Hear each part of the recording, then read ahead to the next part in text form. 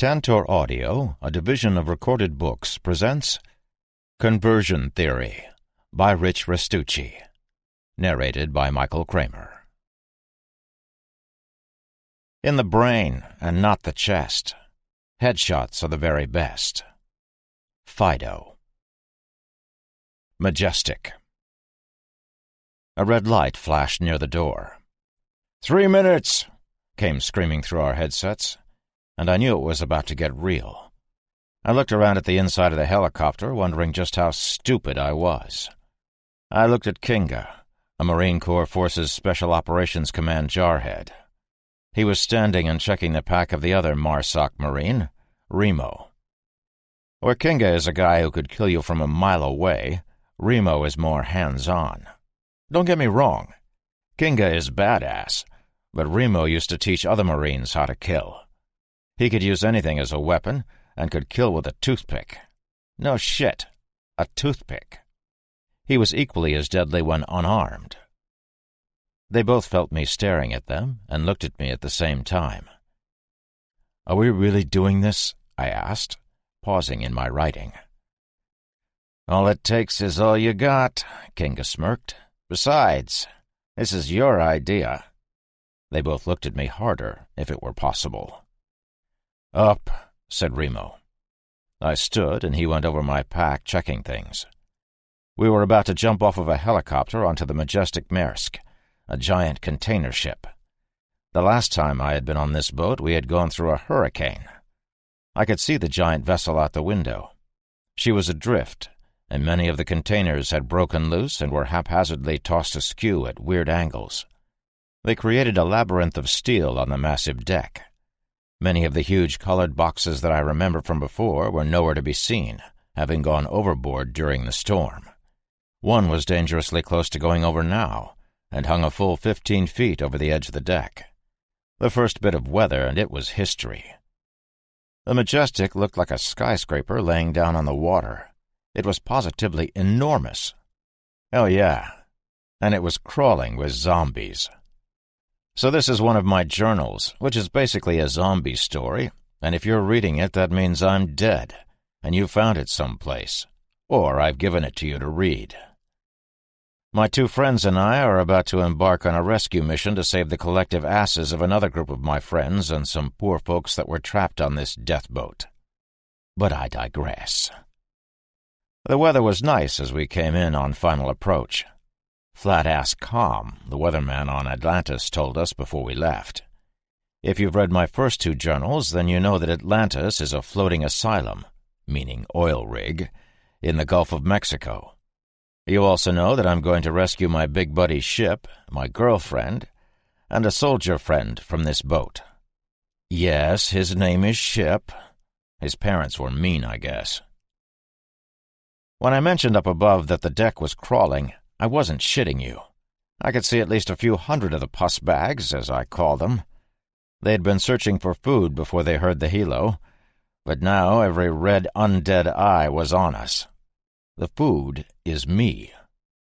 I'm sure you know this, as we are more than a year into this apocalypse thing, but just in case, you should probably run if you see a dead guy walking. Unless the dead guy is running, then you should probably know 2 more things. He's not dead, but still wants to kill you, and you need to run faster than he does. I know I'm jumping around here. Sorry. I'm scared shitless, and this is the beginning of a new journal. Remo gave me a clap on the back of my Condor assault pack. "You're good." Remo doesn't talk much. He didn't say a word when he handed me a toothpick. Again, no shit. The red light turned green with a buzzing sound, and Kinga slid the portal open. The wash from the rotor hit us, and I smelled the sea air again. We were about 15 feet above the roof of the superstructure of the Majestic when Kinga tossed out 2 black ropes. He and I attached the ropes to a little metal thingy that was attached to my waist. I don't remember what it's called, but when I pull down and back across my waist, it slows my descent during a rappel. Carabiner! It's a carabiner. I was about to lean out when the co-pilot held up this journal in front of me. I had left it on the seat. I nodded a thanks, shoved it in my tactical webbing, and zipped down the rope. I went with Kinga, and Remo followed when we were both down safely. The co-pilot pulled up the ropes, and the helo took off. Bastard didn't even wave goodbye. Probably because he knew we were already dead, but we hadn't figured it out yet. The rotor wash receded, as did the noise of the helicopter. The noise was replaced with the sounds of the dead. There were cries and moans in that rasping hack. It's unnatural, and I longed for the helo to drown them out once more. The bird wasn't coming back, though. Our extraction would be by boat, tomorrow night at the earliest, if we were still alive. The boat would wait for 24 hours if no contact was made with us, and after that, we would be written off as dead and left here. Captain Shumitz of the destroyer Stockdale would send another team to die, and would probably keep sending them until he had no one left to send. He had an ulterior motive for us being on this tub. He wanted some data and a key. The key was weird-looking, and the data concerned experiments on undead. He wanted these things badly, and I couldn't help but believe his higher-ups knew something we didn't. I hadn't heard the cries of the dead in more than 2 days. It's not something you get used to, but it's certainly better not hearing them. Remo and Kinga set up a communications system that looked like an upside-down umbrella attached to a stereo. "Pluto, this is Hammer 1. How copy, over?" I strode carefully to the edge of the hatch in the steel roof of the superstructure. I'd used it before. You really can't imagine how big this ship is until you've been on it. Even from the air, it's huge. But when you're on board, it's like you're in the city walking between big buildings. From this vantage, we were at the highest point of the ship. I opened the hatch and took a peek in the wheelhouse. Mistake, as the stink that wafted up from there almost knocked me out. I was still gagging when I felt a hand on my shoulder and looked up at Kinga. "Last time you go off by yourself. I'll shoot you next time." I was 20 feet away from them and didn't think that was going off by myself. I decided on discretion and just nodded. Remo was there in a moment and passed me a black Sharpie marker. "Don't open any doors unless we're all ready. Draw the inside of the wheelhouse." I did. I drew the crap out of it right on the white steel of the boat. The wheelhouse was maybe 60 or 70 feet wide, housed at the top of the superstructure. The windows fore and aft looked both out and down, and there was a door, hatch, at both ends, with a metal stairway descending to the deck stemming from each hatch. 2 other doors, these made of wood, led from the back of the wheelhouse to an internal stairway, which in turn led to the interior of the ship. Kinga pointed to 3 places, one on each end and one at the back middle of the drawing. "Only 3 ways in?" "4 if you include this hatch." Remo used his knife to bang on the side of the steel. We waited a minute, and he did it again. We all stared into the hole. There was a ladder down, and we could see some components, but nothing that wanted to eat us. Remo pulled out a mirror on a telescoping stick, extended it, and shoved it through the hatch. I raised my eyebrows. "Clear?" "Negative. 3 at least. One standing by the port side hatch, one sitting next to him, and one sitting on the deck halfway across the wheelhouse." "The wheelhouse was secure the last time I was here. Nothing was getting through the hatches, and the rear doors were locked tight and braced. Why the hell would they leave?" Kinga used his own mirror and did his own recon. "Do we engage?" I didn't have a mirror, and that shit was going on my list of must-haves if I lived through this. "I can't recon the whole wheelhouse. If there are more sitting down behind the consoles, there could be 50 of them in there." I shrugged. "So give a yell." "I would prefer not to compromise our stealth." "Then what did you bang on the hatch with your knife for?" He looked at me, then at Kinga, shrugged, and stood. Unpacking a coil of rope, he tied one end to an antenna housing and started toward the front of the wheelhouse. He peered over the edge, and I gawked at him. "What the hell are you doing?" "Taking a look through the front windows." He tied up, threw the other end of the rope over, and disappeared over the side. I instantly heard those awful undead cries through the hatch. Remo climbed back up, and Kinga helped him over the edge. Nope. Only 3. Center doors are wide open, though. So we deactivate the 3 here, Kinga whispered, secure the doors as fast as possible and use this as our FOB. What's an FOB? The disapproving eye roll from Kinga made me instantly regret the question.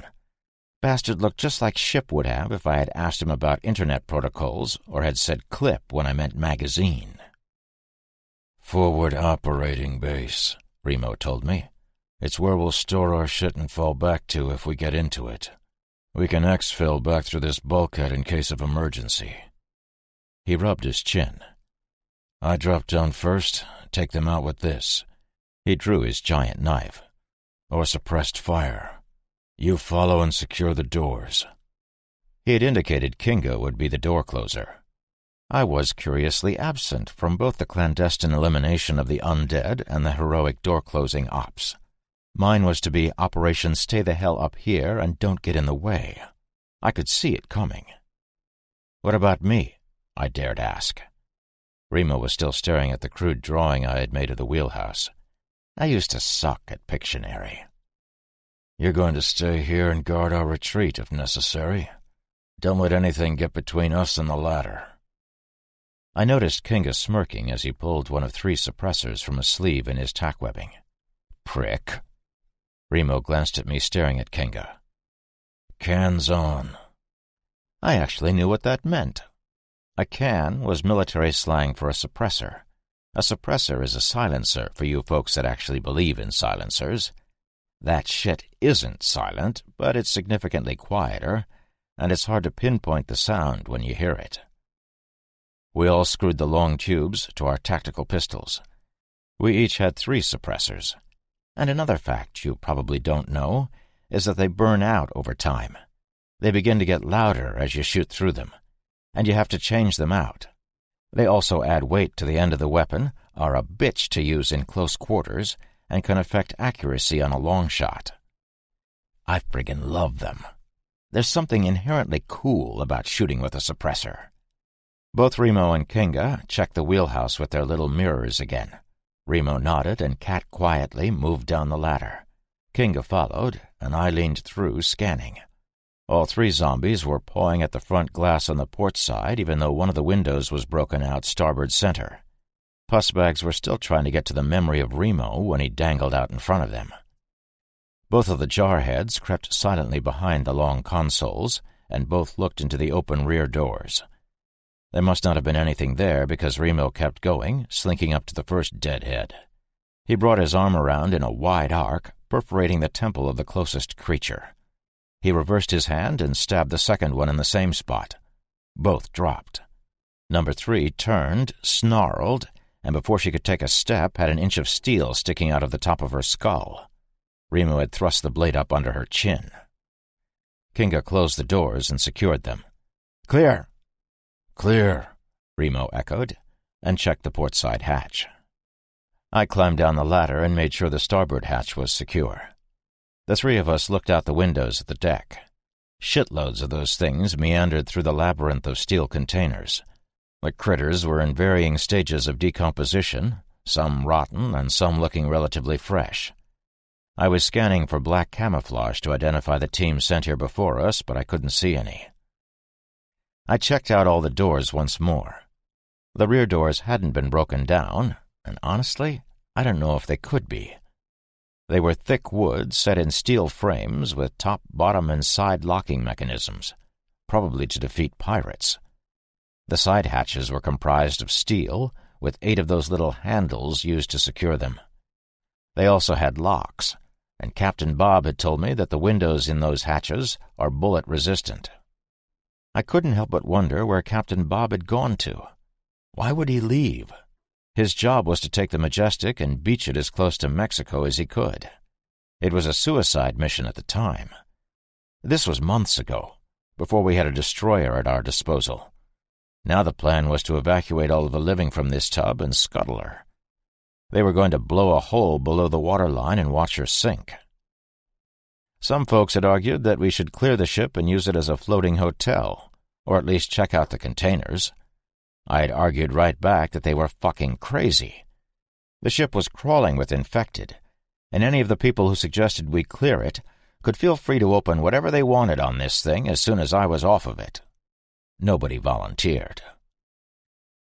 "Okay," I sighed. "We're secure. What now?" Kinga put his hands on the console, looking at the innumerable dials, switches, buttons, and lights. "Now we find out where everybody is." Small talk. What we really needed was implants in people that could be read from a central unit in the Majestic's wheelhouse. Did you see the movie Aliens, when the survivors of the initial alien attack are holed up in operations and they are looking at electronic blueprints of the facility? They search for the implants and find out that all the humans are in one central location. Exactly how we looked right now, except our prints were paper, nobody had any implants, and we had zombies instead of aliens. Basically, we were screwed. We could probably search this giant vessel for a week and not find where my friends were hiding. Throw in some infected, and we're here forever. "I'm going to check the bodies." Both of the boys looked at me like I was crazy. "One of them should have the key that Shumitz wants." I noticed a big body with a black T-shirt covering most of its face. This had been a friend of mine. I actually got a lump in my throat and felt not a little bit of guilt. I had shot him when he had begun to fade out after being bitten. I got to one knee and touched his hand. The memory of his death was crushing. The things up here hadn't torn him to pieces, so I could only assume that whatever time frame it takes for a body to turn unappetizing to the dead had expired prior to them gaining access to the wheelhouse. I moved to where I remembered the slumped body of Dr. Callis was. She was still there, but stretched out with her hands folded on her chest. Her face was covered with a towel. I looked at her and immediately felt sad. This woman, however stupid, didn't deserve to die like this. She had forcefully brought hundreds of infected on board this floating sanctuary in order to study them, to find a vaccine or cure or whatever. I hated her for being such an idiot, but looking at her corpse, I started thinking about all the other dead people in the world. They had been people just like me, all dead because of this stupid plague. But this dumbass had still killed a bunch of people who otherwise would have made it, at least a while longer. I parted her formerly white shirt and saw a chain around her neck. I pulled on the chain, and some of her goo came with it. It was nauseating. I jerked the chain, and it came free with the same type of key that Shumitz had. It was red and roundish, a cylinder with pieces cut out, some type of metal. Why hadn't the first group sent by Shumitz at least taken this key? I wiped the key in the dead doctor's pants and put it in a small steel box that Captain Shumitz had given me. The box was attached to a chain exactly like the doctor's, and I put it around my neck. Remo and Kinga were messing with something when I returned to the consoles. Kinga looked up. "Did she have it?" "The key? Yeah. But I don't know where the data would be." "We need to call that in," Kinga informed me. "Where is it?" I patted my chest. "Safe." He held out his hand. "I'll take it." I pulled the whole shebang out of my shirt and handed it to him. He put the chain around his own neck, the little box now inside his own shirt. Copycat. Several dead had made it up the long steel stairway and had begun scratching at the portside hatch window. We all looked and then got back to the task at hand. Kinga began setting up the comlink thing again.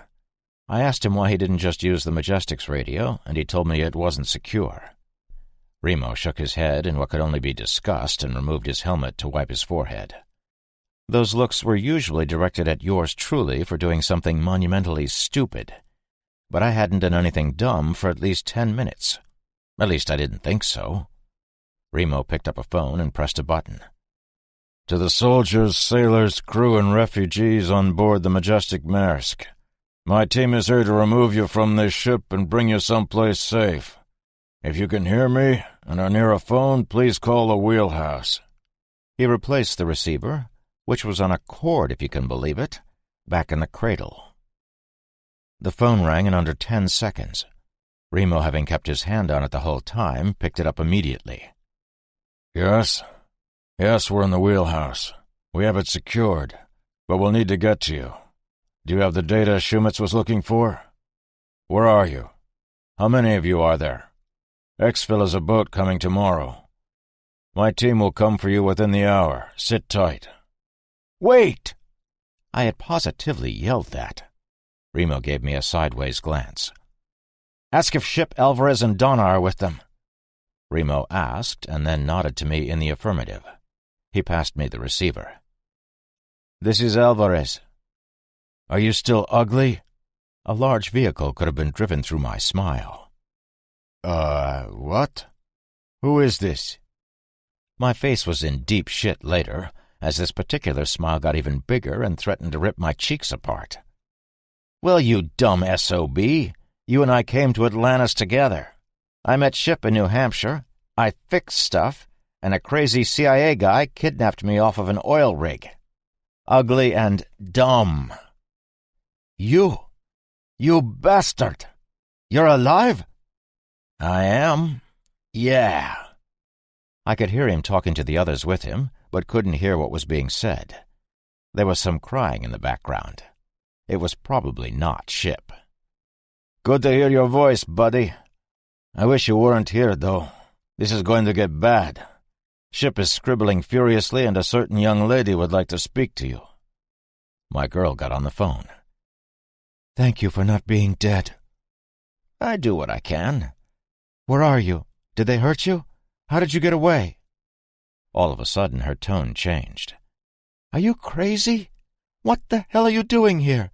You're going to get yourself killed. She kept going, and before I could get a word in edgewise, she was telling me that Ship had passed her a message. There was a pause. You're absolutely right. She hadn't said that to me. Ship says you're an imbecile and should have known better than to attempt a rescue. You're too important to die on this boat. I agree with him. Why are you here? Well, somebody had to save your dumb asses, and that somebody is me.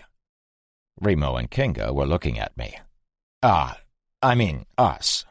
We're going to come get you. This horrible ship is crawling with infected. They're everywhere. She sighed. You should just leave. Okay. I acquiesced, shrugging. Not that she could see me through the phone. We're just going to take off. I'll order you a pizza before I go.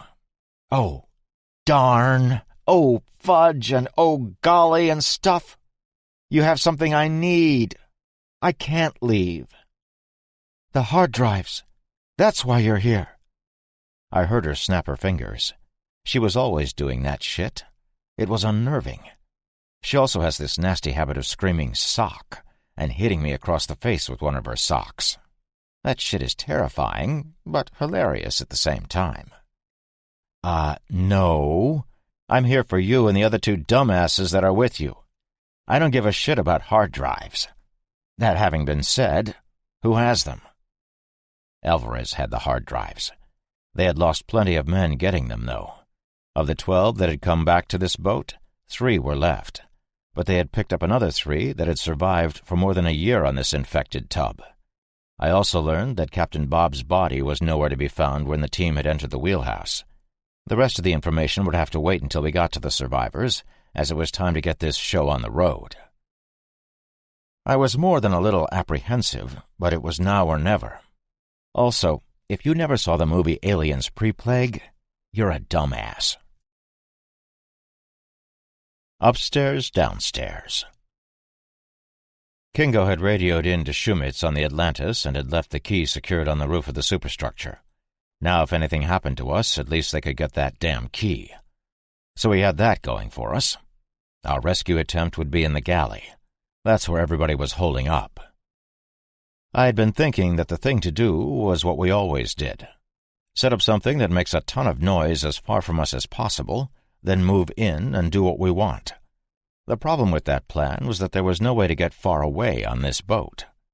The infected were swarming the deck, and several were already at the port and starboard hatches to the wheelhouse. We would have to go quiet, as Remo was fond of saying.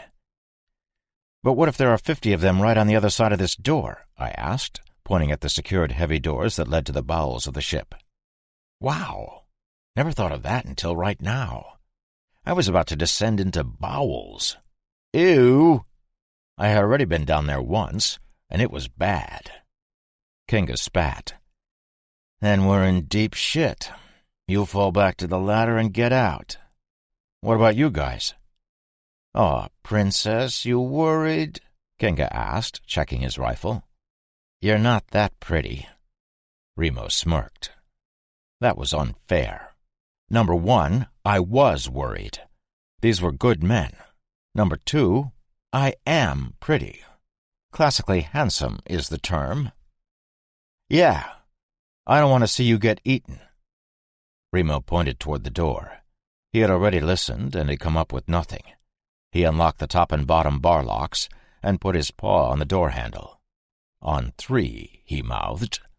I was nervous as he nodded his head once, twice, and on the third nod threw the door open wide. 2 dead men greeted us. Truly dead. One was slumped to the side on the landing with half his head missing. It was crushed, not shot, which told us a few things. The mostly eaten carcass with what looked like military garb next to him told us other things. The top of this one's head was missing, and the smeared spray on the wall communicated to me he had blown his own head off. Bitten or trapped. The fluorescent overheads and small sunken wall lights were crusted in gore, bathing the landing and stairs below it in an eerie red-brown light. I peered over the side of the top railing. The stairway was such that each landing blocked my view when I tried to look down, but absolutely no light filtered up from below. I was amazed that the ship still had power after so long without maintenance. Surely they must be low on fuel by now. Both MARSOC guys panned back and forth with their tactical lights. "L3's on, lights off," Remo whispered into his mic. One of the things that Shumitz had provided us was ground panoramic night vision goggles, GPNVG. Desert coyote in color, the eyepieces actually looked like 2 sets of binoculars attached by a rail across the top.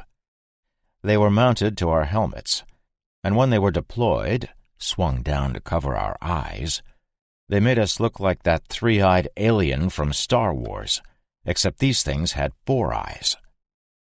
They gave us a wider field of vision than regular NVGs, and although bigger, they were lighter on our heads. I flipped the thing down, and it turned on automatically. Everything went green. It was fucking fantastic. I almost giggled. I could see everything. I could read the lettering on Kinga's assault pack. Did I mention it was awesome? 'Cause it was awesome, dipped in awesome with awesome sauce. I took another look down the stairs, but the view was the same. Oh, and no way was Shumitz getting these back. Call it hazard pay, but these things were just too cool. "Me first, then you." Remo pointed at me. "Then you, Kinga. Check each door, but don't open it. We go quiet from here on. If we are going to get overwhelmed, or if we get separated, fall back to the stairway and up into the wheelhouse. Exfil to the Monkey Island if the wheelhouse gets compromised." Kinga began closing the doors as I wondered WTF a Monkey Island was. We had left our HK-416s on Atlantis and were using MP5 SD3s. These were more submachine guns than battle rifles, but they were fitted with integrated suppressors. Kinga leaned toward me when Remo took his first cautious step down the stairs. "The Monkey Island is the roof of the wheelhouse." I nodded and began to follow Remo. Our boots made almost no sound as we descended into the darkness. We had been moving down the superstructure for a few minutes when we heard a moan from below, and Remo threw up his left hand. We waited, listening, but all we heard was some movement. Nuts clenched, I trailed the MARSOC guy as he moved downward. All the doors inside this tower were locked as we moved down. We had learned from the crappy non-electronic blueprints that the galley was in the center of the ship on Deck 3. There were 6 decks, and we were on the landing outside of Deck 5 when we heard the moan again. It was followed by a rasping hack chaser, and they were too close together to be one critter. We had multiple targets in the stairwell. Is it a stairwell on a ship? Nautical terms are beyond me for the most part. I hadn't known what a monkey island was. I will have to ask the boys if we lived through this.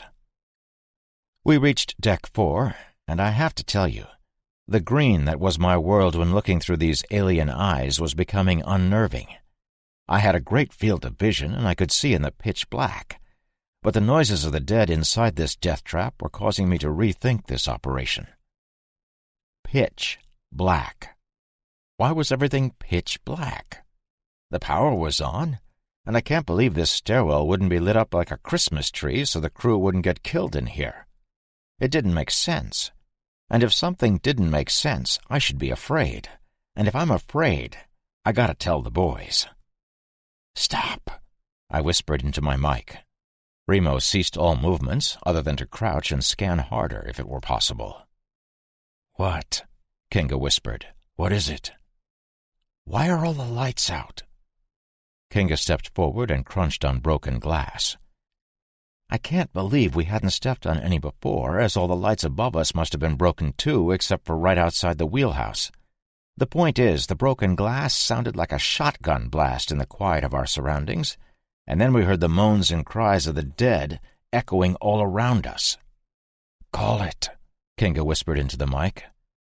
"They can't see us. We take them out when they come into—" "Contact!" Remo fired once, twice, 3 times.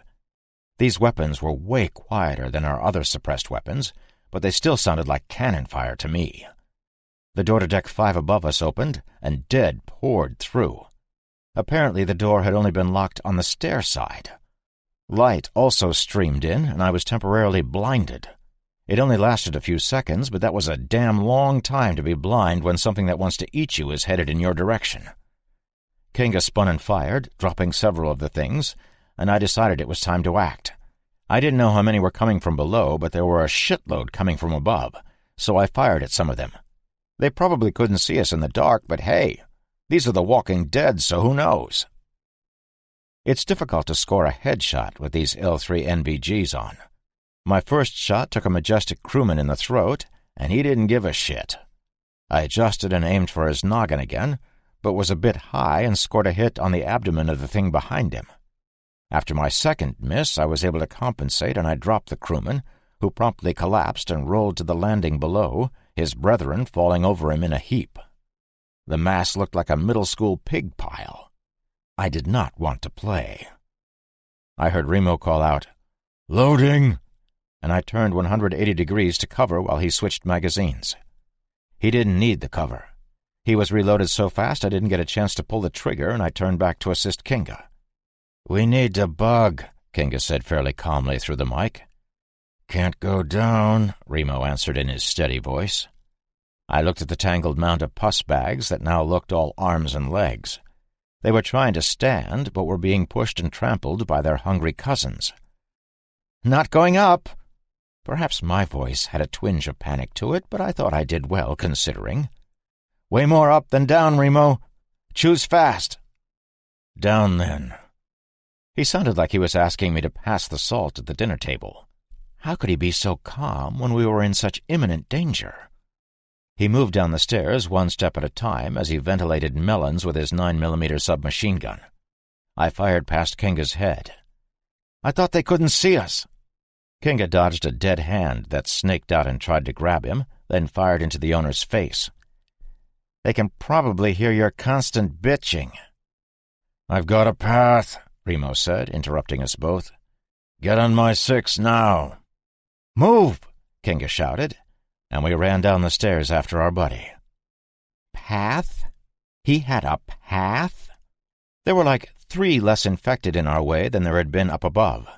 Remo used the butt of his MP5 to break the jaw of a dead obese woman, and he pushed through the doors to Deck 3. "Nope," he shouted, and began to fire. We pushed through behind him and found out why. The Deck 3 corridor was jam-packed with dead. They were already moving in our direction, and there were at least 40 of them in the tight hallway. There was a door to our left. It was a metal hatch, actually, and it was locked. Kinga, brandishing his knife, had already dispatched 2 of the things with it, while simultaneously firing the MP5. He let loose with a kick that bent back a former policeman's leg at the knee. I shot the dead cop in the melon and spun to face the young man with no lips that had grabbed me and was pulling my face to its maw. I brought my forearm across its forearms and down a bit. The move actually brought the thing's teeth closer to me, but I swung the other way and hit it in the back of the head with my weapon. It wouldn't let go, and I almost went down, but the thing's head snapped left and shit sprayed out of it onto the bulkhead. "Thanks, Kinga." I dropped the lifeless thing. Actually, it let go of me, and continued to select targets. Between the three of us, we were doing well, but not well enough. Kinga was firing behind us up the stairs. Remo was a straight-up Jedi with his knife and submachine gun, and I helped when I could. An emaciated thing slashed Kinga across the face with its skeletal hand, and the Marsoc boy took a step back. He also stopped firing, and the dead surged forward. They had reached the landing, and 4 of the horrid things plowed into him, biting. He was still able to get a shot off before he went down, his rifle pinned between him and 300 pounds of dead people. I have no idea how he did it, but he had his knife in the temple of a guy in a filthy New York Jets jersey, and had already shot the bony thing with his pistol when I reached down to yank off the businessman that was clawing at my buddy's midsection. Guy was heavy, and when I pulled him up, he immediately latched onto my vest and leaned in for a nibble, making that growling sound that some of them make. His head popped before he could reach me, and the shit that flew out of it coated my face. Gagging and spitting out his gray matter, I shot the 2 that were on the stairs in front of me while Kinga grappled with the last one that had grabbed him. 2. There had only been 2 in front of me. That didn't compute, as there had been more than that a few moments before. Kinga is a hero, but he was tiring, and the thing on him was bigger than he was. He held its face at bay by pushing its throat up, but it was inching closer. I had clicked on empty when I shot the last dead guy, so I let my rifle dangle and pulled my SIG. It was a long draw because of the suppressor, and before I could examine the inner contents of the thing on Kinga, Remo shot it from behind. Except I could hear Remo firing his rifle 20 feet away, and the shot had been louder than it should have been. I spun and saw a familiar face. "Fast as a snail, you are." My buddy Zero smiled and turned to fire into Remo's crowd. "You 3 numbskulls, in here!" He kept firing and moving as I pulled Kinga up, and Remo spun and tactically withdrew. The 4 of us ran through the now open hatch that had been locked previously. Zero was the last in. He wiped his hand, which also contained a recently fired Desert Eagle 357 Magnum, across his forehead. "What took you assholes so long?" Boo-boo. We were in a narrow hallway, white walls, and a carpet of all things. Light came in via small openings in the ceiling. They were mirrors in tubes to filter in natural light. It was still dark, though, but I could see another hatch maybe 20 feet away. 2 doors, one on each side of the hall, were open, and there was a body slumped at the far end. The cries of the dead and their fists against the steel hatch seemed very close. I guess they were less than an inch away when I think about it. "Remove your NVGs and I'll turn on the lights," Zero told us. He took his off and we followed suit. The army boy called down the corridor, "Jarek, turn the lights on!" The overhead fluorescent bulbs came to life, and Zero studied Kinga and Remo head to toe for a few seconds. "So I'm saving Marines again," he sassed and stuck his paw out to Kinga. "Zero." Marsoc introduced themselves, and I threw my arms around this guy and gave him a bear hug. I'd always thought Zero was a Marine too, but as it happens, he was an Army guy. "Gay," he clapped me on the back. "Gay, alive, and here. What the fuck happened to you?" "Long story, which I will gladly tell when we get everybody off this tub. What's the plan?" Zero ejected the polymer mag from his M4, taking a quick look at it before he slammed it back in and yanked the charging handle. "I could use some 5.56 if anybody thought to bring any. Last suppressor is junk, too." He began unscrewing the cylinder from his weapon. Remo dug in his pack, then stepped forward, passing 2 magazines to Zero. "Shumitz thought you might need these." Did he think I might need a fucking sandwich, too? Remo handed him a power bar. Atlantis had zillions of these things. My favorite was the chocolate peanut butter. Zero tore the package open with his teeth and ripped into the food. Got separated from the rest of the unit, he grumbled between bites. Most of them were already dead by the time we made it to the lab. We set up a defensive position at a choke point in the corridor outside the test center. Didn't do shit. The firing inside a steel tube had our ears ringing so loud we couldn't hear the fuckers coming up behind us. I locked the doors and let as many of the dead bastards as I could away. I found Jarek hiding by the engine room. He turned around. "Jarek, come out!" A guy dressed in filthy coveralls stepped out of one of the doors. He wiped his hands on his sides and stuck one out to me. "Jarek Dusha." Zero smiled because he knew what I was going to say. "Jerk douche? Really?" "Really," he stated. "What is your name?" Guy had an accent, and I couldn't place it. I stuck my mitt out to shake his hand and introduce us newcomers, but a muffled explosion from the general area of where we had just come from interrupted me. I looked in several directions. What was that? "That was your buddy, Ship." Zero raised his eyebrows. "He's pretty fucking handy. He and a few others are in the galley, but I haven't been able to get to them. These dead fuckers are all through the ship, and I've almost bought it a few times pushing my luck. Now that I've got some ammo and some help, we might be able to push through." Remo rubbed his jaw. "What's the best way to the galley?" He passed another power bar to Jarek, then began loading a magazine with some loose rounds.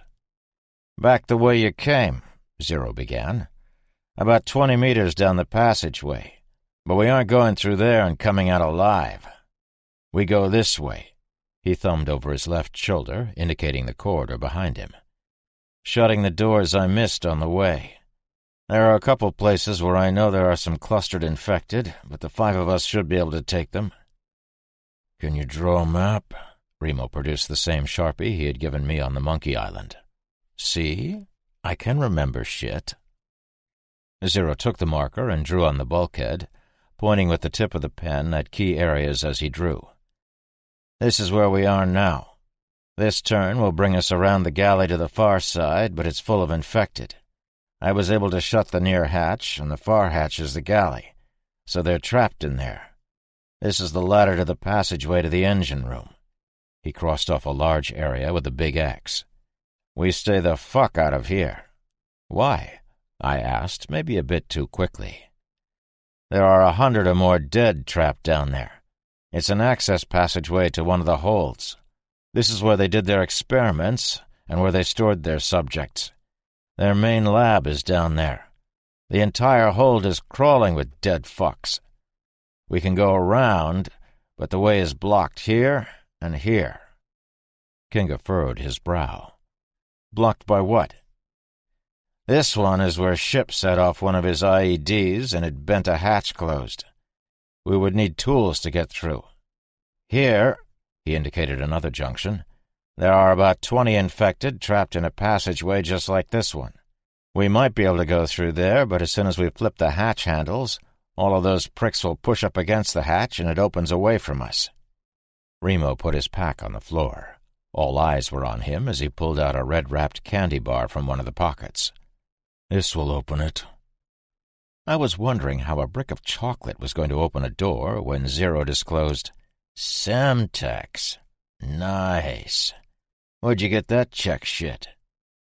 I had thought he had said Czech shit, CHECK, and was totally lost until Remo clarified that Atlantis had 2 pallets of the stuff from the Czech, CZECH, Republic.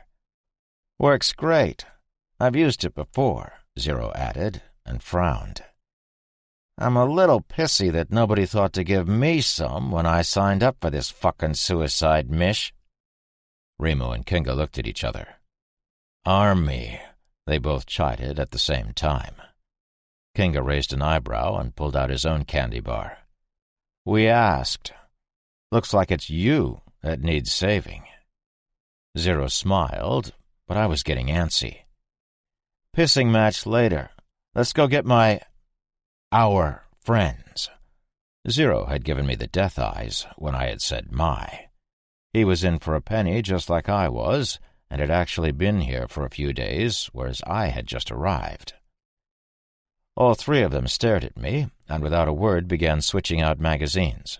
I did the same, and reloaded my cig as well. Kinga handed Zero an extra radio, the army guy attaching it to himself and installing the earbud.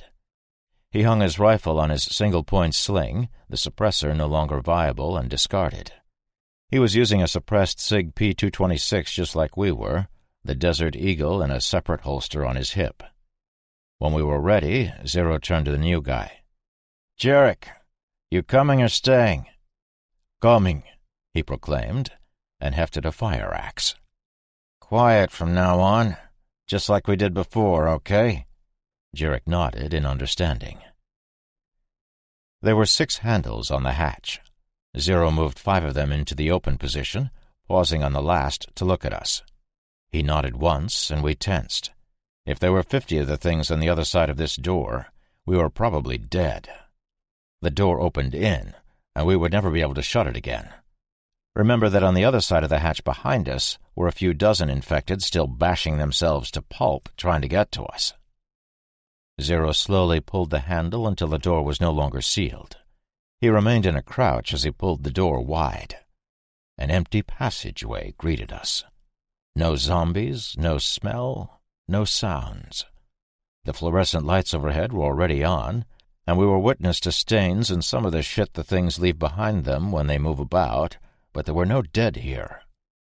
Stepping over the knee knocker, I still couldn't figure out why some of the doors were doors and some were hatches. Must have something to do with flooding. Zero scanned the area, then moved forward enough for all of us to step into the corridor. Kinga came last, and he secured the door with one handle. We made it through 2 corridors, our tactical lights showing that all the doors were closed, before we came upon our first obstacle. It was the closed hatch that Zero had indicated before. There was an orange circle with a line through it and the words "Do not open," with "infected" underneath, scrawled in that same day-glow orange marker. "This is a hatch with 20 or so of those fuckers trapped in there," whispered Zero into the radio. "We either go through here, or we go down there." Zero took 2 steps toward a hatch in the floor. "I know I write hatch a lot, but that's what they are." And he pointed down. We peered into the hole. A steel tube ladder descended into semi-darkness, big shadows indicating several things were moving about further down the passageway below us. The revealing sounds told us exactly what those sinister forms were. Zero shook his head. "I doubt we would step foot off the ladder before they tore into us."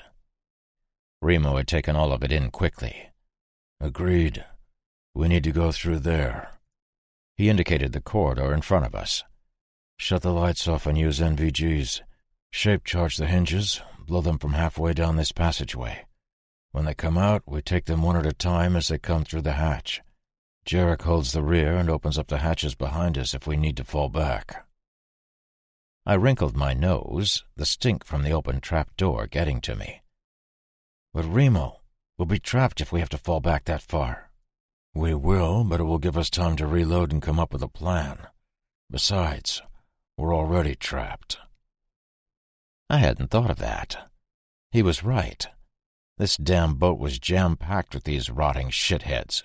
They were in front, behind, above, and below. We were already stuck here, and I immediately found that even more disconcerting. "Thanks, buddy." "Just one more thing." Kinga and Zero looked annoyed at me, but Remo seemed interested. "What if we just try opening the door?" I pointed at the white steel. "Why can't we just have a guy forward? He undoes the handles one at a time and slowly, then kicks the door open and runs back to the shooters." Remo looked at the other 2, and all 3 of them eye-shrugged at the same time. Zero stuck out his lower lip.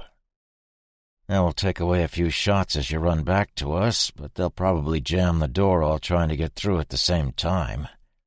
Not a bad plan, and it saves explosives and maybe a concussive blast. Okay, fall back." He looked at me. "Good luck." I may have mentioned in my journal somewhere that however badass you, dear reader, take me to be, I am not, in fact, Marsoc, a seal, a ninja, or Spider-Man. I'm a moron sometimes, that's true, and this was one of those times.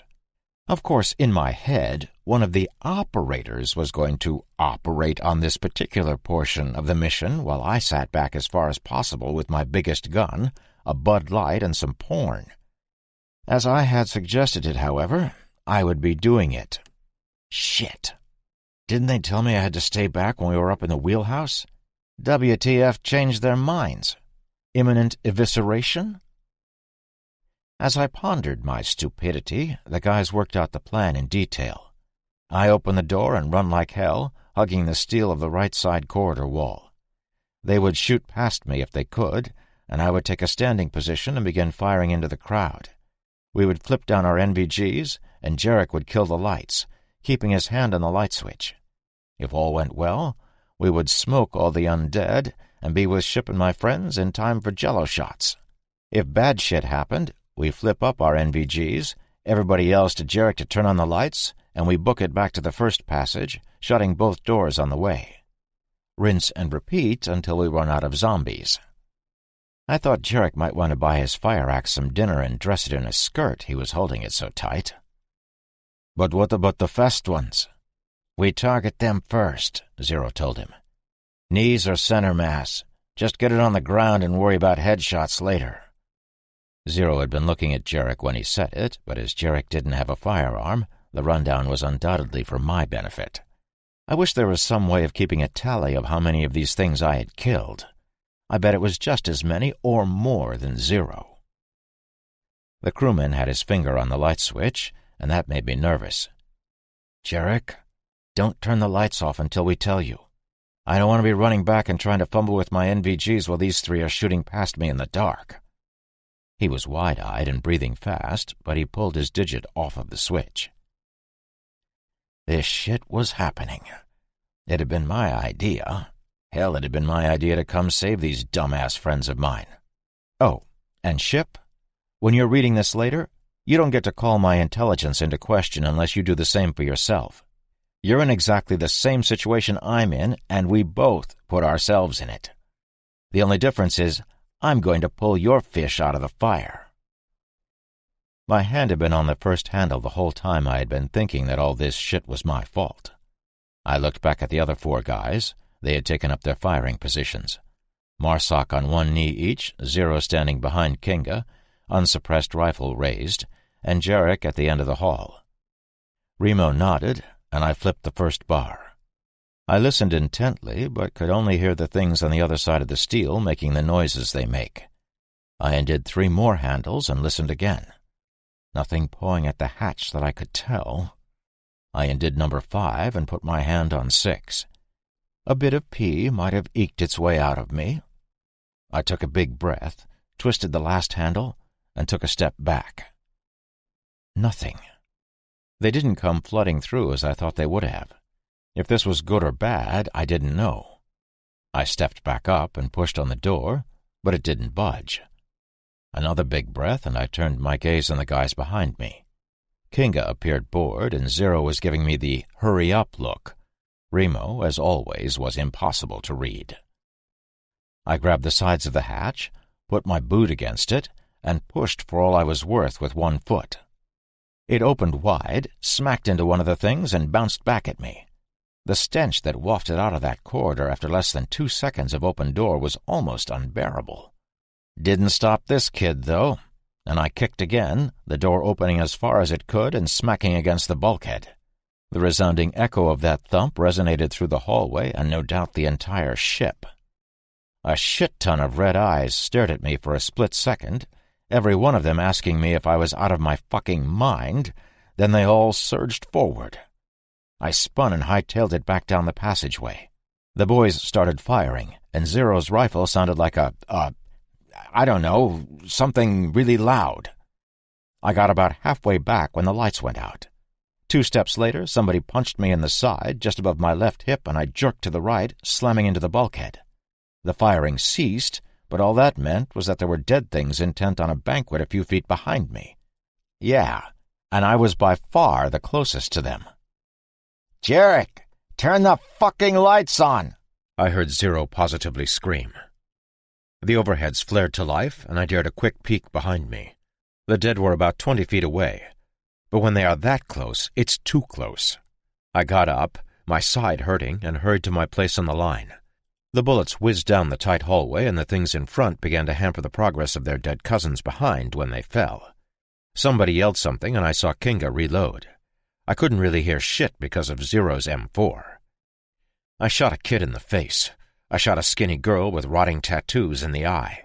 I tried to shoot a freshly killed but severely mauled military guy, but the top of his head popped up before I could squeeze a trigger. I sighted on a guy in green coveralls, but my eyes went out of focus for a second, and before I could acquire him, he was down. The dead were starting to plug the corridor, and we had killed them all the way back to the hatch. They were still coming, but slower, when I realized my mouth was incredibly dry. I swallowed and tried to sight on another guy in coveralls when the entire ship sort of lurched to the left. Nobody else seemed to be bothered by it, and they kept shooting. I, on the other hand, needed to put my hand on the bulkhead to steady myself. I was also feeling a bit wet. I had not pissed myself. I would never live it down. I touched my side, pain flared there, and I looked at my palm. It was covered in blood, as were my pants and lower tactical vest. The floor hadn't been spared either, and I saw that a large puddle of my red stuff was staining the carpet. The gunshots stopped. It dawned on me what had happened. "Which one of you fuckers shot me?" I asked, ears ringing. I fell down a deep hole and slumped against the bulkhead. Shot. Again. "Pressure. Here, Jarek." "Sirut?" "No. We'll need him frosty. It's a through and through, but it's bleeding badly. I hope nothing inside got nicked, but we can't go in now anyway. Then there's the fact that I'm not a fucking surgeon." "That is a lot of blood." "He'll be fine." "But so much blood." "Jarek, are you a medical professional?" "No? Then let me worry about it for now." My eyes fluttered open, and it was very bright. The overhead fluorescent lighting hurt my eyes. Then I felt some real pain in my side when somebody pushed on my wound. I was on my back on the deck, shirtless, with my tactical shit in a pile next to me. Somebody snapped their fingers in front of my face, and I focused on them. "Remo, you shot me." "You had the poor notion of stepping between the business end of my rifle and my sighted target." "It hurts." "Shit happens. We can't stay here. The weapons fire is sure to bring more of them." Zero, reloading his cig, looked down at me. "I closed every door I could without getting bitten when me and Jarek ran through the ship. I couldn't get them all, though, so we should be on our toes." He moved off out of my field of vision. In fact, he let that statement dangle, and I heard one of the things rasp, followed by a single suppressed shot. "Save ammo," Remo suggested. "Use your knife if it's only one." "Can you stand?" Kinga asked me. "Yeah, let me—" Remo put his hand on my shoulder as I tried to sit up. "Not yet." "How long was I out?" Remo wasn't sure. 2 minutes. Jarek still had his hands on my side and was pressing down. Remo fished in a small pack he had on his hip. He pulled out a green package and tore it open with his teeth. Pulling out a bandage, he told Jarek to move his hands. The new guy pulled back, and a dripping red piece of some type of cloth came with his mitts. Remo pressed the fresh bandage to my wound, and the devil himself was unleashed inside me. I actually convulsed, the pain was so intense. That little guy that lives in your brain and unleashes the hurt decided his vacation was over, hiatus done. He returned to work, getting on the horse quickly, throwing all the handles and pressing all the red buttons labeled pain. That shit hurt. I bucked and gritted my teeth. What the fuck was that?" "The entry wound." "You ready?" "Ready for what?" Remo pulled me forward by the left shoulder. "The quick-clot-infused bandage will really help the bleeding." He wrapped the bandage around me and pressed it into the exit wound. I gotta tell you, I'm not a pussy. Really. I've been shot a bunch of times now. I've killed, 100 infected, maybe more. I've killed bad guys that deserved it, and I don't feel guilty anymore. I went through months of needles in a secret government hospital. I was in a plane crash a couple days ago, and right now I was on a huge container vessel swarming with undead things that wanted to eat me, all because I'm looking to save my friends. All this having been said, I screamed, and some pee came out of me when the jarhead put that shit on my wound. It happened. I didn't want it to happen, it just did. It was an exceptionally manly scream, if such a thing exists, but a scream nonetheless. My upper abdomen and crotch down to my knees was soaked with blood, so nobody saw the piss, but I felt it leave me. I will be embarrassed when somebody reads this, but at the moment of said evacuation, I didn't care. The pain was so extreme. It didn't last long, but it still friggin' hurt. Like a lot. I looked at Remo. He looked right back in my teary eyes as he wrapped the bandage around me. When he was done wrapping, he pulled the right side of his T-shirt down and to the right from his collar. There was a circular, indented scar, an obvious bullet wound, probably years old, but still evident on his shoulder. I screamed too. So did I, Kinga added, and he had his left bicep flexed. He had the same scar Remo did, but on his arm. Zero rolled his eyes. Sissies. Don't get shot and you won't have to scream. Me? I would have fucking ducked. Get him on his feet. We've got company on the way. A few at least. My shirt was a hot mess, so I opted to just wear the tactical vest and webbing. But Remo said no. I needed to cover the bandage with some type of cloth or the webbing could rip the bandage open. He wrung out my shirt, and I watched as what used to be inside of me pelted the already soaked carpet in a crimson rain. He helped me put the shirt on, and it was gross. Kinga and Jarek helped me stand, and Remo carefully put the webbing around me. He shouldered my pack and Kevlar, and I was grateful, but it would interfere with his aim. In point of fact, I had no doubt that this guy would be able to throw an injured hippo over his shoulder with little impact on his aim. He is that badass. Contact, Zero whispered into his mic. 3 at least, on my 12. Must have been your girly cries. 15 meters. He raised his sig and let a round go. Kinga moved forward and took up a firing position next to Zero. They would be shooting through the hatch at whatever was coming. I was woozy, but still able to make out the pfft of the suppressed rounds. You all right to stand? Remo asked. Jarek took my right arm and put it over his shoulders. I will help him. We moved toward Kinga and Zero, who had both already stepped over the knee knocker and pressed on. Open port on the right, Zero whispered. Cover. Zero snapped his fingers and waited. Nothing came from the open door, so Zero stepped in front of it, shining his light in. He reached for the doorknob and pulled the door closed. We had closed the gap, and honestly, I was feeling better, although a little cold, which I thought was odd for the summertime. We were in the bowels of a container ship, though, and I thought that might be the issue. A lone creature stepped from another open door out into the corridor, and we all froze. It must have heard us closing doors. It was looking away from us, and Zero went into a low crouch, sneaking up to it with his big knife. He switched the knife so it was pointing down in his fist, then jammed it sideways into the thing's temple. The undead spun and latched onto Zero. I gotta admit, I never saw that coming. The knife was still sticking out of the side of the thing's melon. It surprised us all, including Zero, but he still had the guile to get his forearm up between the thing's teeth and his face. He tried to get his arm under its chin, but it pulled him in and bit down on the meaty top of his arm. He was wearing a long-sleeved tactical shirt, and the dead man apparently didn't get the best purchase because it didn't pull back with a piece of him. To Zero's credit, he gritted his teeth and fought the thing off, not making a sound. Kinga was on the thing before the rest of us could react, popping a neat hole in the side of its dome with his pistol. The exiting round splattered goo all over the bulkhead in a conical pattern, and there was a resulting ricochet that scared the shit out of everybody. Zero reached down to pull his blade from the thing's head. It wouldn't come. So he put his boot on its face and yanked again, the knife coming out with a sucking sound. He wiped it on the dead man's shirt and returned it to its sheath. Even in my weakened condition, I could see the blood on his hand. He noticed, too, and pushed his sleeve up. He smiled. He actually looked a little smug. "Now that shit just ain't fair.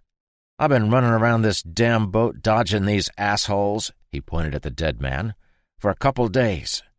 I run into Marines, and I'm dead in 10 fucking seconds." The wound looked more like a rip than a bite mark. It was semicircular, like all of them are, but this looked pulled instead of bitten. Remo yanked out a gauze pack, but Zero shrugged him off. "Save it." "You're bleeding," Remo pointed out. Zero harumphed. "Yeah, but that bandage won't do much, will it?" He looked at me. "How long do I have?" "Why does everybody ask me that? I don't know, and I think it varies per person anyway." Remo held up the bandage. "At worst, this will keep your blood inside you. It isn't bleeding much anyway, so it couldn't hurt." In the end, Zero acquiesced and Remo patched him up. We all knew he was doomed, and the person who seemed to take it the best was Zero. "We need to keep moving," he barked and took point. I was getting colder, and my bandage was leaking. I could feel the warmth of the blood in my leg, and it felt great. Tell me that isn't effed up. I'm slowly bleeding to death, and my blood makes me feel warm, briefly, when it hits my skin. Jarek was helping me walk, my arm around his shoulders. Zero opened another hatch, and it was clear for another 40 feet. We could hear them on the other side of this hatch. They were beating and pounding and howling and hissing, but not on our hatch, on something else. "The next area is full of them," Zero told us, wiping his forehead. He already had that rancid cream color to him. He had been bitten less than 3 minutes ago. "A dozen at least, maybe more. Galley is right on the other side of them. Let's do the same thing we did before, without the lights or shooting of our people." He looked right at Jarek and raised his eyebrows. I heard Jarek swallow hard. We got into position, Remo and Zero up front, Kinga standing behind them. But I was having trouble focusing, and I let the boys know. "Stay awake," Remo told me. "Don't fire unless they take us down. I don't want you to shoot us." I flipped him off. Payback's a bitch. Remo shrugged out of my Kevlar and handed it to Kinga, who put it to the right of him on the floor. He put my pack to his left and nodded to Zero. The army guy moved forward and popped 5 of the 6 handles on the hatch. He looked back at us, nodded, threw the last handle, and pushed the hatch open. It squealed a little, and a shit-ton of red-eyed freaks looked over their shoulders in our direction. Zero fired 3 times before he ran back to the line. I was getting really woozy and leaned against the exterior bulkhead. Zero moved forward as he fired. "Back on the line, Army!" Kinga shouted, but Zero still walked toward the things, shooting. They were dropping like flies, but also like flies, they just kept coming. One tripped over the knee knocker, and Zero shot it in the back of its melon. "Out!" I heard Kinga shout, and he pulled his pistol. He fired twice before the suppressor burned out, and shit got pretty loud. "Back! Fall back!" Remo notified casually, and Jarek lifted me off the floor where I had slumped. He began dragging me back through the hatch behind us. He got me through, and we heard a scream. It wasn't the scream of agony and terror that comes from someone being torn apart by a throng of dead people. It was the shriek of a runner. It fought through the horde, taking a round in the shoulder. I saw the thing take 2 more rounds as it leapt past its cousins, hitting Zero in the chest and taking him down. It began to shriek and beat at my buddy as both Kinga and Remo ran out of ammo at the same time. Remo pulled his big-ass knife and stood, with a blur of motion streaked past him, and a fire axe nearly decapitated the runner. I put my hand on the bulkhead as my support had left me. "Get back!" Jarek yelled, pulling Zero to his feet. He threw the shocked soldier behind him into Remo and Kinga and began hacking at the things in front of him. None of them seemed to give a shit, and they walked right by him. Was I seeing this correctly? Did those fuckers not tear into this guy? I was freaked out a bit, to say the least. The Marsoc boys dragged Zero through the hatch and began to pull expended magazines. I could see Jarek thrusting with his axe. There was no room to swing with all those pus bags surrounding him. They continued to plod by him and came for us. The last thing I saw before Kinga slammed the door was Jarek pulling some of the things backwards toward himself. Zero tried to fight Kinga off. "We need to get him!" "We open that door and we all die," Kinga yelled back at him. Zero put his hand on one of the hatch handles anyway, and Remo gently pulled it off. "We can't get to him. He's too far away and we need to reload." Remo shook his head. "He's gone." We fell back to the previous hatch, and everybody began to load their weapons in silence. Kinga broke the silence. "A dozen, huh?" "I don't know where the others came from. There weren't that many when they chased me out of there. There were 50 at least. Jarek didn't deserve to go out like that." My mouth was really dry, and I reached for my canteen. I took a swig and rinsed my mouth. "Yeah. So, nobody saw those things walk right by Jarek?" Zero shook his head. "That's sure as shit what it looked like." They were halfway done loading their magazines when the first handle on the hatch down the corridor twisted open with a squeak. The second turned, and the others began to follow suit. "Holy shit, they're coming through!" Zero yelled. The boys all slammed their half-loaded mags home and yanked their charging handles, aiming back down the corridor. The last handle spun, and the door opened. A disgusting figure, positively coated in gore and indistinguishable on race or gender, stepped through and onto the carpet. The only thing that was in any way telling was the axe in its hand. "Come," it called. "The way is clear." All four of us looked at each other, then back at the thing. The thing looked down at itself, then back at us. "I am Jarek. I am human, just covered in them. Come." Reunion. Jarek had slain all of the undead. Every one. In one 5-minute span, he had killed half as many as I had killed in my entire zombie-slaying career. And he had done it with an axe, not with a tactical battle rifle or even a suppressed pistol. With an axe. That wasn't even the weirdest part. The really crazy thing was that those dead motherfuckers hadn't attacked him. This was a first for me. Since when did these things not want to feast on someone's innards? Remo, not missing a trick, passed Jarek a white towel. No, I don't know where he got a friggin' towel. That's not important. The important thing was that Jarek wiped his face and anything else he could. Guy was covered in zombie shit. Not poop, blood and guts and viscera and brains. Are brains guts? Whatever. We stepped through the hatch into the next corridor, and it looked like an abattoir. All the blood and shit that was on Jarek paled in comparison to the hallway. Each of the noggins of the things on the floor was crushed or caved in. It was gross, and my admiration for this guy went up 10-fold. "Explain," I heard Zero demand. "Explain what?" Jarek asked right back. "I do not know why they did not attack me. I am no different than you are." He hefted his axe and smiled. "I did crush all of their heads with this one. You are welcome." Remo pointed at Jarek's face. "You've got stuff in your beard."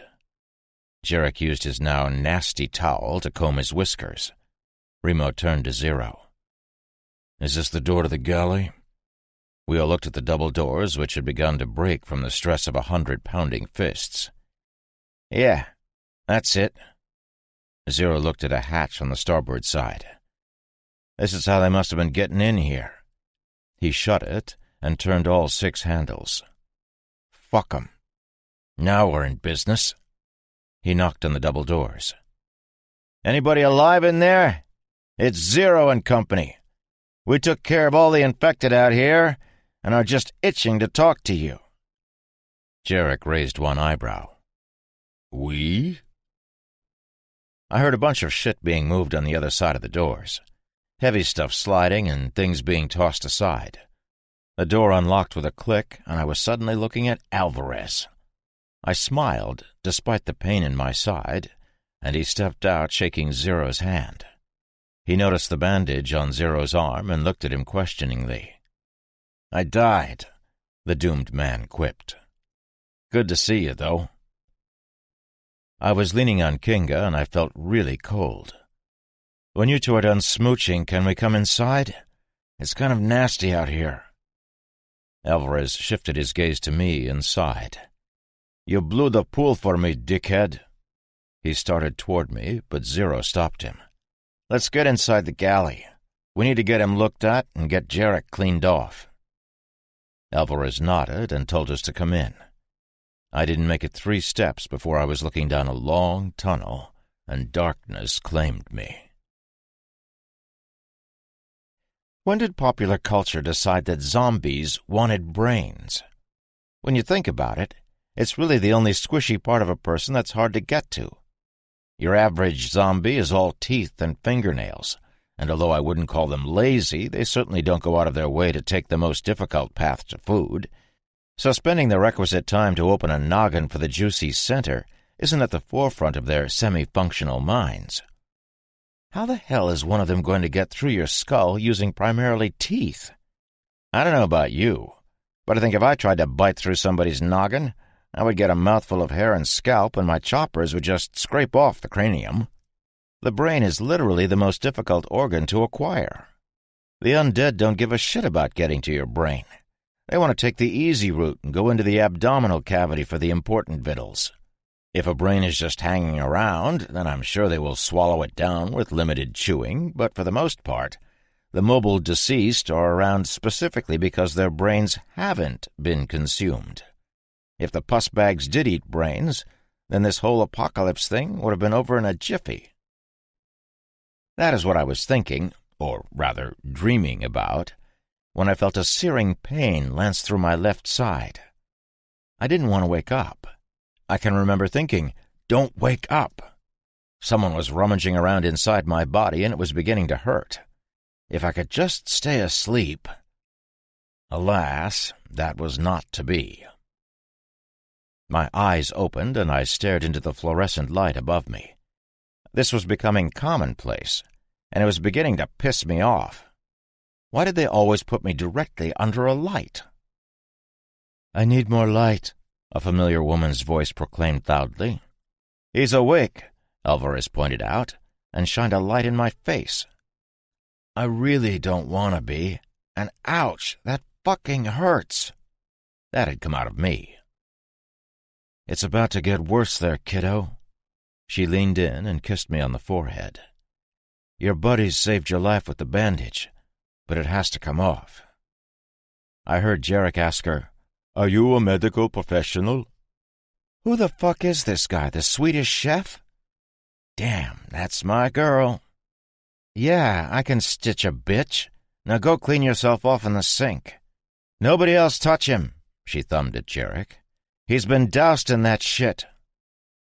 "Okay, hon. Are you ready? The bandage is going to stick, and this is going to hurt like hell. Normally I wouldn't take this off, but I have to see the wound."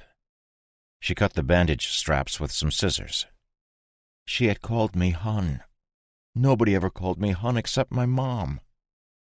"Do it." She did it. My girl is not a liar. It really hurt, and I hissed as the bandages came off both sides. It was like ripping off a scab. She poked and prodded and pushed. Yup. I got bad news, lover. You're going to live. Doesn't feel like it. I closed my eyes. Oh, it's about to get worse. I whipped my eyes open and glared at her. Can you whip eyes? I friggin' did. The reason you're bleeding through the bandage is that at some point prior to it being on you, it got wet. That decreased the efficiency of the hemostatic agent, and the reason it was undoubtedly crispy when it was applied. Fear not, young Padawan. I brought the good shit. She produced a green package from her bag, and I closed my eyes again. "Do you remember how much it hurt when they put the bandage on you?" My eyes shot open for the second time in a minute, and I looked at her. Yeah, shot is better as a descriptive eye-opening term. "Bite this, and don't be a pussy," she grumbled before she stuffed a towel in my mouth and dumped that shit on me. I already gave you details on how badly it hurt when Marsoc had applied the bandage. This was worse. Way worse. She poured the powder right into the hole in my side, flipped me over, and did the same to the exit wound. As to the shenanigans I pulled when that stuff hit me, I will just write that it was undignified, and leave it at that. "So then why did he pass out?" I heard Kinga ask. She sighed. "Shock, adrenaline, and straight-up pain. Getting shot doesn't just hurt. It sends signals to all your systems that there is a problem. Sometimes those systems overreact." I could feel Kinga nodding. "The blood wasn't black or arterial red, and nothing's spurting, so I'm thinking nothing major is damaged." She thought out loud. "What I don't understand is how he got shot when he was wearing body armor." "We were concerned about bouncers inside a metal ship, so we were using subsonic rounds for our suppressed weapons. The slower round must have skipped off the bottom of the armor plate and gotten him in the side below the plate." "Bouncers?" "Ricochets. All metal in here." "Ah, right. When he wakes up—" "I'm up," I told her, and moved up on one elbow. "Whoa there! Lie the fuck back down right now! You sit up when I tell you." I did as instructed. She pulled out a little penlight and shined it in my eyes. Then she put her hand on my face. "If you would kindly stop getting shot." "Believe me, it isn't tops on my to-do list. Shit just keeps happening. Bad luck." Kinga and Remo were by my side, looking down at me. "About time," Kinga griped. "When can he get up? I'm tired of humping his crap." He had my vest over one shoulder. I smiled and looked at Kinga. "Remo, there's a chink in my armor." Kinga smiled back and leaned over me. "I'm of Korean descent, you racist douche." "Well, I was in prison." Zero, Alvarez, and two folks I didn't know showed up in a second, too. Alvarez put his hand on my shoulder. "He okay?" Kinga bowed.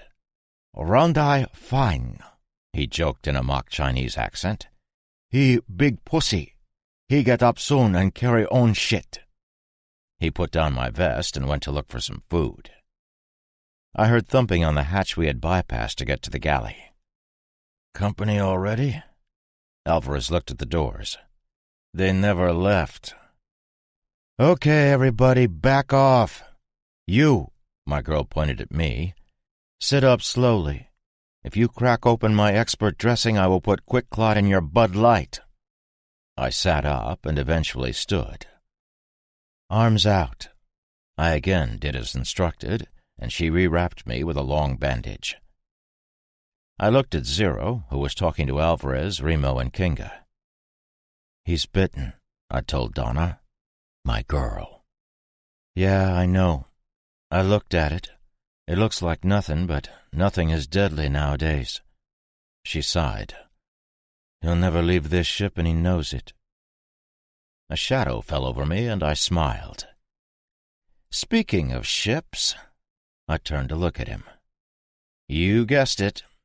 Stink Eye, complete with giant arms folded and reproachful eyebrow clench." He passed me a pre-scribbled note. "You escape the clutches of that insane man, cross an infected country to get home, then proceed to get yourself shot on a stupid suicide mission, all because of sentiment."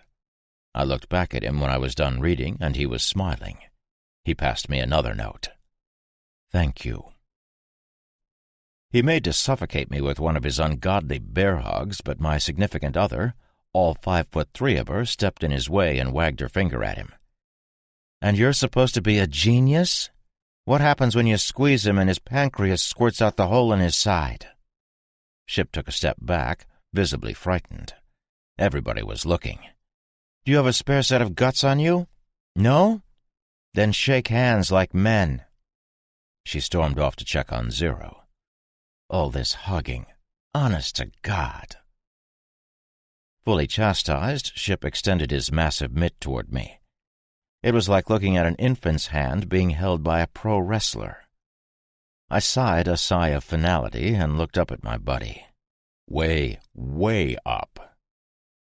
"It's good to see you, pal." He nodded, scribbling. "We have much to discuss. It can wait until we are back at Atlantis. Did you procure the key?" "I did, yeah. Alvarez has the hard drives?" He nodded in the affirmative, writing, "We lost several men in obtaining these. It's bad in the hold. They were running experiments on infected down there." "Yeah, Zero told me." I stretched a little, testing the limits of my bandages. It hurt, but nothing like before. Remo and Kinga showed up in a few seconds, both looking up at Ship. "Told you he was big." They both looked at me, then back at Ship, Remo sticking his paw out. "Ship, old buddy, this is Remo and Kinga. Without these two, and a few others, I wouldn't be here. They saved my ass countless times." Kinga shook Ship's hand next. "And he ours. We came to get some communications going between your community on Atlantis and ours up in Montana." Ship reached down to the table I had been on, picking up one of the pieces of paper he had passed me earlier. He handed it to Kinga. Kinga chuckled, passing out some Oreos. "You're welcome. He's rude, dumb, and apparently racist, but he has other qualities." Ship put his finger on his nose, and both Marsoc guys laughed. "Fuck all three of you. You're just jealous because I'm so pretty." Smiles all around. "I'm funny. Give me a brick wall and a microphone and I could make a living, or could have if there was a world left." Remo looked at the ragtag band of folks in the galley. "Who do I have to fuck to get off this tub? This mission is only half complete. We need to get this shit back to Shumitz, and I can think of a few hundred cannibals who would prefer we don't make it." I looked over at the sink. "About that, I have a plan." The plan. Kinga nodded. "So do I. We shoot the infected in the head as we make our way back to the wheelhouse without getting bitten." "Right. Good plan. But what if you could make it all the way there, doing just what you said, with no chance of being bitten?" Everybody followed my gaze toward the sink. "We can't ask him to do that," Remo scoffed, shaking his head. "He's a civilian." "I've got news for everybody. Nobody's a civilian. You hear that?" I pointed to the hatch being beaten on from the other side by rotting, infected fists. "They're civilians. There's only two types anymore, Remo. Warriors or undead. You step up now or the species is in the toilet."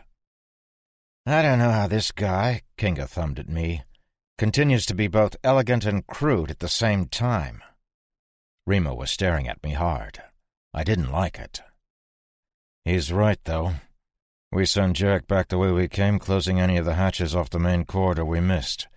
We bang on this hatch," he indicated the one the infected were futilely smashing themselves against.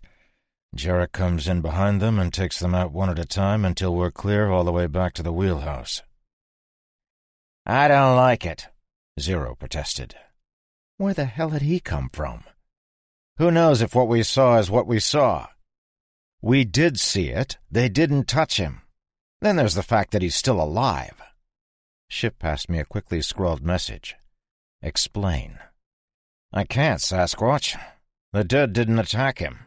He stood in a room with them, smoked them all with an axe, and it was like they didn't give a shit. It doesn't compute." Ship began to scribble furiously, us staring at him for a moment before returning to conversation. "Zero, it's the best way. We know we cleared out everything on the way here. We just need to get rid of the ones in the corridor next to us, be quiet going up the stairs, and we're good. Call the cavalry and shit." Ship passed me his note. I had no idea how he could scrawl so much so fast. You assume too much.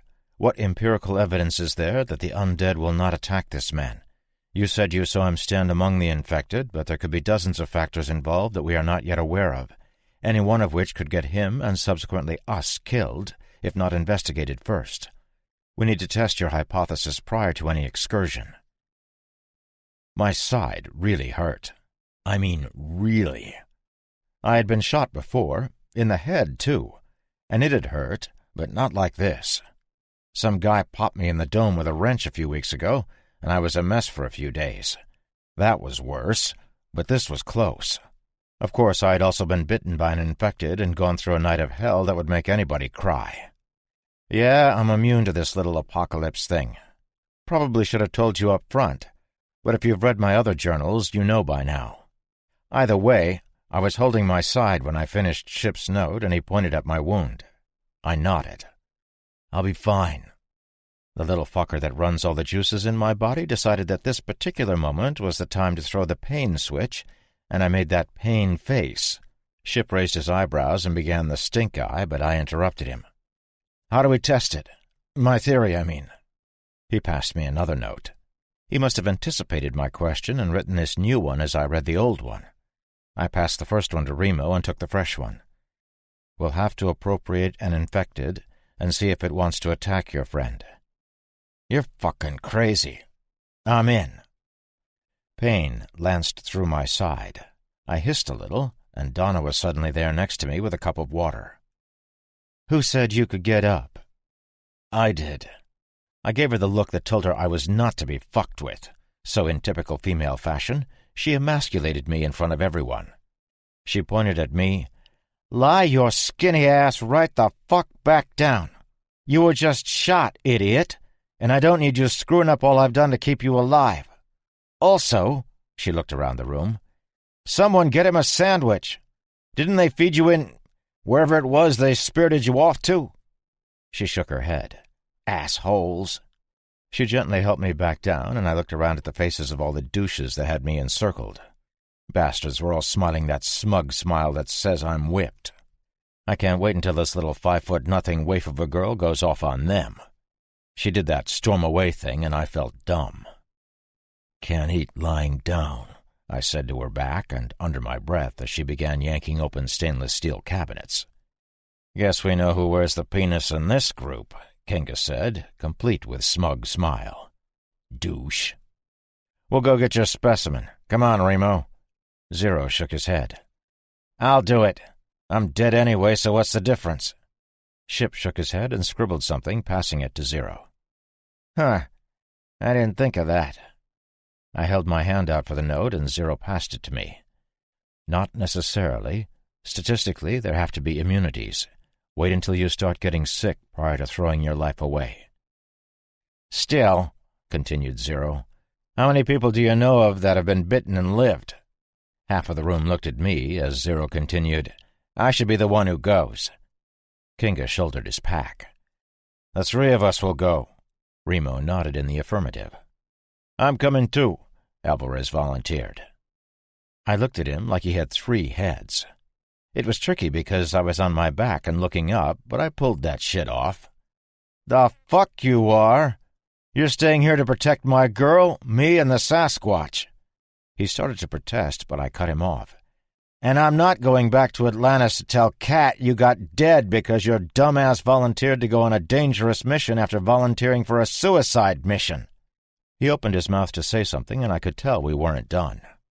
And if you say one more word about it, I will tell Kat about this conversation even if you make it back. He shut his trap fast. Next to Donna, Kat was the one you didn't want to piss off. The plan was simple. The 3 military types would go back to that spot where the ladder descended into hell. They would get their collective cowboy on and try to rope one of the infected, dragging it up to them. Easy peasy. Except, what? Rope one and pull it up? Were they fucking nuts? I voiced my opinions and was summarily and quite unkindly told to shut the F up. They left and came back 15 minutes later. All 3 of them.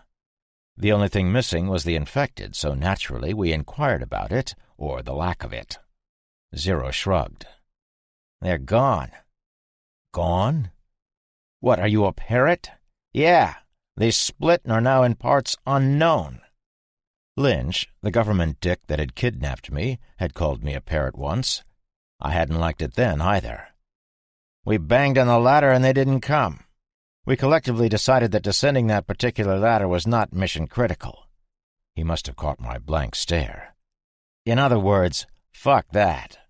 "No, not fuck that." Jarek had finally weighed in. We hadn't told him what was happening because we didn't want to ask him to wade through countless ranks of undead with a fire axe until we knew there was no other way. He'd figured out the plan, though. "I will go and see what happens." Zero put his hand on Jarek's shoulder. "We aren't going to ask you to do this." Except, yes, we were, and everybody knew it. Jarek smiled. He had to be shitting himself from the fear, but all I could detect was the utter awesome dripping off of this man.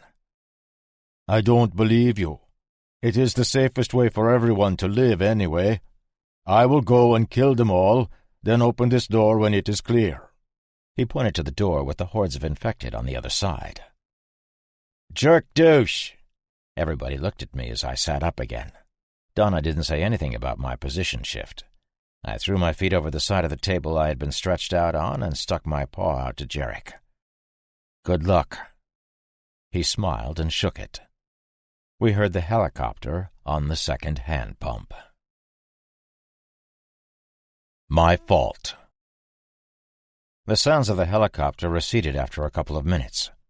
We had been staring at each other in silence, and I jumped a little when someone piped up. It hurt my boo-boo, and I inadvertently let that shit be known. "We need to contact them to tell them where we are," cried some husky guy whom I hadn't met yet. He had longish hair and looked more like a passenger than a ship worker, which didn't make sense. "Negative," protested Remo immediately. "We don't know anything about them. They could be hostiles." The heavy dude looked like he was about to cry. "But they have to be better than the alternative." He pointed at the door being banged on. "No, they don't." 4 of us disagreed at once. Ship was nodding fiercely in agreement with us. "People can be much worse than the undead." Now the pudgy bastard did start to whine. "But what if they're here to rescue us?"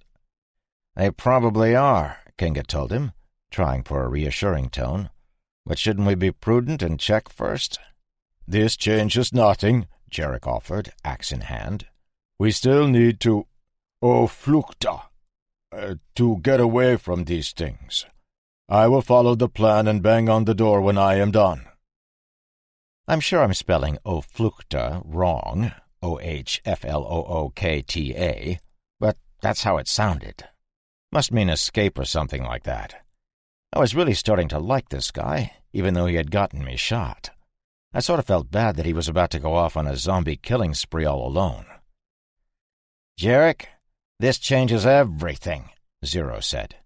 "Now there could be hostiles on board along with the infected. You might be invisible to the infected, but not the guys with guns." And so began the argument. Banter back and forth about what to do next, how to do it, and who was going to do it. It took a solid 2 minutes of bickering before I noticed Jarek at the back door. His hand was on the knob. Yeah, this was the door we had come through before, and he looked back at me. We exchanged a nod, and he slipped out. He hadn't made a sound. I thought nobody had seen, but Remo and Kinga were both looking at me as I switched my glance back to the group. They had seen him go too, as had Alvarez and Ship. I couldn't figure out why Zero didn't catch it until I looked at him. He was infected. No 2 ways about it. The corpuscles in his right eye had already begun to rupture, bleeding into the white. I remember it all too well, as I had not only seen it before, but lived through it. It didn't hurt at all, and the doctors at Baldy Mountain had told me it was because of a rapid increase in blood pressure in the eyes or some shit like that. Remo flipped the safety off of his MP5, and Kinga backed up almost imperceptibly. Zero caught that and stopped talking. "What?" he demanded. Nobody said anything. "What?" he asked again, and Ship passed him a note in dead silence. "Fuck," was all Zero said, dropping the note. "Jarek, take my weapons and—" He looked around for his friend. I sighed. "He slipped out a minute or two ago." "Assholes!" He ran to the door, opened it, and disappeared through. "How long does he have?" Alvarez asked. Everybody was looking at me. Even Hefty Smurf, the fat dude. Donna had shown up with a Hot Pocket, pepperoni. Fucking ambrosia. I burned my tongue and didn't give a shit as I rolled my eyes and shook my head in answer to Alvarez's question. "Not long," I reckoned through the meat, cheese, and pastry. "A day at the very most." Like I'm an expert. I shook my head again. "All right," Kinga said and pounded his fist on the table. "Let's figure this out. Assuming those two make it to this door—" He, like everyone else in the room had done at some point, nodded toward the door with the infected on the other side. "We need to be ready. If there is a hostile fire team aboard this vessel, we should prepare now. They have to come down the stairwell." He had said ladder, but that's what Marines say. "Either way. And it's full of infected. The only other way is to go to the stairwell near the stern. And that's suicide with the deck so crawling with the dead." Remo pulled out his black Sharpie, looked around the room, and began drawing on the table as Kinga continued. "We have to assume they will come through this door, especially if Zero and Jarek clear the corridor." He paused, thinking, and looking at Remo's drawing. A skinny guy, again one of the few I hadn't yet been introduced to, raised his hand. He actually raised his hand. "What?" Kinga demanded. "There are two other ways down here. They could rappel over the side and use breaching charges to blow the crew door, or they could come through the hold doors. Controls for both are in the wheelhouse, and the crew door, which is 20 feet below the starboard rail, has controls on the interior, but you need a key card. They would still have to get by all those dead folks." "And who are you?" "I'm a crewman. I worked as Q-Med." "A medic?" I asked. Kinga rolled his eyes. "Prick." The guy smiled. "No, an unlicensed engineer. Shit rolls downhill and I'm pretty close to the bottom. Ex-Navy." He stuck his hand out to Remo, who shook it, and then he made the rounds. Firm grip on this guy. Kinga nodded. "Good intel. They can still only come from these two sets of doors. I would say let's confront them, but this is where the food is, and if we get trapped, I want it to be here." "We're already trapped," I said, looking at Remo. "Yeah, but we have food and these." Kinga tapped his MP5. "The thing I worry about is gas. We only have the 3 masks." The conversation moved forward with the military guys pointing here and there and telling people where to go or not to go.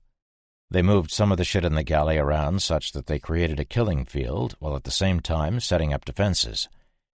It was short work because most of the stuff was bolted down. In just a few short minutes, we heard gunfire outside in the hall, and the radios blared to life. "Shitheads! This is nobody! Come in, shitheads!" It was Zero. We hadn't set up call signs. We could hear the gunfire over his radio. He didn't wait for a reply. "Jarek is down. I'm hit. 12 hostiles at least. Falling back." Lost that part in auto-fire. "ETA 3 minutes. "Nobody? Shitheads," Kinga replied. "We read you and backup is on the way." Remo and Kinga began to get ready to leave. "Negative. Nobody will—" Boom! We felt the explosion. It rocked the bulkheads. "Grenade," Alvarez, Remo, and Kinga all said at the same time. "You 3, Kinga pointed at Alvarez, Ship, and me. "Secure this room. Don't open any doors until you hear code word Apple. Anybody tries to get through the door, kill them." "You can't go," yelled the whiny guy. "We need you here. We don't have guns." Remo nodded at me. "They do." "We aren't leaving him out there to be shot or ripped apart by those things," added Kinga. "Just get behind the tables and you'll be fine."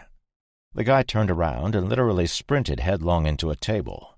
It must have hurt, but to his credit, he just limped around it and went prone in the back. The gunfire ceased, and we heard a couple of rounds hit the hatch. I moved toward the hatch in an attempt to secure it better, but Donna's tiny frame stepped in front of me. Her eyebrows were raised, and she looked pissed. I held up my hand in mock supplication. I need to secure the doors." "You need to secure your ass to that table or you're going to die." "If I don't man up, we all die." I put my hands on her shoulders and then did something she totally didn't expect. I leaned down and kissed her on the forehead. Another bullet pinged off the metal bulkhead, and I gently pushed her aside. A shadow fell over me from the rear, and Donna looked up. And up, and up. I smiled and turned around, looking up myself. "What is it, big fella?" He kept the note in the book this time, just like we used to do. Good luck getting out of my sight again. Holy shit! My eyes went all hot. I almost cried. And F you if you think I'm girly. You try living through the shit I have and see if you don't get misty when confronted with true friendship. Come to think of it, if you're reading this, you probably have spent some time in a hurt locker. Then you can empathize, right? Anyway, I looked back at Ship and he was not giving me the stink eye. I nodded toward the door and told him my intentions. He nodded and moved off to do stuff. "What do we do?" Donna asked. "We fucking kill them all. But first we shore up this door." I heard the sound of metal on metal and turned to see Ship and Alvarez ripping a door off of one of the walk-in refrigerators. Okay, so they unscrewed the top half and then tore it off, but I'm sure Ship could have shredded through the hull with his teeth if he had wanted.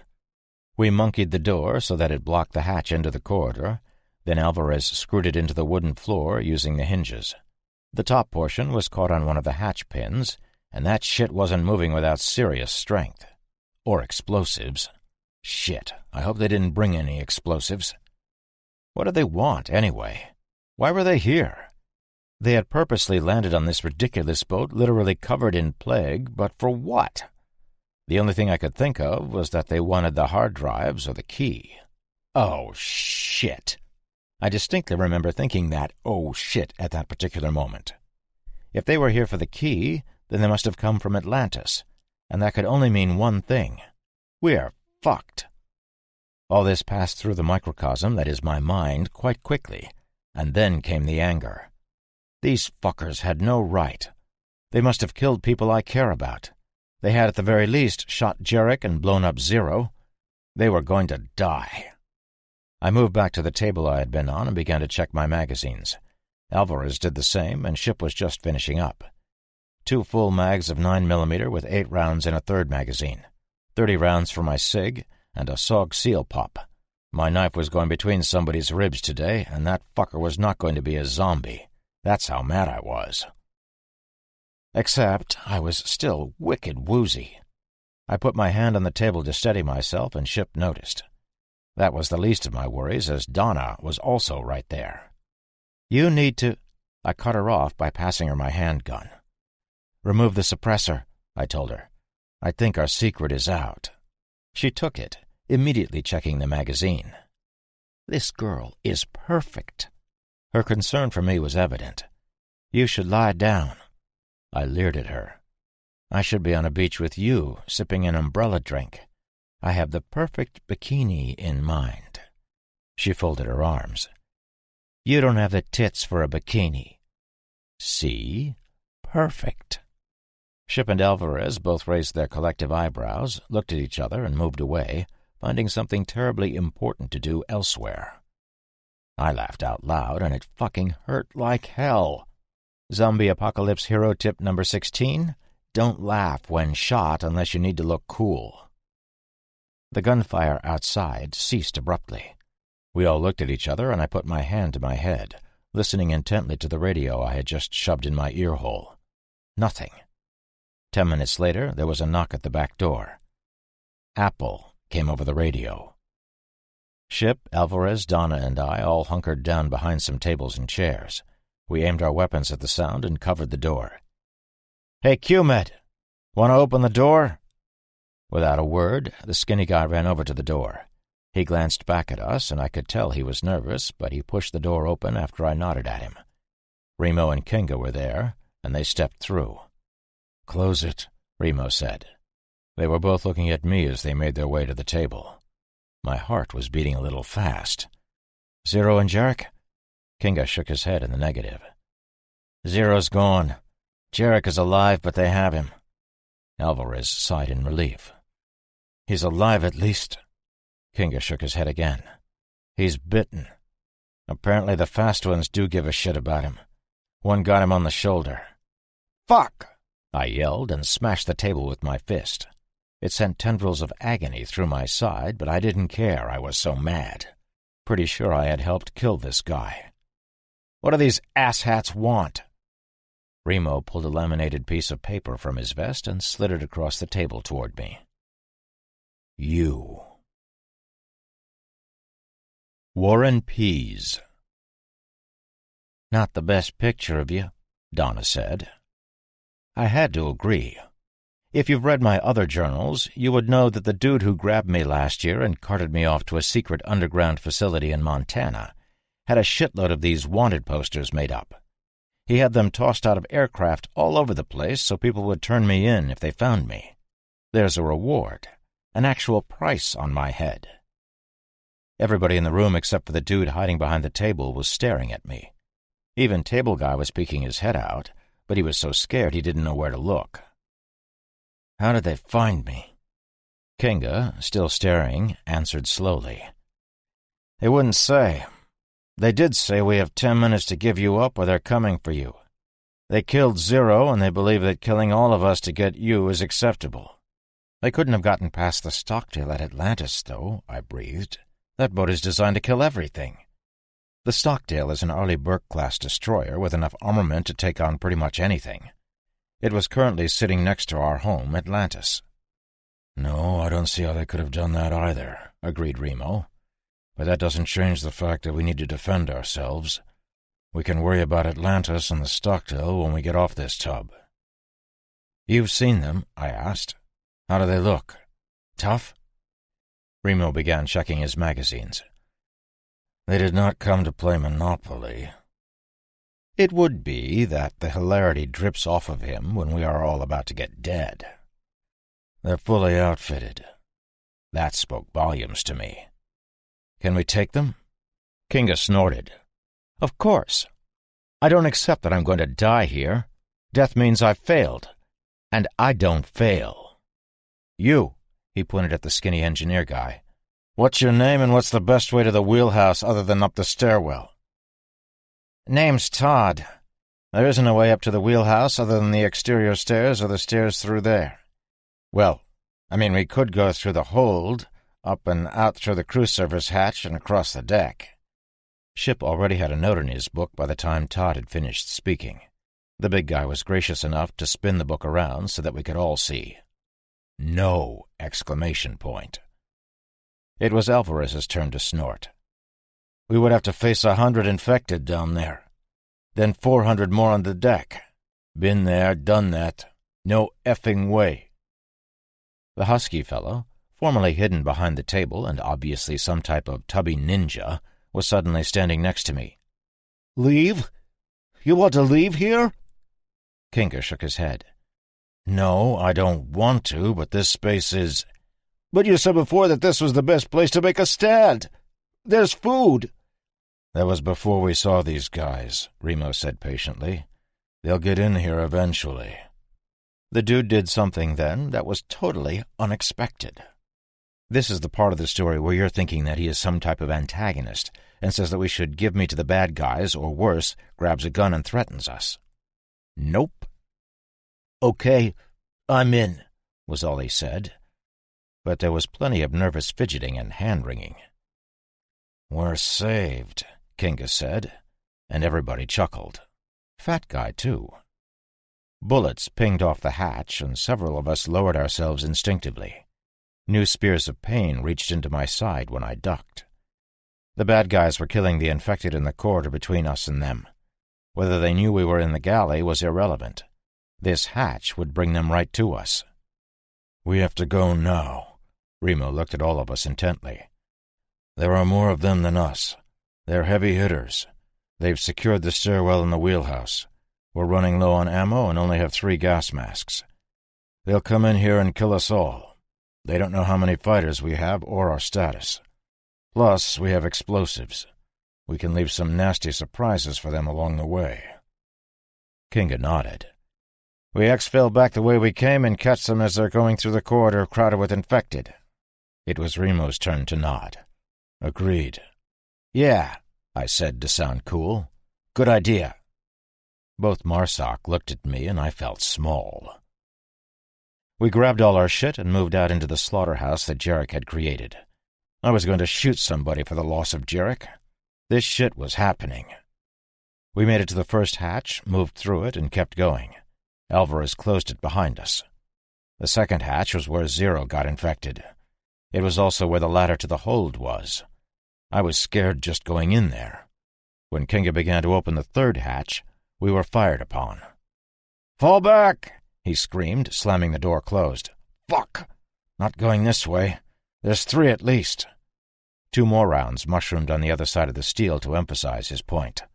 A muffled explosion, quite different from the sound of the grenades, sounded from where we had just been. Alvarez shook his head. "Surrounded."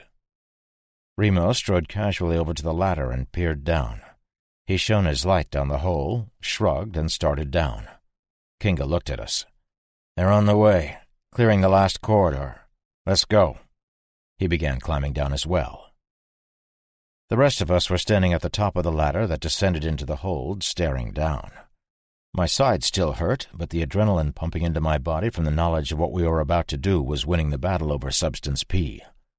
"Nobody say anything once we're down there," Alvarez told us. "If you talk, we all die." He pointed at the entrance and turned around to cover us. I moved to the ladder, and Ship put his hand on my shoulder. I looked at him, and he nodded in the negative. "Sorry, pal. It's infected or bullets. Infected win." I started my climb, and soon the 8 of us were all at the bottom of the ladder, shitting ourselves. Remo moved forward slowly, his NVGs on. He looked perfectly calm. Not everybody had night vision, and although the darkness wasn't absolute, it couldn't have been easy to see. I wouldn't know those troubles, as my NVGs were most certainly on. With them, I could see the remains of something that had been wearing a once white lab coat. It clicked its teeth together at our passing. It couldn't make any other sound, as it had no throat at all. It was mostly bones with some gooey shit puddled around it, and it would never move again. It was gross. The signs of the dead were everywhere. Stains of brown, black, and red. Smears on the wall. A bloody handprint. A boot. The typical shit that you would find when the plans of morons trying to study the undead go awry. I had seen it before. Twice. We were in a wider corridor than above us, with doors and a large open area in front. Our first mobile deceased came out of the darkness from the right, and Remo threw his fist up, then smoked it with his knife. The heavy dude, whose name I never did get, I'm sure you can see where this is going, didn't stop when the jarhead had thrown up his fist. He just kept walking, staring right at Remo's back. Had this dumbass never seen one single war or cop movie? Ever? Is there a person in the world who doesn't know what it means when the hero military guy in front throws his fist up?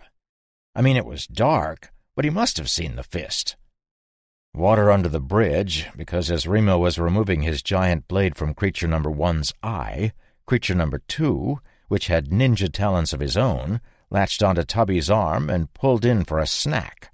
Ship brought his machete, which looks like a machete, only bigger, down across the dead guy's forearms, severing both of them. The thing stumbled back and moaned at the same time the fat guy screamed like a skinny girl. Dozens of other moans and rasps echoed through the area, and shit got real. "Move," Kinga whispered very loudly, knowing the jig was up. We all got together in a circle and began to move forward. A suppressed round came from behind me, then 2 more. Alvarez was firing into an open door. Remo fired his pistol, also suppressed, forward, and I saw a body collapse. I was terrified, but I could see. I remember thinking how scared my half-blind girlfriend and best pal must have been when I was grabbed from the side. I brought my arm around fast, whipping the thing laterally, but it didn't let go. Ship's size 20 boot lashed out and kicked the thing in the chest. I saw its ribs go, and all kinds of nasty shit coated my gigantic buddy's foot before he could pull it back. Innards rained down in a foul, thick splash. The thing still hadn't let go of me, but I was able to move such that Kinga shot it in the dome, and I threw it to the floor. Another one materialized out of the gloom, a young boy, and I shot it in the face. 2 more appeared, reaching, and I began to doubt that coming down here was the best course of action.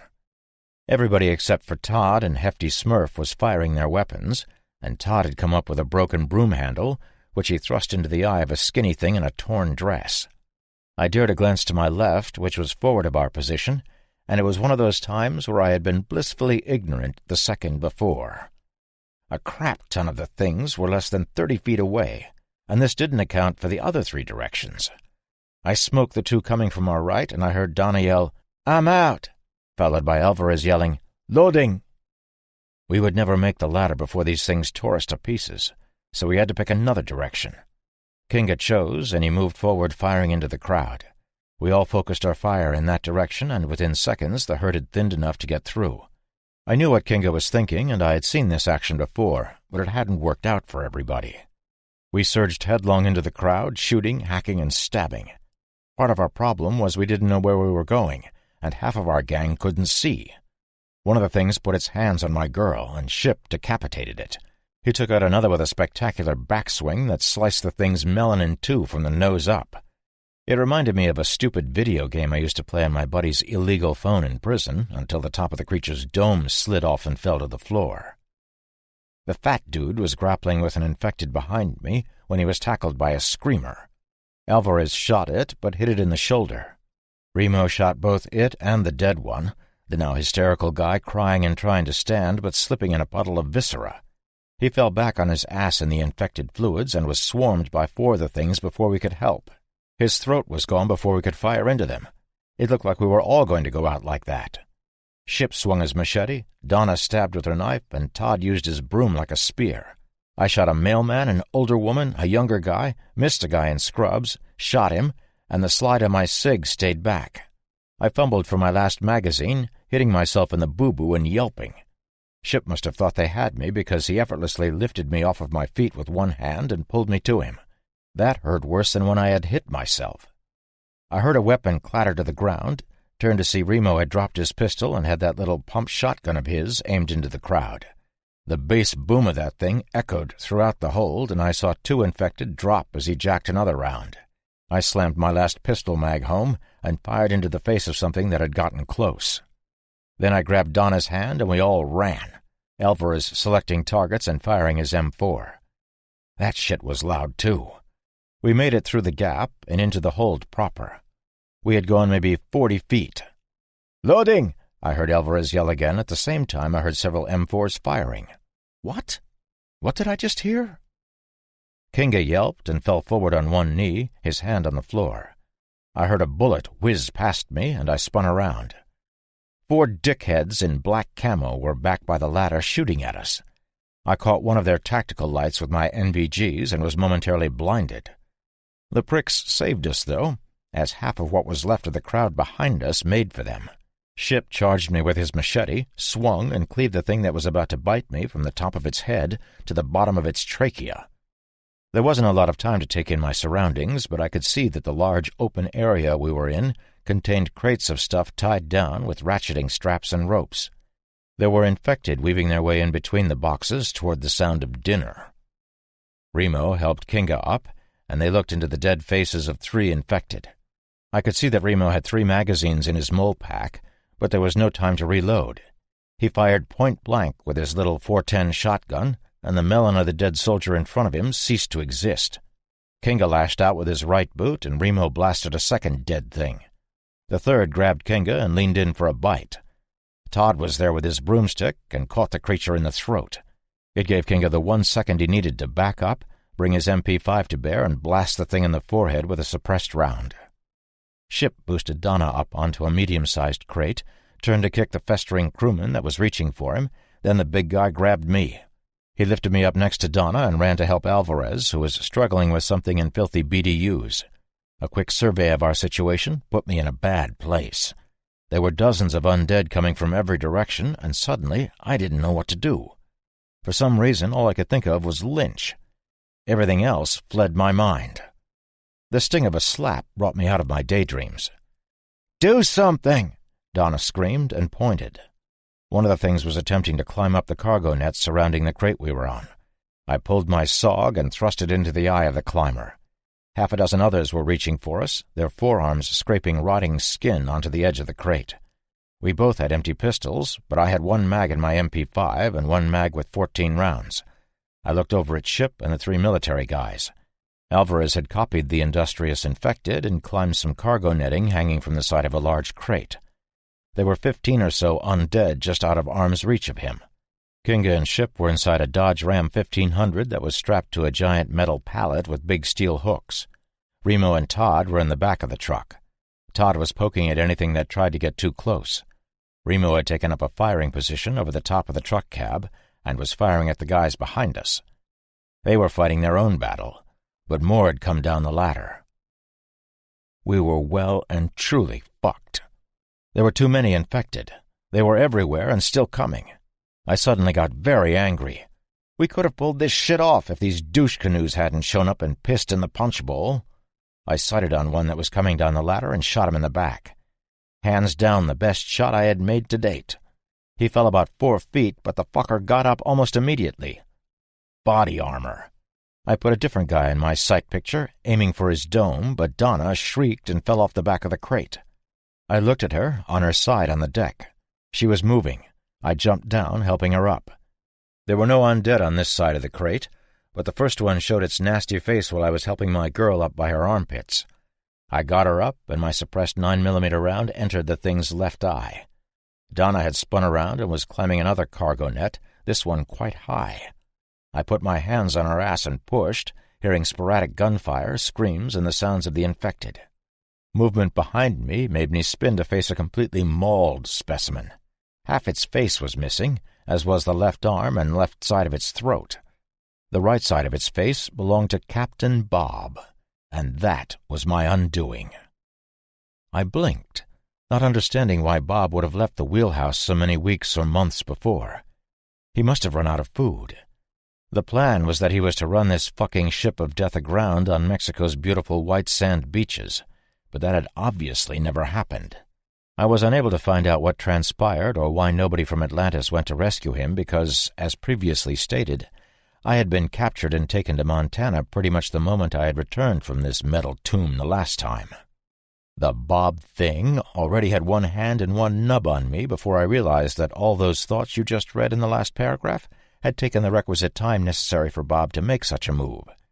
I lifted my MP5 and the suppressor hit Bob in the balls, keeping the business end of the weapon safely away from his noggin.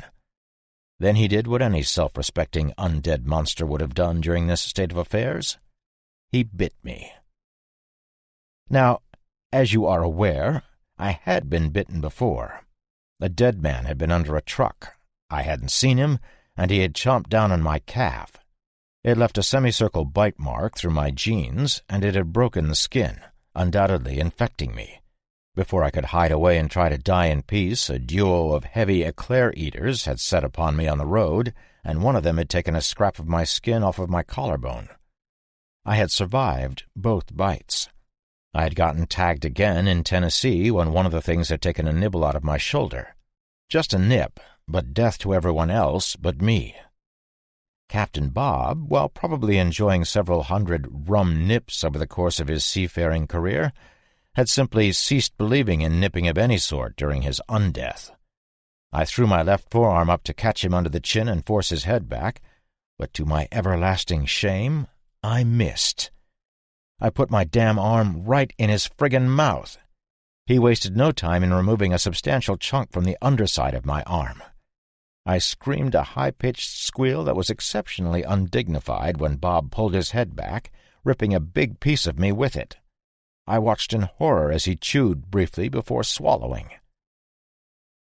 Sometimes, when there's a large wound, the blood doesn't come right away. Sometimes it takes a moment for the veins and arteries and capillaries to realize there has been a WTF moment. Then they catch up and blood floods the area, the pumps returning to normal. This was not one of those times. When the good captain had yanked his head away, my red stuff shot out of me at 867 miles per hour, coating his dead face in thick crimson. And we had been pals. I continued to yell, my arm continued to leak, and Bob continued to hold on to me.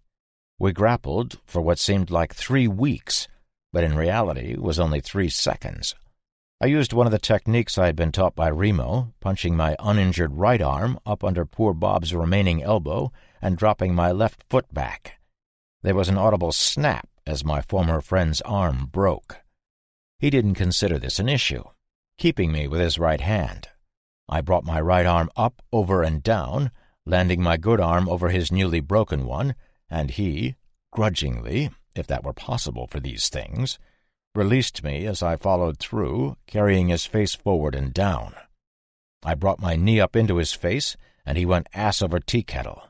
Before he could do much more, I shot him, and the one behind him, with my MP5 in their decaying faces. Bye, Bob. "There's more coming," Donna yelled, pointing. She made it on top of a large box, and was bleeding from her right shoulder. Another of the things came around the corner, and I hastily shot it, then began my climb. I pulled myself up with my right arm, but my left weighed an extra 20 pounds. You would think, what with me just losing a few ounces of arm and a few more of blood, said appendage would be lighter. But no. Lefty didn't want to function properly, and when I finally did get my hand to grip the net, I caught my wound against it and yelled. This was a manly yell, and nothing like the scream that I let loose when the TheoryZombie started to eat me. My lady helped me, and soon we were several feet above the reaching hands and safely behind a crate of who knows what that was protecting us from gunfire. With my current luck, said crate was probably housing nitroglycerin. As previously mentioned, the guys in black camo were getting their own dose of infected, at least 2 of which were runners. There were more of the bad guys now, though. Several reinforcements had dropped down the ladder. I looked right and saw Remo and Todd doing their best to keep a shrinking number of infected from gaining access to the back of the Dodge. The rear window exploded outward, and Kinga climbed into the back, followed by Ship. I have no idea how he had fit through that window, but he had. Kinga was favoring his right side as he leaned over the cab to fire back at the men in black. Todd was doing quite well with his broomstick, while Ship was cleaving anything that got close with his machete and ventilating craniums with his Glock.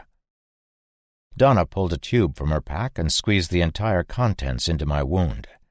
I gritted my teeth, hissing when she put it in me, before I realized the goo didn't hurt at all. A white gauze pad followed by a bandage was next, and she began to wrap my arm. It hurt. It hurt worse than my side right now. I was quite specific about asking you not to get hurt. You said shot. I didn't get shot. My eyes went wide, and I brought my hands up to her shoulder. The bandage flew from her hands when I bumped her, and unraveled as it plummeted toward the deck. "Fucking idiot," she yelled in tears. I didn't care as I tore her shirt and looked at what was bleeding. I sighed that wonderful sigh of relief when I finally understood it was only a bullet graze.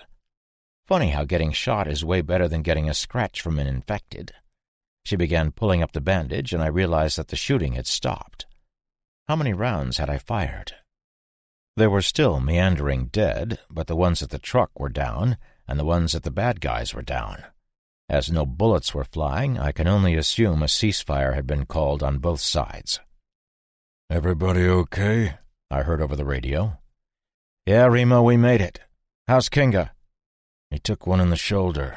He needs the doc." "Busy?" she yelled as she continued to wrap my arm. "We heard you yelling," he said. "What happened?" "Took one on the arm. It isn't bad." Donna looked at me, then yanked my mic to her face. "It's bad. His bacillic vein may have been severed. I've bandaged it, but he needs to get home or there could be permanent damage. I need to get him on a table for both injuries, but I think this is worse than the bullet wound." I pulled the mic back. "What's going on with the douches in black?" 7 of the 9 have gone back up the ladder, but they lost one. The last one is climbing back up now. I think the dead made them think twice. They'll be back shortly." I peeked around the corner of my box and saw 3 dead looking up at me. I shot them one at a time, my arm throbbing. "Remo, is it clear from us to you?" "Looks to be. You stay there. I'll come get you." I could hear that growling that some of them do, and I told Remo as much. "I'll be on my toes." I could see him coming, and I tried to cover him, but one of the fuckers surprised us both and latched onto him from the left side. Didn't matter much. This is Remo we're talking about, and he dispatched it quickly. The growler showed up, and I shot it. Easy peasy. When Remo arrived, he put his back to us to cover us, and Donna and I climbed down. We threaded our way through the various crates and containers, making it to the truck in short order. Kinga was covering the ladder down the corridor, 60 feet or so away. Remo traded with him, and Donna got to work on the wounded Marsok's shoulder. His expletives, when she dumped that clotting powder on him, made me smile. "I would have ducked," I said. Looking at my bandage, he said, "Should have ducked better, Round Eye," and smiled back. "This?" I asked, holding up my wounded arm. "I didn't get shot. Captain Bob bit me." Todd backed up so fast he would have fallen out of the back of the truck if Ship hadn't grabbed him. "You saw him?" asked Alvarez. He had just climbed down from his perch and was now standing with us next to the truck. "Yeah, up close." I held my arm up again. "I took care of him." He nodded. Remo smoked a straggler pus bag with his knife near the back of the truck. "Stay frosty," was all he told us. "Hello down there!" someone yelled down the ladder. "Anyone home? I would like to come down and speak with you about our current situations, if that's okay. I'm armed because I would be nuts not to be, but I will keep my weapon holstered." We conferred for a moment. Kinga was dead set against it, citing that the bad guys would know our numbers, but the rest of us wanted to talk with someone. "Come on down," Alvarez yelled. "But just you." A dude in black BDU-type pants and a black T-shirt slid down the ladder like it was a fire pole. He turned, looked at us, and raised his hands. He did a complete circle with his hands in the air and began walking toward us. "Well, isn't this—" "Behind you!" He pointed at Ship. The big guy spun, taking out a shambler with his blade. "As I was saying," the new guy continued, "isn't this nice? Everybody in one place." He looked around. "You're not getting out of here other than back the way we came." He nodded his head toward the ladder. "So I think we should talk." The guy was wiry, all muscle but not muscle-bound. He moved with a cat-like grace, sure of every step. The arrogance with which he spoke, his athletic build, and the way I just knew he knew about everything in this room with one glance expressed to me exactly who he was. "May I put my hands down?" "No!" Kinga, Remo, and Alvarez all said at the same time. "Wow, tough room. Anyway, let me introduce myself and tell you exactly what's about to happen. My name is Lynch," I finished for him. "His name is Lynch." The Hulk feels no fear. No, dear reader, it wasn't the same guy who took me away months ago.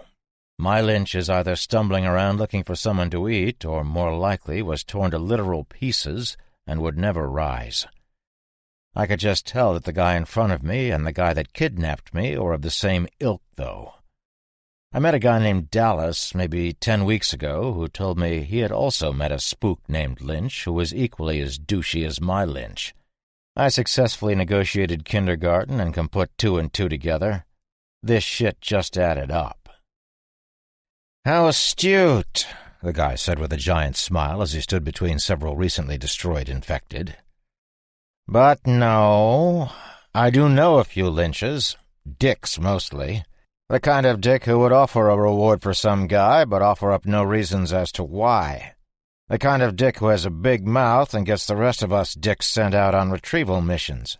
I will say that if you've met someone named Lynch who is capable, that man takes orders from the same powers that be who provide mine. My name is irrelevant, but what is wicked relevant is that no matter what happens, I will not allow this man," he still had his hands up, but he nodded toward me, "to leave this ship except in my custody." Wicked relevant? "Shoot him," I said. "Just fucking shoot him now." He raised his left eyebrow, but didn't tense in the least. "White flags were shown, bruh. That would be all kinds of wrong. Like breach of etiquette wrong. If you think for 1 second—" The guy's head snapped back at the same time I heard a report from behind me. I jumped as I hadn't been expecting it. Ship's Glock was still raised. The big guy had wasted this asshole in the semi-darkness with a quick draw. Evil government dick-nose had never even lowered his hands. Everybody was looking at Ship now, even the zombie who was casually strolling in from the left. Ship holstered his weapon, drawing his machete, but Remo, who was wearing an uncharacteristic grin, got to the thing first and drove his knife into its melon. When the zombie stabbing was complete, Ship's notebook was turned around so I could see it. It is unlikely he would have kept whatever promise he was about to make. I thought it prudent to be the aggressor in this situation. They will only take you again if I'm dead. "If that says that we needed to kill this fuck," Kinga nodded towards the freshly murdered scumbag, "then Ship gets an A+. I was going to say something monumentally witty when I heard 3 metallic thumps in front of us. Well, I was turned around looking at Ship, but it was still technically in front of us, back by the ladder. Here's a scenario for you. You're on a boat catches fire, no way to put it out. Shark is in the water, big one. What do? Stay on the boat and you are certainly going to die horribly. Jump in the water and the potential for dying in an equally as horrible fashion exists. Answer to this trivial quandary? You jump in the fucking water. "Grenade!" screamed Alvarez, and we all dove for cover. Dove into infection, except Todd. He was just a second late, but that was enough. Well, Donna didn't hit the deck without help. I dragged her down. The grenades were about 40 feet away from us, but there wasn't a lot of other bodies on the floor to protect us from shrapnel. Unfortunately, those bodies were all mangled, rotten, and, most importantly, infected. We were lying in a pile of infection, and pretty much everybody was in some way injured, such that there was an open wound. Ears ringing, NVGs knocked askew, and on my stomach I felt someone tugging on my right shoulder. I blinked a few times, trying to figure shit out, and looked at who was yanking on me. When my focus returned, I could see the tugger was a dead kid, and she was chewing on my tactical vest. She didn't like what she was eating. It was probably a texture thing. You know how some folks just hate coconut? And she looked me right in the eye as she opened her horrid mouth, leaning toward me. I got my uninjured hand under her chin and pushed. Her grip was like iron, but her body was like mush, and my hand went right through everything, my digits latching onto her spinal column. You know what? You weren't there, so all your ews and yucks and grosses at the thought of what was happening can't compare to what I was going through as it actually transpired. I couldn't really do anything with the kid's spine, so I viciously twisted my hand, and the bones and cords snapped like rotten twigs. The little girl thing crumpled instantly. I heard gunfire through the ringing in my dome and saw Ship, Alvarez, and Remo shooting at the ladder. They had killed, or at least seriously fucked up, the 2 stooges that had come sliding down. I sat up, a colossal task, considering the pain, exhaustion, and confusion that were fighting for control of me. Donna helped me the rest of the way up, and I got my NVGs situated. I used my MP5 to give a 9mm facial to a couple of undead stragglers who were closing on us. I was beginning to feel pretty yucky. My insides were roiling, my mouth dry, and my arm was hurting quite badly. My side was a dull pain in comparison. "Anybody else comes down gets the same fucking thing," Alvarez yelled. I blinked again and saw Remo on one knee. Kinga was on his face on the deck, and Remo rolled him over on his side. Kinga had thrown himself at Todd when the nades came down the hatch, and they had both gone down in a heap, but not before my buddy had taken the brunt of some hot, jagged steel. Todd climbed out from under Kinga and over a re-killed zombie. He seemed unscathed. Alvarez put down yet another straggler. Kinga was wheezing this horrible rasp. He sounded like one of the dead. I could see the tip of a hunk of misshapen metal sticking out of his right side about 1.5 inches. Blood soaked everything. Kinga's red stuff and that black shit that zombies have in them coated my pal. "Shit," Donna said, and knelt down to check him out. She stood back up immediately. Kinga coughed a great gout of thick red. "He has a lacerated lung," she said, shaking her head. I can't." My Marsoc buddy nodded as well as anyone can with a hunk of grenade shrapnel in his bronchial tubes. He wiped his mouth with his forearm, looked at me, and whispered one word. "Live." He was reaching for his sidearm, but couldn't quite get it. I could see the agony all over him. My cig was empty, and I had no more ammo for it. I lifted my MP5, and he smiled. He smiled at me. "Thank you, Round Eye," he mouthed. I took aim and shot him between the eyes. Then I cried like a baby. Donna was there for me, and Ship put his hand on my shoulder. Remo began removing anything useful from Kinga's body and yanked his dog tags. He stood and looked at Todd. "Where's this crew service hatch?" The engineer pointed. "It's through there," and he began to move forward. Remo put a hand on his shoulder. "Just tell me. I'll go first." We began moving, me wiping my eyes. I checked Donna's bullet graze, and no zombie shit had gotten near it, but I would imagine everyone here would have to sit through a 2-day quarantine if we made it back to Atlantis. We smoked 3 more stealthy undead on the way to the hatch, and suddenly we were in front of it. It was tall and wide and in the side of the bulkhead, not the deck as I had thought. "This leads to the port side about 15 feet below the port rail. There are handholds in the exterior bulkhead," Todd told us, looking at the white steel. "I really would rather not go up there." He swallowed and looked at Remo. "It's worse up there than down here." "Tell that to Kinga." Remo looked the hatch up and down, then at Alvarez. "Cover." Alvarez turned around, the business end of his M4 lazily pointed back the way we had come. A small handheld operating thingy with a red button and a green button rested in a holster next to the door. Remo grabbed it and pressed the green button. The hatch immediately began to lower. It was like a mini gangway, where the top moved down. The sounds of a helicopter were evident with the door open. It was above us, out of sight, but Remo stopped the hatch when it was open about 2 feet. The pitch of the helo sound changed, and suddenly the bird rocketed into sight. It was leaving, but I had no idea which direction it was heading. I also realized that I was woozy. I flipped up my NVGs, putting my hand on the bulkhead to steady myself. Ship's immense shadow suddenly appeared, blanketing me in just a little bit more darkness, and I looked up at him. His face completely changed when he saw me. He pressed the tactical light button on his M4 and shone it in my face. I was too damn tired and dizzy to lift my hand up in front of my eyes, so I closed them. "Do you mind, big guy? You're already all looming and shit. Do you have to blind me, too?" Sasquatch moved his light off slightly, leaned in, way in, to look at me, then did something I had never seen him do before.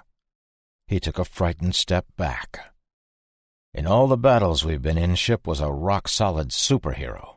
He was always the first one into a fight and the last one out, and this includes battling hordes of infected. He wasn't just brave, he was smart brave, never reckless, always prepared, and the size of a pissed-off Bruce Banner. This guy simply did not acquiesce to fear. Him, taking that half-step back, with that look on his face, was one of the scariest things I'd seen since the beginning of all this shit. Donna furrowed her brow and made to take a look at me, but in the second scariest moment of today, and don't forget I had been shot and chewed, Ship put one of his massive mitts out to stop her. "What the hell are you doing, you big gorilla? He's losing blood and I need to check him." Ship nodded no. He didn't move his hand off of her chest, and short of using a chainsaw, or nuclear device, nobody was moving Ship's paw when it was firmly planted. The silent bastard pointed at my quizzical face, and Donna squinted in the semi-light. Then it was time for the next bit of fear and a long litany of chilling shit for today. She gasped. She looked in my eyes and gasped. Now everybody was looking.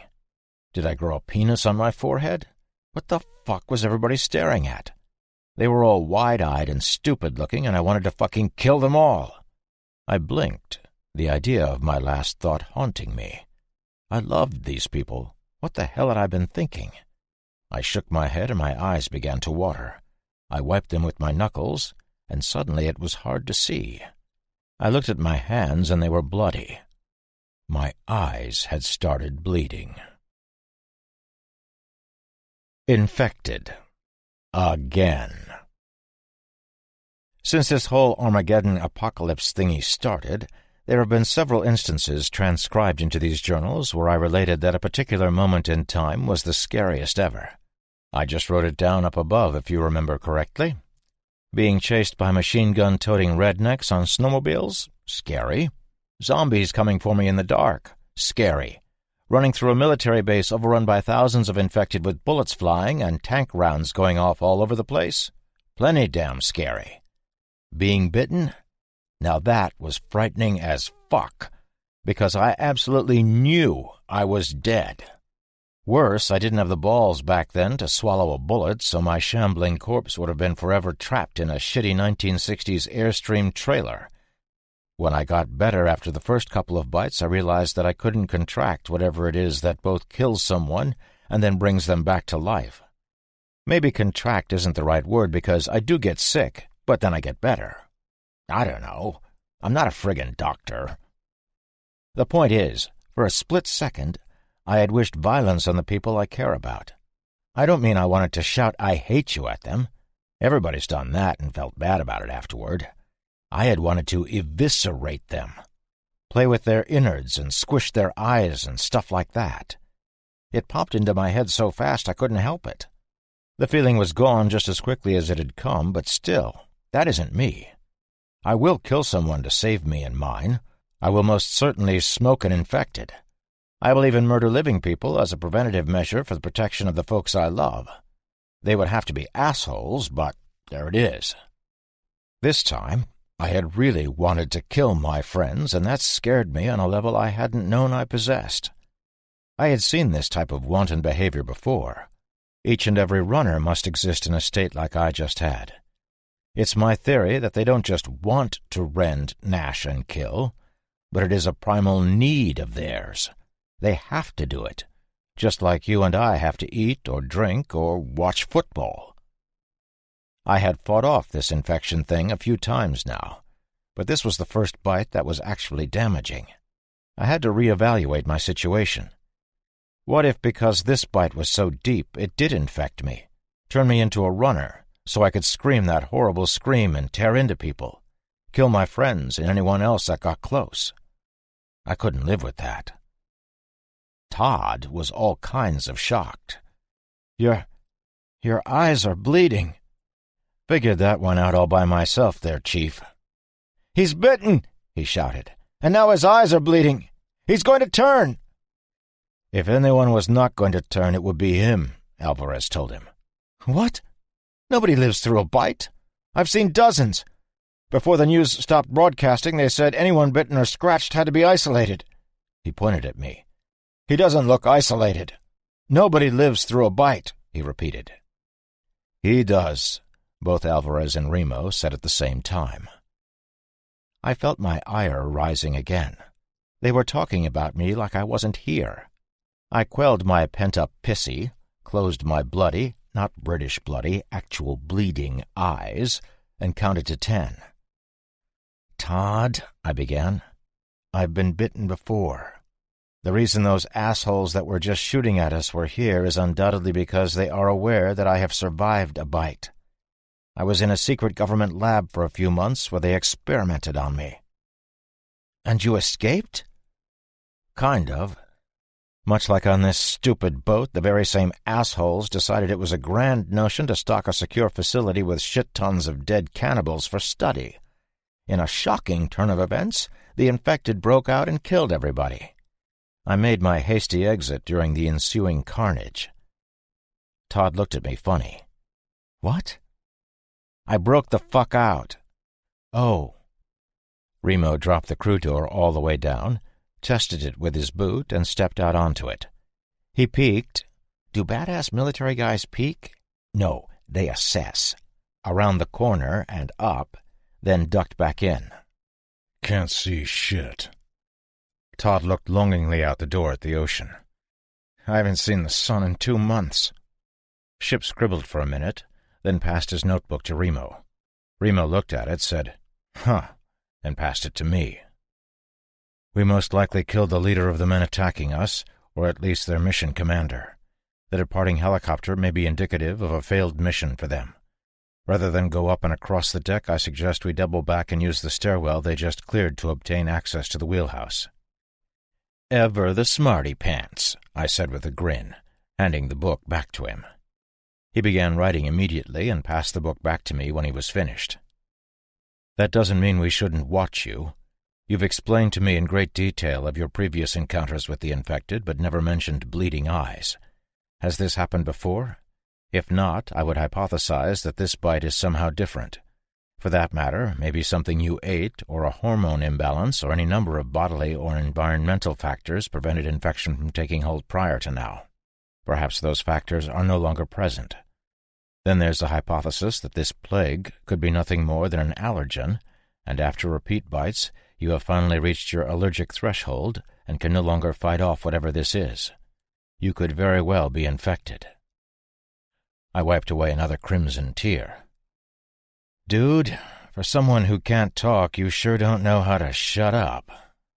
Remo stepped away from the hatch. "He's right, though. Their ride just left. They also threw grenades at a target that they were supposed to acquire." He looked at my blank expression. "You. They tried to kill you, or at least didn't give a shit if you died. That guy," he thumbed at the guy Ship had drilled, "was probably the driving factor in their mission, and once he was dead, compounded with the fact that they had sustained losses, they just took off. Besides," he said, looking at his watch, "we should be having company soon, and that would have scared off any chopper." He moved back the way we had come, and we followed him. I looked at Kinga's body on the way by. It was fucked up that we were going to leave him here, but that's how it was now. Remo stood over his body for a second, then glanced at the ladder. He slung his rifle and picked Kinga up by his armpits. He began to move him back toward the crew hatch, and it dawned on me what he was about to do. I slung my rifle as well and made to pick up Kinga's feet, but Donna was suddenly there. "Don't even fucking think about it. You're not picking up anything heavier than that rifle for a week." I stared her down. "This is different." Her eyebrows raised, and she stared right back. "Do you think he would want you to open up your already bleeding wound to help carry him?" Ship, who I have no doubt could have carried Kinga's body while it was in a horse-drawn carriage, horses and all, bent to pick up my dead body's feet. "I got it," Remo said, and effortlessly threw the lifeless man into a fireman's carry. Remo brought the body to the crew door, opened it with his free hand, and gently placed Kinga on it. He knelt down, said something under his breath, and pushed Kinga over the edge. Remo strode past us and climbed up the ladder without a word, using his collapsible stick mirror to check around while at the same time keeping his head out of the way of bullets or teeth from above. We followed, and I noticed that the heavy guy that we had lost to the dead was moving. There wasn't much left, but he was still attempting to crawl toward us. I stopped Todd and tried to borrow his broom handle. "Oh," he said, looking at the pathetic thing that had been a human being less than a half-hour ago. "You're hurt." He strode past me, putting a hand on my chest. He tried to thrust the sharp end of the spear through the dead man's head, but it wouldn't go. It kept sliding off. Ship appeared and gave the dead man a kick that nearly decapitated him. That did it, and whatever damage my pal's huge hoof did was enough. The thing ceased moving. Remo did this cool slide thing back down the ladder and approached us, getting down on his haunches. "There's nobody up there that I can see, living or dead. I can't believe they didn't breach the galley as well as coming around like we did." He brushed the deck with his hand and began to draw with his Sharpie marker. He drew the galley, the corridors, the stairs, and pointed to where we were. It was amazing. Ship looked impressed at Remo's recall powers, and it was not easy to impress Sasquatch. I'm going to go first. You and you next, he pointed to Todd and Donna. Then you. Ship can help. Guess who he had pointed at that last time? Alvarez, you're up last. Check your 6 when you're the only one down here. When we're all up there, I'm still moving first. Nobody goes past me for any reason. I will clear the way. If I go down, Alvarez is on point and Ship covers the rear. If they die, the rest of you are on your own. We're heading for the wheelhouse by way of that stairwell. Whoever hit us must have cleared it or they wouldn't have made it down to us. Absolute, utter silence as well. Don't say anything unless you believe not speaking will get someone killed. Questions? Other than when he had been training me in hand-to-hand combat, I had never heard Remo say so much at once. Todd meekly raised his hand. Can I have a gun? No. Why not? Remo looked at him, and Todd lowered his hand. If you need a weapon, there will be plenty on the deck. He pulled something from his pocket and passed it on to me. I thought it was his magic marker, but it was Kinga's mirror. You said you wanted one.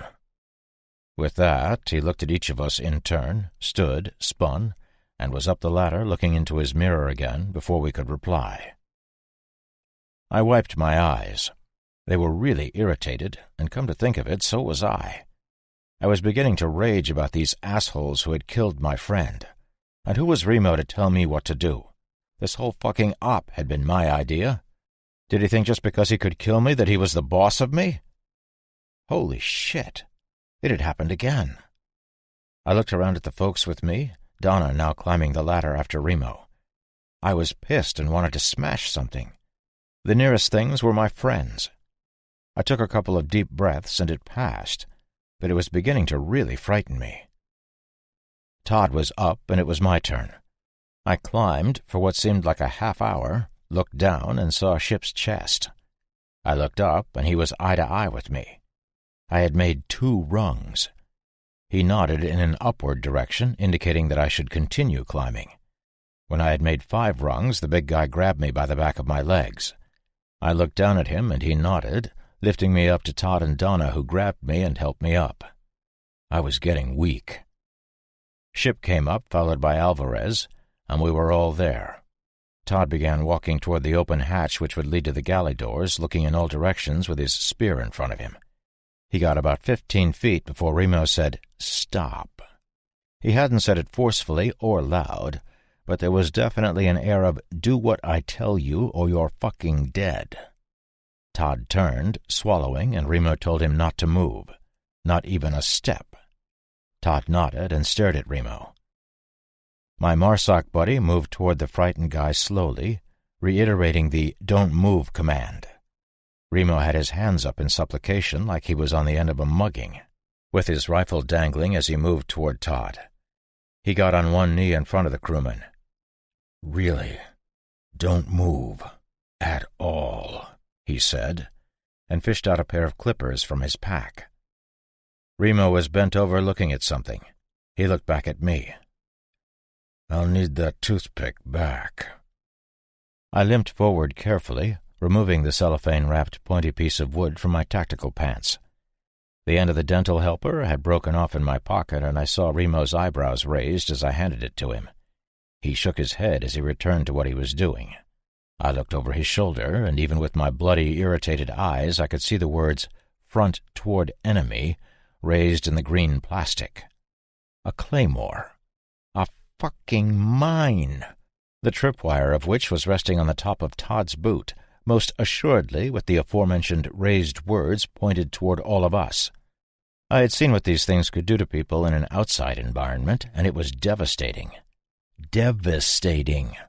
Inside a metal corridor, there would have been nothing left of us except something all over the walls resembling a demented Jackson Pollock painting.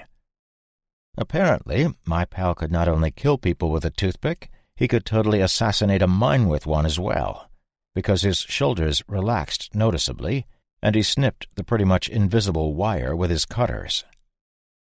"I told you," he said calmly, "that I would go first." Todd could do nothing but nod, no doubt his shorts in full code brown. Remo stood and looked back at us. I will go first." We all nodded. Then I noticed something I wish I hadn't. Remo stuck the mine in his pack. He had taken it. You can't make this shit up. He had taken the claymore. I realize I just wrote the same thing 3 times, but this guy had just put a fucking device made to shred human beings in his pack like it was a box of tissues. I looked at everybody, and they did the only thing they could. They looked back at me. Remo was already through the hatch when we began following him. We made it all the way past the spot where Jarek had smoked all the infected and into the galley proper without incident. Remo was standing in the center of the room. "Don't touch anything." He moved about, inspecting things, picking things up and returning them to their resting spots. "Clear," he told us, and he moved through the hatch that the bad guys had blown open. This led to the corridor between the galley and the stairwell, the one we couldn't go through because it had been jam-packed full of infected before. They were all dead. Or re-dead, I guess. They had been surgically destroyed with ammo that had been in superior supply to ours. This corridor looked just like the one that suffered from Jarek's handiwork, and they were ankle-deep all the way to the far door. We could see the open hatch to the stairs. Remo studied the corridor for about 10 seconds. "Nope." He turned around and moved past us, back the way we had come. The plan was now to backtrack through the original route we had used to get to the galley. We got through 2 open hatches before we found a closed one. Only one of the handles was in the locked position, but that was enough to set off the MARSOC alarms. "Everybody back. Get on the other side of that hatch." He pointed to the one behind us. "And close it." We did as we were told, and he fiddled with his hatch. Soon he knocked on ours, told us it was clear, and we came through. Nothing looked amiss when we all moved through the 3rd corridor. Remo shone his light into an open door as he moved past it and kept going. We had closed all the doors on the way here. Why was this one open? It was my turn for an alarm to go off, but it didn't happen until I was in front of the open doorway. I made to tell Remo, and the beam of my tack light cut the darkness of the empty room. Except it wasn't empty. A figure moved into view from out of sight to the right. It looked at me, and I looked at it, recognition flooding me. It was Jarek. I saw his face, and the twitchy, feverish look on it only took a half-second to process. He processed faster than I did, and was on me in a second, screaming. He hit me at chest level like a linebacker, and we both slammed to the bulkhead. Before I knew what was happening, I was atop him, pounding and slashing with my bare hands. He tried to get up, and I stuck my thumb in his eye. I felt it go with a liquid squish, and I kept hitting and hitting him, smashing his face with my fists and clawing at him with my nails. He stopped moving in short order, but his screaming didn't. Realization that it was me who was screaming hit me, so I stopped. I looked at what I had done after what seemed an eternity. There was nothing left of his face and neck. I had ruined it, and could see bone in several places. We were both covered in him. As I heaved, I looked at my hands. They were curled into claws. I wiped my mouth with the back of my bandaged forearm and noticed a smear of blood on the bandage. I felt stuff in my mouth and spit something out. It was a piece of Jarek. Horrified, I started to rise and heard a sharp intake of breath behind me. I whipped my head in that direction and saw every gun other than mine pointing at me.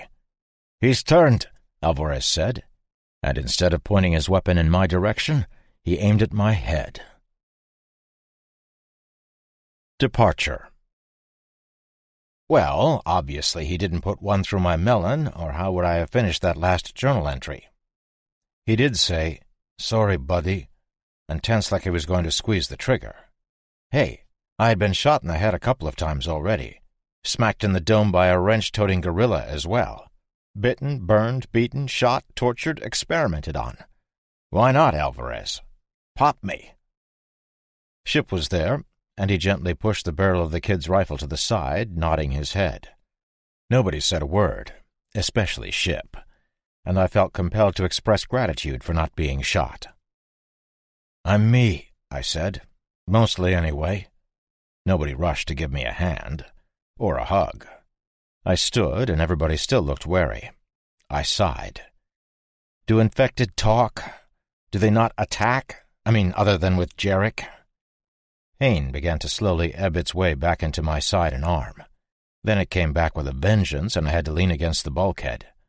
During my leaning, I glanced at what was left of Jarek. It was horrible, and I had to look away fast.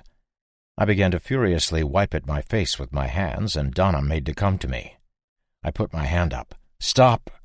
She did, blinking and looking a bit hurt. "At the very least," I began, "I have his infected shit all over me. At worst, I'm contagious as well now. I need a change of clothes and a bath before anybody touches me." "But you're immune," she yelled at me. "At this point, we don't know. When I was at Baldy Mountain, they took every fluid I had and did months' worth of tests. They never found anything different in me than in any other human test subject. They also couldn't find anything in the infected fluids of the dead. Basically, they had no fucking idea what this thing is." I was tired. Damn tired. And I needed to rest, but there was no time. Remo read my mind. "We need to keep moving." 2 more hatches, and we were at the base of the stairs to the wheelhouse. The doors off of each landing had been secured with chains, so nothing was getting in, at least not quickly. Infected were stacked on the sides of the stairs like cordwood, with a path all the way to the top. We were staring out at the sun through the wheelhouse windows when Remo said, "Clear." I moved to the broken front window and stuck my head in the hole. I felt the warmth of the sun and the sea breeze on my face, and it was fantastic. Then I got a waft of what was on deck and looked down on a couple hundred rotting corpses. They were in zombie dormant mode and were just meandering around slowly. They would do this until they received some stimuli, then they would go apeshit and try to eat whatever they saw. They hadn't seen me yet. I looked to the left, port side, and noticed a large gray vessel steaming toward us. It was the destroyer Stockdale. No wonder the bad guys had left in a hurry. There aren't a lot of helicopters that would be able to survive a battle with a ship designed to kill everything. The modern-day destroyers are like World War II battleships. Badass. I felt a tap on my left shoulder and turned to face it. My girl was there, and she took a surprised step back when she looked at me. I smiled. "I still look like one of them?" "No," she replied, a little too hastily. "Don't sweat it, kid. Maybe I can scare off the infected instead of shoot them now."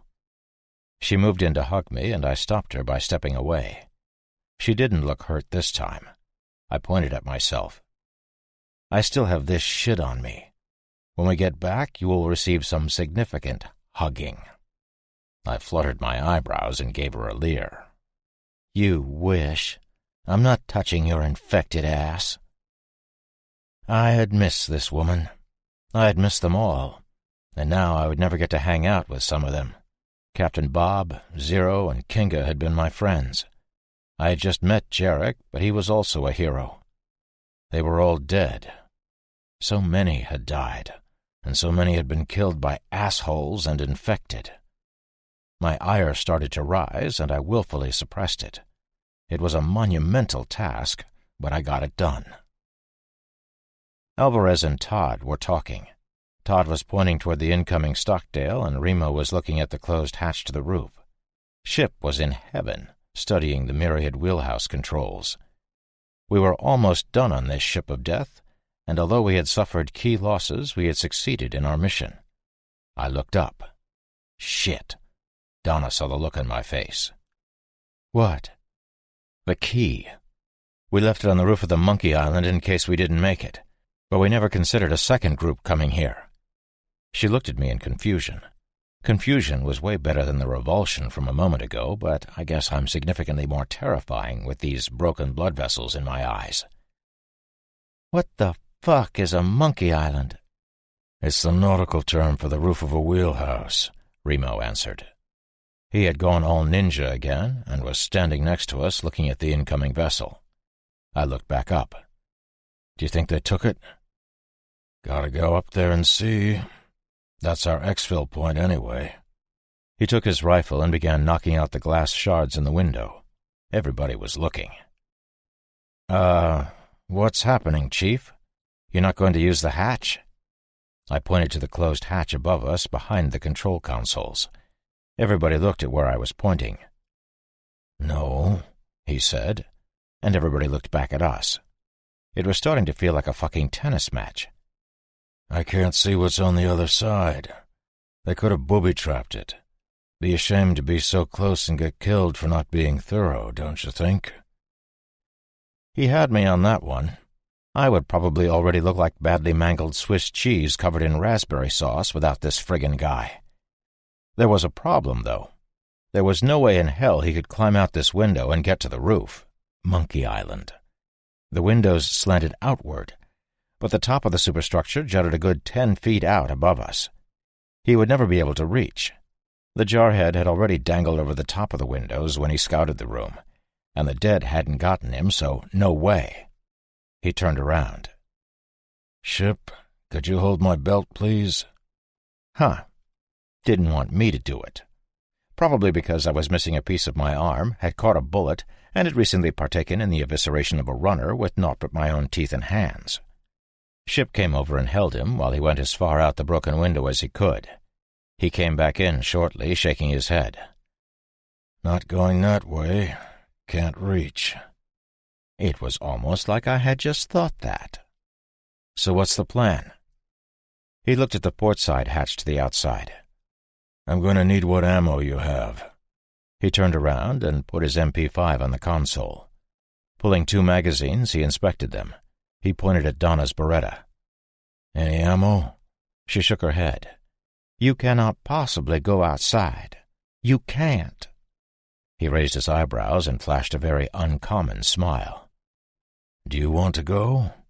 Somebody has to go out, climb the access ladder, and check the other side of the hatch." "But the deck is crawling with them."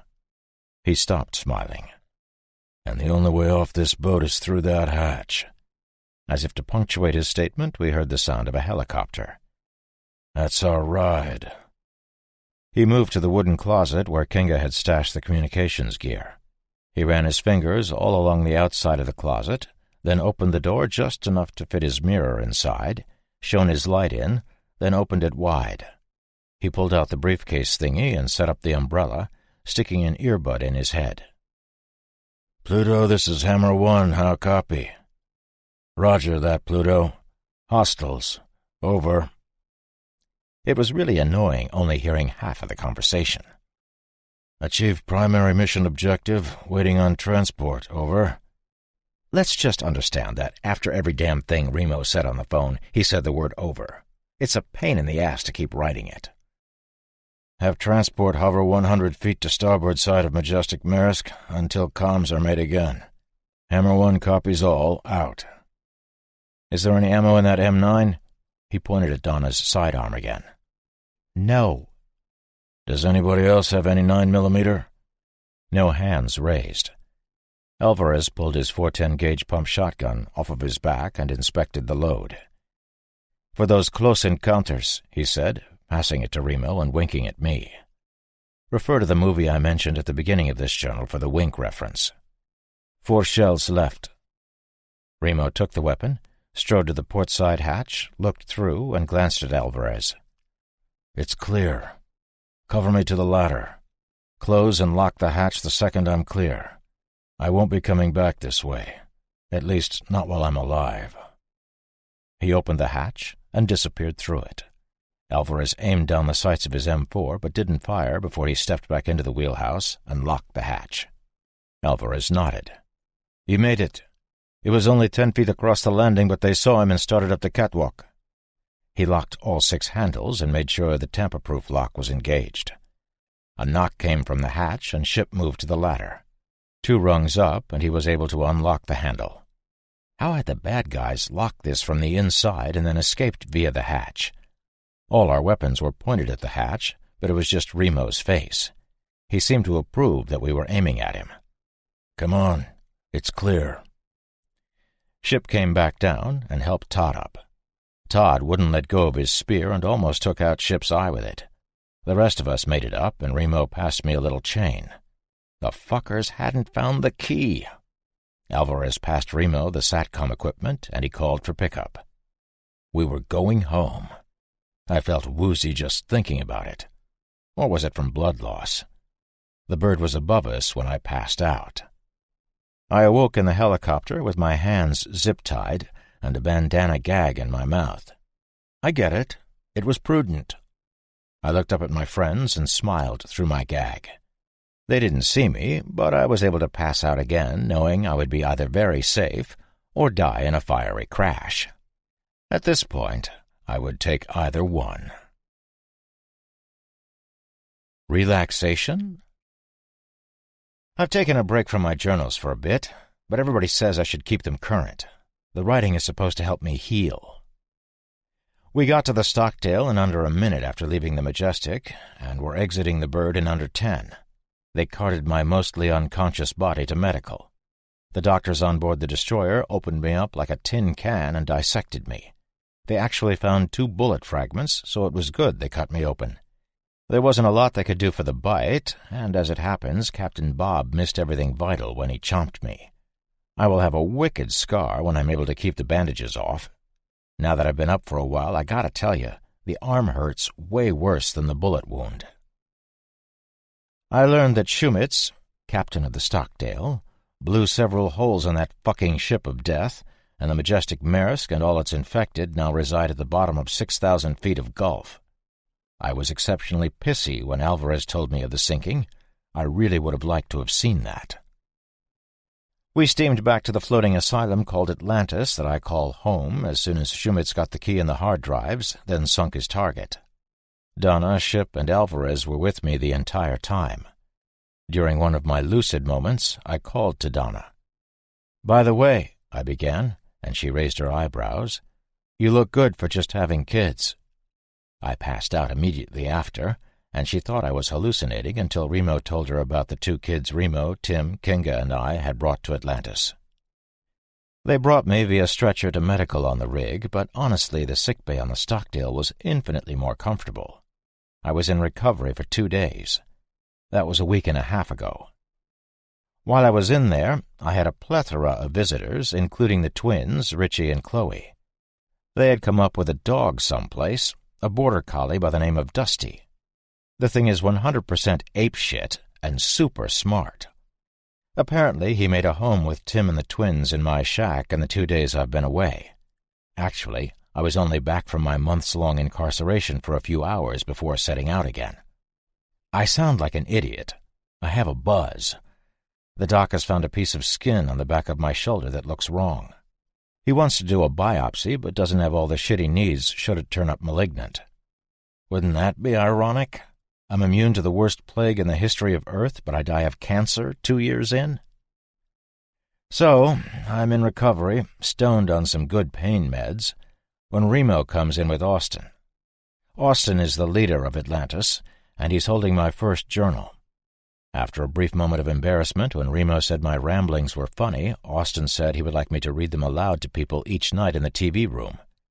Apparently, regaling my rigmates with my comical tales of the apocalypse would boost their spirits.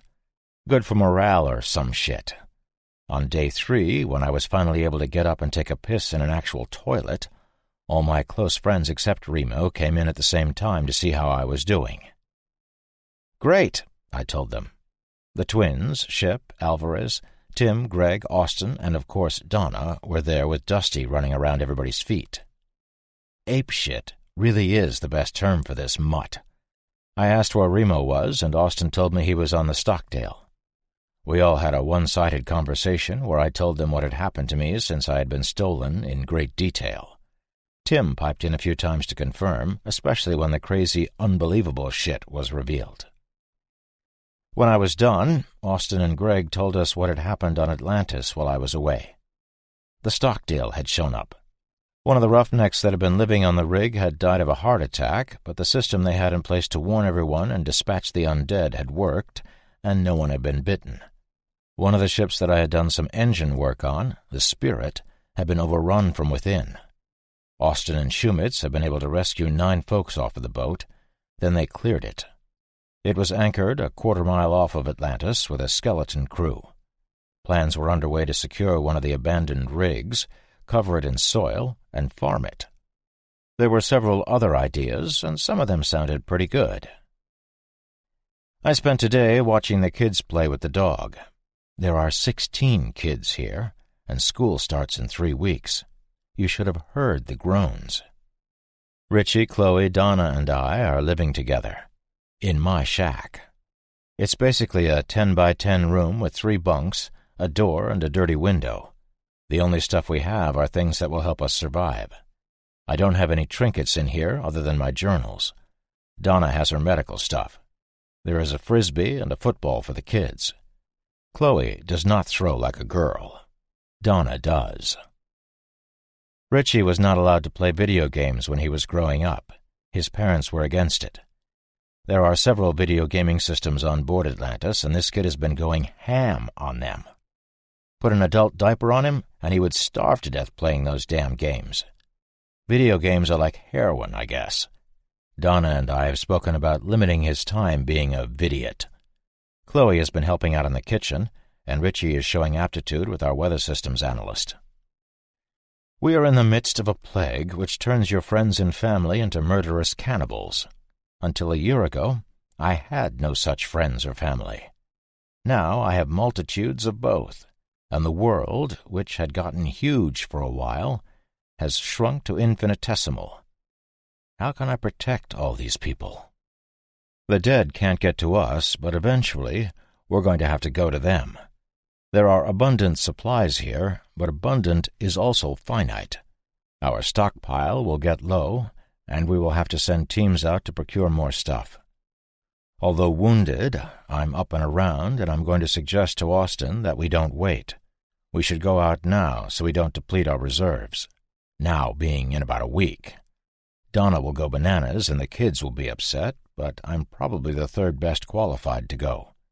I would say Ship would go nuts too, but I have no doubt he will say it's a good idea, then accompany me. I think a team of about 6 is optimal, not big enough to draw attention, but not small enough to be outnumbered. I'm going to ask Remo if he will come. He spends most of his time on the Stockdale now, but he still comes up to check on us and listen to my journals when I read them out loud. He's going to start a combat training class. Personal defense tactics. My idea. Kat has taken to the kids as well as Donna. Kat lives with Alvarez across the deck from me. They share a shack with another 2 people who hot bunk. One of those people is Tim. Tim is a bona fide hero to these roughnecks, and not because of the stories I've told. Screw zombie hordes, screw crazy bikers and super spies. Tim can fix shit. The various computer systems on this rig are Tim's to command. This guy blows away anybody for probably 1,000 miles when it comes to computers and networks and communications. He's corrected 100 problems already and has only been here 10 days. The only issues I had were that my arm hurt, this piece of skin on my shoulder itched now and then, and I was bored. They wouldn't let me work yet. Because my arm hurts. Did I mention my arm hurts? Because it hurts. I would love to tell you that we all lived happily ever after, that we spent our days on the rig making forays and were finally able to live in peace once all the infected rotted away. Alas, this was not to be. It didn't take long for everything to go to shit either. I had finally been cleared to go back to work. Much like Tim, I fix stuff. Not computer stuff. F that noise. I fix mechanical things. 'Cause I'm a mechanic. There was never a shortage of shit to fix on an oil rig either, and this one was huge. Not only that, but as I've mentioned in a previous journal, I get pimped out to other rigs and ships in the Gulf as well to fix their broken shit. That, as it happens, was where the proverbial feces struck the fan. The Ocean Diamond, a semi-submersible drilling rig, had a failure in one of her air compressor motors. Yours truly was asked to come aboard and take a look. It was my first time being back on the job since I had been kidnapped. I jumped at the chance. What a fucking idiot. They sent a boat to pick me up. They offloaded 200 gallons of fuel for us. Fuel was generally the mode of currency in the Gulf, although there were several others. You might think it odd that gasoline and diesel were currency when every ship and rig in the Gulf was mining oil, but oil was a resource everybody had, and everybody knew that refined fuel was worth more than gold. Absolutely everything out here ran on fuel. Even the electricity was generated by fuel. Sure, there were wind and solar rigs, but they still needed gas. Atlantis had her own refinery, and there was a refinery ship aligned with us anchored not 1,000 feet away. But we took the fuel anyway.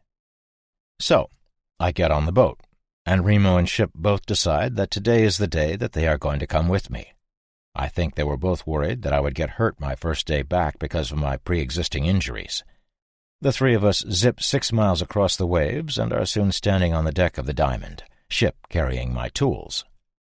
A smallish woman, whom I had never met, maybe in her early 50s, greets us and introduces herself as June.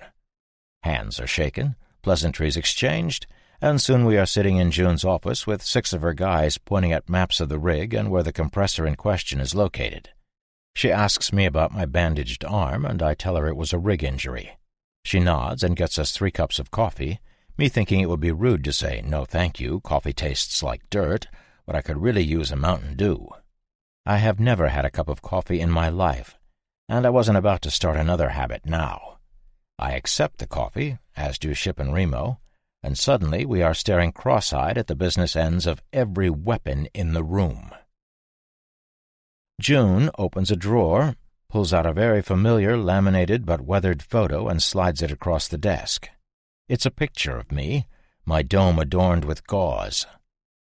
"Sorry," she said, and looked the part. It started with a tomato, a little grape tomato in a salad. June and the guys from the Diamond, the guys with guns, escorted us to the galley. They brought us in lunch, which consisted of, you guessed it, a salad. They had that oil and vinegar dressing with those friggin' herbs that I absolutely love. Anyway, they were sitting around us, sort of paying attention to us eat while talking. They were talking to us, questioning me as to who I was. I would not answer. They didn't seem to get frustrated or angry at my refusals. I got the impression that these weren't bad people. These were not professionals either. I know this because, had they been, they would have separated and bound us somehow. They had disarmed us, but just looking at Remo and Ship should frighten most people. I believe that these people were not used to the shitheads that seem to flourish during an apocalypse. Other than point weapons at us, the worst thing the folks from the Diamond had done to us was serve us lunch. So, the tomato. There had been several in the salad, and I was going to eat every damn bit of this salad because, number 1, it was delicious, and number 2, I was thinking I was going on a long trip that would end with me strapped to a hospital bed in another government facility, and the food there couldn't compare. I got to the last tomato, and it was covered in this fantastic dressing. I stabbed at it with my plastic fork and missed. I tried again and was able to puncture the tomato, but it fell off the tines. The 3rd, 4th, and 5th times the little round devil rolled off the tines unpunctured. I got mad, pissed at that fucking piece of fruit, then at the assholes who were prepared to turn me over to another, worse group of assholes. And for what? Payment? More fucking tomatoes? I began to shake, and my eyes began to water. Of course, by this time, you know it wasn't water.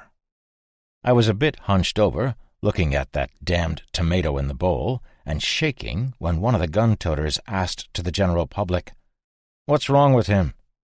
They had taken me prisoner and were going to sell me, and they wanted to know what was wrong? Really? As my hands turned into claws, I said, "Remo, try not to kill anyone." Before anybody except my buddies could process that, I launched myself at the nearest asshole, hitting him under the jaw. He went sprawling, and this shit was on. I punched the guy to his right in the temple, then kicked the guy in the ground in the balls. I heard a shot fire and had to hope none of us was hit. I looked the standing guy in the face as he held his head, and he saw my blood-red eyes and screamed, dropping his weapon. I grabbed his head and smashed my forehead into his nose before he could move. I turned to June, and she screamed as well, fumbling for her sidearm. Remo had already incapacitated the 2 idiots near him, and Ship had taken out both of his captors with one backhand swipe. Remo was pointing the gun at June, and she just lifted her hands in the air and begged, "Please." I shot across the table, taking her to the ground and straddling her. I snarled the most terrifying sound, and her bladder let go. I screamed and slapped her with an open palm. She began to cry frantically, and I removed her .357 Magnum, standing and cocking the hammer. "Get up." She was beyond hysterical, so I nudged her with my boot. Okay, so it was more of a kick, but I hadn't hurt her. "Get up!" I pointed the cocked weapon between her eyes, and she just closed them, crying. 5 or 6 people burst in, but we had all of our former captors, including the leader of the Diamond, on the ground and covered. "Drop your weapons or we kill you all," Remo said calmly. I think his tranquil demeanor was more terrifying to these people than if he had fired his weapon. Every one of them acquiesced immediately. I heard weapons hit the floor. Remo was telling everybody what to do, but I wasn't listening. I was heaving and thinking about Donna, the kids, and that damn dog. Without altering my gaze, I pointed at the guy I had kicked in the balls. "You! Help her up!" He limped to her and did just that. She had calmed, but the place was still as tense as the OK Corral just before high noon. I looked around, and all the douches were on their knees, hands behind their heads, ankles crossed. Ship was behind them, and Remo in front. "What now?" Marsoc asked. "How about we tie them up in this room and I fucking bite her?" I pointed at June, and everyone in the place went dead silent. "Why?" I demanded. "Why would you do this? Do you have any idea what the assholes you were going to give me to are going to do now?" "They have my husband and brother," she shouted, beginning to cry anew. "They'll kill them if we don't deliver you." I uncocked the hammer on the .357 and sighed. Well, shit. Exchange. Hostages. What's left of the American government had procured hostages in order to procure me. That was a crazy time. I pointed at one of the guys that had just shown up. "Get me a radio." He stood, obviously terrified. "If you bring anybody else back here, I will tear them and you to pieces, and my buddies will execute every last one of these assholes." Tear him to pieces? Epic. These people thought I was some kind of sentient infected, and I wasn't going to let them off the hook so easily. Scaredy-Cat returned in a few minutes and handed me a radio. It was big, and it had a huge collapsible antenna. Looked like something left over from Quezon. We had all our captives facing the wall, on their knees, ankles crossed, hands on their heads, just like before. I made a call to the Stockdale, and Shumitz was on the line pretty quickly. We hadn't thought to initiate call signs. "Everything all right?" "Decidedly not. They pulled guns on us, tried to subdue us, and had plans on shipping me off to what I'm guessing are the same assholes who had me before." "Any casualties?" "One guy will have sore nuts for a while, and the boss over here," I looked at June, "is going to need a change of panties, but other than that, no, everybody is okay." "I meant were any of our team injured?" "Oh, no. We're good." "Dispatching a team now. Glad you boys are okay." "Yeah, about that. I'm having a hard time believing that whoever wants me decided to come to these idiots first. Why didn't they contact you and demand you roll me and hand me over?" He paused for the slightest of moments. "They did. I told them to fuck off. We are now rogue elements of the U.S. Navy. They told me they were dispatching a carrier group to Atlantis to relieve me of command." "And you didn't think to tell me this?" "I don't work for you. You're not even Navy. Like I'm going to inform you of classified communiques. This having been said, I was going to discuss it with the group tonight.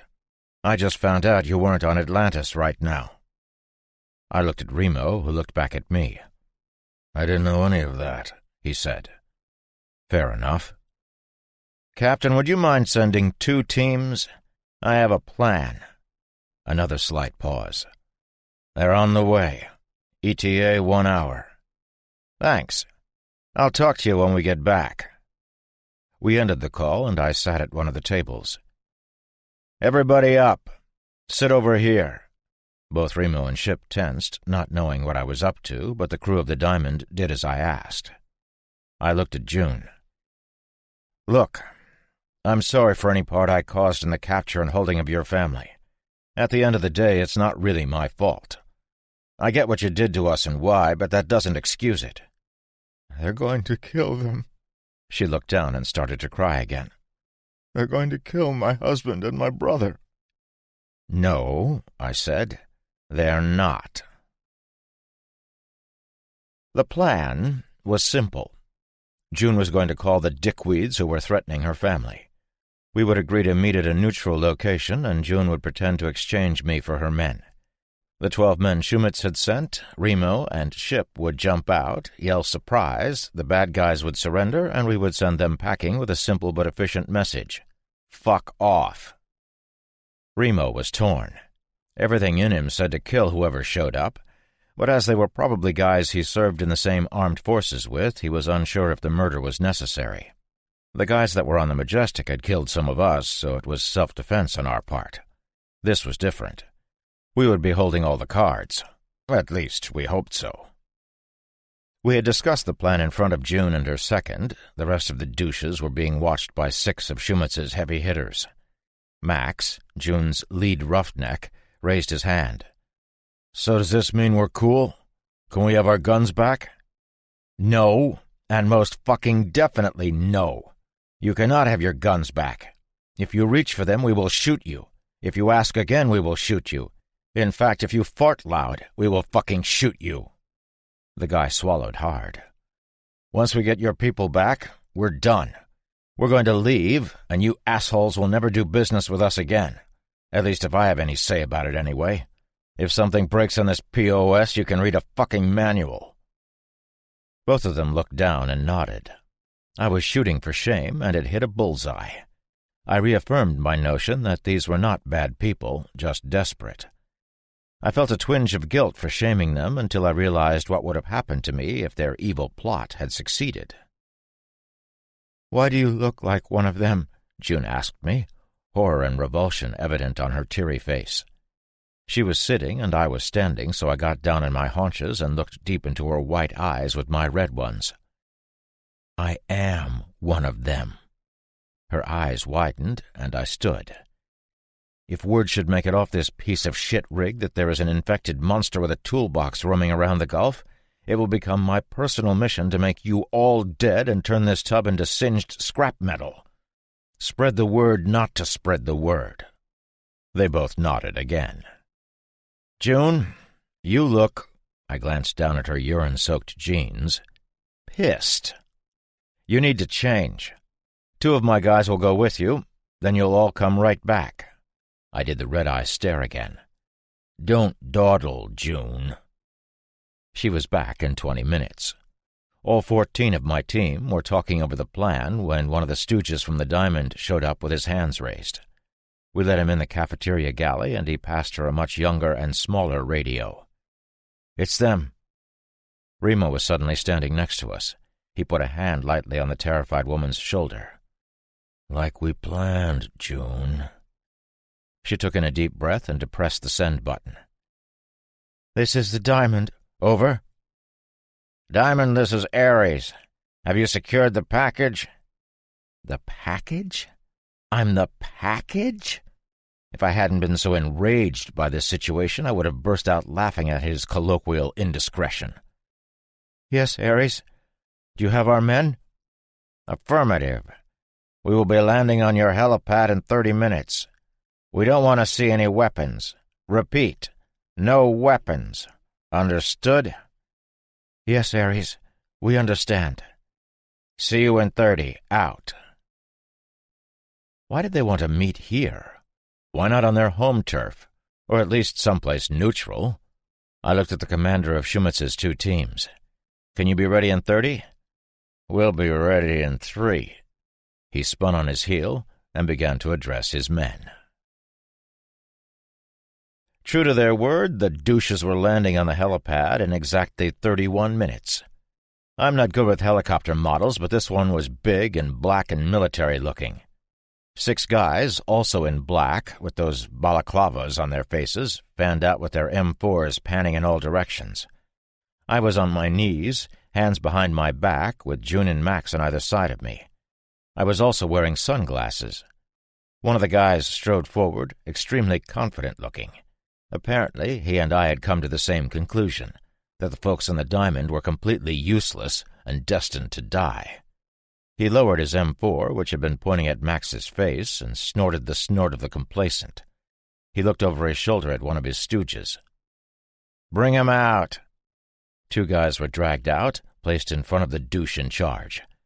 They both had hoods on their heads with their hands bound behind their backs. The rest of the operators seemed to relax, and while they didn't lower their weapons, the barrels drooped some.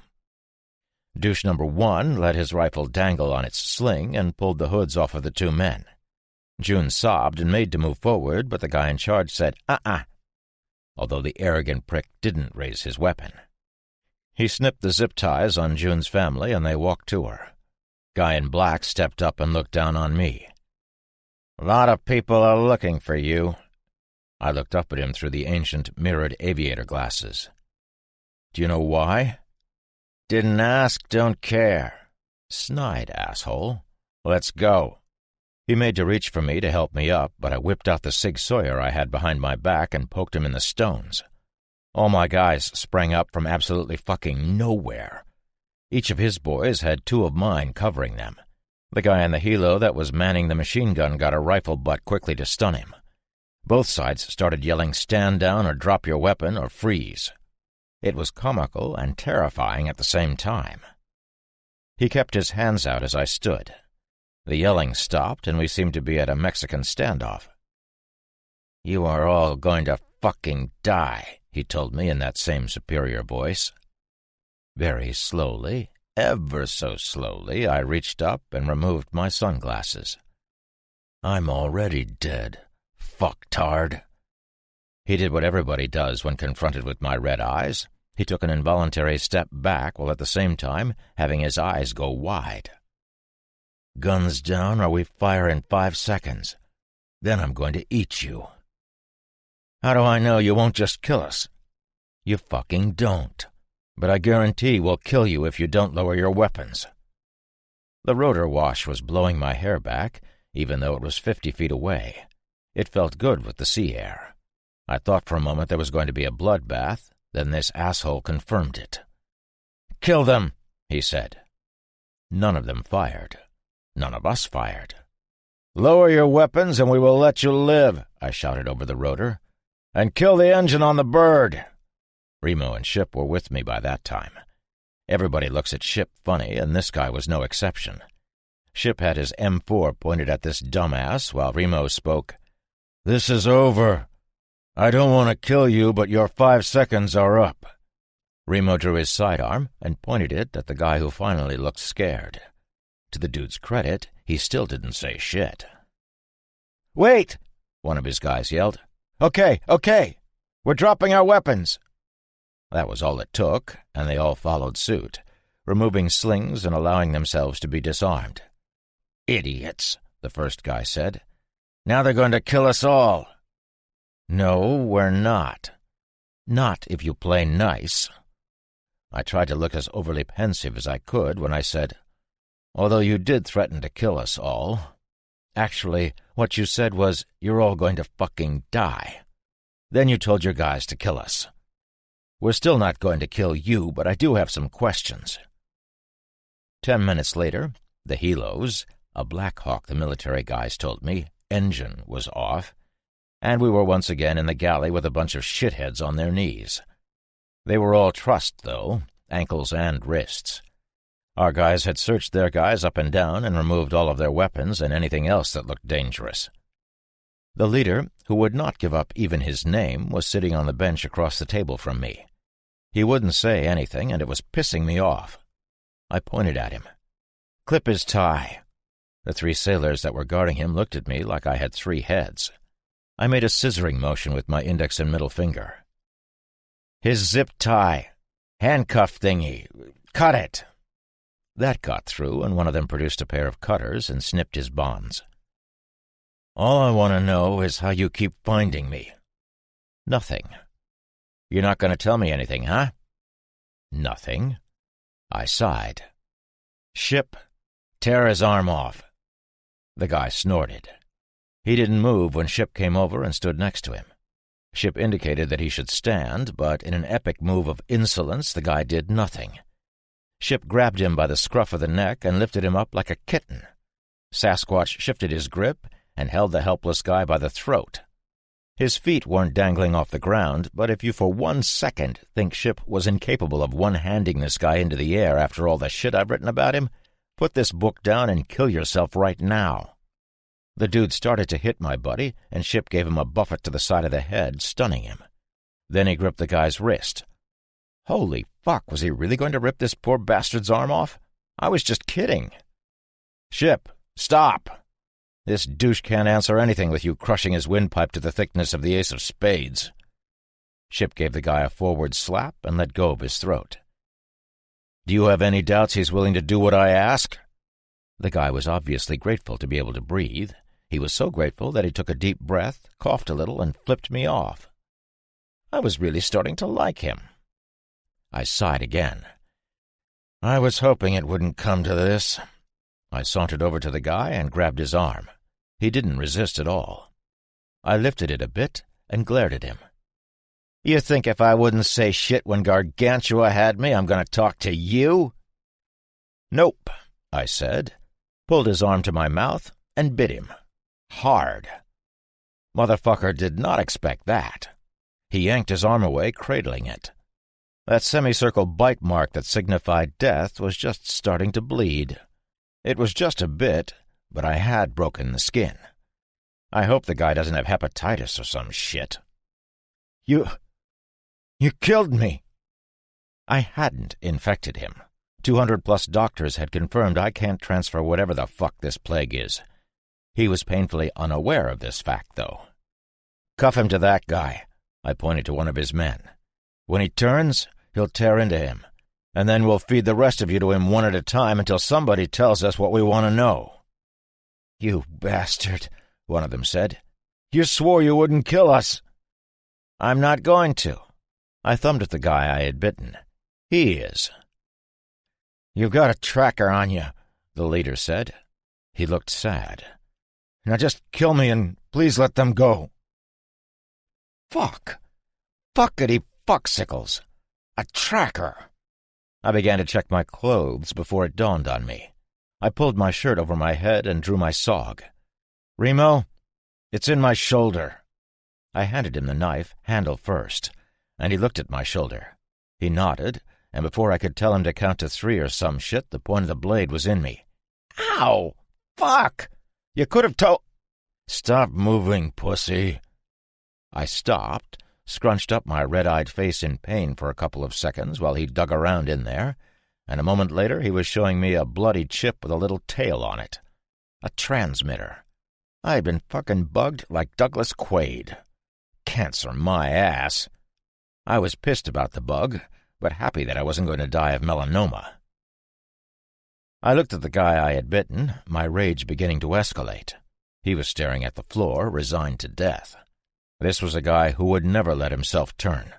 He or one of his buddies would have his brains on the wall the second they were able. Poor bastard was probably just doing his job. I mean, he was a prick and working for what I consider the bad guys, but still. This false power I had over people, them thinking I would or could infect them, was helpful, as it unnerved everyone. I could see it coming back to haunt me if it got out, though. Nobody would want a carrier of the plague on their ships or rigs to help fix stuff. You and I know I'm not a carrier, but nobody else would buy it. Look at me, asshole. Ever the nonconformist, his face was still pointed down, so I grabbed his chin and made him look at me. I took a deep breath before I began. I can't infect you.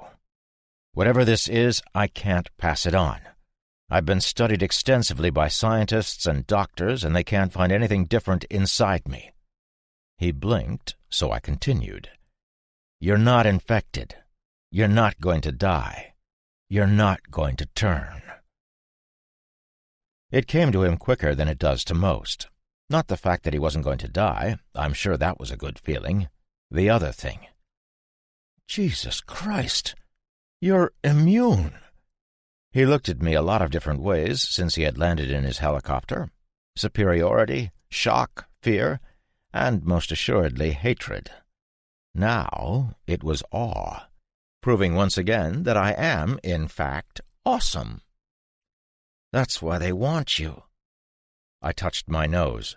Warp, give that man a cigar. I heard a couple of holy craps, another Jesus, and at least one bullshit. From the crowd, but honestly, I don't give a rat's ass. That's why they want me.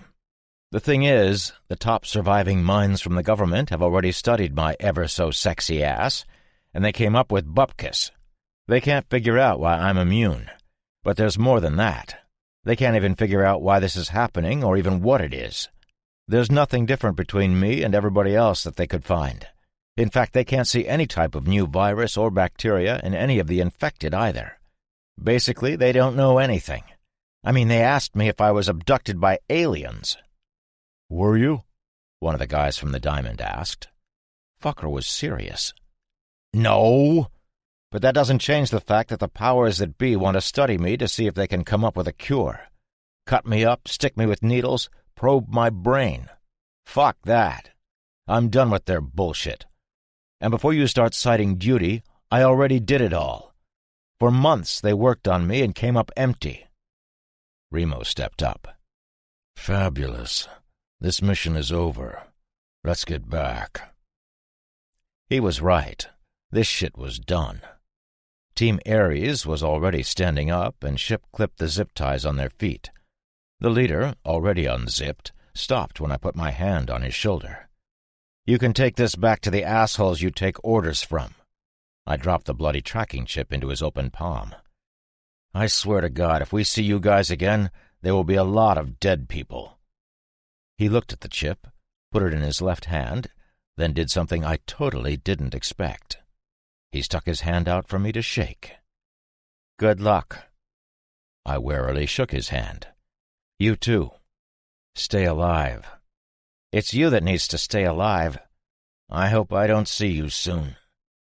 Me too, I told him. We escorted them to their helicopter, which I thought would be an excellent addition to our Air Force, but honestly I didn't know where to put it, or if we commandeered it, where to put the guys who came in on it. Then there was the issue of a pilot.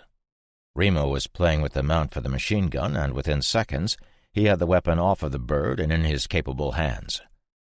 For our trouble. The bad guys didn't object as they boarded the helicopter.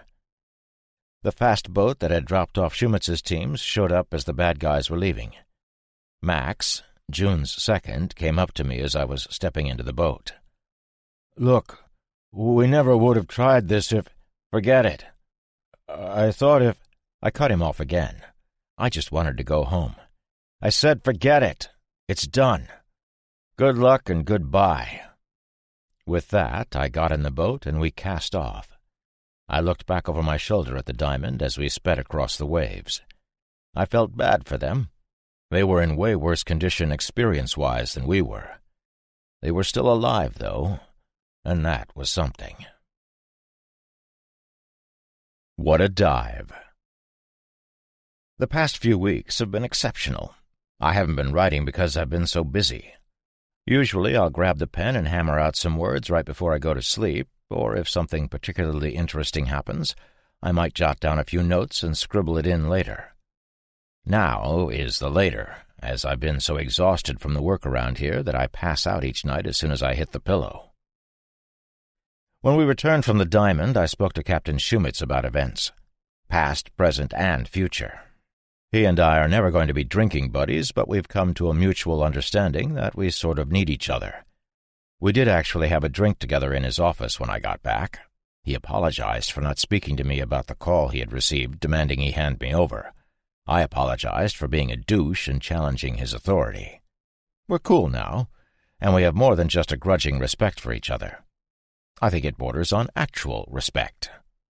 I've been out to 2 other rigs this past week, both times with armed escort. We're hoping nobody else knows that I'm a fugitive with a price on my head, but we aren't taking any chances. Some things of note have happened since the fiasco on the Diamond. Another boat, this one a huge ferry from Florida, the Constance, called in a distress call. She was in the process of being overrun. Shumitz sent a team and they rescued 3 people. The rest were shamblers. One of the rescuees tried to hide a bite, but she was discovered during quarantine. She had that slim hope that the bitten have, maybe I'm not infected. She was, and she died.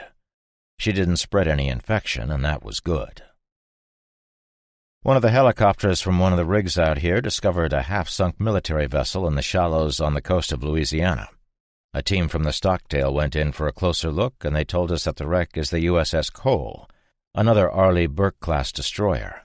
The Stockdale has a shit-ton of spare parts and a machine shop way better than the one on Atlantis, but plans are underway to hit the Cole on a scavenging mission.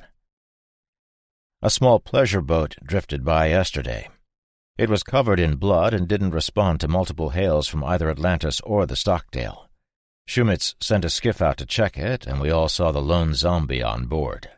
The stupid thing tried to attack the skiff, which was about 200 feet away, and fell overboard, slipping beneath the swells, hopefully forever. The skiff sunk the boat with a couple of blasts from its machine gun. I've been working on sign language with Sasquatch so he can use his book less.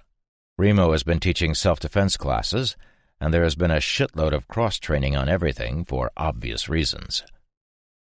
My foray idea was put on hold for a month until we can rule out this carrier group coming to take the Stockdale and enforce a court-martial on its captain. It hasn't shown up on radar, and scouts haven't seen anything. Shumitz said he will not fire upon the U.S. Navy, so if they come, he's surrendering peacefully. In 2 more weeks he will call bullshit on the whole thing, and we can return to business as usual. He had a big meeting with his entire crew, telling them that he had plans on a mutiny from the Navy, and that they would all be considered rogue. He and Austin offered sanctuary on Atlantis for any sailor that wished to stick with the Navy instead of the Stockdale. Not one crew member decided to leave. If the carrier group shows up on radar or any other way, I'm taking off and heading to the Drifter, one of our buddy rigs. I'll stay there until they leave, and if the Navy is still there in 3 weeks, I will take my chances on the mainland. Ship, Donna, and Remo will come with me, but Tim and the kids are staying behind. Tim is needed here, and I'm not bringing the kids to the mainland.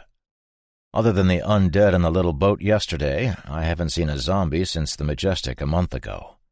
Hopefully, good times lay ahead. I had to open my mouth, or my pen, rather. After all the shit I've seen and done and been through, I just couldn't shut up. Full circle to shit magnet. Evil finds its way to me no matter what I do. God hates me. That's got to be what it is.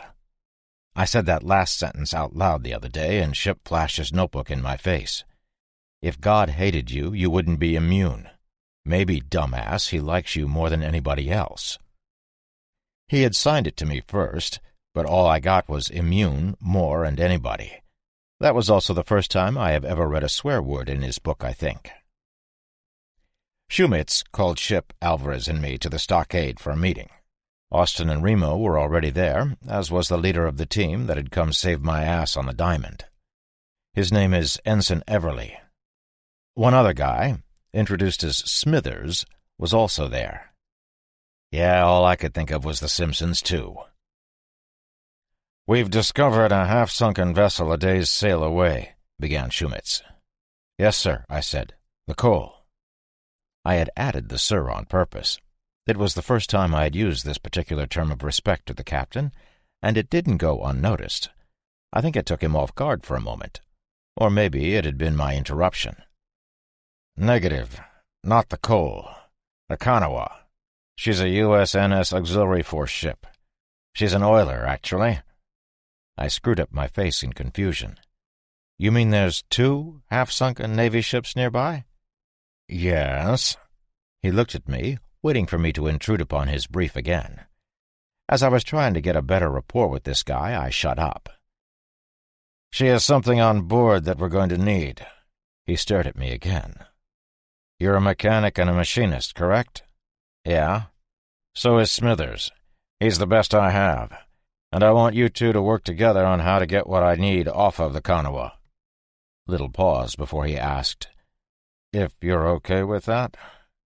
Seems I wasn't the only one out to mend fences. "Of course, Captain. Dare I ask what we're after, or is that need to know?" He smiled. "Need to know. And I'm sorry, but you don't." "So a smash and grab? What do you need from me?" "You mentioned you were an underwater welder?" "Yeah, 2 years. I want all of you to accompany a team of my men to the Kanawha. They will board the ship and retrieve the item. It is entirely possible that the location of the item is submerged, so divers will be ready." I didn't like where this was going, and my expression said it. "You won't have to board the ship or dive," he added quickly. "I just want you there as a consultant. We may have to cut through some bulkheads, and the item is most likely in a safe." "Why, Captain, are you robbing the U.S. Navy?" "No." It was his turn to smile a smug smile. "We're robbing the U.S. government. The item in question could provide us additional security. It would definitely be worth almost anything to the executive branch, if there are any left." He looked me right in the eyes. "It's probably worth them leaving you alone for a trade." I looked at Ship. He had one thumb up. I looked at Remo, and he looked bored. "We're in." I worked for a day with Smithers on how to best get at Shumitz's mystery item. "The safe is located in the captain's quarters," he told me, and pointed at an electronic set of blueprints on his tablet. Finally, like aliens. "Here." It was sort of in the forward center of the ship, one deck down from the galley. Depending on how the ship looked when we got there, it would be an easy walk to the captain's quarters, then cut the safe open with a torch, grab whatever it is that was needed, and bug out. Easy. I need to stop thinking that. Dawn of the following day saw me looking at the beached Kanawha. We were surveying the wreck from the rear deck of the Mary's Joy, a 40-foot pleasure craft that had been used to get some desperate people from the mainland to Atlantis. This boat had been some rich guy's pre-apocalypse toy. There were pictures of small children inside, and it made me sad. The fact that the Kanawha was 4/5 sunk and had a 20 or so degree port angle also made me sad. These guys would have to dive, no two ways around it. The fact that there were a couple of dead crew members meandering around the foredeck gave me cause for concern as well. I just got back from a damn zombie-infested ship. Now I was 10 feet from the rails of what could be another one. This one was mostly underwater, even if it was a mere eighth of a mile from what was once probably a beautiful Texas beach. 6 or 7 dead things had been on the shore, but when they heard our boat motor, they splashed into the surf toward us and disappeared. Fuck this. The Kanawha was a weird-looking boat. She had a bunch of big gray cranes on her front and mid-decks. Most of the mid-deck was sunk, but the front of the vessel was sticking out of the water. Waves slapped against the foredeck, and I saw an infected crawl up and out of the water. It came toward us, but slipped on the angled steel and slid back beneath the black surface. "How many crew were on this thing before it sunk?" I asked Ensign Everly. 108 crew, but there were probably refugees as well. I know there were high-level U.S. government officials on board, too. Smithers was suiting up, and he had company. 5 other guys were also getting ready to dive. They were kids. Young Navy boys about to dive into a hell most people couldn't possibly understand. I grabbed one of the suits and began putting it on. It was a dry suit with an auger mask and a rebreather. Shit. So, for those of you who don't know what that is, a wetsuit is made of neoprene and lets a thin layer of water in to be warmed by your body and keep you warm when you dive. It's very buoyant, and you need weights and a buoyancy compensator to get you up and down in the water. A dry suit keeps you encapsulated in dry air, and the water never touches you. The auger mask keeps your whole head inside an air-filled helmet so you can install a radio to communicate with your buddy. The rebreather acts like a scuba tank, but scrubs your exhalations so you can breathe underwater for a lot longer than with a conventional tank. Rudimentary explanation, but there it is.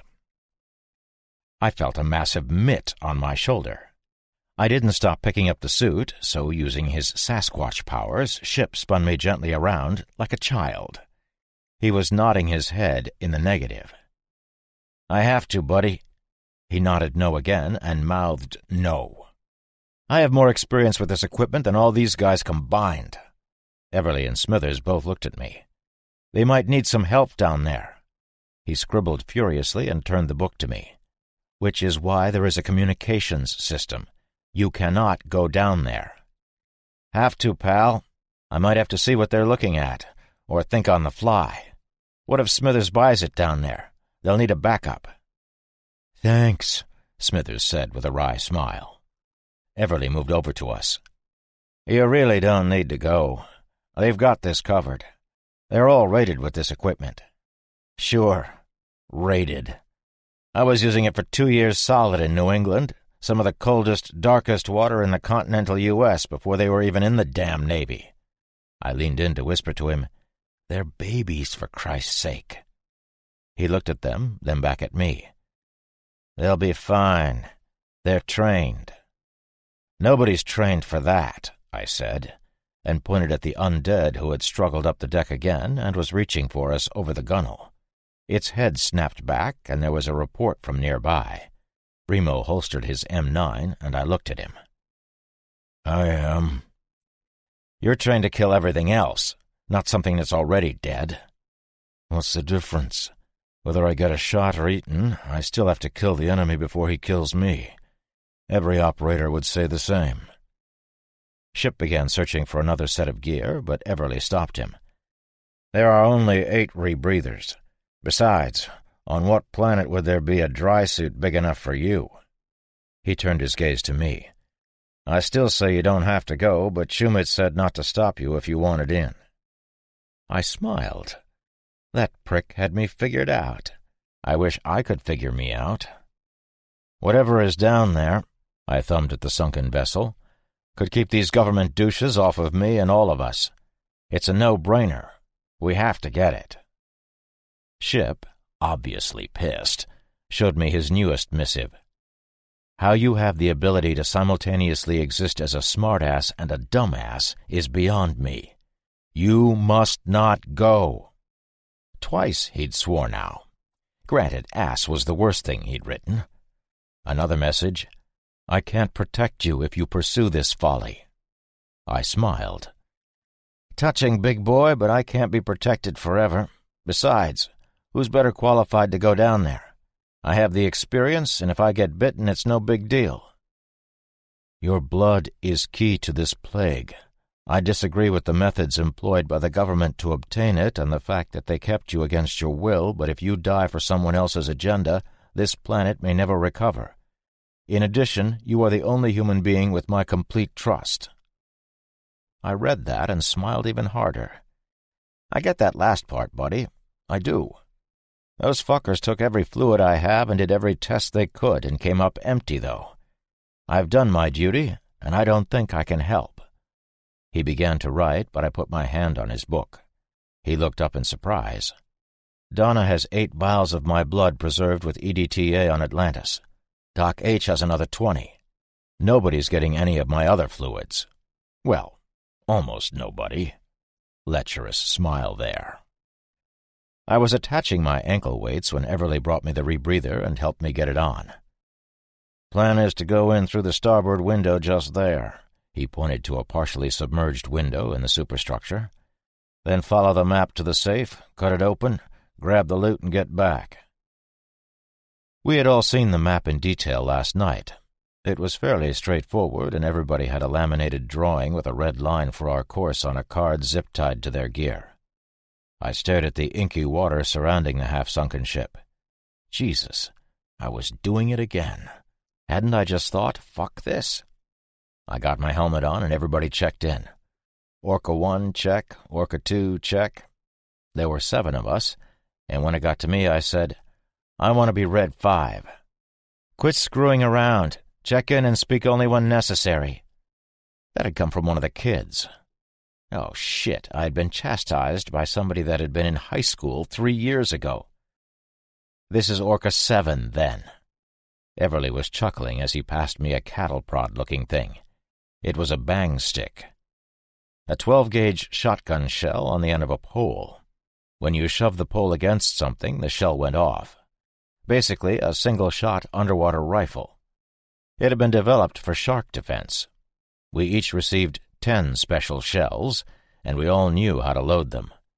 That and my knife, not my SOG, were my only weapons. I heard 2 more shots through my helmet. Remo and Everly had dispatched the remaining undead on deck, and it was time to go.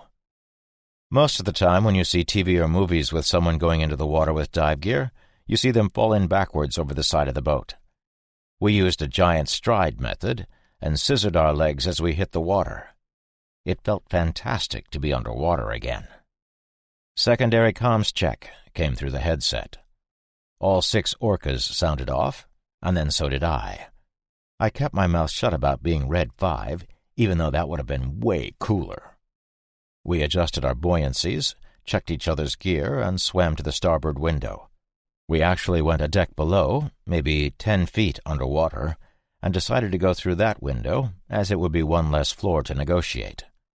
Our dive lights penetrated the inky darkness through the glass before Orca 1, our dive leader, pulled out a little device that looked like a pen. He pressed it against the window, and the thing exploded into glass shards that looked like mirrors as they sunk. Cool tool, and I wanted one. One used his bang stick to clear away errant glass debris, and he swam in. The rest of us followed. I was the odd man out. I had 2 buddies, 5 and 6. Smithers was 6. We both had cutters consisting of 2 oxygen cylinders, a line, the cutting tool, and 6 cutting rods. The small gas tanks were so heavy that they had their own buoyancy compensators.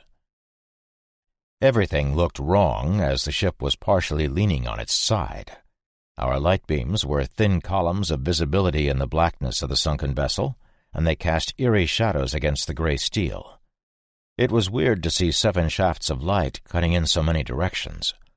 Orca 2 was passing an open door when he freaked, swimming back against the bulkhead quickly. It was short-lived because the fish-belly white dead man floating in the doorway was truly dead.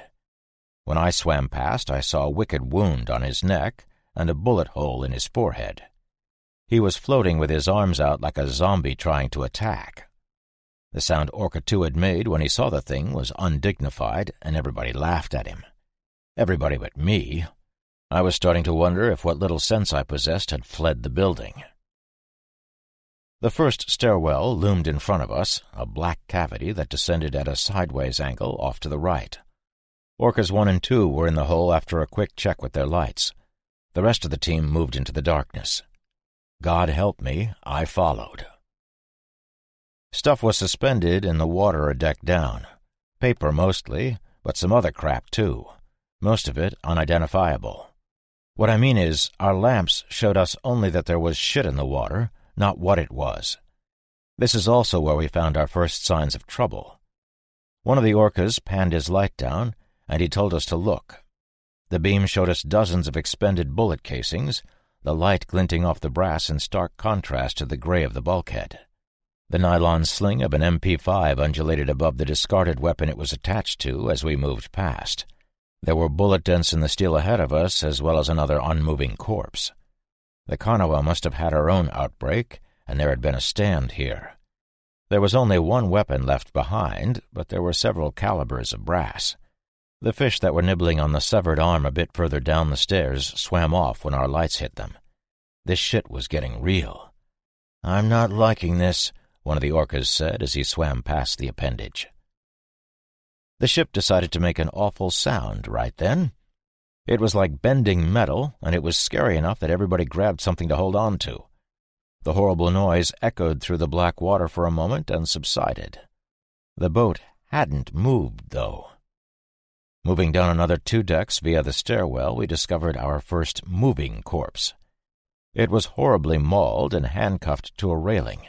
It had its back to us and was trying to get at the beams that were shooting past, putting spots of light on the bulkhead in front of it. The thing was pawing at the lights like some demented cat chasing a laser pointer. It was stretched out, using its legs to pull against the handcuff so hard that bits of its wrist were flying off and drifting briefly through the water before they slowly sunk. It was gross. "I'll take this one," one of the orcas said, and moved forward. He pulled his knife, swimming in just behind the dead man. He grabbed its hair to drag its head back so he could stab it, but the scalp came off in his fist. The thing, now exhibiting extreme male-pattern baldness, spun around as fast as a dead thing can spin, and latched onto the kid.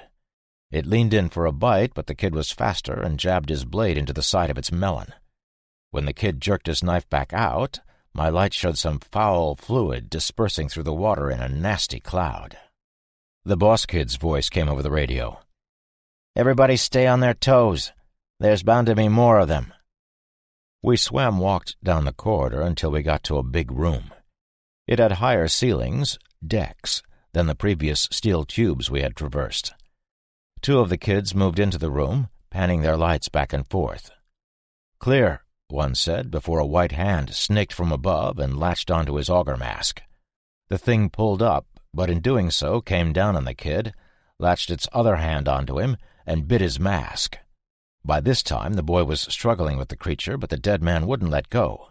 It couldn't get purchase, and just as I could hear panic coming through the radio, I saw a stick dart forward and impact the thing's head. The creature's noggin came apart like an overripe cantaloupe, all kinds of nasty shit literally exploding into the water. The boom of the stick was muffled, but wicked loud, too, and it scared the shit out of me. The shot shell must have been heard over the comms by the crew of the Mary's Joy because Everly demanded a report. I flashed my light up and looked into hell. Hell looked back as a dozen or so dead folks fought physics to reach us. They had bloated with gases, though, and weren't going to get us any time soon. They were only about 10 feet above us, but couldn't figure out how to swim, so they just reached for us, wiggling around like nasty worms on the ceiling of the room we were in. The one that had grabbed the orca must have been less gassy, or maybe the gas had leaked out of the multiple bullet holes in its chest and abdomen. We were all looking up. Orca 1 had been very wrong when he said the room was clear. "Nothing, sir," the kid told Everly. "Just a few dead people trying to eat us. Tangos are down, up. Orcas are clear, over." We moved as a unit through the big room, which looked to be some type of storage from the shit all tied down with ratcheting straps. It was unsettling, swim-walking underneath the dead things. They really wanted us, and we really wanted not to be there. It was terrifying. They were totally silent, their lungs no doubt filled with seawater. We made it to the second stairwell and started down into more foreboding darkness. We got to the second landing before we saw our next zombie. It had been burned so badly some of its skeleton was visible, the bones a sickly yellow instead of white. This particular zombie was one of the nastiest I'd seen. It looked broken in addition to burned, and part of its shoulder blade stuck up out of its back. This one was not gassy. It started toward us immediately, its scorched boots making scary, echoing noises as it thudded up the slanted steps. It was using the railing as a railing, and pulling itself toward us. One of the kids waited patiently until it was almost on him, then he stabbed it through the left eye. 2 more decks down, and we figured out why the ship was underwater. There was a giant, blackened hole in the side of the hull. Had to be 10 feet across and 8 feet tall. "Torpedo?" one of the orcas asked. "No, couldn't be. Torpedo would have cut her in half, or at least shown more damage than this. Looks like a mine or a shape charge did this." "It came from in here, too," I said. "Look at the way the steel is bent outward." I panned my light across the charred breach, pointing. Smithers agreed. "He's right. You can see the scorch marks in the way the metal is going. Somebody sunk her from on board. Why would they do that?" "Our mission is to retrieve the package," Orca 1 communicated. "I don't give a shit about how this tub sank." "Well, you fucking should," I answered, ire in my tone. This kid was starting to piss me off. Whatever reason someone had for sinking this ship could very well mean our deaths if we aren't careful. "You're a consultant," he shot back. "When I need consulting, you consult. Until then, be quiet and—" The Kanawa made another one of those rending metal sounds, and this time she did move. Only a bit, but it was there. The good news was, if something happened right now, we could just swim out the breach in the hull that was right next to us. Unless, of course, the entire angled stairway we were standing on and part of the deck near it gave way, crashing into the ship below us. The clamor of stretching metal reached its crescendo, something snapped incredibly loudly under us, spewing bubbles skyward, and we were all sucked down through a huge chasm that had appeared in the deck. The metal must have fatigued enough from the blast that our weight on the steps was the camel's straw. I twisted as I fell, the cutter handle being torn from my grasp and my light beam going in all directions as it spun away from me. The total darkness was made absolute when something heavy struck me in the back of the head as I tumbled to the depths. Deep shit. Noise. There had been a loud noise. I blinked my eyes but couldn't see anything. I brought my hand to my face to check what was wrong, but my hand hit some type of barrier. Panic began to well up, and I heard, "Sound off! This is Orca 1!" come through my head. I remembered I was underwater in the pitch black, with a helmet on my head. That was why I couldn't see or touch my face. Then the pain hit me. My fucking dome was splitting again. I couldn't rub or cradle my noggin either. I don't care who you are, from the president to the pope. If you can rub your head after you bump it, it feels better. Screw you if you disagree. I'm not in the mood. Orca 3 here. Orca 7 is alive, mostly, I added. Orca 4 is— What? Ah! 4 began yelling, then screaming. We could hear the terror over the radio, then a crunch and some gurgling. There was momentary static, then nothing. Orca 4, what is your status? 4, come in. Where are you, 4? Come in. 4 didn't come in. It was an absolute certainty in my damaged head that Orca 4 had, in fact, gone out. I searched in the darkness for my light, but it was gone. My hand did come across the hose for my cutter, and I pulled it to me. I tried to move, but my right foot was pinned. It didn't hurt, and I could feel it, so it wasn't crushed either. I put my hands up and impacted something hard and heavy above me at almost full arm's length. We need to assemble. Orcas, sound off. This is Orca 1. 3 is okay.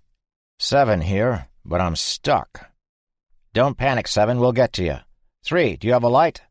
Negative. 3 is blind. Lost chem lights as well. Chem lights? I had forgotten I had them. What a dick. I reached my paw up to my shoulder and pulled one of the lights out of the Velcro pouch there. I snapped it, shook it, and held it in front of my face. Not 3 feet away were the dead red eyes of a zombie looking right at me. It lunged and got about 6 inches. I shuffled 2 or 3 inches back, my stuck foot not allowing me to get any further. The thing kept trying unsuccessfully to lunge. It was also stuck on something. The something was the collapsed stairway that must weigh 3,000 pounds. I had been fortunate enough that the 1.5 tons of steel that we were on when it collapsed had missed me. I was pinned by a railing, and it had hit me at an angle. Had it been another inch down, I would be walking lopsided for the rest of my short life. I wasn't freeing my boot any time soon, but thankfully I would keep my foot. The dead guy wouldn't. Just when I was thinking that this dead bastard would stay 3 feet away forever, his right leg tore free from his trapped knee. I heard it rip away through the water and almost puked in my mask. The fucker still couldn't reach my face, which is what all zombies want to bite first, but he could sure as shit now reach my trapped appendage. The thing was stretched out, so all it could do was grab my foot, but you try being trapped and having a dead monster paw at your foot. Now try it while underwater and using a glowing green chem stick as your only source of light. The whole time I had been going through what you just read, Orca 1 was still trying to get in contact with his other men. 7 has a problem, I said into my helmet. What kind of problem? Is your breather damaged? The dead kind, and no, but my sanity is a bit damaged. Hang on. We'll get you as soon as we can. 3, you still with us? 1, this is 3. Affirma-ing for a good source. My ceiling is about 5 feet high here, and is up with this buoyancy. 3, 1, you're breaking up. I heard a crack, another tear, and whipped my head over to check on the status of my new dead buddy. Black shit was floating out of his legs, and I knew he had ripped free of both his lower extremities. His left pant leg was still trapped under the crushing weight of the collapsed stairs. That, and the fact that his belt was firmly attached to his waist, were what was keeping him off of my important parts for now. My bang stick was nowhere to be seen, but I still had my knife and a pry bar. I moved the chem light around some and noticed the cutter hose. I grabbed it and pulled the cutter and tanks to me. I had heard about these cutters before. They were the high-speed plasma type used by the military. The thing grabbed at the cylinders, but was woefully short. I turned on the oxygen and pressed the electronic start. Yes, it has an underwater electronic starting mechanism. Don't get your panties in a bunch. On the cutter. It fired up immediately, and I honed the flow. I couldn't sit all the way up, so I scrunched myself into a fetal position and started to cut at the railing. This is 1. I see a glow. 1, 7. The glow is my cutter. Can you make it to me? I added hastily. I can't tell yet. There's a ton of debris in the way. 3, can you see the glow? 3, come in. Shit. His comms must be down. Everly was also bellowing for a report, and I could feel Ship in the background mutely demanding answers. I got most of the way through the first cut on the tube steel when hands grabbed me from behind. The hands pulled me back, and the thing that leaned over me and bit my helmet was a black-garbed horror. It was horribly burned, like the thing that had been on the stairs. So were the 3 behind it that were slowly making their way toward me through the wreckage. My knife slid easily into the creature's temple, but it took a few seconds for it to cease trying to bite my face through the glass. It had smashed its face into my mask, and the viewplate was now covered in gooey smears. I wiped the goo away, but the thing twisted as it collapsed, and my knife was torn from my grasp. Legless had gotten free and was now crawling through the railing to get at the rest of me. It grabbed my free leg, and I kicked it off, then kicked it in the nose. The blood and goo that was now in the water was friggin' nasty, but I had more pressing issues. The thing latched onto my kicker again, but this time had me firmly in its grasp. It used my leg to pull itself all the way through the railing and was trying to bite every part of me it could. I used my leg to keep it from succeeding, but eventually it would get a bite in. I got in one more swat with my boot, and it fell to the side. It was up again in a second, and now it was on me. It was all I could do to keep the teeth from ripping into my dry suit. It continued to drag itself up me until it was trying to bite through my helmet just like its brother had. Except now I was knifeless. I grabbed the forgotten cutter with my right hand and put the nozzle against the dead man's forehead while I held his neck. It took less than 2 seconds to burn through. And then the single most disgusting thing that had happened to me since the start of this plague occurred. The overpressure from the heat inside the zombie's head shot the rotting contents of its skull out the hole, past the cutter beam, and all over me. I pitched the thing to the side and glanced over my shoulder at his pals. They were on top of me as well. The anger that I had just been experiencing turned to stark terror. I was going to go out like this? Underwater with 3 dead guys all dressed in black camo, eating through my dry suit?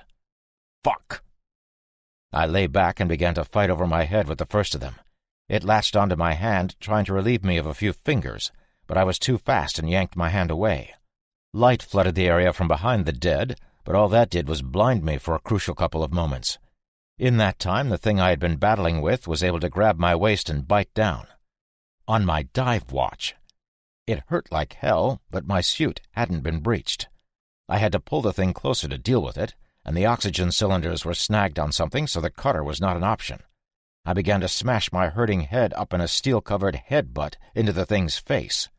The light was everywhere now, and I saw one of the black-clad things get jerked back into the brightness. My head was about to explode, but the thing on me was stunned, and I jabbed my fingers into its eyes. I felt both of them go, but this wasn't my first rodeo with that.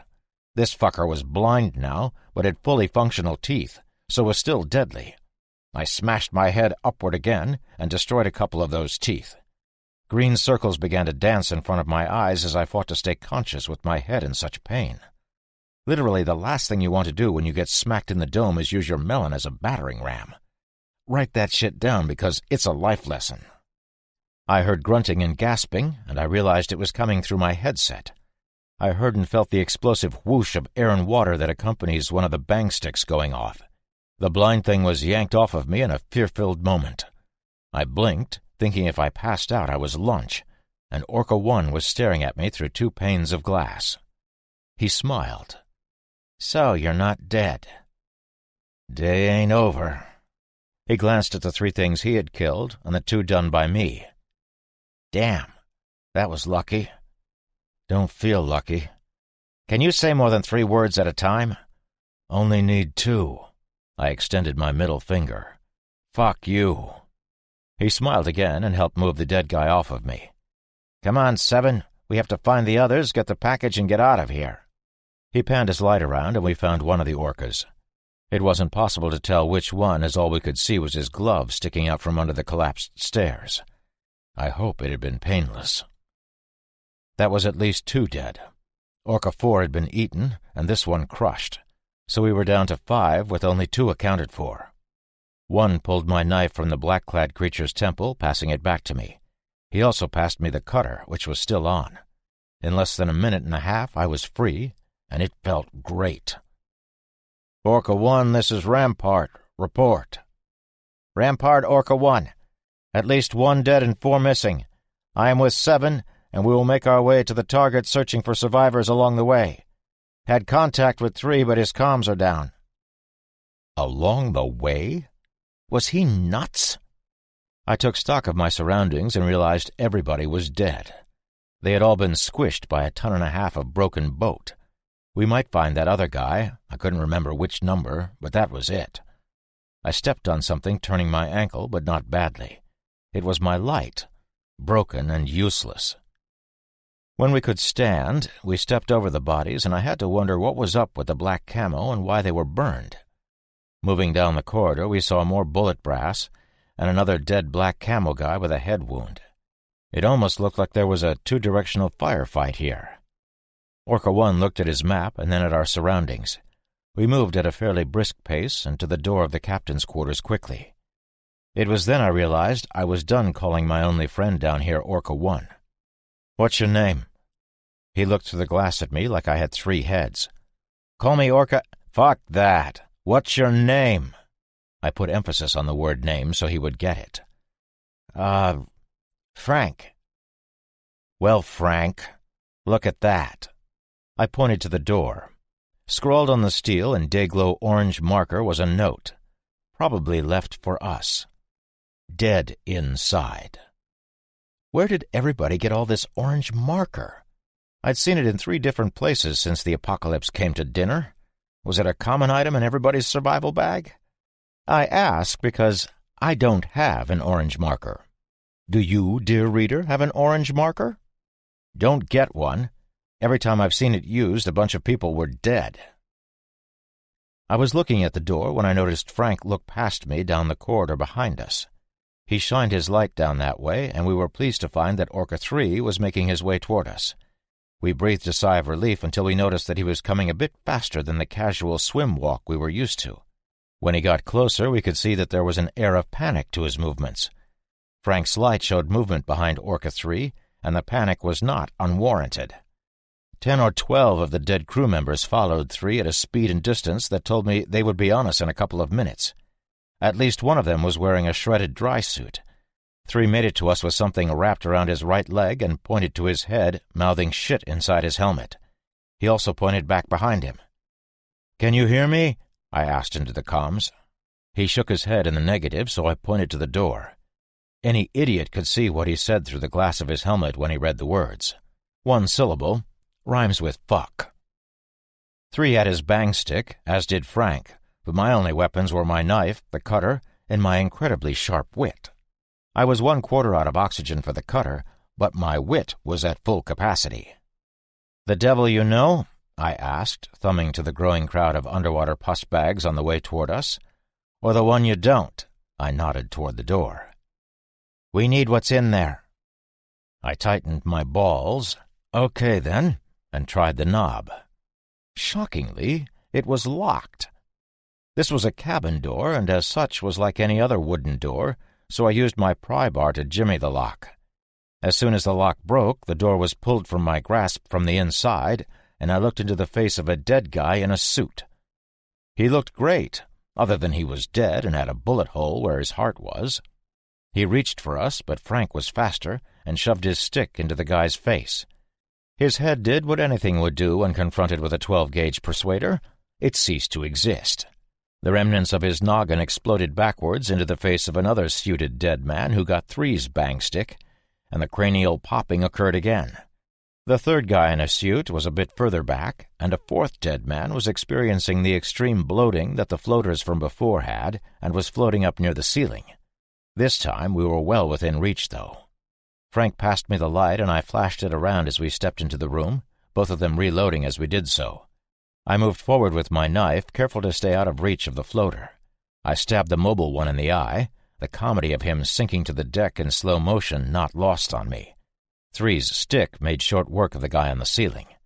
A better search of the room with the light told us that was the end of the dead in here. There was fuck all in the room to brace the now broken door with, so we would have to improvise. An old whaling harpoon was attached to the wall over a desk, and I broke it off, passing it to Three. He wedged it diagonally into a groove next to the door. It would slow down the infected, but they would get through it. I know what you're thinking, too. Use the harpoon as a weapon, dumbass. But it was one of the old types with that big-ass barb on the end. It might be possible to get it into the skull of a dead man, but you were never getting it out again. A fifth body was behind the desk, but it was mostly a skeleton.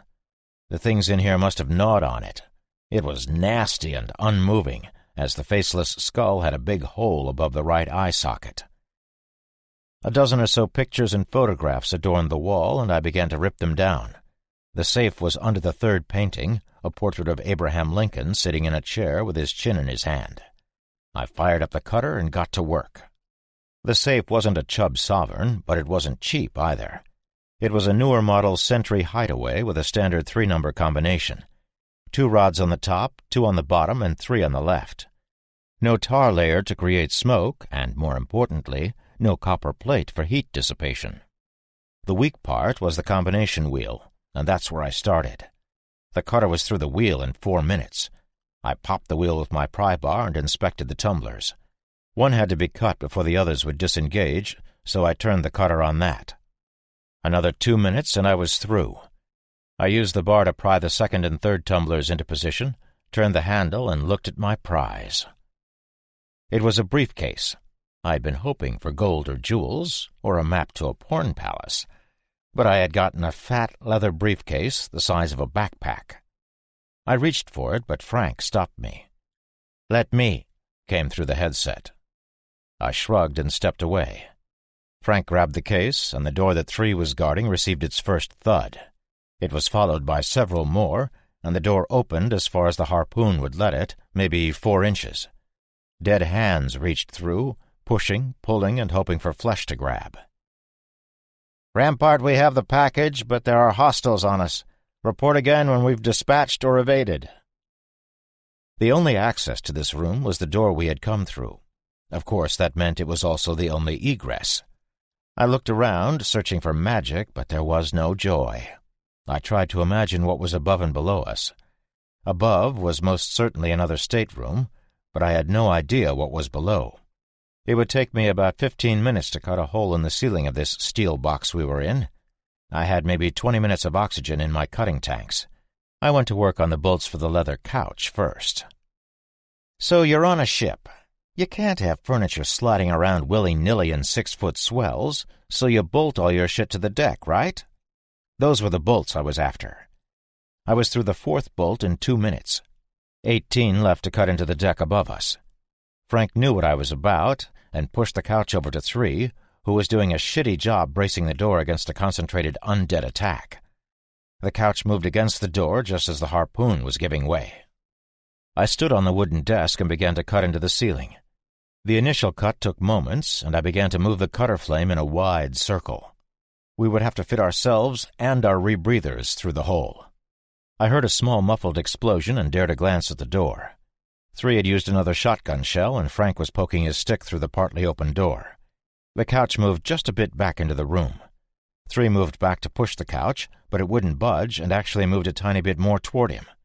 Frank chose another target and shoved his bang stick through the gap again. Something on the other side got wise and grabbed it. Frank yanked it back, but the dead bastard held firm. We had been talked out of spear guns, and I couldn't help but think that at this juncture they would have helped. "Let go!" he yelled, and the thing complied, the living man stumbling back into the room. He reloaded and did it again, the whoosh of the explosion louder this time. Quarter through my cut, but it was hard to see as the cutter was the only light source, our one light being focused solely on the door between us and a couple dozen voracious monsters. I snapped another chem stick, but it didn't add tons of visibility. Halfway through my circle, the first thing got its head and shoulders through the door. Orca 3 was pushing for his life, and ours, but it was a losing battle. Frank popped the nearest creature, re-killing it, but it was halfway through the portal. That door would never close again with the body in the way. Not only that, but with the door as open as it was much easier for the dead things to push. Another thing got partly in, Frank destroying it with a jab. A third gained access as Frank was reloading. I could see 3 sliding back on the end of the couch. I hooked the orange glow stick onto the end of my webbing, trying to pry the piece of steel with my bar as I cut, but it was a no-go. I kept cutting as 2 more dead men got through the door. 3 tried to use his stick, but he was too far away. The thing grabbed Frank and tried to bite him through the helmet. The orca dropped his stick in favor of his knife, dispatching the beast with a sideways stab to the dome. I was 2/3 of the way through my cut before I realized we were fucked. It dawned on Frank, too, because he started screaming, "Come on!" to the dead as they entered the room and moved toward the nearest target, him. The couch made a screeching sound as it slid a bit, then some more, and the door was suddenly open wide enough for the dead to pour in. Being underwater screwed with their already poor coordination, but in this 15 by 20 room it would be over for all of us shortly. Frank's bang stick was lost under the feet of the dead, but he used his knife like a ninja, taking out 2 more of the rotting things. 3 reloaded quickly and took out another creature. There were 6 of them in the room now, with more coming. I was most of the way through and tried to pry the circle, but that shit still wouldn't budge. Frank was still yelling when I finished the cut, and the piece of metal fell into the room. It missed my foot by inches, digging a furrow into the wooden desk and clanging away to the deck. It had to have weighed 200 pounds. The sides of the hole were going to be too hot to even casually touch, and sharp as fuck, but that was still better than staying in this room. "I'm through." "So am I," Frank said, and began to yell, "Get out! Get out! Get out! Get out!" The dead had him, and now he began to scream as he fought them with his gloved hands and a knife. 3 seized the briefcase and made his way to me. He pointed at the hole I had made and started to climb up on the desk. I thrust off of the wood and shot through the opening perfectly. Spinning around, I grabbed the package that 3 passed to me. He pushed off of the desk, but dead hands latched onto him. I reached down and began to pull, but there were many dead yanking the other way. I couldn't hear him as his comms were down, but I could tell what was happening. He closed his eyes, scrunched up his face, and opened his mouth wide in a silent scream. Bloody water flooded his helmet and his mouth as they pulled him from my grasp. There were a dozen or so on him, tearing. Frank had stopped screaming as well, and I realized I was alone. Happy as a pig in poo. So it was pretty dark and quiet in my new room. I extended my hand using the chem light to survey my surroundings and was rewarded with about an extra 1.5 feet of vision. My light revealed stuff I was familiar with: tools, parts, barrels of liquids. I had cut into some type of storage area, and the stuff stored looked to be mechanical in nature. This would be a good room to loot if the ship hadn't been crawling with the living dead. Thinking about the dead, I looked back into the hole. By the light of my dropped plasma cutter, I could see the things feeding on 3. I could also see one of the things standing on the desk reaching for me. It was able to get the tips of its nasty fingers on the edge of the newly melted steel and was rewarded with burned fingers which would have incapacitated any human from the pain. I hadn't been able to hear 3 scream, but I heard those fingers crisp up like forgotten hot dogs on a grill. It made me suddenly hungry. "Rampart, this is Orca 7. Come in." "Rampart, Orca 7 with status report. Over." Nothing. I tried a few more times, but either I wasn't sending or I wasn't receiving. I couldn't tell. I moved past a few shelves and found a bulkhead, then ran my hand down until I found a door. This one was locked with those 6 handles, and I turned them all. Pushing the door open, I was reluctant to step outside the room, but I also had no intentions of making this my new home, so a man-up was necessary. My right boot hit the deck soundlessly, and the rest of me followed. I looked to the right, then back to the left. Right angled down, further into hell. Left was the opposite, and I really didn't want to go play in the rest of this sunken, infested boat, so my options were limited. I began trekking slowly upwards, using a handrail to help me forward. This briefcase was friggin' heavy, but I would be damned if I would leave it behind. My whole crew had gotten killed for it. A dozen steps more, and there was a man in front of me. He had his back to me and was holding onto the railing as I was. He was motionless and dressed in that same black camo that I had been seeing all over this tub. I took a step toward him, and his head moved. He looked like he was listening for something, but I hadn't made a sound. The thing took another step forward, which was away from me, and stopped, sort of staring into the darkness ahead of it. At this rate, he would reach the end of the corridor in about 6 days, so he had to go. I reached for my knife. It was still stuck in the head of one of the dead a deck below me. I didn't have my bang stick, my cutter, or even the luxury of using harsh language against this creature, as it probably couldn't hear me. I pushed the orange light down the floor, but the only thing there were more spent casings. They'd all rolled to one side of the deck because of the list of the ship. There was fuck all here to deal with this creature. How was I going to get past this asshole? I decided a search of the briefcase might yield me a weapon. There were 2 belt-buckle pockets up front and a small pouch in the back. The pouch held a book in a plastic Ziploc-style bag. The left side pocket contained a hockey puck with a signature I couldn't quite make out. The right side offered me a silver cross-type pen and pencil. There were matching seals on the writing implements, and the graphic looked to have gold in an exterior ring with a blue center. There was an eagle in the center as well. I couldn't make out the writing by chemical light, but what was important was that I now had something to kill the zombie in front of me with. Re-death by pen, bitches. What if I couldn't get the thing through his head? It was difficult enough to stab a dude through the noggin with a knife, but with a pen? It would have to be the temple, or better yet, through the eye. I would have to go all ninja on his ass with 5.5 inches of ink-filled metal. As sneaky as possible, I slunk up behind him. Making a fist, I put the pen between my middle and ring fingers so it stuck out. The gloves would only get slightly in the way. I nodded to myself. Yeah, this shit was doable. I tapped on the shoulder, and he looked in every direction but at me. Rolling my eyes, I pulled back on his right shoulder a little. He fought me and pulled away, actually taking a step further down the corridor. Was this a joke? A fucking undead prank? Tee-hee, I'm a fuck with my food before I nibble. I pulled harder, and this time he did turn enough to see me. Of course, he lunged immediately, and of course I punched him in the eye. The point of the pen scraped the outside of his nose and plunged into the thing's orbit.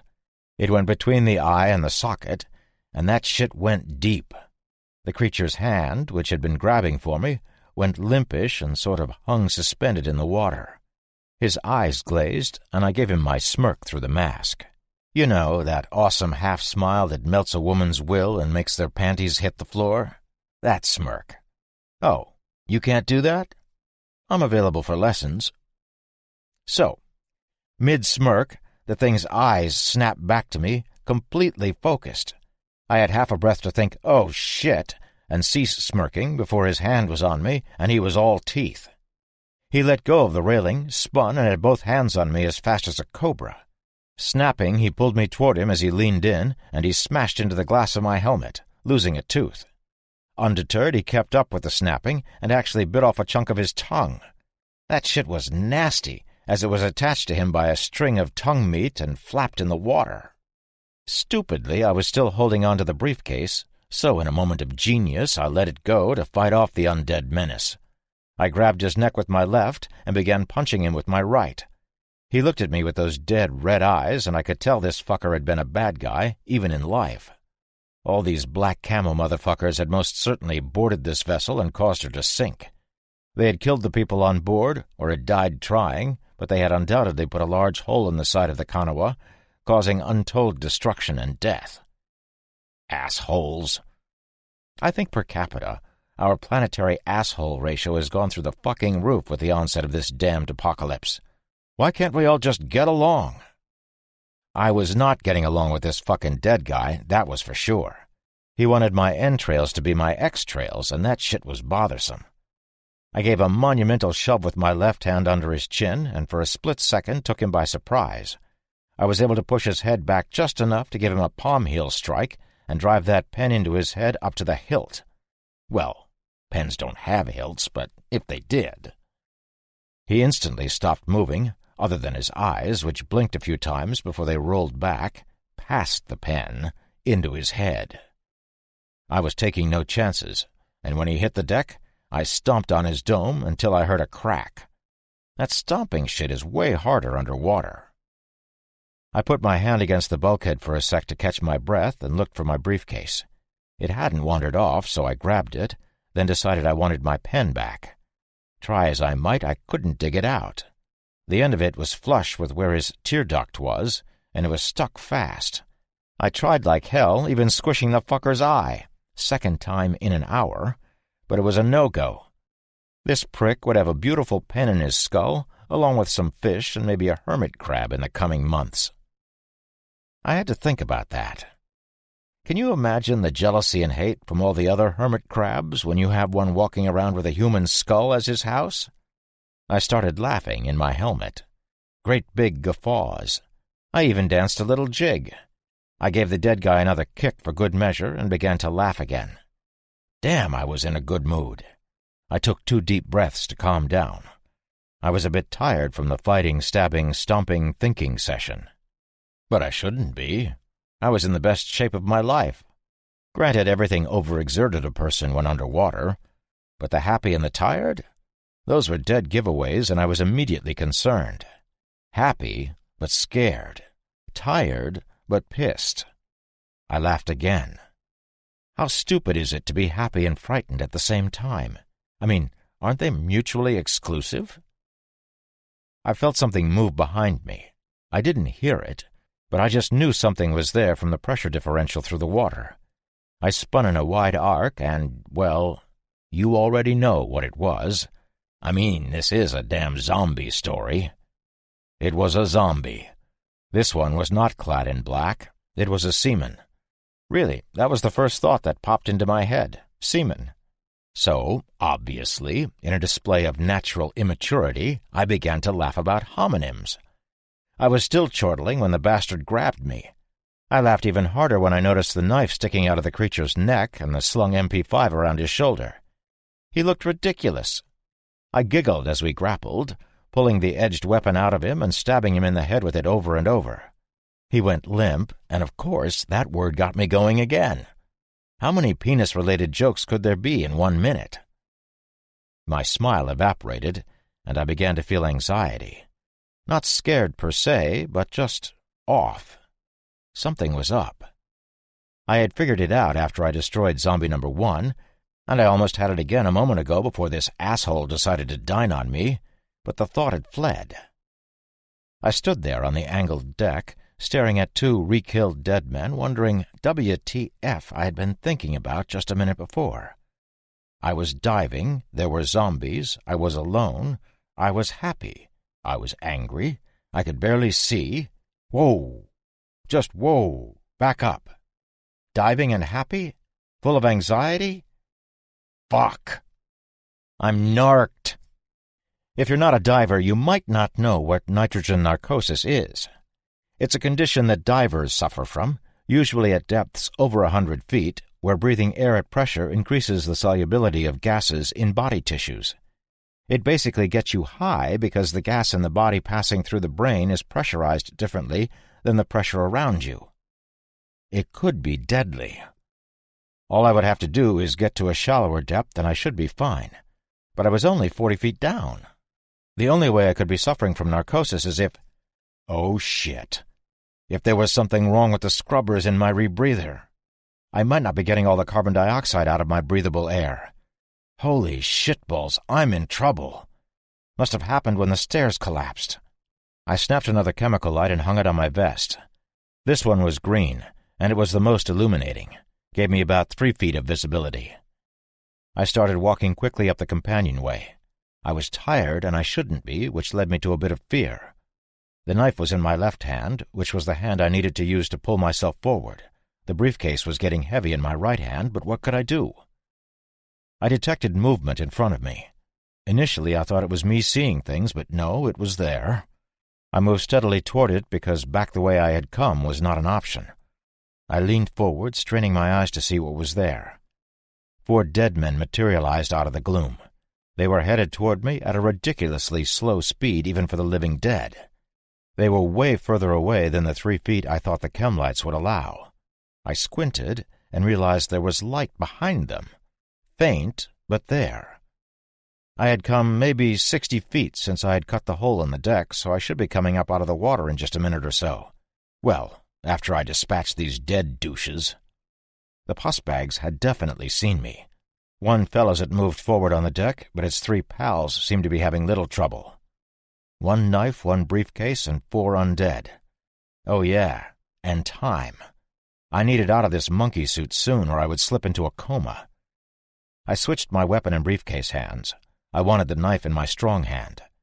I was dizzy when the first one and I met. He was nasty, all burned and black. I stabbed him in the right eye as he lunged. 1 down. Uneventful.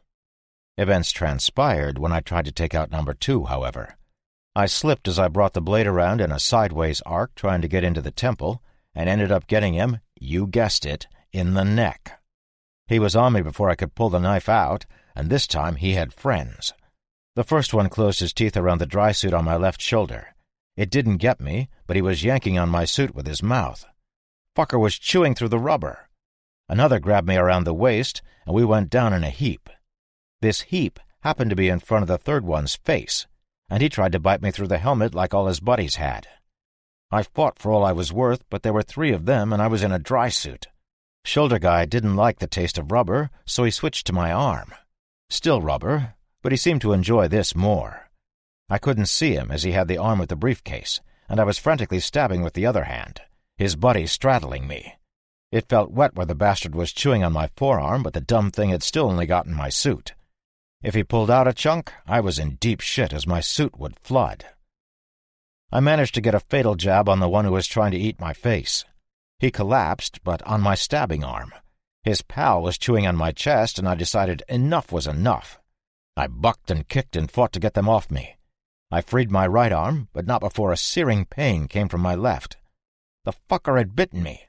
I didn't feel water gushing in, just a wetness, but it was cold, so it wasn't blood. He had just pinched me through the neoprene. The one on my chest had also gotten purchase, and I felt a brief pinch there, too, before the bastard was yanked off of me. I rolled to my left and grappled with the one gnawing on my arm. We both rolled around for a sec, me stabbing him but not penetrating his skull. Shreds of his face and scalp came away as I repeatedly thrust the blade at him. He batted my hand away, and I lost the knife. I put both mitts on his throat, pushing and squeezing. A living person would have been choked out in moments, but this dead thing actually increased its assault, if anything. I was tiring, and he wasn't. My arms were losing strength, and the thing leaned ever closer until suddenly 2 inches of steel were sticking out of its forehead, and its unlife fled. I looked up into the face of Smithers, who put his boot on the back of the zombie's skull, yanked his blade out of the thing's dome, and extended a hand down to me. His face turned from smiling to concern, and he grabbed my arm. Bubbles were leaking from the spot where the dead thing had bitten me. My suit was ruptured. He inspected it as I lay there, then helped me up. He was talking a mile a minute into his mic. I could see it, but I couldn't hear him, so I let him know. He nodded, and we moved uphill toward the light. 50 or so labored steps, and our heads broke water. All kinds of shit was floating in the room we entered. Plastic bottles, paper, oil, and a dead guy with a hole in his head. I was dizzy as hell and began to pull my suit off. Smithers stopped me, shaking his head inside his helmet. He grabbed my hand and began pulling me toward the far hatch. I could see waves breaking over the side of the Kanawha through the broken porthole. I smiled in spite of my anxiety. The hatch stuck for a moment, and then we were outside under the cranes. Smithers closed the steel door, then helped me get my helmet off. I took a deep breath and instantly felt better. 3 breaths later found me perfectly fine. Fine is better than in a coma. I glanced at the Mary's Joy. I saw Remo and Everly pointing at us from the rear deck. Ship stood there with his tree-trunk arms folded, giving me the stink eye. When I got my helmet off, I saw the glimmer of Bigfoot teeth and knew it was possible for a Sasquatch to smile. 2 of the crew were on the Kanawha and a couple of ticks, and they helped Smithers and I make it the rest of the way. One of them asked if I needed him to carry the briefcase. But fuck that. I had procured it, I had carried it, I had wielded it as a club to fend off undead attackers. I was going to see it to Everly. Everly looked past us at the empty deck of the half-sunken Kanawha. Nobody else? I looked back up at the ship as well. I don't think so. But I thought Smithers brought it in there too.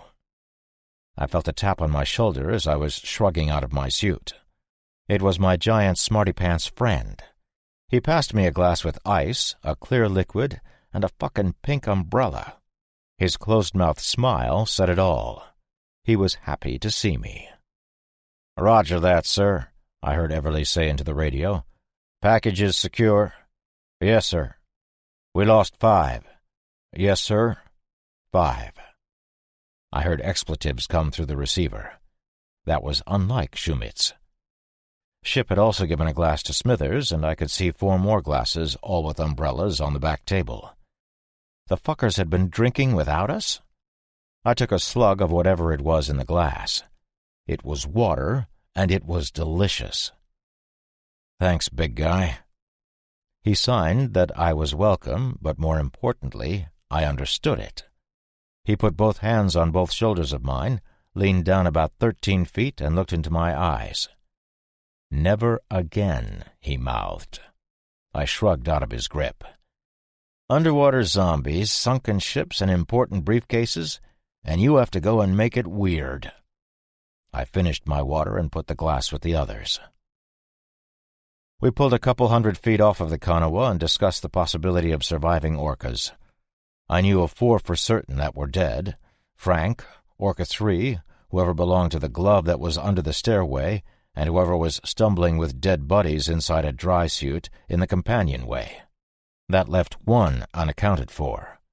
Probably Orca 4, who had begun screaming and then was cut off. Likely dead, but I hadn't seen it. Smithers told us he'd actually been sucked through the hole in the side of the ship when the stairs collapsed, but had swum back in immediately after. He hadn't seen anyone other than the crushed orca under the stairs and a bunch of dead crew. Everly decided to put on a suit and go looking for the last man, but I talked him out of it. Both suits were damaged, and my rebreather was screwed for sure. It would be dark soon as well. We waited 2 hours, then left. I felt bad, but we were extremely lucky to get off the Kanawha alive. Everly sat in sullen silence the entire ride back to Atlantis, no doubt thinking about his lost men. Ha ha! Here's the funny thing. It's 2 days since the events of the Kanawha, and I'm sitting at dinner with my family: Ship, Donna, Kat, Tim, Alvarez, and the kids. Grilled mahi-mahi with potatoes and asparagus. How the hell did Atlantis have asparagus? It was steamed and delicious, too. And we all know that asparagus is the food that keeps on giving. You're reminded of eating it every time you take a piss for the next 2 days because your pee reeks. I'm relating the story of how we got what we went to that sunken boat for, when suddenly Remo was standing sort of behind and next to me. "Need a word." Everybody stops talking and looks at him. Tim and Chloe slide down a little on the cafeteria bench we're on, and Remo plants his ass next to mine. He looks around for a second, reaches into his vest, and pulls out a skinny book. It takes me a second, but using my superior intellect, I am able to figure out that the book, which is some type of ledger, looks suspiciously like the one that was in the briefcase that I pilfered from the Kanawha. The jarhead puts the book on the table but doesn't open it. He looks at me and takes a deep breath. I had my misgivings on what that briefcase was when you brought it on board. He points to a piece of asparagus on my plate, raises his eyebrows, and I tell him to go ahead. He horks it down and continues, Damn, that's good. Those dead guys in the suits that attacked you in the captain's quarters were Secret Service. They were guarding the briefcase and the safe. Usually that particular bag is handcuffed to a very important person or his designee. It's never out of his sight when he travels with it. During an attack on the Kanawha by a very well-trained paramilitary group, the dignitary was quickly evacuated, but he had to leave the briefcase behind. A mine was deployed, and the ship sunk, killing everyone on board that wasn't already dead from sustained firefights between the crew and the assholes who attacked them. I figured those black-clad dickweeds were straight-up bad guys. Richie sniggered at my use of profanity, and I smiled until I saw Donna's look of reproach. I didn't look at Ship because I could feel his stink eye burning through the back of my head. They were not friendlies, Remo continued, but a hostile group after two things, the dignitary and that satchel. Can you guess who the important guy was? I was coming up empty, and I was eating. How about you just tell us, buddy? Ship passed me his notebook with 2 words. The President. President? I asked. President of what?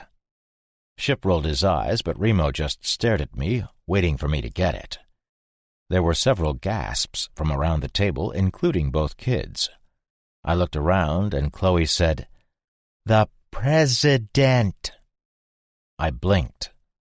Like, of the United States? Now Chloe rolled her eyes. Yes. But he's dead, I pleaded, hoping to dissuade everyone from thinking I was a dolt. Everybody knows he's dead. Remo looked very serious. There's a new president of the United States, then. I don't recall an election, I objected, perhaps a bit loudly. The other few folks that were at different tables all looked at us, like I gave a shit at that moment. They don't need an election, Tim offered. In times of crisis, those in power can appoint a president if the hierarchy is dead or missing. It's called the designated survivor rule. You mean they picked some waitress or a garbage man to be our commander-in-chief? Tim smiled. Unlikely. It was someone in the presidential succession. He saw blank looks and clarified. A cabinet member or somebody in Congress, someone who didn't get eaten or killed some other way. Tim's smile evaporated. But that means that the briefcase is... He let that hang, and I wanted to kill him for it. Was I the only one who couldn't figure this out? Remo nodded very slowly. Yes, it's the football. Tim and Ship both leaned forward. Alvarez leaned back and put his hands on his head in shock. WTF was happening? What the hell are you talking about? I demanded. Ship began to write furiously, but Tim beat him to the punch. That satchel that all those men and you almost died for, it contains information, including tactical sites and launch codes for a nuclear retaliatory strike. The President's nuclear football. I looked at him with my eyes very wide. Dumbass, he added. I felt sick. My delicious mahi-mahi threatened to spew forth onto the table. I swallowed. I had used that briefcase to bash a zombie. I had thumped an undead with the end of the world. What would have happened if I had set off 100 nuclear missiles and ended everything that wasn't already ended? Tim assured me that couldn't happen. I would have to input codes, and the folks manning the silos and the subs were the ones who nuked a couple billion zombies and living people. Now Shumitz had those codes. What was his plan? Remo read my mind. He's going to barter the codes. I couldn't believe it. Shumitz was going to sell nuclear launch codes capable of vaporizing the planet. What could he possibly get for those codes? Anything, I guess. For what? What is the captain getting for the briefcase? Us, Remo said, and opened the book. He flipped to the last 2 pages and began reading. POTUS is safe. Just received radio confirmation of proof of life from Cooper. He and the rest of the team were able to get POTUS on board the escape craft, and they have exfiltrated to the rendezvous point. Carter, Manzetti, Mayberry, and I came back for the football, but were cut off by elements of the force who have attacked us. Most of the Kanawa crew is dead, murdered by the same operatives who are firing at us from down the hall. Manzetti is going to detonate the limpets in 2 minutes if we can't repel the boarders. Too many. Mayberry is down, and that's given me an idea. He told me to let him turn so he could attack anyone who came to get the football. Carter and I are going to shoot each other in the heart to do the same. Hopefully the ship will sink before the hostiles can get in here. Manzetti just caught one in the throat. I set off the limpets. The whole ship is listing. Our depth should put this room under water, and the hostiles should assume the football went with POTUS. Manzetti is getting up. He's dead. Carter says there's water coming down the companionway. I will store this notebook in the safe with the football. Carter is fighting Manzetti, and the hostiles are coming. Special Agent Dernan out. God bless America. Holy shit, I breathed through suddenly dry lips. They killed themselves trying to protect that damn briefcase? Remo looked surprised. Wouldn't you? Who knows who those hostiles were? What if they decide to target Barrow or Atlantis with a nuke? Why would they do that? Chloe asked, frightened.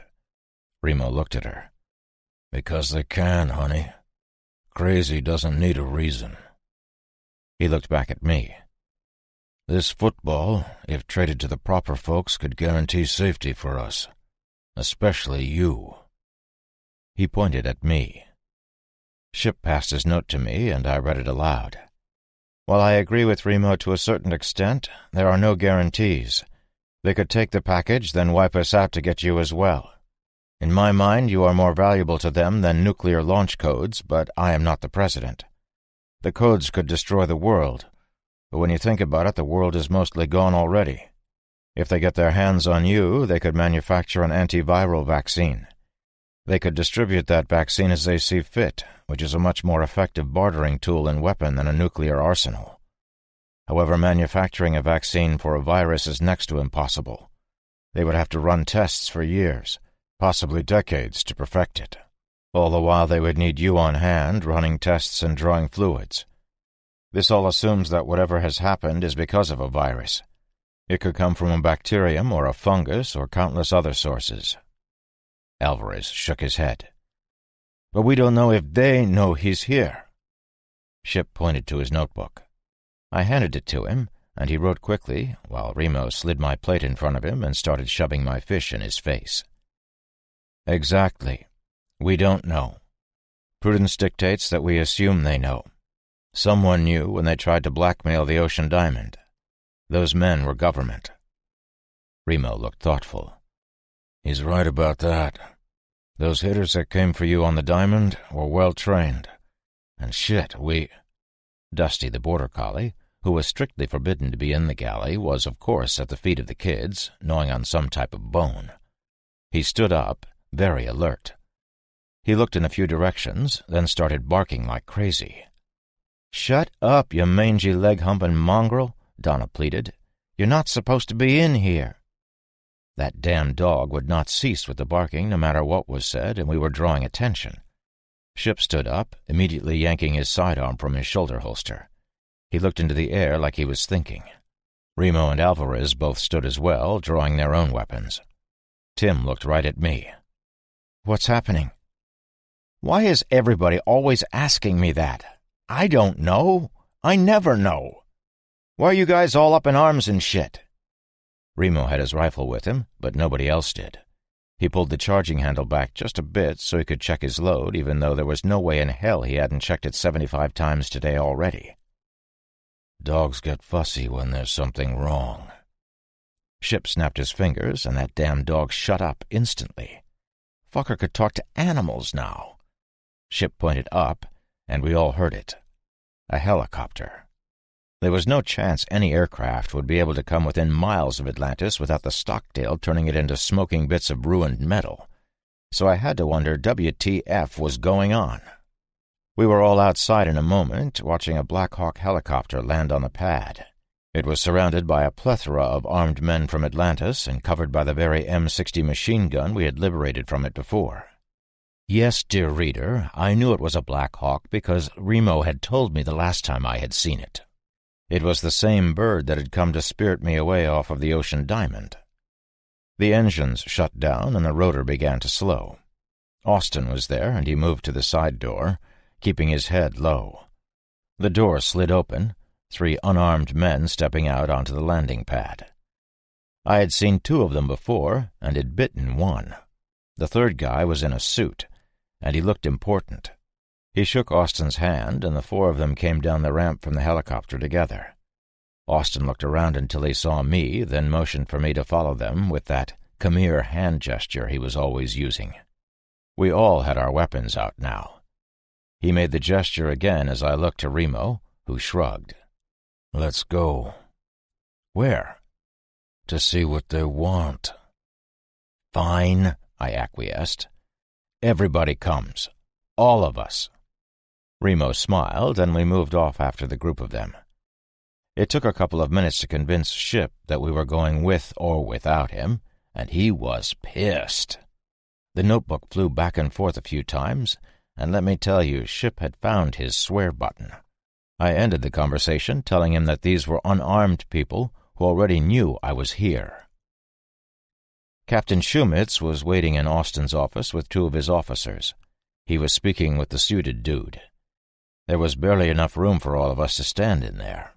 The satchel containing the football was on the map table. Shumitz tried to introduce us. "This is SecNav." "What the fuck is a SecNav?" Richie smiled, and Chloe outright giggled. Shumitz and Austin glared at me like I was the embarrassing kid. Secretary of the Navy, SecNav. Oh. The guy in the suit came around the desk with a big smile and stuck his hand out to shake mine. I stared at it for a second before I put my cig in his face. His smile evaporated, and he looked nervous for a moment before he quietly spoke. "We're unarmed." "Then you're an idiot. Did you miss the apocalypse? Being unarmed is the stupidest thing you can be nowadays." I pointed to the kids. "They carry weapons at all times. We demand it." I felt it prudent, considering the circumstances. "Oh, you mean kidnapping me, taking me from my home and my family, incarcerating me in a medical prison for months while they probed me and stuck me with needles?" He lowered his hand. "About that, I'm sorry. I wasn't finished," I snapped. "Then I get back and you send a team to get me on the Majestic, a team that killed some of my friends. We kill most of your assholes and chase the rest off. Then you kidnap the family of one of our sister ships, trying to blackmail them into giving me up. Am I missing anything?" "No, that's about right. I'm sorry for what happened before, but we're desperate." He looked genuinely sorry. "Maybe we could speak in a more private setting?" I lowered my weapon. "No. Anything you say to me, I'm just going to tell all of them." I spread my hand wide. "The moment we're done here. What about the hundreds of people that were killed because of your stupidity?" He looked confused, so I rolled my eyes. Is this what Ship felt like all the time? Because it was great. "You filled both the Majestic and Baldy Mountain with hundreds of infected. That's the work of shitheads." Shumitz began to speak. "I don't think this is the best way to—" I held my hand up, forestalling his comments. I never took my eyes off of SecNavs, though. Mr. Secretary of the Navy said something then that I really didn't expect. I truly thought this was going to be a shit show, but he disarmed me with 2 words. "You're right." I sighed and shook my head. "What do you want?" "That, for starters," he told me, pointing at the football. "And you, if you'll come with us." Ship flipped the safety off of his weapon with an audible click. You could have heard a pin drop after this douche asked me to come with him, so the safety was crazy loud. I looked at Shumitz. "Don't give it to them. No matter what they say, they'll never stop coming. Use it as leverage to keep them away." Shumitz began to speak, but Suit Dick cut him off with a wave. "I've put up with your shit long enough," he confessed. His demeanor completely changed. "You want to stay? Fine. We'll leave you alone. But if I leave here without that package, or worse, if I don't leave at all, this place will be a pile of ash by nightfall." I looked past him, shaking my head once again in disbelief. "How long before they order you to house 100 infected on Atlantis for study, Captain? They'll probably just sink the Stockdale anyway, just like the Kanawha." Seknav looked taken aback. "We didn't sink the Kanawha. We asked for help in getting the football. We have intel on who we think sunk her, but that's classified." I believed him, both about the Kanawha and killing all of us if we didn't give him the satchel. I did not believe him about letting me stay here, although I would play it up like I did. I had never heard Austin's menacing voice before, and it was kind of scary. "We're giving them the satchel. Nobody is going to stop you," he told Seknav. Suit Dick spun on his heel, picked up the briefcase, and turned back to face me. "Are you sure you won't come with us?" "I'm sure." "Fair enough." He looked at Shumitz. "Captain, you have 36 hours to meet at the rendezvous point. See you when you arrive." "Yes, sir." When they were filing out, the team leader who had tried to kidnap me on the diamond slowed down as he passed me. He made sure his boss wasn't looking, and he looked me in the eye, leaning in. "Run," he whispered, and strode from the office. Gone. The Stockdale left that evening at 2000 hours. That's 2000 hours, and it means 8 o'clock in the evening. 2000 hours sounds way better.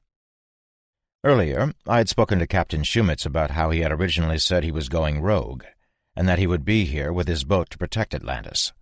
The captain told me that he had made that decision because he hadn't heard from any type of naval command in months.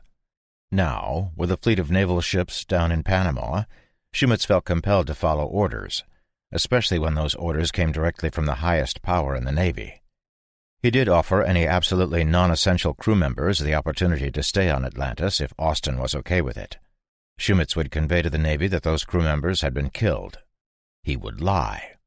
In a true testament of loyalty to either his command or the power of the United States Navy, every crew member left with the Stockdale. Remo is not a crew member. He is retired Navy, if you remember from my incoherent babblings earlier in this journal. Austin was in the room when I spoke to Shumitz. He blinked several times and managed a shocked, "What?" when I told him I was leaving. "Eventually that Navy suit Dick is going to come for me. Either he will send people to snag me or someone will order him to do it.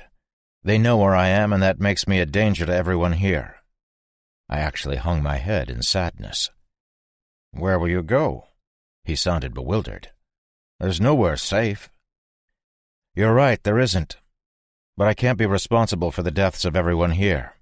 What if they aren't interested in me saying no?" Shumitz chucked in his 2 cents. "He's right. Eventually they will swing back around to thinking he's got the cure for all of this inside him. What they simply can't understand is that it's too late. Everything's already gone." The captain stuck his paw out to me. "Good luck." I shook it. "You too." We exchanged more pleasantries, including a glass of some type of really expensive whiskey that Austin had hidden in his office. It tasted like lighter fluid. I would have preferred a Bud Light, but the sentiment was great. I left and went to pack my shit at just before 1700. Donna and Ship were in my shack waiting for me. "Of course I'm coming," Donna said. Ship nodded his giant dome as well. "I know, but have you considered you're the best medic on this tub?" "Damn right. We have 2 doctors here now. They don't need me. You do." "Damn right," I whispered, and touched her face. "But the kids are coming too," she finished. I started to say something, but she gave me that look. If, dear reader, you're a guy, then you know that nut-shriveling look your woman gives you. The one that both tells you to shut up and not to fuck with her at the same time. If you're a woman, dear reader, then that look is inherent and needs no explanation. A noise from the doorway made me glance to my right. Remo was leaning against the doorframe, Josie Wales style, with a toothpick angled out of the corner of his mouth instead of a cigar. "The kids should stay here. When was the last time you were on land? It's bad." "Doesn't matter," Donna told him. "If they stay here, they'll deal with bullets and grenades from the people who will come for the cure or someone wanting Atlantis. If they leave with us, they will deal with the dead. The dead are easier." It was true that the dead didn't shoot guns or use advanced tactics, but there were way, way more of them. People just don't get what everywhere means when you tell them that the dead are everywhere. Ship put his gorilla mitt on my shoulder. "Yeah, I know you're coming. I wouldn't be stupid enough to leave this place without you. Or him," I added, pointing at the jarhead. He raised a thin eyebrow. "And what makes you think I want to keep saving your ass over and over again?" I shot back with an epic eye roll. "Because you're already dying of boredom here. You didn't become whatever the fuck it is you are for the money. Besides," I pulled up my shirt exposing the bullet and surgery scars, "save my ass? Of all the people on this asylum, you're the only one who shot me." Ship snapped his fingers. I looked at him, and he was nodding no. Seeing my dumbfounded look, he pointed to the poster on the wall of a kitten with its claws in a tree branch. "Hang in there," was the caption. I might not be ship-caliber smart, but I could pick up what he was putting down. "Oh, yeah. Cat shot me first. Sorry, Remo. You lost that game. Besides, you love me. You're coming. We all know it." He didn't smile, but I've known him long enough that I could tell he wanted to. "Any extras coming?" I counted on my fingers. "I've got 8. Tim, Remo, Ship, the wife and kids, Cat, and Alvarez." Ship was holding up one finger, then pointed his thumb up like he was hitchhiking. I looked at Remo, who did that little huh thing he does while looking elsewhere briefly. "He means there will be 9 of us. You forgot yourself, dumbass." I raised an eyebrow. "Fine. Whatever. We can leave tomorrow. Right now let's pack and figure out how we get where we're going." Donna looked at me. "And where is that?" Tim walked in right then, excusing himself past Remo, and dropped his stuff on my bed. "Where's what?" "We're leaving," I told him. My head hung a bit low. "About damn time. I think I got more sleep running for my life. I hate it here. We going to San Francisco or what?" Ship was making this ridiculous huff-huff noise, and I turned to look at him. He was laughing. "You sound like an idiot," I told him, smiling. He pointed to me, to his eyes, then held up one finger and started laughing harder. Meant I looked like one. An idiot, I mean. Everybody started to laugh, and soon we were crying laughing. A couple of people walking by looked at my shack, shaking their heads and moving on. Ship came up with a map, and we looked at North and Central America. "Here," I pointed at a spot south of Brownsville, Texas. "We should land here, cross all the way to here, El Colorado, Mexico, get a boat and go north." Remo sauntered over to the map. "A few hundred miles north of one of the most populated cities on Earth. 10 miles south of a city with a population of about 180,000. From here to here," he drew his finger across the map, "is nothing. Not United States nothing, where there's a gas station or convenience store every 20 miles. Mexico nothing, where there's nothing." "Nothing is good, though, right?" He looked up at me. "Maybe. There shouldn't be any infected, but there won't be any water, and that's all scrubland and desert until you hit the mountains here." He pointed at a green swath on the map and raised his eyebrows. "And look," he put his finger on the map again. "Monterey. Right between us and where we need to go. Monterey is a big city. More than 1 million, I think." We talked about what to do until 2200 and decided we would land between Brownsville and Corpus Christi, Texas. We would head west and see what happened when we hit the coast, then north to Frisco. Yeah, I know nobody from San Francisco says Frisco, but this is my journal, and you can screw. I'm not from there, and I can say or write what I damn well please. Chloe got off her shift at the kitchen just as we were finishing up. Richie showed up an hour later, and we told them what was happening. They were apprehensive to leave, but didn't want to stay without us. "Can we take the PlayStation?" Richie asked hopefully. "Yeah, Rich, you can plug it into your butt," his sister chided him. We snickered, Richie too, and began to pack our stuff. Tim moved off to his shack to get his shit together and tell Alvarez and Kat what was happening. Alvarez showed up half an hour later, telling me Kat's stuff had been packed for weeks. Alvarez didn't have a lot of things. None of us did, really. But Alvarez was bringing bullets and underwear. Alvarez, Ship, Tim, and I showed up at the galley, and there were a bunch of sundries already packed for us. Austin had apparently told the cooks, who were also the keepers of the food stores, to give us what we wanted. They had pre-packed and labeled the food and water.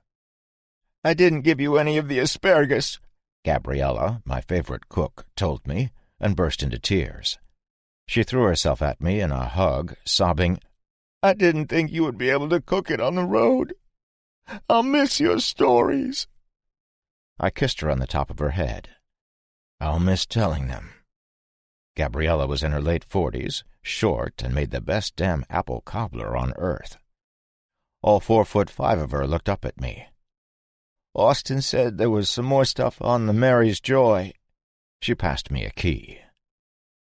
We grabbed the stuff, including 2 5-gallon water bladders that were damn heavy, hugged Gabriella and Sean, the other cook, and brought the stuff to the boat. The key Gabby had given me was for a footlocker. Inside were 2 MP5 ST3 submachine guns with 1,000 rounds of subsonic 9mm and another 1,000 rounds of 5.56. 2 tactical Beretta M9A1 handguns were also in the locker, with 8 suppressors, 3 that would fit our M4s, 3 for the HK-416s, and 1 each for the M9s. A short note accompanied the weapons and ammo cache. "Sorry, this was all I could spare. Just had the suppressors for the rifles milled on board.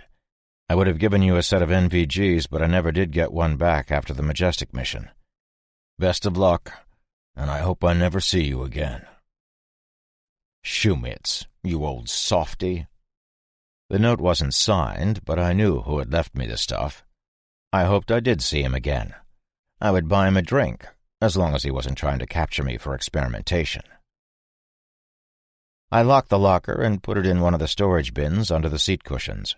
To be fair, Tim helped me because it was damn heavy, and I was still a bit sore. I rubbed the scar on my arm where Captain Bob had bitten me. It was always sore. Donna and the kids hauled the rest of our essentials down to the boat. There wasn't much besides what we needed. We would never have enough weapons and ammo, but I had my dead friend Ray's EBR, a .308 battle rifle with a sexy scope. Alvarez had his M4, and Ship had acquired a beautiful Benelli tactical shotgun with a pistol grip. It was just before 2300. We would leave our stuff here, post a guard, and split in the morning. We were all on board, Kat walking down the gangway with her stuff, when Remo and Ship did that staring at the sky thing that I have learned means deep shit. The 2 goons looked at each other, then Remo looked at me. Trouble. He had his HK-416, and he nodded to Alvarez. They both took off back up to Atlantis. Shit, I huffed, and started to run after them. "What the hell do you think you're doing?" Donna demanded. "Richie went for the fucking PlayStation. You shoot anybody who comes down here that isn't us." Donna spun and looked around for the kid, but he had slipped away. Kat jumped out of the boat with a rifle. "No!" I yelled a bit loudly. "You stay and protect the boat. I'll be right back." I could tell she wanted to come, and honestly, I would be happy for her aim, but she nodded and hopped right back in. Ship, however, would not be deterred. Not that I even tried. I wanted him with me. Ship and I were on the main deck in just under a minute.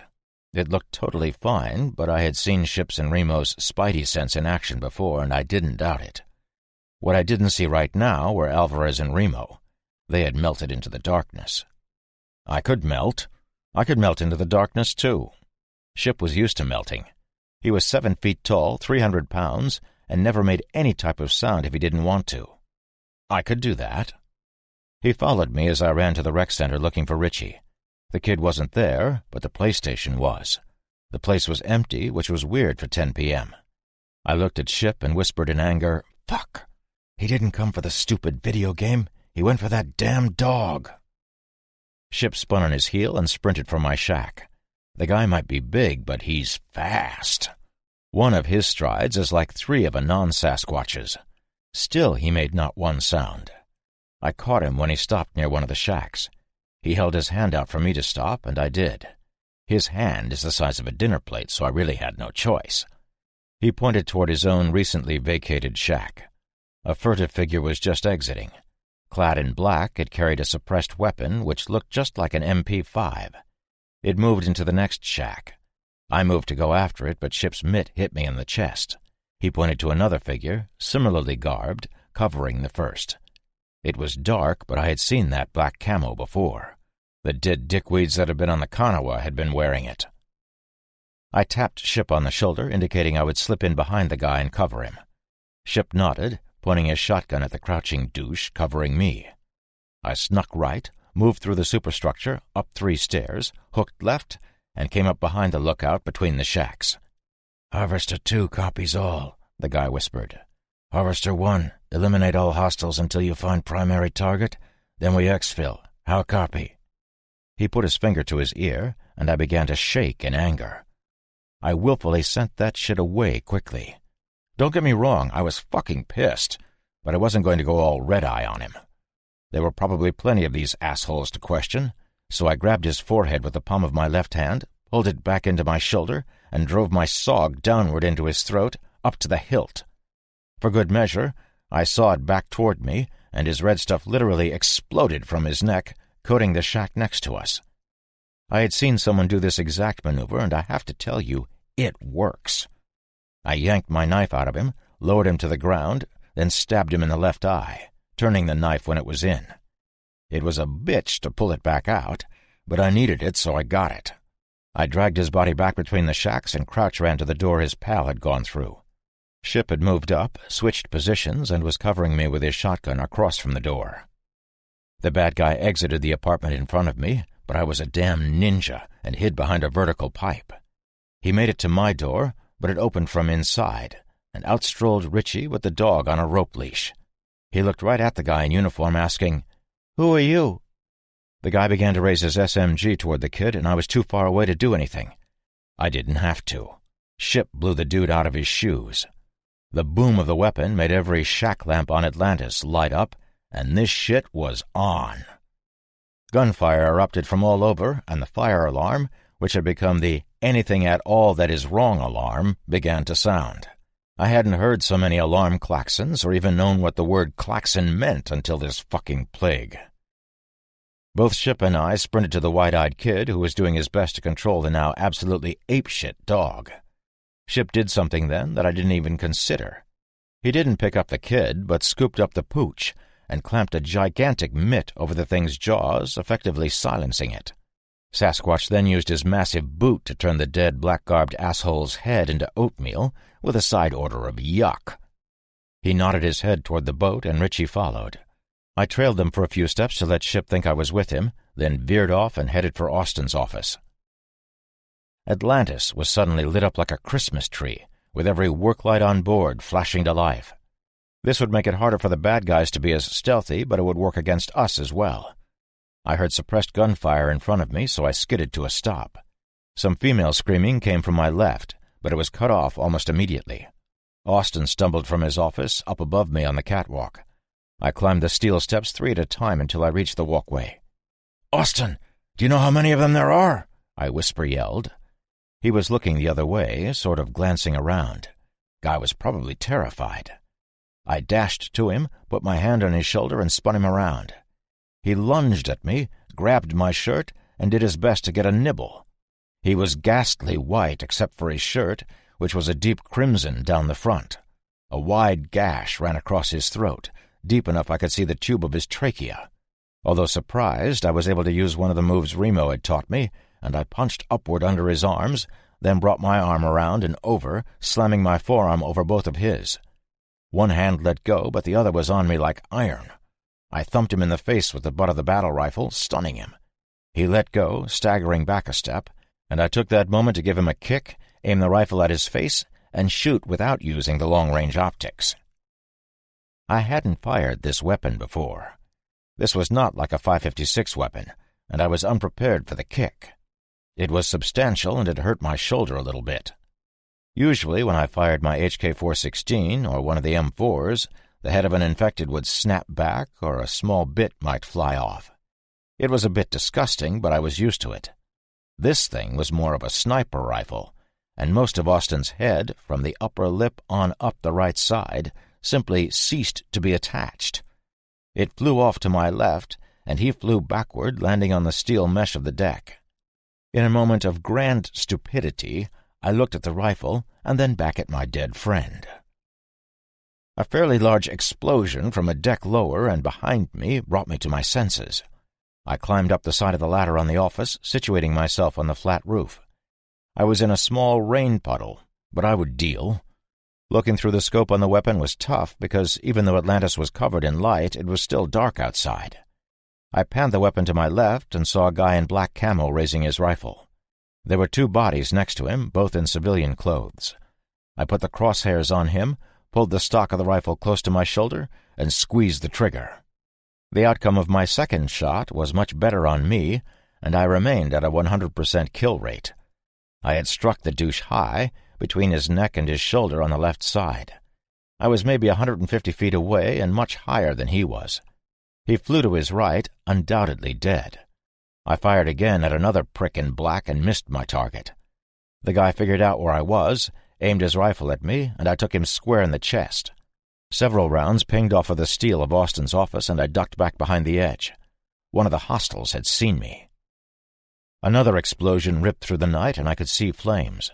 I didn't know if the dick that had shot at me could see me, but I was hoping he had other things on his mind, so I rolled to the edge of the roof, scuttled over, and climbed down the ladder. It was tricky as I didn't have the rifle sling around me, but I made it down without being shot. My home was burning.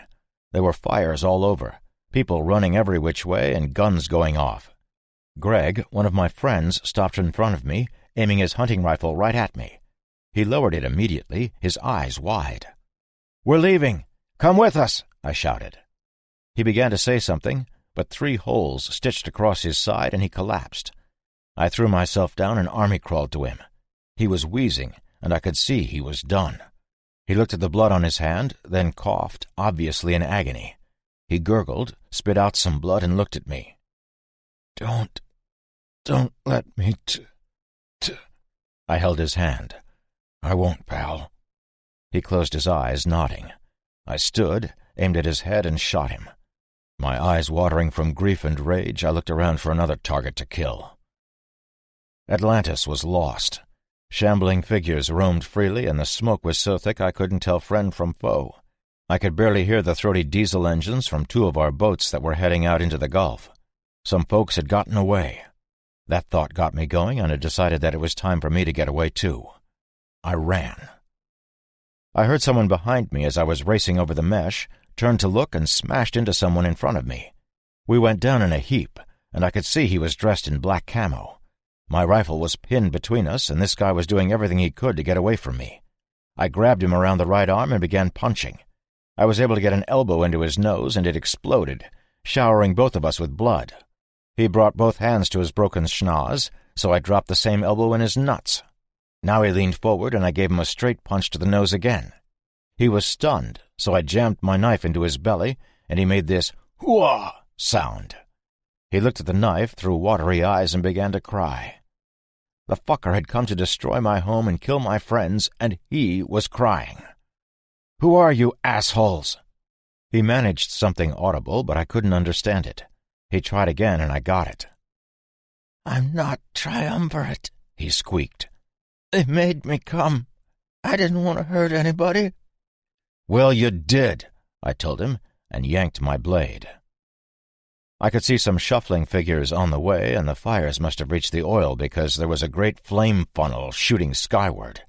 Atlantis wasn't just lost, she was doomed. There was no time to be generous and mercy-kill this asshole, so I left him to his fate and ran. I saw a few of the former Atlanteans, all dead and walking. A group of them had taken down one of the shitheads and was dining on him. I hope he tasted good. 2 dead bad guys were splayed out on the stairs to the lower dock. I hopped over them, ran to the next landing, and there was a gun in my face. "Come on," Remo said. "We're waiting on you."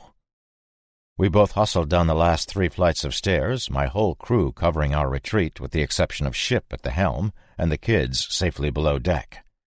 I untowed the bow line, Remo got the stern. Both spring lines were already cast. I hopped in and fell on my ass on the damp deck. A huge explosion from way up above rocked the whole rig, and flaming shit fell through the bottom of the superstructure about 60 feet away from us, making a huge splash. That rending metal sound was getting loud up there, and I wanted out from underneath untold tons of collapsing steel. "Punch it!" Remo bellowed, and the boat lurched forward. We all looked back at our home as we shot across the waves. What had once been a beautiful sight at night from the water looked like a scenic photo from hell. Fires raged, and even as I thought that, a gigantic flaming mushroom cloud shot into the air, spewing burning oil all over the Gulf. The ocean was burning. The lights flickered and went out, leaving only the flames for illumination. I can't see how any of the assholes that had attacked us made it out alive, but they had killed I don't know how many good people. It might have taken a lot longer this time, but death found me yet again and unleashed his limitless anger on those that had sheltered my ass. Getaway. When I was a boy, I had a dog named Harley. I'd never had a dog before, so when my mom came home with him, without telling my dad, I fell in love immediately. If you're a kid and there's a puppy, you love it or you have mental issues. Harley had this issue with his leg where he couldn't bend his knee.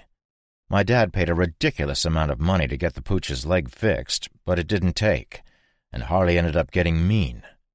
He never snapped at me or anyone else in my immediate family, but he would outright attack certain other folks without provocation. We had a backyard party in the summertime, and one of the neighbors' little girls wandered away from the group and found the dog. She came back screaming and had the tiniest scratch on her face, but that was enough. Even I, a boy of 9, knew the dog had to go. My dad called the dog officer, and the cop took Harley to a shelter. That night, my dad had the bright idea of giving the dog to my grandparents, whom the mutt loved. Pops called up the shelter, and they told him they had put Harley down because they did some safety exercise with him, and he failed. I cried like a baby, even though I knew the dog was dangerous. I was a kid, and kids don't really understand death until it hits them in the face. I remember feeling both completely helpless and a profound sense of loss. I hadn't felt a loss like that until now.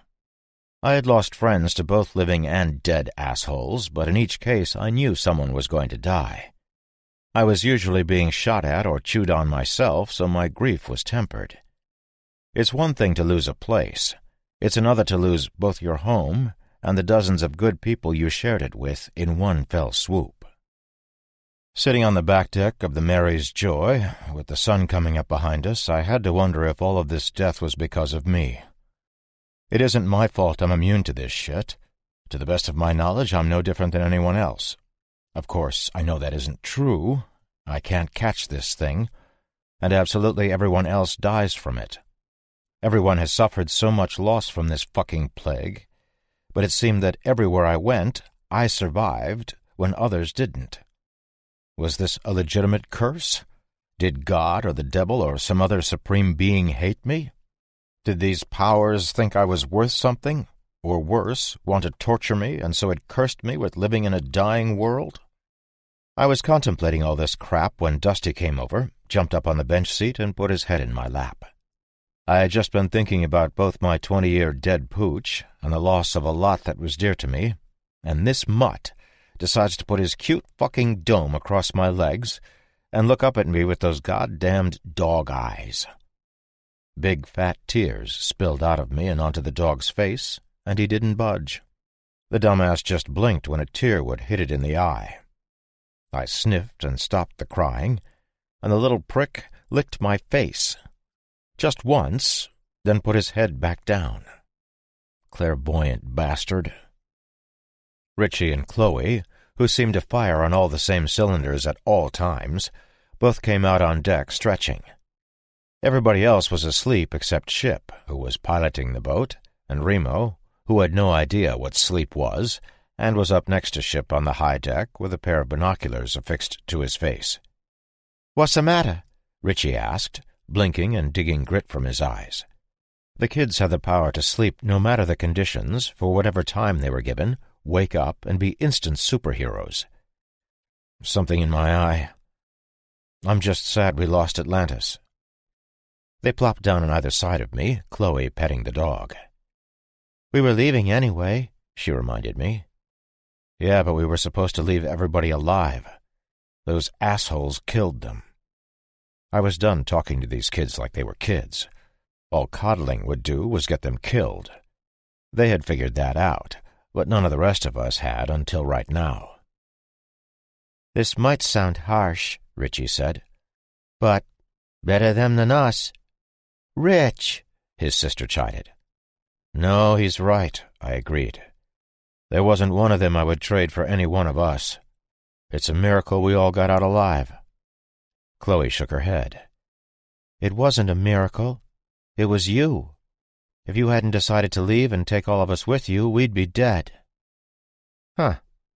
I was just thinking that all this death was because of me." The girl stopped petting Dusty, furrowed her brow, and punched me in the arm. "Ship is right. You are a dummy. Did you kill everybody else on the planet, too? None of this is your fault." "Everywhere I go, death follows." She punched me again. This shit would have to stop because it hurt. "Death is a jerk," she shot. "Maybe he needs a vacation."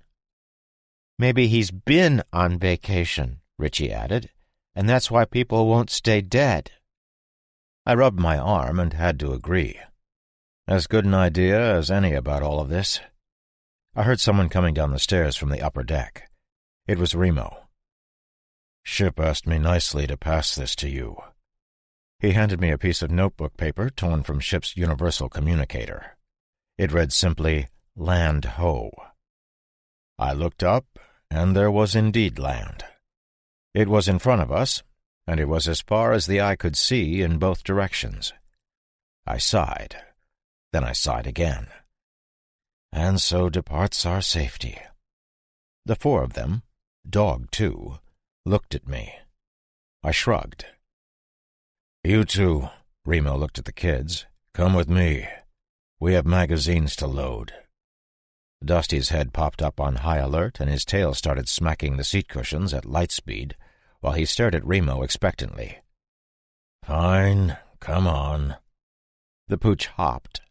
Can a dog hop? Off of the bench, the kids stood, and they all left.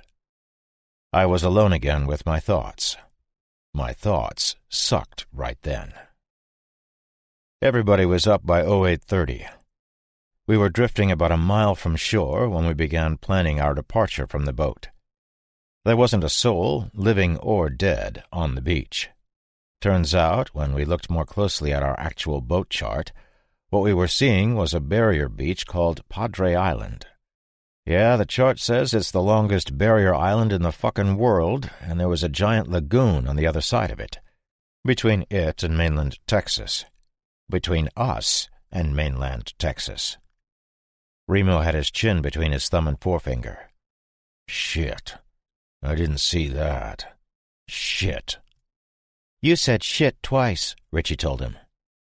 "This is worth 2 shits." Remo drew his finger down the chart to the south, and Ship put his finger on something to the north. "Yeah," nodded Remo. "Yeah, that's it, Ship." "What's what? Tim demanded. "There's a bridge there, which means there's a canal or break in the land or whatever. We can get through it or under it and sail on to the mainland." It took 2 hours to get to what was left of the bridge. We had seen evidence of destruction as Padre Island passed by on our port side. Several abandoned vehicles on the road, the burned hull of a boat, and our first infected. It was a man in shorts, and he had either been burned or his skin had turned black from rot. He staggered into the water but stopped when knee-deep. I hadn't seen that before. Were these things afraid of water? I had fought the creatures underwater, and other than buoyancy issues, they were just as deadly. Why wouldn't the dead bastard just wade into the water until he disappeared to get to us? The dumb thing followed from the beach at a pathetic pace and was soon out of sight. The bridge had been destroyed. Remo said explosive charges had been used, probably to slow the infected down or stop them from traveling in one direction. Twisted steel and bits of concrete stuck out of the water in front of us, and both Remo and Alvarez stood on the bow of the boat as we came up to the wreckage. Alvarez got on his belly and poked into the water with a long boat hook. "Take us in slow, ship." The Mary's Joy moved at a snail's pace, with Remo surveying and Alvarez poking into the waves, looking for debris. There was one small scrape against the starboard hull, and we were through. Ship opened up on the throttle a little, and we shot across the waves toward Texas proper. I have to say, plague thoughts aside, the scenery was absolutely beautiful. The water was a blue you just don't see in New England, and the beach, both behind and in front of us, was pristine. Tim said we were due east of a town called Port Mansfield, but there were no statistics on the municipality. Looking at the town from the water, I doubted if it could support 500 people. But I had thought that before, and half the state of Utah had shown up for dinner. I had lost 2 buddies that day, but we had gained the kids. We sailed down a wide channel with buildings on both sides. Some really pretty houses greeted us, with a few businesses. It looked really cozy. "Should we check this place out?" Kat asked as we pulled up to a fishing dock. I could see the back of Harbor Bait and Tackle and Why Not Rentals off to the left in a sort of big hangar-type structure, with a bunch of garage doors. It was eerily silent, no bird or bug sounds. I waited for the scream of a gull, but it seemed they had better places to be. Donna had come up wearing a T-shirt with a fish on it from below decks. I was staring at the fish, I swear, and wondering where she had found the shirt. She managed a wry smile. "Focus. Eyes off the girls." I whipped my gaze upward, but not before Kat shook her head in mock disgust. Remo looked thoughtful. "If we can find a vehicle and some fuel, it would save a lot of walking. There are 9 of us, though, so we'll need a truck." A dead guy came strolling out from between a couple of buildings, followed by a couple of his pals. They made their way to the dock and slogged toward us. Alvarez and Remo tied us up to a piling and moved to challenge the infected. Alvarez had his boat hook, and Remo had borrowed Ship's machete. Alvarez jammed the end of the pole into the middle of the first guy, and Remo cleaved the thing's head in half from dome to nose. He struggled briefly to yank out the blade and had to put his foot on the truly dead thing's chest to pull it out. The next 2 were closer together, so one got the boat hook in the belly while Remo decapitated the other, then took the top off the hooked one's head. It went like clockwork, or boat hook work, I guess. We piled off the boat and stood on the dock stretching. The Mary's Joy was beautiful, but we were happy to be off of it, if only for a moment. Our safety just went out the window insofar as being outside the reach of the infected, but at this point, were we truly safe anywhere? Remo, Alvarez, and Tim would search the surrounding area for a viable vehicle while the rest of us watched the boat. Kat put up a stink because she wanted to go with Alvarez, but once again she saw the logic in setting up as a sniper on the bow. She lay on the front of the boat, with Chloe and Donna talking and scouting. Kat wore a Texas Rangers baseball cap. No accounting for taste, but it kept the very bright sun out of her eyes. She would pay for this horrible transgression of attire later. When you're from New England, you wear a damn Red Sox cap, apocalypse or not. The boys were already gone, so that left Ship, Richie, and I to sit up on the top deck and talk. Well, Ship can't talk, but you know what I mean. Ship signed a few things to me, and I tried my best to sign back. He corrected me by showing me exactly how to position my hands and fingers.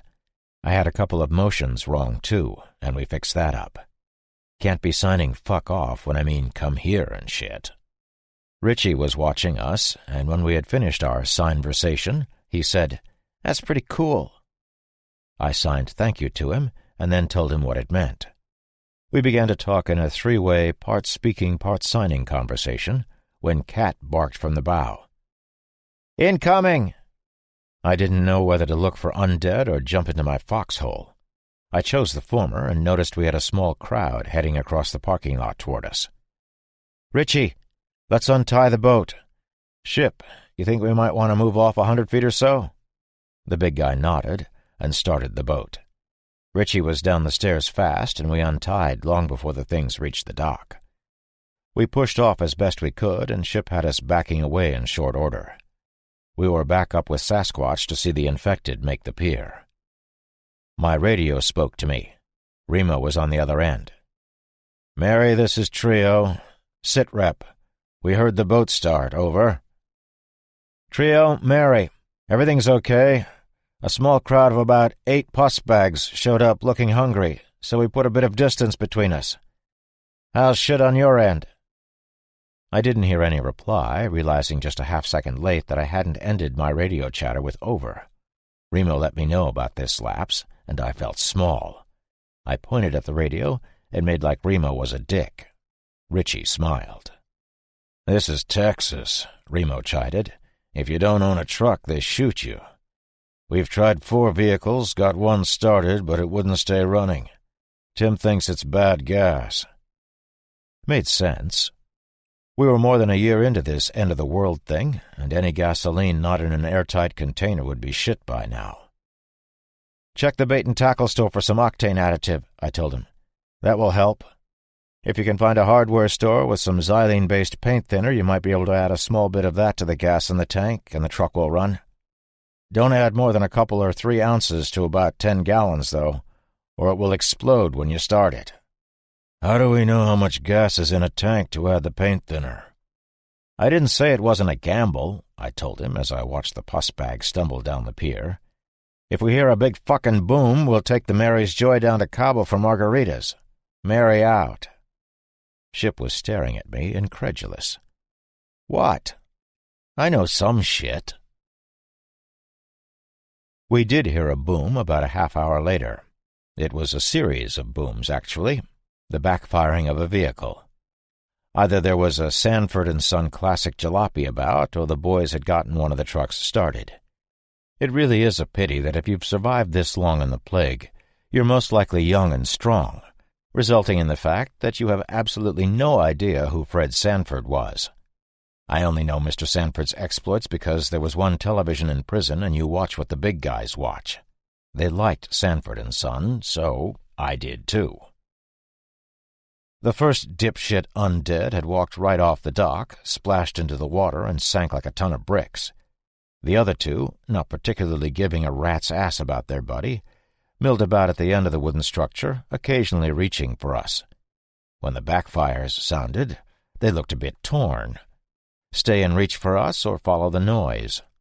The noise won, and they began moving back down the dock toward the town. The inevitable gunshots began to sound, and although I knew they were coming, it still put me in an even more heightened sense of awareness. "Mary, this is Trio," Tim's voice came through the radio. "We've engaged hostiles of the room temperature variety. There are significant numbers, but we did get a truck running. Great idea with the paint thinner. We'll meet you across the channel by the Getaway Adventures Lodge. You reading me?" "Copy that, Trio. Moving across the channel now. See you soon." I can't even begin to tell you how cool it is to say copy that like I just had. This was going to be a good day. The Getaway Adventures Lodge is a small, light yellow, picturesque building with its own private dock. There's a set of slips, covered by an aluminum carport-type structure off to the left. We pulled the Mary's Joy up to the dock, but didn't tie up. We needed to check the place out, but I was a bit apprehensive to go alone, so I decided that now would be the time for Kat to come with me. We all met in the living area of the boat. Of course, Donna had to chime in, "I'm coming too." I sighed. "Look, I realize who wears the penis in our relationship, but not this time." She got that look, but I forestalled her with a hand. "I need you to watch the kids and take care of the boat. Ship will steer, but I need someone down here with them." She looked at the kids, who were standing next to each other, then back at me. The look went from, "I see your incredibly valid points and support them unconditionally," to, "This is how it's going to go, and I will brook no insolence or questions of any kind from the likes of you." "Richie," she began, "you're going to stay here and back Ship up. If anyone or anything tries to get on the boat, you shoot them. You need to stay near the radio, too." She opened the lid of the now unlocked box of goodies and passed him an M9. He immediately ejected the mag and checked the load. Several of the sailors and soldiers had been training the civvies on the use of firearms for a while on Atlantis, so the kids were prepared. She continued, distributing weapons as she spoke. "The four of us are going to check this place out. Ship, you take the boat back out a bit and honk if you need us." She passed Chloe an M9 and doled out MP5s with 3 spare magazines each to herself and I. Kat would keep her 30-30. "You," she pointed at the dog, "sit." He complied. I was smiling. Although I didn't like the idea of Chloe with us as we went into the unknown, she had to get her proverbial feet wet sometime. She was a cool kid, and I knew she would be able to handle herself. Turns out I was right on both counts. We hopped off the boat and Ship backed her up into the middle of the channel. Now it was on. We had no escape route other than into the unfamiliar, or swimming, which was out of the fucking question as I didn't know if the entire channel was crawling with submerged zombies. The near end of the dock met a gorgeous yard which sloped to the back of the lodge, complete with palm trees and a pool hidden behind a wall of green shrubbery. The grass was lush, green, and overgrown. The rest of the foliage was quite pretty, with 2 huge unpruned rose bushes as the focal points. The pool was nasty with thick and horrible standing water. I had seen undead in pools before and told everyone to stay away for that reason. Anybody going for a dip in that shit pond was never setting foot near me again on general principles anyway. The back of the main structure had a propped-open door with dried palm leaves just inside. It was too dark to see more than a few feet inside. Donna started toward the door, and I stopped her, nodding in the negative. "We circle the structure first, then bang on the door back here. Wait a couple minutes for pus bags, then we go in." As an afterthought, I added, "Okay," to reassure her she was in charge of all things non-tactical. She gave a curt nod, and I could see she was a bit nervous, with her eyes darting everywhere, and a bit of lip-chewing going on. Kat and Chloe looked a bit nervous too, and I had to wonder how I looked to them. I certainly didn't enjoy what we were about to do, but I had done it a lot more than they had. "Should we split up and—" Donna began before I could cut her off.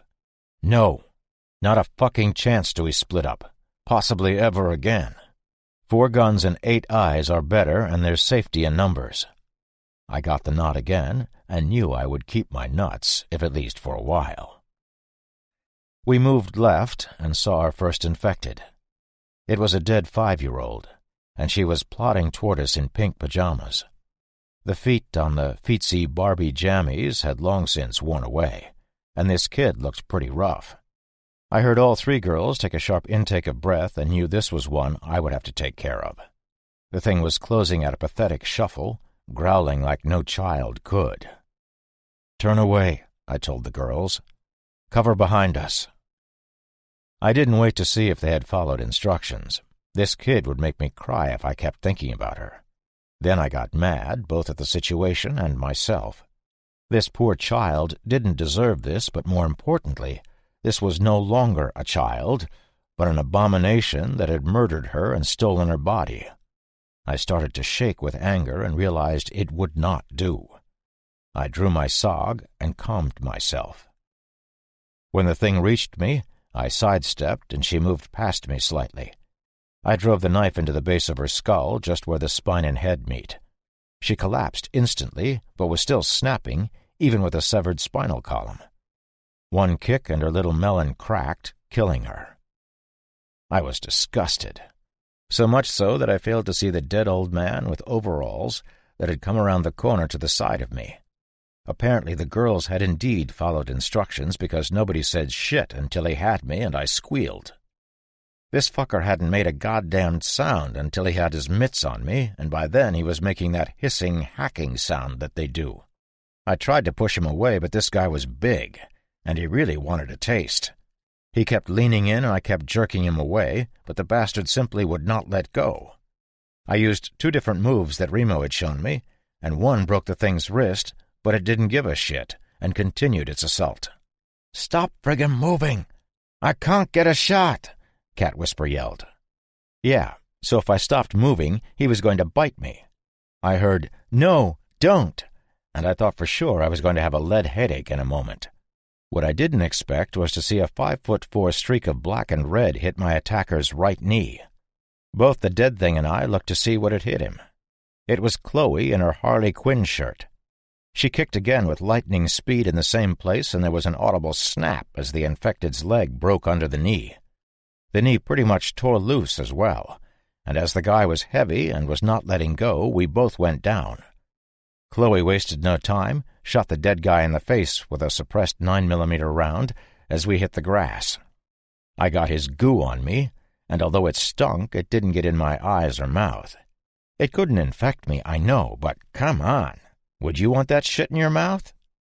I stood and looked at the living kid, my mouth so wide open in shock an American bald eagle could have nested in there. "Don't get mad," she said a little nervously. "You looked like you could use some help." I closed my mouth with a distinct and noticeable pop. The rest of my expression didn't change. Chloe looked back at the girls, then at me. "What?" "I took American Kenpo for 6 years before everybody started to eat everybody. Remo has been training Richie and me for 2 months with his stuff, too." I did a quick scan of the area as I managed a stunned, "Thanks." We were clear, for the moment, but my shirt had to go. I removed my tactical vest, then my shirt, balled it up, and threw it into the grass. I put my vest back on, which did not feel good in the heat. Fucking things stick and chafe on bare skin. Donna raised her eyebrow. "I knew you'd get your shirt off somehow." "Wonk, wonk," I told her. "You sound like Charlie Brown's teacher." I nodded in the direction we needed to go, and we all moved that way. We made a complete circuit of the building, scanning around it too, and soon found ourselves at the open but foreboding back door again. I shined my light into the opening, seeing nothing but bird droppings and some dried palm leaves. I gave 5 good whacks to the doorframe, all of us backing off to see what happened next. We gave it 3 minutes, then entered the Getaway Adventures Lodge. Some brown leather furniture greeted us under a vaulted pine-board ceiling, complete with motionless ceiling fans. An errant palm leaf sounded like a gunshot when I crushed it between my foot and the stone-tiled floor. I could only imagine what Remo and Ship would have done if they had been here and heard me do that. A short 4-step set of stairs led to an elevated railed corridor, which ran all the way around the room for standing patrons. At the back of the open room was a bar. Straight ahead was a stairway down to a sunken floor with a bunch of chairs and a pool table. More steps brought you back out of the sunken area and up to the bar at the back. There were framed pictures of fish and people holding fish all along the railed corridors and behind and over the bar. The place was beautiful. The best part of it was that it didn't have any signs of the plague at all other than the open back door. No overturned furniture or signs of struggle, no blood or bodies, and no zombies that we could see. I moved behind us, shutting and locking the door. "Cat, you stand guard here. If we come back, we might need to get out fast. Make sure we don't gather a crowd out back, either." She nodded and sat down in one of the leather chairs. She shifted, and of course the leather made a fart noise. It was my turn to look at her in mock disgust. "I didn't—" "Uh-huh." I turned away, not giving her time to explain, and tipping a wink to a silently giggling Chloe. Donna, who had volunteered to go to possibly the worst place on Earth, the majestic Maersk, in the hope of saving some folks, actually looked nervous now that she might face the undead again. Her eyes whipped about, scanning everywhere at once. "The plan?" I pulled my radio. "We clear this place, call the boys, and wait for them to show. In the meantime, I kick your ass in pool." I pointed to the pool table. We began our clearing session and found a truly dead woman in one of the rooms. She had taken her own life with her handgun. She had probably lost everyone or just couldn't wrap her head around what was happening. I felt sad for her and closed the door on her final resting place. Chloe reached for one of the doorknobs, and I hissed for her to stop, nodding no. I opened the door, and this room, like all the others, was devoid of any living or living dead people. There was a big bird's nest of some kind in the pine rafters of one of the rooms with an open window. The room completed its ensemble of pine-board walls and more fishing pictures, with bird shit and broken eggshells. The birds had seen fit to vamoose a while ago by the look of the place, though. Too bad, as this was probably prime real estate for a flock of whatever. We made it to the front lobby and noticed 2 dead people milling about out front who hadn't been there when we had circled the building. They had most likely heard the sound of the Mary's Joy pulling up to the dock, but had lost the sound when ship pulled her back into the channel. We backed off, and they hadn't seen us. The front doors were glass, and there were floor-to-ceiling windows as well, but if they didn't know we were in here, then fuck 'em. "We can't leave them there," Donna thought out loud. "Let's take care of them." I considered smoking the 2 out front for a moment, but then nodded no. Believe me, they'll come to us as soon as ship comes back with the boat. I realized I had broken my own rule, if only for a few minutes. The thing was, a minute was more than long enough to make a deadly mistake nowadays. Hell, a bad second would get you dead. We had left Cat alone guarding the back door. Stupid. Just stupid. Nothing had happened, but that is exactly how people get killed. When we got back, I motioned for her to come over, and I racked the balls on the table. "Me and her," I said, pointing at Chloe, "against you 2 slackers." I called Remo, and Tim answered. "Trio, Mary, we have 2 out front, but the structure is clear. Waiting on you, over." I'm going to skip the overs, dear reader. You get it by now. "The truck is running rough, but it runs. We'll be there in about 20 minutes. We keep drawing a crowd, and you guys are on a peninsula. We don't want to trap ourselves and have to abandon the truck for the boat." "Copy that. We'll clear the ones we find in the vicinity and get our gear off the boat." I looked at the pool table. 1 game wouldn't hurt, would it? We could do teams and finish in 5 minutes. Easy peasy. Yeah, nope. How to get folks killed 101. Might be my new major. We had the time now to do all the shit I just said. I don't know what will happen in 5 minutes. Maybe another apocalypse. Aliens this time? I looked back at the pool table and sighed. We can play later. Let's get the food and weapons off of the boat and get Ship in here with us. I called the big guy, and we went out the back door and onto the dock. I hadn't forgotten about the infected out front, but Ship and Richie might need a hand tying up the Mary's Joy to the dock. Richie was waiting with a box, a duffel full of stuff, and a dog. He passed it, except the pooch, to me over the gunwale. We tied up, and had just begun to unload when the 2 puss bags from out front made their debut. Kat raised her rifle, but I told her no. I raised my suppress MP5, but Chloe said no. "I need to practice." She took up a firing stance, lined up her M9A1 on the dead girl's noggin, and squeezed the trigger. The thing's head snapped back, and it collapsed. Kit had gotten a headshot on her first try. I was impressed. She missed the second shot, but got the dead guy with no lower jaw on the third. We had everything, including the Sasquatch, off of the boat and up by the back of the lodge when we heard the truck out front. It didn't take long for gunshots to sound. My radio came to life, but the voice wasn't directed at me. It was a conversation. "See what you boys got in there." "We don't have much, just this truck," Alvarez said loudly. I looked at Ship, and he nodded. I motioned for everyone to pull the stuff down, and we snuck around the side of the lodge. Right out front, exactly where the 2 zombies had been, were 6 guys with rifles. 2 were aiming at our recently acquired blue Ford F-250 quad cab, but the rest were nodding or smiling. Fucking people. Plague of the living dead, and there are more assholes than good folks left. I shut my radio off and motioned for Ship to take Cat to the far side of the building to flank them and possibly catch these douches in a crossfire. They made it to the other side just as one of the dickweeds punched Alvarez in the stomach. They were jeering and shouting racial epithets. I could see where this was going.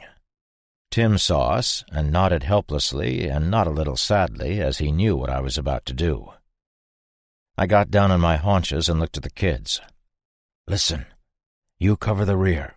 Face that way. If things go south, Don will take you back to the boat. Then you run. Rich, hold Dusty and keep him quiet." Donna's brows furrowed in anger. "I'm not." "Yes, you are," I snapped. "If we can't save them," I pointed at the kids, "then what the hell are we doing any of this for?" I would not have the kids murdering humans until it was absolutely necessary. And if Ship, Cat, and I couldn't take these assholes by surprise when we were already behind them, then we should hang our shit up now and quit. I turned and looked around the corner of the lodge. Ship had his massive melon poking through a shrub, and he nodded. I sighed, sighted the nearest asshole who had his rifle aimed in the general direction of my disarmed friends, then began walking toward him. I could see Ship in my peripheral copying me. We got to within 30 paces before one of the douches spit out a cigarette and leaned forward to crush it out with his filthy sneaker. He saw me, and I saw him see me. I gave a 3-round burst to his pal, then he got one, and I moved the barrel of my submachine gun to the right, selecting targets. Ship did the same, shifting his weapon until we met in the middle. The guy who had hit Alvarez got a 30-30 round through his back. He didn't fall forward, he just collapsed straight down. Dead. The 2 shitheads, who used the often employed but rarely successful tactic of getting too close to Remo, turned their gaze toward the commotion and, well, you know what's coming next. I saw the jarhead grab the closest guy and literally tear his head off. Okay, so it didn't come off, but he wouldn't be using it again. Remo stepped up, reached around the guy to grab his face, and administered a stiff push into the dick's back, while giving a vicious upward jerk to his chin. I heard the snap from 20 feet away. I missed what happened to guy number 2 as I was focused on killing everyone else. Tim would tell me later that Remo reached up to his own face, grabbed his toothpick, and jammed it into douche number 2's eye. The guy got a chance to let out a quick scream before he had his Adam's apple crushed by his own rifle butt. I was busy checking my bad guys to see if they were still kicking. Death by toothpick. Told you. 2 were alive, but 1 wouldn't be for long. The guy I shot in the back was trying to breathe, but his lungs were on the pavement in front of him. I gave him a quick tap to the dome for a finish. Alvarez had the surviving captive. Ship was about to crush some heads with his boot, but I stopped him. "Fuck 'em. Let 'em turn." The last survivor was on his knees with a bunch of guns trained on him. "You gonna kill me now?" "Yup," I answered and pointed my weapon at his face. He pissed himself, and I lowered my weapon. I shook my head and called him a pussy. He was both seething and glad that I hadn't shot him. He would also need to change your pants. A small crowd of undead had heard the commotion and was making its way toward us, but they were far off. "You got him?" Remo was speaking to Alvarez about covering the remaining asshole. Alvarez smiled a wicked smile. "Yeah, if he moves, or if any more of his buddies show up, I'll shoot him in the lower spine. Won't kill him, but he won't walk again. Should be fun in today's world." The rest of us ran to get our stuff. There was quite a bit, but we made it in 2 trips. The infected were closer by the time we finished loading, but we had plenty of time. Alvarez had wasted another stray that had come from the surrounding neighborhood and had destroyed all the shitheads who I wanted to turn. I asked him why, and he said they had started to move. The truck was a Texas truck and had all kinds of accoutrements. Rifle rack, huge tires, roll cage with lights, dual exhaust, and a shit ton of bumper stickers. Texas big. I break for big hair. They can take my gun when they pry it from my cold, dead hands. I'm sure there is some type of governmental regulation in Texas clearly stating mandatory four-wheel drive, so we got that too. The only issue was that the truck was a short bed. Remo would drive. The kids, the girls, and Tim would ride up front, while Ship, Alvarez, and I would ride in the bed with our shit, although I didn't see any spare gas cans in the bed. We climbed in, and I began to reload my MP5 magazine. It was cramped back there, but on his best day, Ship would take up 3 spaces in the cab. He had to be back with us. "What about me?" the surviving asshole asked. "You can fuck off and die for all I care. I would shoot you now, but I think watching you run is better." I pointed exaggeratedly to the 15 or so infected 100 feet away. He hadn't seen them until now, so the douche's eyes bugged. He held his hands out. "You gotta cut this!" He was referring to the zip tie that Alvarez had cuffed him with. "Did you not hear the die part of fuck off and die?" I banged on the back of the cab, and Remo threw the truck in drive. The guy began running back toward the lodge, his hands still tied in front of him. "His name is Dave," Alvarez told me. I cupped my palms, bullhorn style, in front of my mouth to get a good echoing yell. "Bye, Dave!" Remo thumped into one undead as we zoomed down the street. He avoided the others, some of whom had abandoned the chase for the truck as they noticed Dave running away. I harumphed. "At least Davy boy will have a nice new boat to keep him safe." Ship smiled and dug in his pocket. He held up and jingled a set of keys attached to a small float. Momentary respites and Mr. Ed. Turns out we weren't on a peninsula. Tim had misread the map, thinking the Port Mansfield Chamber of Commerce was where we were, when in fact it was the Getaway Adventures Lodge. Shit happens. It was definitely a good thing that we weren't on a piece of land surrounded by water on 3 sides while driving a truck, because there were a lot of infected to contend with. I don't know how we kept finding legions of zombies in very small towns, but there it is. They got thick fast, and with the abandoned vehicles, this is Texas, so they were all giant fucking trucks, fuck tons of infected, and coastal roads that hadn't been maintained, we only had a top speed of about 10 miles per hour. Remo pulled up behind a jackknifed 18-wheeler in front of Sweet Gregory P's Smokehouse Grill. I wanted some ribs. The jarhead skirted the big rig to the left and ran smack dab into a hidden horde of about 50 shamblers. I had never seen Remo lose his cool, but when he plowed into the first ranks of pus bags and they all turned to look at us, I heard him yell, "Fuck!" before he threw the truck into reverse. The vehicle sputtered and died, and we all collectively shit our pants. The things were slapping on the hood, and all 4 windows went up quickly while Remo fought to bring the truck back to life. It was that typical horror movie scenario where you groan that the vehicle won't start and you think, cliché, man, cliché. Well, fuck you, you weren't there. Try it. When the first of them reached over my side of the truck bed and brushed my naked bicep with its rotten fingers, I thought for sure we were screwed. They were 3 deep and getting deeper around the sides of the truck before we even had a chance to fire on them. Ship used his machete trying to save on ammo, but F that noise. I selectively fired into the group with my MP5, dropping them one at a time.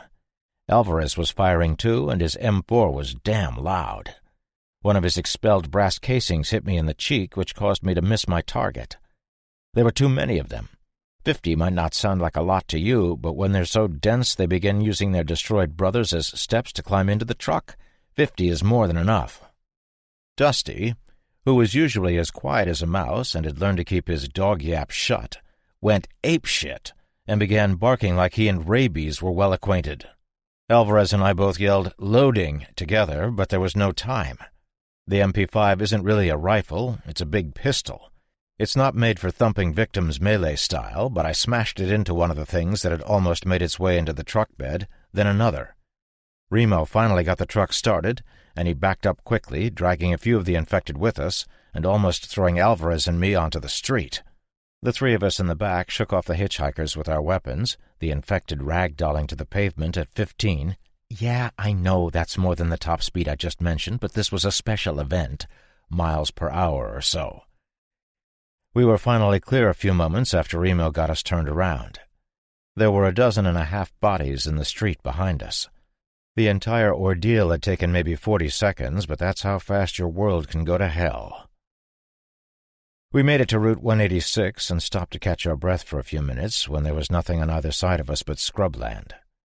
Tower Road was off to our left, but I didn't see any towers, just a couple big radio antennas. The truck was not running well, but it was all we had. We piled out of the vehicle, and I realized I was getting a sunburn on my back and shoulders. Remo spread a big map across the asphalt road, while Tim and Alvarez kept watch. Ship pointed out the Charles Johnson Airport to the northeast on the map, but we didn't know what it would look like. Who knew if there were any planes that would carry 9 plus our gear? Not to mention the condition of the runway might be for shit, and there was the question of fuel stability. Then there was the landing part. I had done the whole plane thing twice already, and I wasn't in the mood to crash again. Tim had called it a water landing, but fuck that. We had crashed into the damn Gulf of Mexico. Screw planes. Screw 'em. The plan was to head south along Route 186, then hook east. We would look for more supplies in a small town called San Perlita if it wasn't too overrun. We made San Perlita in no time. The little town was empty, devoid of anything, living or dead. I didn't so much as see a mosquito. Are you getting it was empty? Because it was empty. It was also hot. Over the 100 mark on the thermometer on our random brick-walled house. We were able to get a couple of gas cans, and I added a bit of the paint thinner to the fuel we scrounged. Tim, Richie, and I put another 8 or 9 gallons of treated gas in the tank. Raymondville was a few more miles down the road. It would be dark in a few hours, and we figured we would loot what we could and move on. This was a bigger town, so we decided to stick together as a group. We pulled into a CVS parking lot, looking to loot anything we could. The front door to the drugstore was gone. The whole thing. Someone must have pulled the door off with their vehicle, but they also must have taken it with them because it was nowhere to be seen. WTF? Where was the door? We entered as a group, Dusty, Chloe, and Alvarez standing guard at the front entrance. I almost wrote front doors. One side of the place had been cleared out, and there were bloodstains and drag marks at the top of one of the aisles. The place was gloomy, but not dark, with the windows letting in the end of the daylight. We cleared it in under 2 minutes and began to shove shit in bags. We got as many drinks as we could out of the dark refrigerators and made 6 trips full of water, soda, and snacks. There wasn't any real food, but we were able to procure a whole bunch of nuts and dried fruits. We left feeling pretty good. Hadn't seen an infected, and got some good stuff. Is it some latent sense of camaraderie that makes these fucking things group up? There are lone zombies all over the place, I know, but if there is a large swarm, any infected nearby will join it. Maybe it's a flock mentality where there's both safety in numbers and a better chance of success in hunting is achieved. Maybe it's just because a swarm of the rotten bastards makes so much noise that the others follow the sound. I don't know. What I do know is that, at the risk of repeating the sentiment in the last sentence, a large group of infected is fucking loud. This is what I'm staring at now, inside the cupola on the peak of the red-tiled roof of the Sleepy Times Motel just off of Route 186 in Raymondville, Texas. The truck sputtered when we were passing Sleepy Times, and Remo pulled in. The motel was a 2-story with 8 rooms on each floor, and an attached office kitty-corner to the main structure. Both ends of the small building had wooden stairs, and both floors had an ice machine and vending machines equidistant from the stairs. The truck engine quit when we were in a parking spot outside the main office.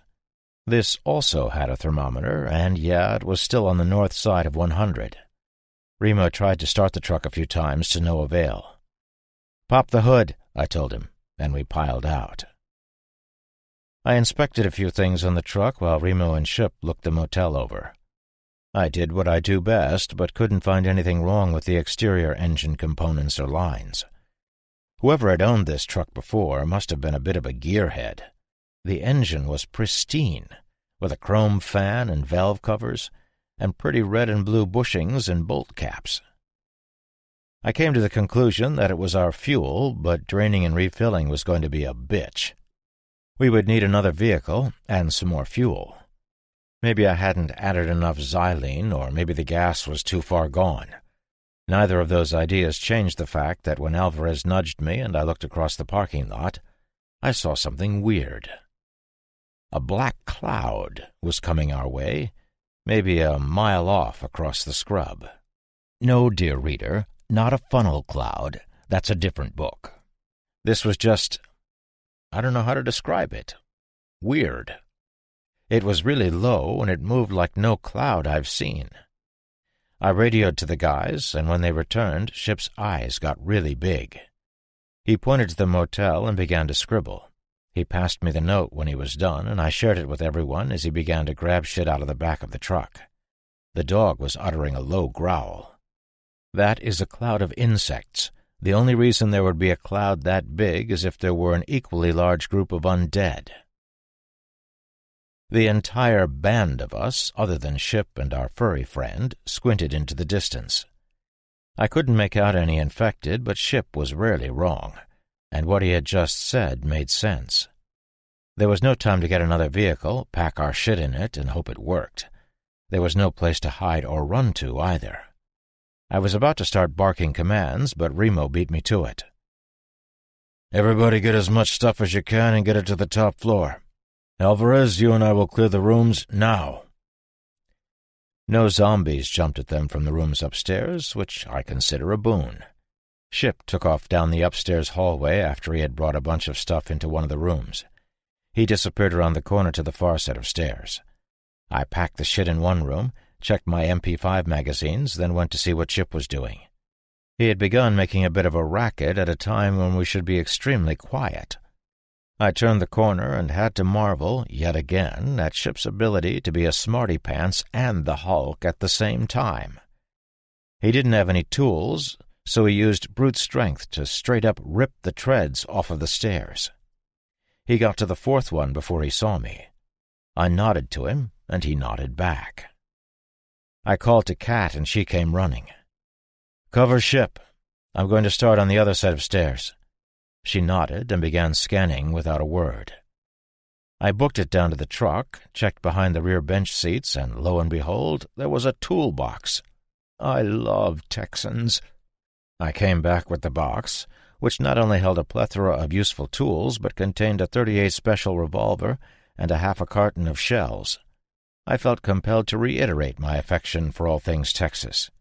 You put an already fired piece of brass in a vehicle by mistake, and it's a felony in Massachusetts.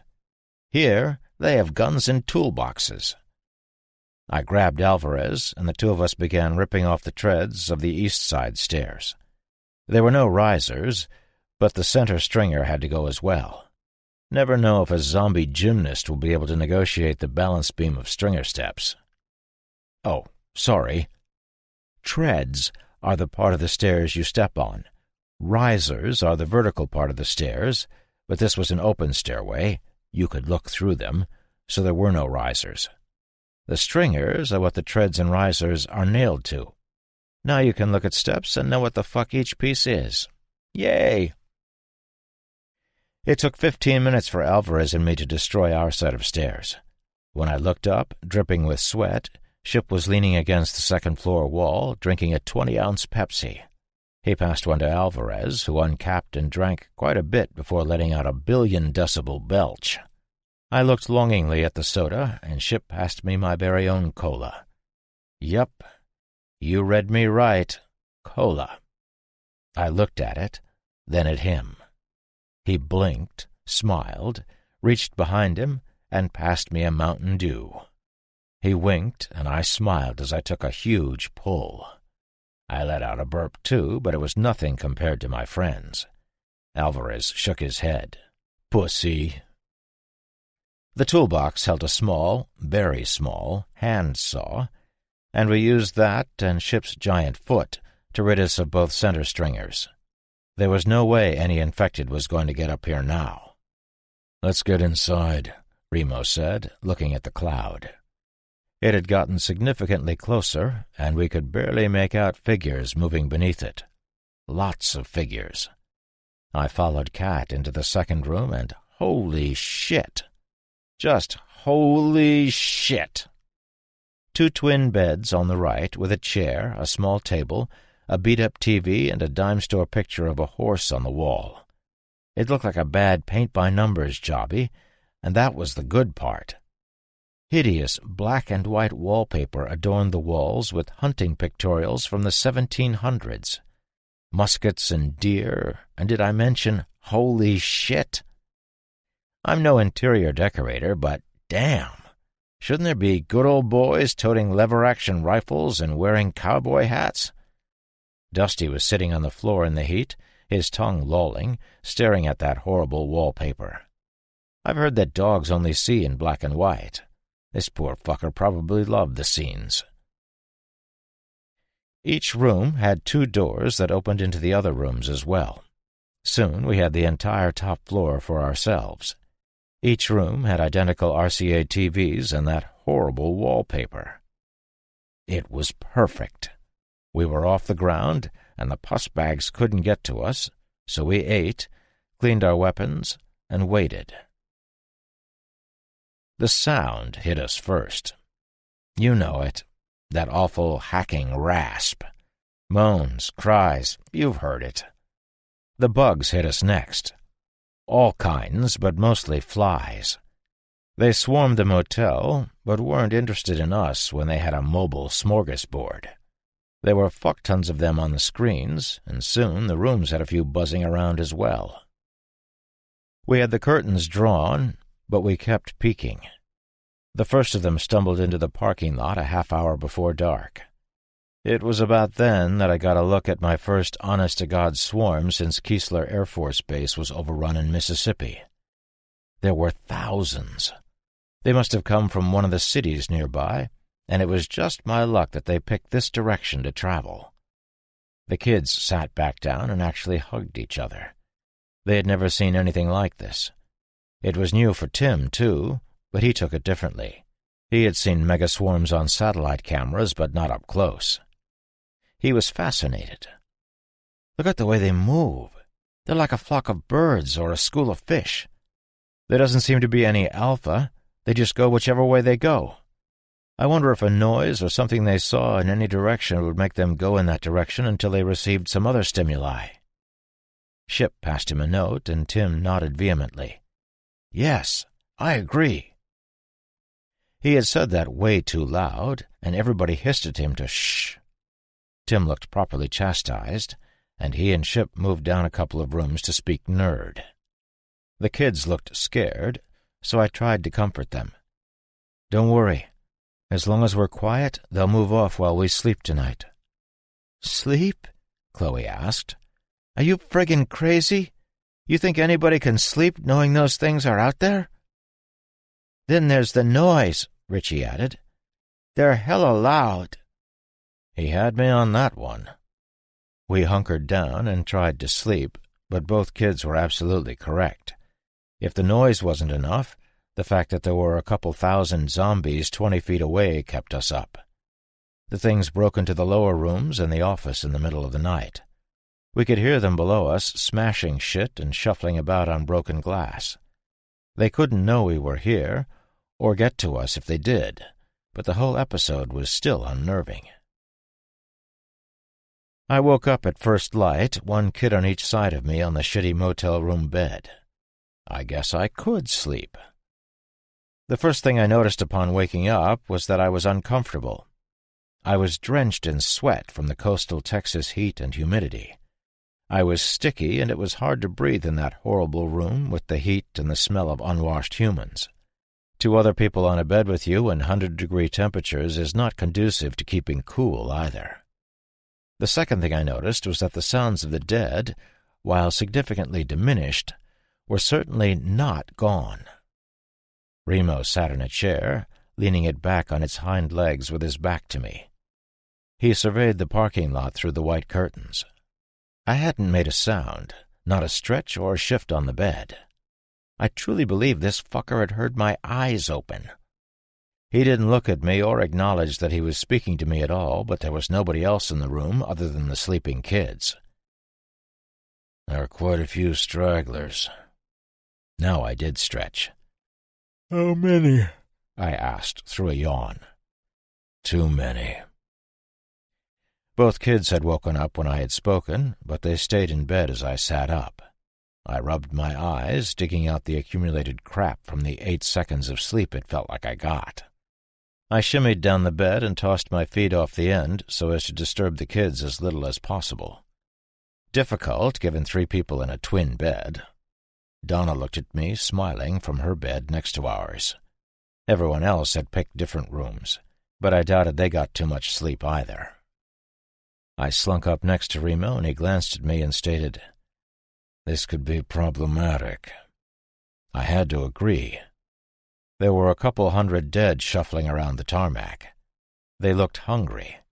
They also seemed to be searching for something. 3 guesses as to what it was.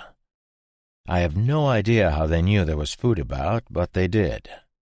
From my vantage, I could see that they were rummaging through the office, and not a few of them had decided they wanted to take a peek in our truck. Our non-functional truck.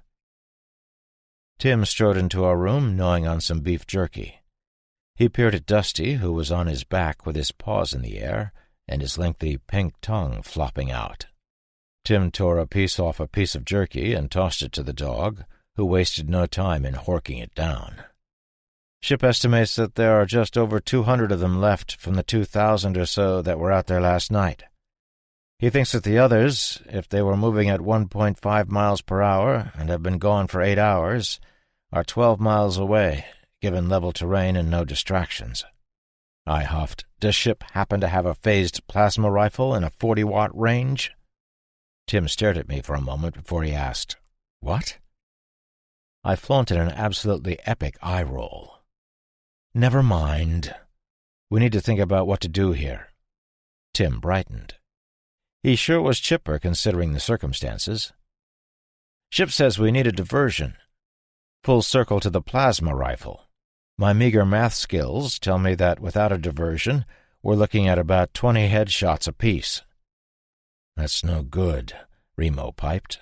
"Too much ammo." "Well," I began, Remo interrupted. "I'll do it." Obviously, he meant he would jump down from our safe place to create the diversion we needed. A car alarm began to sound from an indeterminate distance off. I looked at Remo, my eyebrows raised in disbelief. "What, are you a fucking Jedi now?"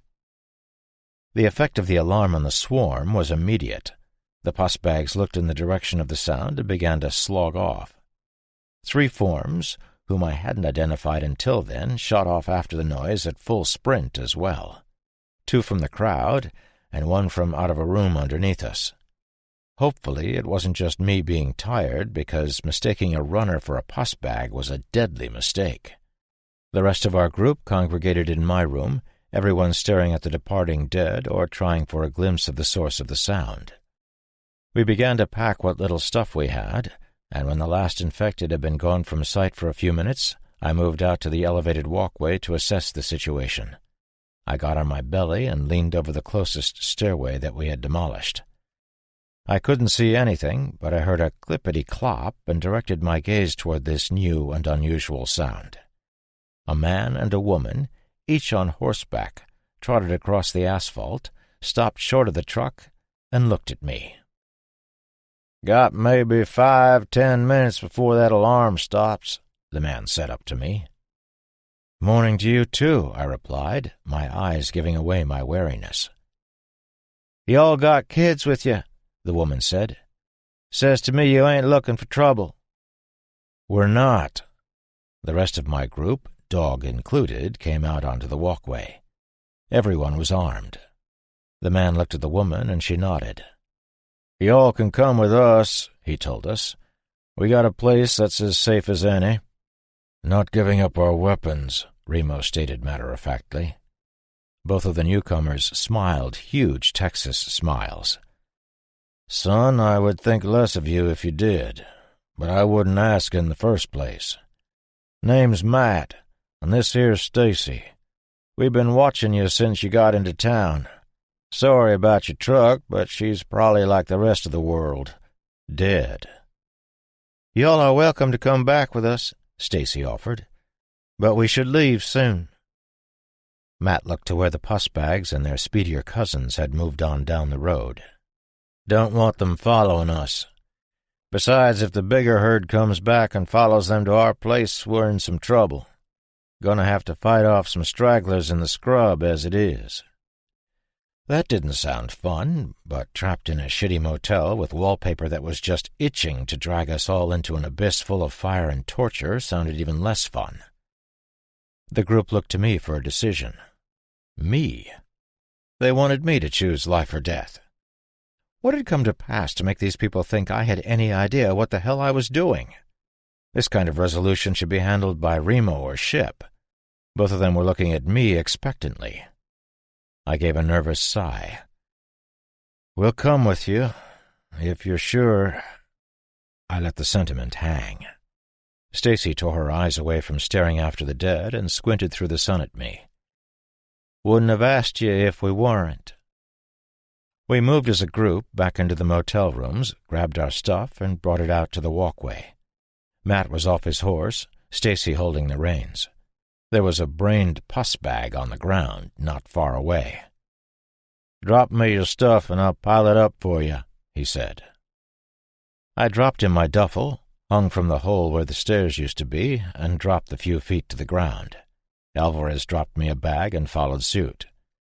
My group passed the rest of our shit to the three of us on the ground, and we piled it up.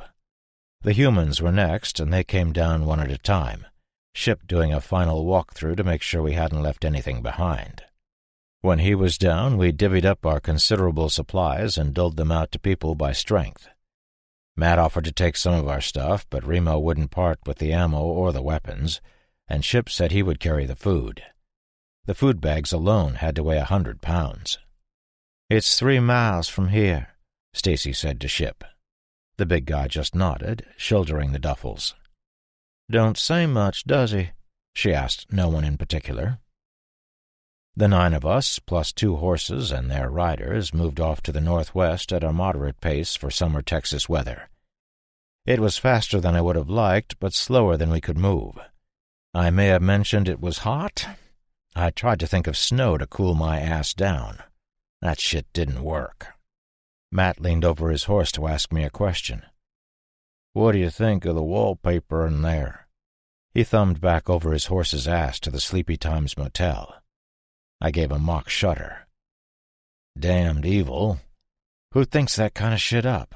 And who would put it in a motel? Matt smiled another huge, toothy smile and nodded. "We're going to get along just fine." 2 miles of death. It was still hot, and I hadn't had a shower in a while, so you can imagine what I smelled like. I was taking a selfie sniff when I noticed Matt pull a small radio from his belt. We were about a half-mile into our trek. "Darcy, this is Matt. We got some strays we're bringing back." "How many?" I heard from the other end. 9 plus a dog." He looked us over for a sec. "They look competent." "Really? What kind of dog?" "Focus, Darcy."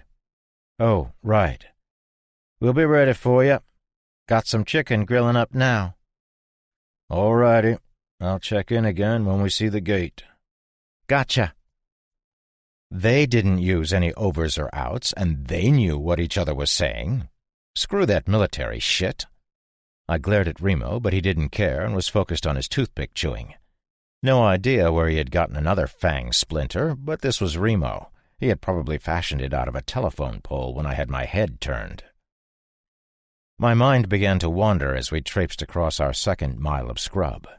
To keep my thoughts occupied, I began to talk to Tim about Baldy Mountain, his family, and the majestic Maersk.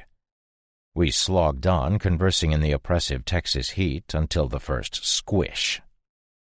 Horse shit. Really, when you think of it, you think shit from a horse. I guess that's what it is, but I've got to tell you, horses have it made. Horses can poop on the fly. What other domesticated animal in North America can do that? Can you imagine just battling some undead, and they literally scare the shit out of you, but you don't hesitate and just drop a deuce during the battle? No squatting or wiping or stink? Epic! Until you step in it. Even the dog had the foresight to step around the poop. There I was, talking to Tim while we trudged across our second mile of scrub toward Matt and Stacy's place, and I looked forward to see a horse's ass. The beast was swishing its tail, and I could see poop just dropping from his butt. What I didn't realize was that this was the end of his movement, the rest of it being on the ground in front of me. Horse excrement isn't as bad as any other type of feces I can think of, but who wants to put their boot in it? The short answer is, not me. Know what other superpower horses have besides the poop thing? They can smell zombies. I'm standing there, leaning over with one arm on a chuckling Tim for support, using a small stick to dig the shit out of the grooves in my boot sole, when the stallion in front of me makes a weird noise.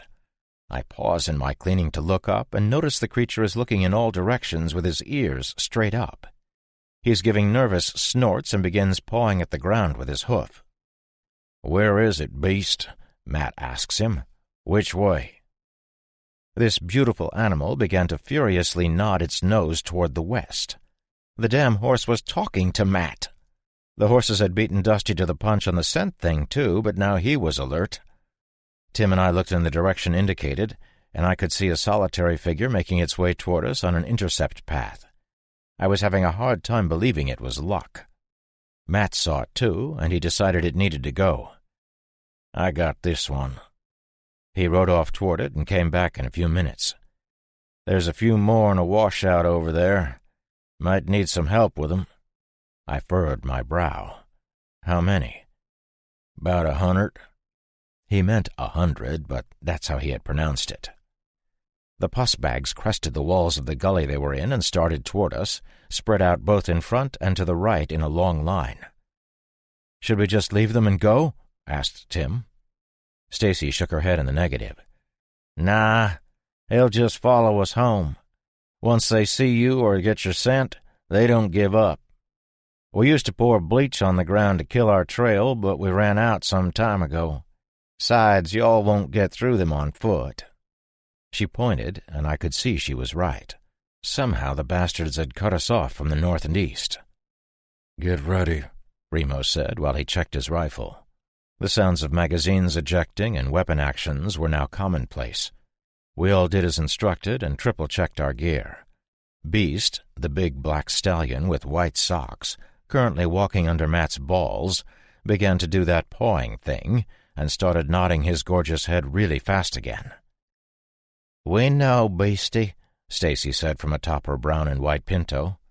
The pinto also began to wag its head and make those cool sounds horses make. Matt stood up in the saddle and looked back the way we had come. "Oh." I put my hand up to shade my eyes as I squinted east. I couldn't see anything. "What is it?" "More," was all he said. He looked at Stacy and she nodded. He was on the radio lickety-split. "Darcy, we might need some assistance on this one. Got a good crowd of 'em heading our way. Dunno how we can lose 'em. Probably end up bringing 'em all the way home. We're gonna need 2 trucks, I think, and a couple more guns." "Where are you at?" "About halfway between you and Rayville, 1.5 miles southeast of the Double Hoof in the scrub." A man's voice came over the radio. "How many, Matt?" "Plenty. Couple hundred, maybe. They're heading at us from the east and southwest, too, so hurry. These folks ain't got a ride." "We're coming. If it gets bad, you get as many as you can on each mount and hightail it out of there." Matt looked right at me. "Kids first," I told him, "including the big one. The rest of us will be fine." He swallowed hard and nodded, knowing if it got bad enough for him to run on his horse, the rest of us were all dead. I'm ashamed to write that it occurred to me for the briefest of moments that we could just take their horses and probably save 6 of the 9 of us. The thought came and went as fast as a slap, and that's just what it felt like. There was a little time to feel like shit, so I did. The group in front was 200 yards away. They kept coming over the rise and right at us. There were a shitload of them, and they were in all manner of disarray. They looked dry and rotten, which would make sense considering the temperature. There were too many to go hand to hand. Oh, and there was a clown in the bunch. This was my first zombie clown. "Firing line," Remo barked. "Spread out 10 feet apart. Pick your targets and fire. Richie and Chloe, pick a horse and climb on now." Richie looked affronted. "But we can—" "Now," said the jarhead in his not-to-be-fucked-with voice. Dusty began to growl. Matt and Stacy helped the kids up, and Stacy noticed something behind us. "Got a fast one coming." Matt stood in his saddle again and considered. He drew a partially brass lever-action rifle from a long holster attached to his saddle, sighted and fired. Done and done. He was a good shot. He was using iron sights, and the runner was far off. Kat's rifle was scoped, and she fired when the things were 400 feet out. She bolted in another round and fired again.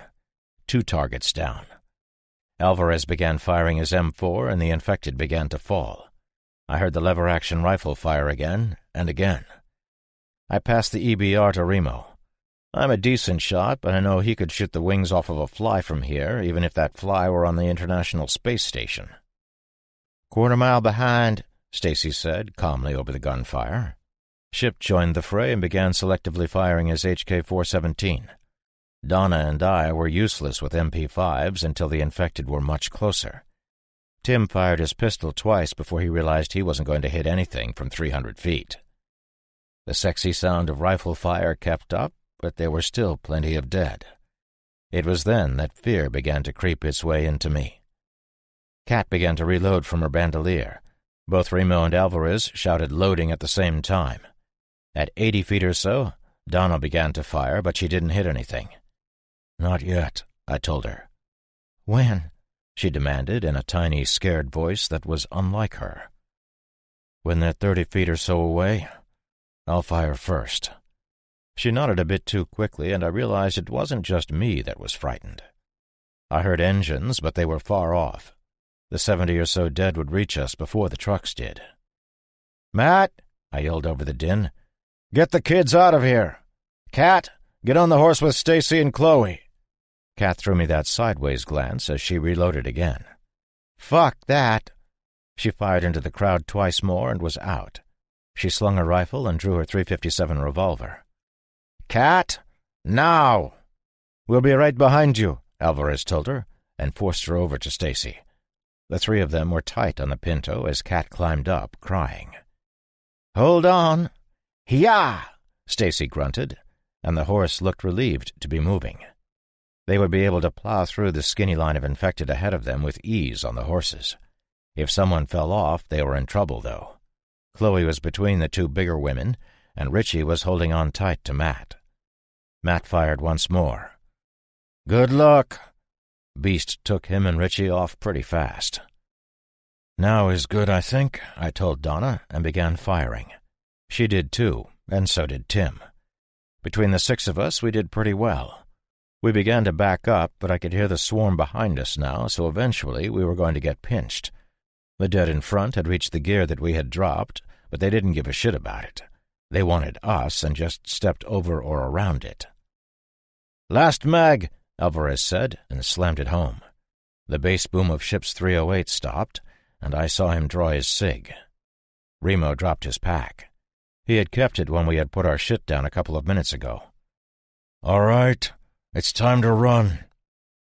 We fled to the north, the way the horses had gone. They were well past the line now, having broken through, and Matt was shooting back into the crowd. A couple of stragglers had reversed direction and hunted the horses and their riders, but most were still coming at us. When we were 10 feet from the first of them, I gave a full auto blast to try to make a hole to run through. Everybody else followed suit, firing whatever weapon they had loaded, and soon there was a passage through the infected that was closing as I saw it. Dusty weaved through reaching hands, one of which closed around his fur. He reached back and bit the hand, tearing free, and was quickly through. The trucks were in sight in front of us when we hit the wall. Ship used his machete to hack off the arm of a dead good old boy who reached for him. Remo let out a vicious kick which destroyed the knee of another rotting Texan. Tim fired point-blank into the face of an emaciated young woman who was missing half of her throat. Alvarez used his rifle butt to push two attackers away. Remo and Donna got through with no problem, he telling her to run. One of them grabbed me, but I shook it off, firing into the faces of a couple more. Tim yelled and used his empty M9 to crush the eye socket of a dead young man. He raised his arm to slam it into the thing's face again, but something grabbed his arm and pulled him off balance. They swarmed him before I could do a damn thing. He looked at me helplessly for the briefest of moments before they took him down. Ship decapitated one more creature before he grabbed me and lifted me like a child, pulling me away from Tim. The Sasquatch dragged me along through the hole we had created, Remo and Donna firing so close to us I swear I felt the rounds go past. The trucks reached us, and they began firing into the crowd. "I can get him!" I screamed, trying to shake Ship off, but he was too strong for me by a long shot. He kept dragging me while I fought to get loose until I saw Donna. She was crying and begging me to come with her. "Get in!" one of the men shouted. The other truck slammed on its brakes, skidding across the dust into the crowd, knocking 5 or 6 of the things back before the driver threw it in reverse. We piled into the back of both trucks, Ship helping me just to be sure I wouldn't run back to help our friend. There was a huge pig pile of infected in the place where Tim had fallen. They were fighting each other, the ones in the back trying to yank their brothers off the pile. I looked away and put my head down. "Save your ammo!" I heard one of the newcomers yell. "There's too many." I was sitting in the bed of a black F-350, and I tumbled backwards when the driver threw it in gear. Ship righted me, keeping his hand on my shoulder and giving it a quick squeeze. I put my hand on his and looked at him, nodding and wiping my eyes. I was appreciative of the consolation. If you think, dear reader, that this was unmanly, then you can kiss my ass. The trucks caught up to the horses in no time, and we transferred the kids over. "Where's Tim?" Kat demanded instantly. She was in the other truck, but I heard her plain as day. "Where's Tim?" she shouted when nobody answered her. Donna hugged her, and half our group was soon in tears. "Matt, you and Stacy head back toward Rayville," one of the newcomers advised. "Circle around, hit the creek, and follow it for half a mile before you turn northwest. Check in every 15 minutes. Both riders nodded, turned their mounts back the way we had come, and galloped off. The trucks turned around, and we headed over the scrub to the west. The line of dead was to our south, and we were on a parallel course back to Raymondville. Donna looked frightened. "Where are we going?" "We're heading back toward town before we circle around, ma'am," one of the gunmen said through the rear window of the vehicle.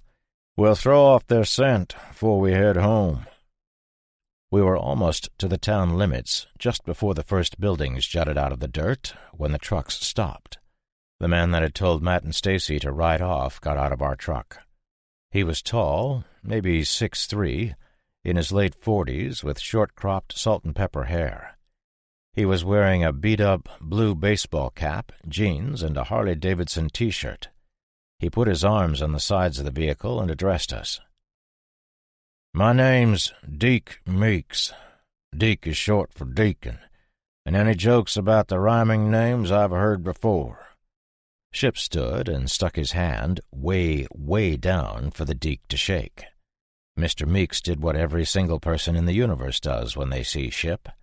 He looked the corresponding way, way up, raised his eyebrows, opening his mouth a little in surprise. Considering Ship was standing in the back of a truck, he was now about 9 feet tall, so he had to come down on his haunches to actually get a grip on Deke's hand. "This is Ship," I told him, "and this is how he says thank you." "Y'all are welcome, both for the ride and the accommodations you're about to spend time in. I own a ranch called the Double Hoof a few miles from here. We'd love to have you, and if you all agree to helping out while you stay, you can stay for a while. It ain't much, but it's home." I stuck my paw out for him to shake when he was done with Ship. "Thank you, Mr. Meeks." "Aw, ain't nobody called me Mr. Meeks in more'n a year. Deke'll do fine." I nodded. "Deke, then. Forgive us. We just lost a friend." He looked down and then back at where the swarm was. They were heading in our direction as fast as their rotting legs would carry them. "I'm real sorry about your friend. Happens too much now, losing people. We can talk more when we get back to the hoof. We're going to give the dead ones something to chase, then head on home. Hit it, Hank." The horn on the F-350 blared to life. Hank leaned on it for a solid minute, the driver of the Dodge Ram 2500 following suit. After 20 seconds, that shit was annoying, so most of us covered our ears. A couple of shamblers came from the town side, but the horn had been for the swarm. One of the guys from inside our truck passed Deke something, and he began to fiddle with it. He was winding up an old double-bell alarm clock. "I set her for 15 minutes from now. She'll go off until something shuts her down, and them things is pretty dumb, so it might ring for an hour. That ought to do it. Saddle up." He put the clock right in the center of the steaming hot road. The tick-tock sound it made was crazy loud, and for the briefest of moments I considered it would be impossible to sleep with that stupid antique next to me. Then my thoughts returned to Tim. Tim had worked for the NSA. He had brought communities together, traveled across an infected country with me, battled countless undead, and he had saved my life. He died in the Texas scrubland because some assholes had blown up our house. I stared at the bed liner of the truck, thinking about how I would miss him, and how wrong it was that a man like that was dead when there were so many assholes still vertical. Anger set in, and I seethed until we reached our destination. Me Too. It never ceases to amaze me what people are capable of when there are no rules and supplies have become difficult to obtain.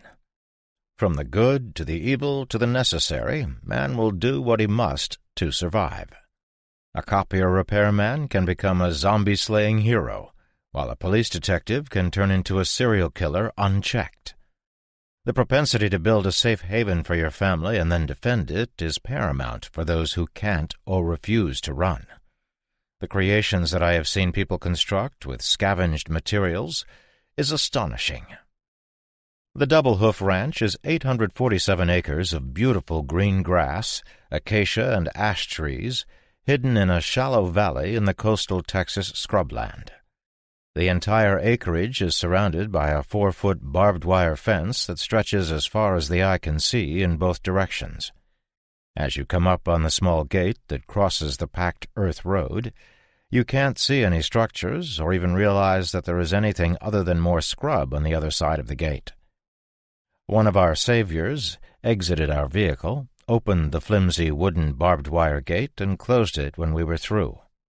I didn't think that this gate or fence would stop a jackrabbit, let alone a swarm of infected dead former humans. A half-mile past the gate, there was a better wall. A 10-foot wide, 5-foot deep trench had been dug as a dry moat of sorts.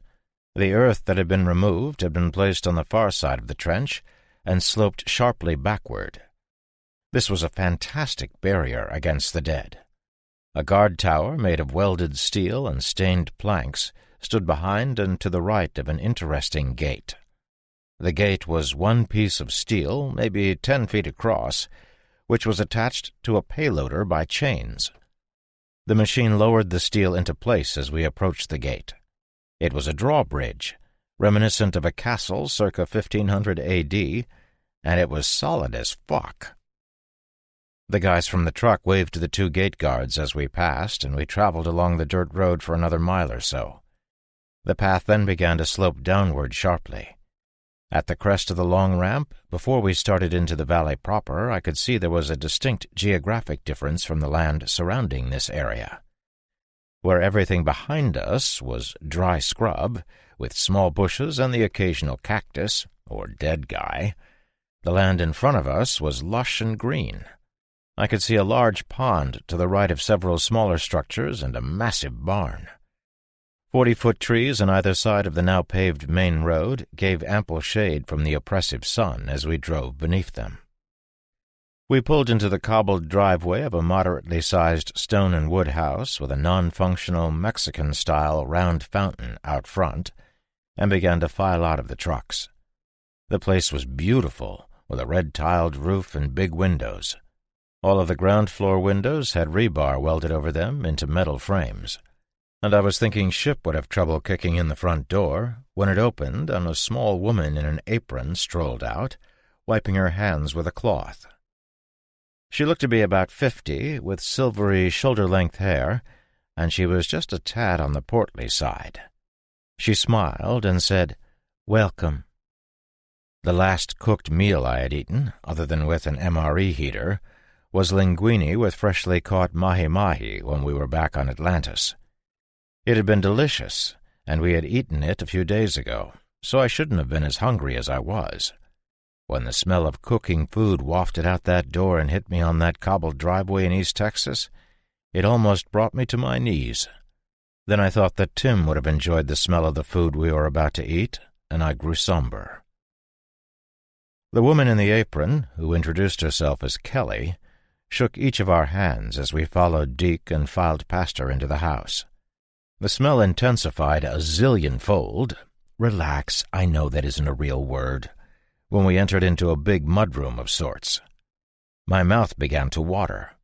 Deke told us we could leave our stuff in the mudroom, and we left everything but our weapons. A girl of about 25 named Darcy, 2 guys in jeans, boots, and cowboy hats, Dix and Javier, and a medium-sized rust-colored dog with the awesome name of Rusty were in the great room of the house. Rusty and Dusty were instant best friends, and they trotted off to explore each other's butts.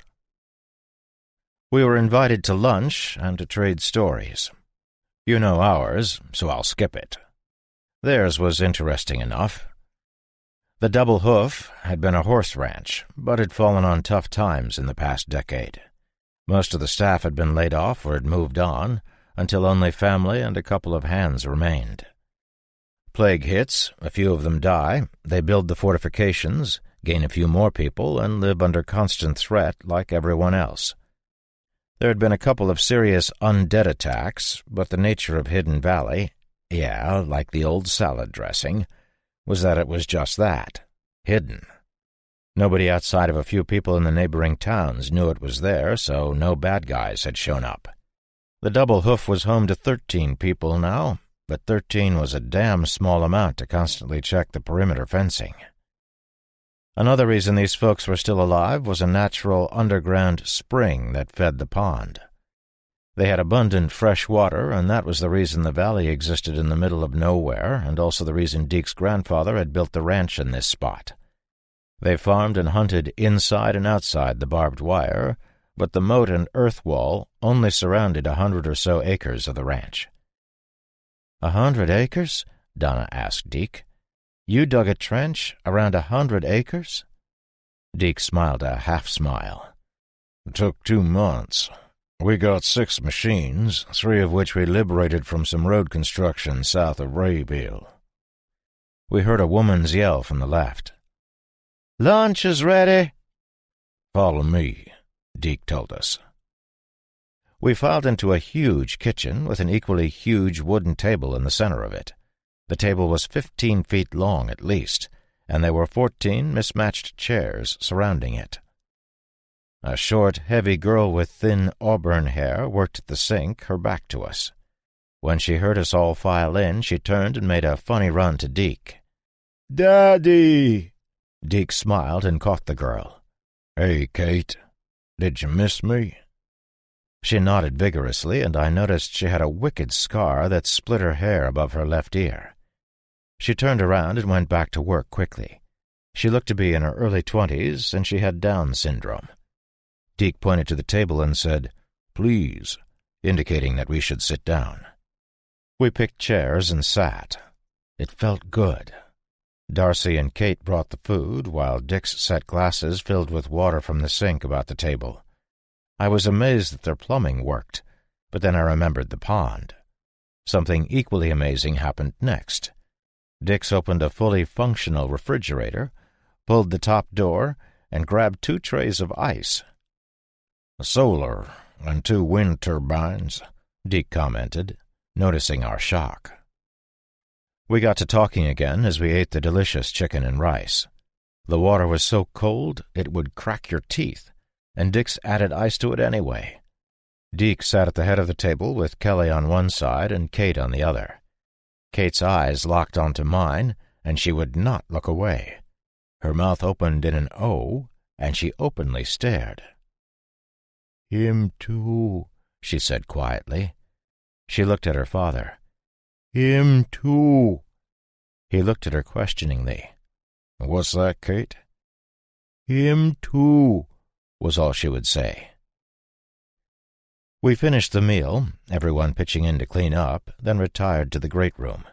A fire smoldered in the fireplace, and I thought that was odd considering it was 1,000,000,000 degrees outside. Kelly took Kate back into the kitchen, and Deke looked right at me, leaning forward and putting his elbows on his knees. "She's not my daughter," he said under his breath. "We were out at the road construction back about 3 months after the first dead started to walk." Dix and Javier both nodded in agreement. "We were trying to start one of the backhoes, and a small herd snuck up on us. Dix started shooting them, and me, Mike, and Javi joined. There was maybe 30 of them, and we just shot 'em all. I aimed at one of the last few, popped off a shot and missed." He sighed. "Mostly. The thing grabbed its head, fell down, and started to cry. The 4 of us couldn't believe it. We were so shocked I almost got bit by one of them that came up behind. She was standing in a group of them, moaning just like they were. That's how I met Kate. She's been here ever since." I was thoughtful. "The dead don't attack her?" "No, sir." Deke said it like it was one word, I swear. I nodded. "Seen it before. The fast ones will go after her, though. That I can tell you."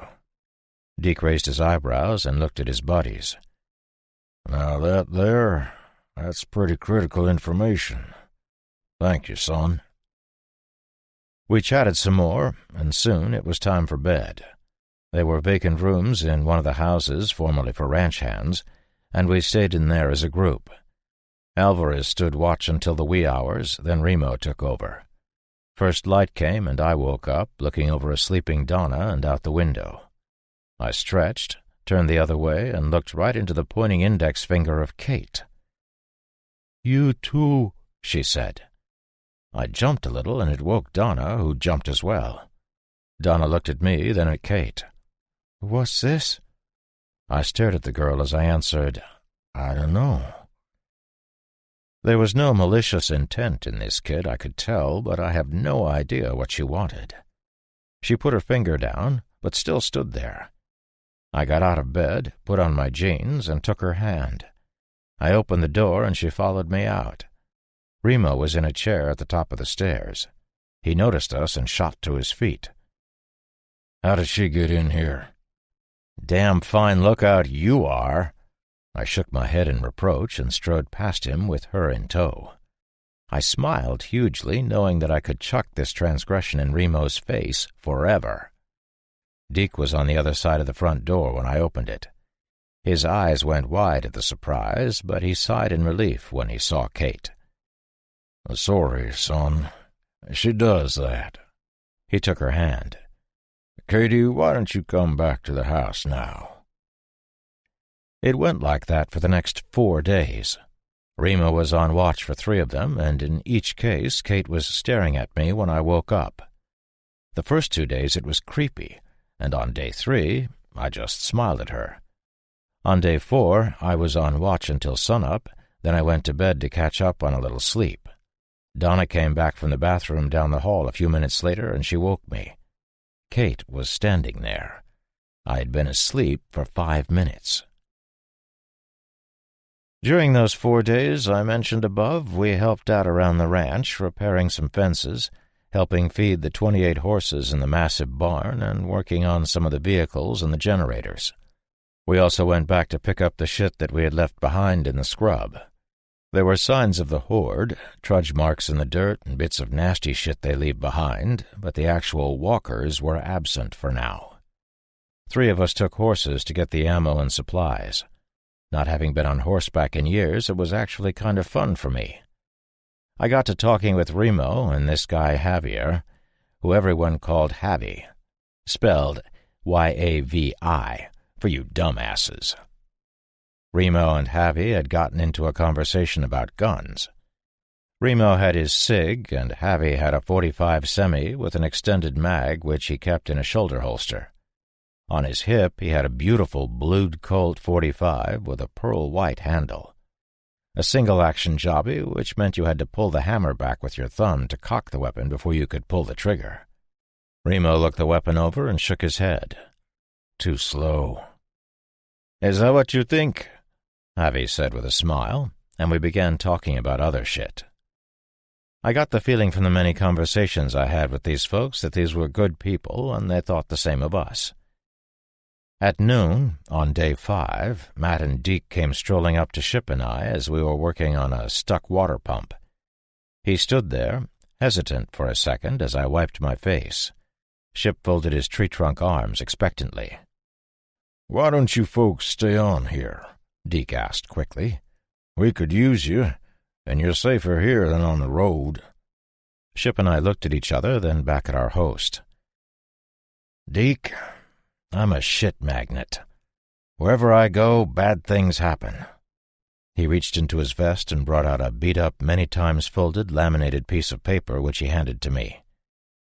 "Shit like this?" I knew what it was before he passed it over. I glanced at the paper, which had a picture of Guess Who on it with the word reward at the bottom.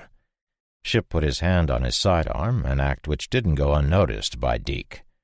I smiled, and so did both Matt and Deke. Deke looked at me, then up at Ship. "I wouldn't have asked you to stay if I thought you were dangerous." His expression changed for a moment. "You aren't, are you? Dangerous, I mean." I handed my wanted poster back to him. "That's the point, my horse-riding friend. I am. I won't hurt anybody here, and I would probably die to protect you all, but at some point, either the infected or the assholes will come knocking." "We have guns, too," Matt said, "and we can deal with whatever comes directly if we need to. The way I see it, we're all on borrowed time. Eventually that herd, which has been wandering the scrub, is going to find us, and then we'll have to fight 'em off. No different than coyotes coming for the chickens." "It's a little different," I told him. "We'll think about it." "Offer's good forever, so take your time," Deke said. He tipped his hat. "No shit." And they strode off. Later in the day, our crew got together. As a group, we were discussing whether or not to stay when Dix showed up with Darcy and Javi. The men were both in their late 30s, but where Dix was a big guy with eternally tanned and weathered skin, graying brown hair, and a bit of a belly, Javi was wiry and quick, with the olive complexion of Mexican descent. They worked well together in everything they did, and I could see they were best friends.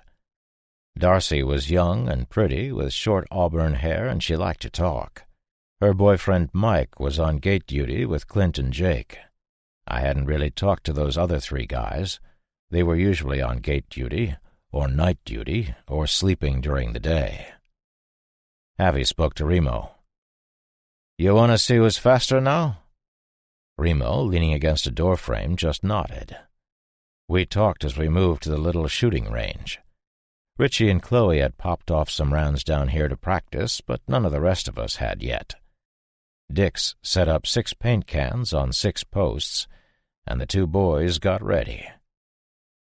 "Feel free," Javi told Remo with a smile. Remo drew his SIG and fired off 6 quick shots, hitting every can. As with all things Remo, it was perfect. Dix ran out and set the paint cans up again. "Feel free," Remo echoed with a hint of a smile. In one motion, Javi thrust his hips forward into this weird position, drew his weapon, and fired. I heard 2 shots before he fanned his hand over the hammer, firing 4 more shots. All 6 cans were down, and the weapon was back in the holster in less than 2 seconds. Keep in mind, this was a single-action revolver. Remo's smile vanished. "Holy shit," was all he said, and he stuck his hand out to Javi, who shook it. The gunfire is probably what drew it. It must have slipped past the barbed wire and somehow climbed over the dirt wall. Nobody saw it, and it didn't make a sound until it was 3 feet away from us. For a group of people living with the undead for a year and change, we were pretty complacent sometimes. This could have been disastrous, but the stupid thing let out one of those rasps as it shuffled toward us. About 10 billion guns pointed at the thing, but Kat was the quickest, and she had a bolt-action rifle. Dix was on the radio in an instant. "Mike! Mike, come in!" "Keep your hair on, I'm here. What's on fire?" Dix furrowed his brow in worry. "You have trouble near the gate?" "We got one in here. It was all the way up to the range." "Nah, nothing. Jake and Clint are out on a perimeter run. Been gone a half hour." "Dix, this is Clint," said a new voice. "We see where it came over. We were just about to call it in. It was more than one by the looks of it, too. A couple or 3 at least. We're on the wire side of the moat, and I'm not liking it out here right now. Gonna need some repair on this part of the wall, too. The embankment is caved into the trench. Want to ride up to the barbed wire and check to see if the herd is in sight? I got a bad feeling." "Will do, Dix. We'll check in 15. "Okay, folks, we should get back to the house. We'll make sure everybody is safe, then we'll go looking for the strays." We moved as a large group back to the main house. Clint called in as we were arriving. "Herd is a mile off outside the fence and moving west. Anybody talk to James and Daniel?" "James and Daniel? Who the fuck are James and Daniel?" "Who are James and Daniel?" I asked. "They're more free-spirited than us. They don't sleep in the house much, and they've been out checking Doolittle for parts at the tractor supply for a couple days." Dix told Clint that he hadn't spoken to them, and he slung his radio. The front door opened, and Matt stepped out with a shotgun, locking the door behind him. "House is buttoned up. Everybody's accounted for, and Kelly and Stacy are watching Kate. Deke is going to coordinate from here, and we call back in.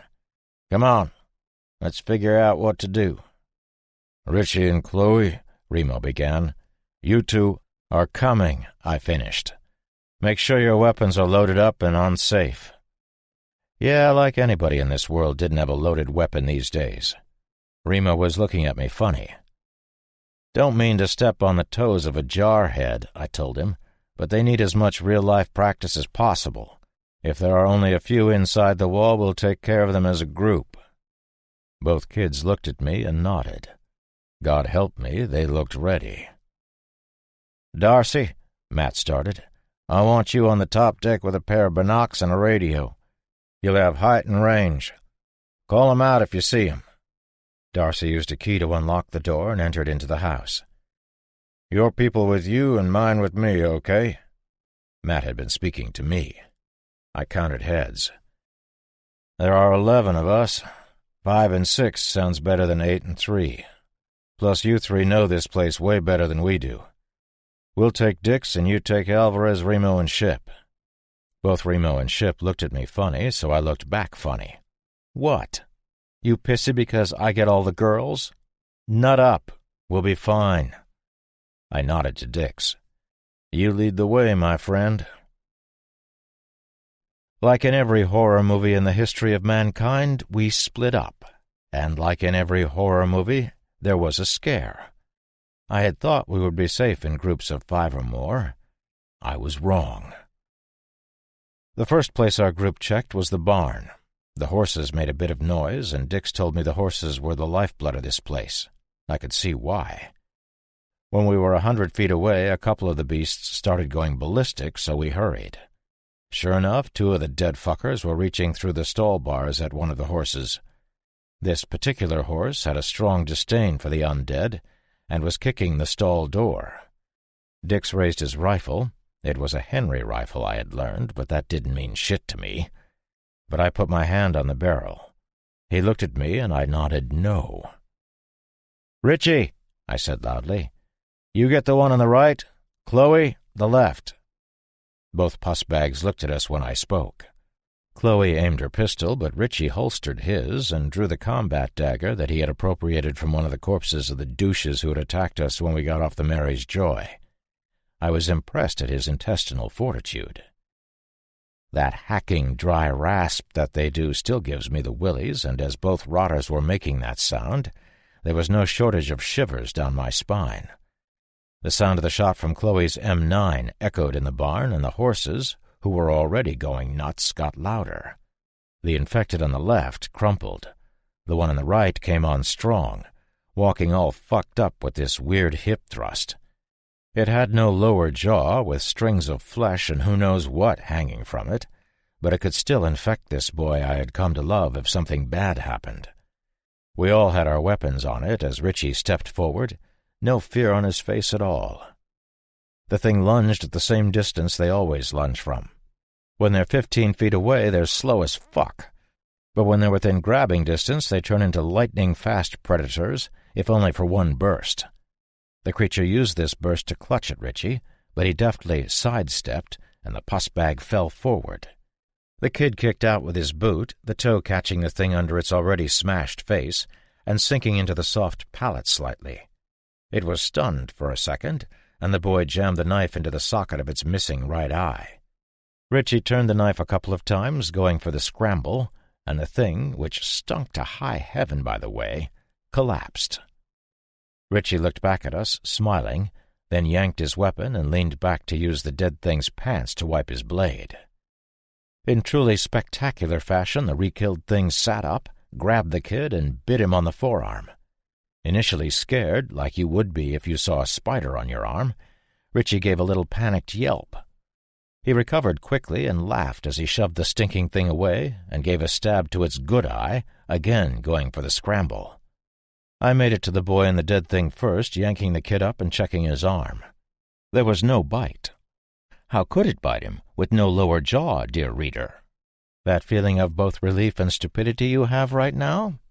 Yeah? Mine was worse because I was there. Plus, I will neither confirm nor deny the code brown that may or may not have happened in my skivvies. I turned his arm over a few times in my hand, wiping it and looking for broken skin. There were no fluids or marks of any kind. Last fucking time I sent my kids to kill a zombie when I can do it. If I lived, that is. I glanced at Donna, and she was about to blow her top when the infected sat up again, and Dix blew its head off. The damn Rasputin of zombies. "He's fine," I pleaded to everyone. "He's not bitten." Chloe walked up to the one she had shot and shot it again. "Just in case." Dix's radio squawked at us. "Dix! Dix, we heard shots. Everybody okay?" It was Matt. "Yeah, we're good. The kids," he both looked at me and emphasized kids, "took care of 2 dead ones. You find any yet?" "Nothing yet. Some tracks, but we lost 'em in the grass. Daniel would have them already if he was here." "Well, keep looking," Dix said, and slung his radio. We searched for the rest of the day, but came up with nothing but a filthy, bloody piece of cloth on one of the tractor fenders. That meant at least one of the damn things was still inside the perimeter. Matt tried to use Rusty, Dusty, and a couple of horses to sniff the bastard out, but they came up empty. Sitting around the dinner table, with our chicken enchiladas finished, Remo was turning Richie's arm over in his hand, just as I had done. The Marine was livid. "You're some special kind of stupid, aren't you?" Remo said with menace. Nobody said anything, so I had to ask, "Me?" "He could have been killed. Did you think of that? He's a kid." I put my fork down and took a breath. If he's a kid, he's dead. If you're weak, you're dead. If you hesitate, you're dead. I asked him to kill that fucking thing because he could have been killed. I could see Remo was still seething, and it pissed me off even more, so I continued. They've been trained by us, by you. I pointed at the jarhead. What happens if we're all dead tomorrow except Richie and Chloe? Then who's going to kill the bad guys or the infected for them? I'll tell you something else, too. Now I thumbed at the kids. They did better than 6 billion other people on the fucking planet. Those 6 billion are dead and these 2 are alive. I didn't want to go all red-eye in front of these new people, but my ire was rising. Donna put her hand on my shoulder and I gently removed it, smiling at her. I glared at Remo. If there's somebody out there that can give better training than what you, Alvarez, and Ship have provided, I need you to point that fucker out, because I want him on the team. With that, I stood, pushed my chair back, and grabbed my plate for the sink. Him too, Kate said, and took my plate. I smiled at her. Thank you, Kate. You're very welcome. She turned to put the dish in the sink, and I turned to storm out. I about-faced and put my hand on her shoulder. Kate, why do you keep saying him too in regards to me? She smiled even wider and reached for me. It shocked me a little, so I took a half-step back, and she stopped reaching, her hand extended partway between us. She laughed a little and said, It's okay, then continued to reach. I let her touch me, and she pulled the collar of my T-shirt down. She nodded, then tapped on the wicked scar of the healing bite wound on my arm. I didn't get it until she pulled up her shirt, exposing her left side all the way up to her bra. A circular pattern, which could be nothing else but a bite mark, adorned the skin over her left side ribs. It was clearly healed. She took a deep breath and stepped in for a hug. Me too. To the rescue. Yes, Deke, they experimented on me. They stuck needles in every place you can think of. And yeah, I mean every place. Every guy in the room made the same face, and Dix crossed his legs. This is why they want me, and this is why you can never tell anybody, about Kate. Ever. Deke and Kelly, who were the official masters of this place, looked at each other. But couldn't your blood save the world or something? Kelly asked. I shook my head. I was in that underground hellhole being jabbed and studied for a long time by all kinds of doctors. Not only did they not get my blood to do anything special, but they couldn't discern any differences between my blood and the blood of a normal person. Actually, at the time I was in Baldy Mountain, the doctors had no idea what the hell was causing all of this. I spread my arms wide. They couldn't find any type of virus or weird bacteria in any of the infected. I got blank stares. They didn't know shit. We talked for another couple of hours about surviving bites, what that meant, and who was after me. It wasn't until Darcy came in to tell Deke there was a radio call for him that we stopped. He came back into the great room quickly, looking nervous. We all stared at him expectantly. He took a deep breath. James and Daniel are trapped by a herd of them things in the Hidalgo County Courthouse in Edinburgh. Daniel says they've got enough water for one more day, but they're out of ammo. Dix, Javi, Alvarez, and I all stood. Let's go get them, I said. Deke sighed.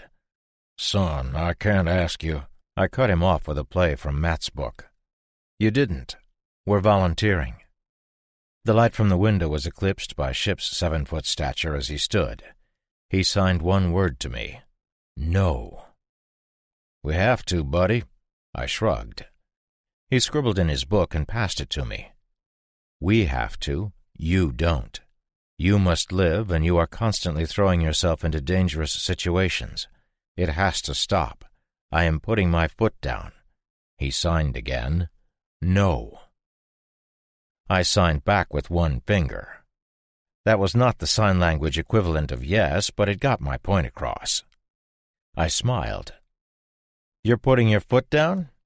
Like you're my mom? Were you not listening for the past hour? They couldn't figure it out, Ship. They had the best equipment and doctors from USAMRIID and the CDC. I'm the same as you. I'm not throwing my life away. I'm going to go help some folks. I'm fucking good at it. I'm good at saving people. You should know. He held his hand out for his book, and I tucked it under my arm. Shut up. You and Remo are coming with me, Dix, and Javi. Matt and Deke will watch over everybody else, and Alvarez and Kat will help Mike and Clint find the stray fucker that's inside the fence someplace. I hadn't raised my voice one little bit. I didn't need to get angry again, but I'm not going to be put on a pedestal, never to help people in need because somebody thinks I have the cure to all this shit inside me. I don't give a shit if it's selfish. I have to go apologize to the toughest Marine alive. Come with me? I returned his book to him. Ship nodded slowly. We went to find Remo. Really? I mean, fucking really? I passed the binoculars back to Dix, who passed them back to Remo. The jarhead shook his head and sighed. Ship made no sound at all. Shocker there. We were stretched out on our bellies under the collapsed awning of the completely looted Stripes convenience store, and it was still fucking hot in the shade. What we looked at was nothing short of spectacular. 2 guys we had come to save had drawn a crowd of several thousand undead. This particular swarm rivaled the one that had attacked Keesler AFB when I was a resident there. I was doing the math in my head, and several thousand would be better described as tens of thousands. It looked like Fenway Park on Memorial Day. All the damn zombies were the fans, and the courthouse was the field. The infected were 200 deep in a circle around the building. All of the first-floor windows in the courthouse were destroyed, and we could see infected on the second and third floors through those windows. The structure was 5 stories high and completely infested. A small annex was to the left of our vantage, and that was where the boys were. Oh, I may have forgotten to mention, because I certainly wasn't told and had to figure it out for myself, that we were now smack dab in the middle of a fucking city. 5 miles outside Edinburgh was scrubland that our horses had had no trouble with. Here there was nothing but paved roads and a pretty park next to the college. Yeah, there was a University of Texas here. The census on the map, dated 2014, listed a population of approximately 774,000 for Edinburgh. I feel we had been denied critical information on this one. Javi and Jake were holed up with the horses in a firehouse about a half-mile behind us. We made sure it was locked up tight. "Holy shit. They're dead," Dix breathed. "How do we get to them?"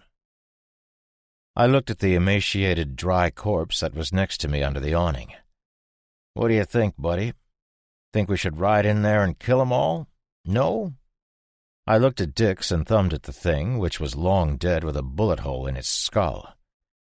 "Ed says we need a diversion. A big one." Dix gave a quizzical look. "Ed? Does he look like a Steve or a Joe to you?" I turned back to the corpse. Some people. Focusing my gaze back to Dix, I asked, "Why don't you give the boys a call and ask them to come out on the roof if they can? Oh, and Ed is a little pissed that you and your crew forgot to mention that we would be entering a city of more than 750,000 people." "Tell them not to come near the edge," Remo said out loud. I rolled on my back. "Got any ideas on what we blow up to get their attention?" "Arkansas," Remo answered. Remo had made a joke. That was good. He was seeing this as a challenge that we could complete. I was skeptical. Remo continued, "Explosives would get their attention, but we need to keep it." "Keep what?" Dix demanded. "Their attention." The jarhead shot his hand out, desiring the binoculars for another peek. "We'll need a diversion that keeps emitting sound, like music or an alarm." This was not my first rodeo with that. I'm in Texas and I keep thinking about rodeos. Freudian? Or is it the heat? Yeah, so during my valiant and daring escape from torture at the hands of evil doctors in Montana, I stopped at a small town to help a guy out. During the stop, I was sort of conscripted to help some other guys, one of which turned out to be a douche. My long-winded point is that we broke into a record store, stole a radio, and used that as a diversion. That shit worked, too. I have this. Dix produced an ancient alarm clock that looked oddly familiar. Remo looked at it. Good idea, but it won't sound off for long enough. We need something that will draw them at least half a mile off and keep them there. Ship passed Remo his book. Remo read it and passed it to me. I read it aloud for Dix. A diversion is not going to succeed. There are a minimum of 30,000 infected surrounding that courthouse. If we draw away 90% of them, that still leaves 3,000 to deal with. This does not include the ones inside the building already. So what do we do? I asked, passing Ship's book back to him. I looked back through the binoculars that Remo had passed to me. Stragglers were both leaving and entering the area, dragging others with them. It was very loud, even from our vantage, and the clouds of insects were extreme. There was absolutely no breeze in this horrible city, so the stink of the dead was blissfully absent. Remo looked to our right. Hang on. A dead man shuffled into view from around the corner of the store and began walking toward the crowd. For reasons unknown, it spun its head in our direction and began coming toward us. Remo got up and took care of it. I didn't even watch. I began ticking off options. Set them on fire, electrocute them, blow them up. I looked expectantly at Ship, and he was scribbling away. I really needed to get better with my sign language, or the mute Sasquatch needed to grow some functional vocal cords. I looked through the binocs again for a moment and felt a tap on my shoulder. It was Ship's book. We have several options. The safest option, which keeps the maximum amount of people alive, is simple. We leave. As I realize you will never allow this, another option is that we find an operational helicopter with sufficient fuel to extract the men from the roof. This option is unlikely, as airfields are likely damaged or overrun and fuel is probably spoiled by now. I have been working on an idea which may actually work in the future, but we would need a few garbage trucks, decent fuel, and some steel mesh. That sounded intriguing. Ultimately, the possibility that we extract these men with no casualties is extremely low. As previously stated, the diversion will not work. However, I believe that, short of abandoning these men or the aforementioned helicopter, a diversion, however insufficient, is the best option. We must also bear in mind that the 30,000 undead we see are approximately 740,000 less than a full city's worth. The others could be gone, or they could be just out of sight. Also, if 0.001% of the infected are of the fast variety, this means that there are 740 sprinters lying in wait. How the F did he write so fast? You know, my silent pal, I didn't have a buzz, but if I had, you would have straight up murdered it right there. I sighed. Dix, we can't get them. Dick said something right then that will haunt me until I die. I know. We should get back to the double hoof. He radioed the guys in the courthouse. Daniel, come in. We're here. Are you guys close? Yeah, we're down the road a piece. Then you've seen the trouble we're in? Yeah. I heard both air and hope expel from the guy's lungs in a long-winded sigh on the other side of the radio. Then go home. I'm sorry, Daniel. I'm sorry, James. I stuck my hand out for the radio, and Dix passed it over to me. Daniel, James, you don't know me, but I'm going to do what I can to get you out of there. Everybody was looking at me. Stink-eye from Ship.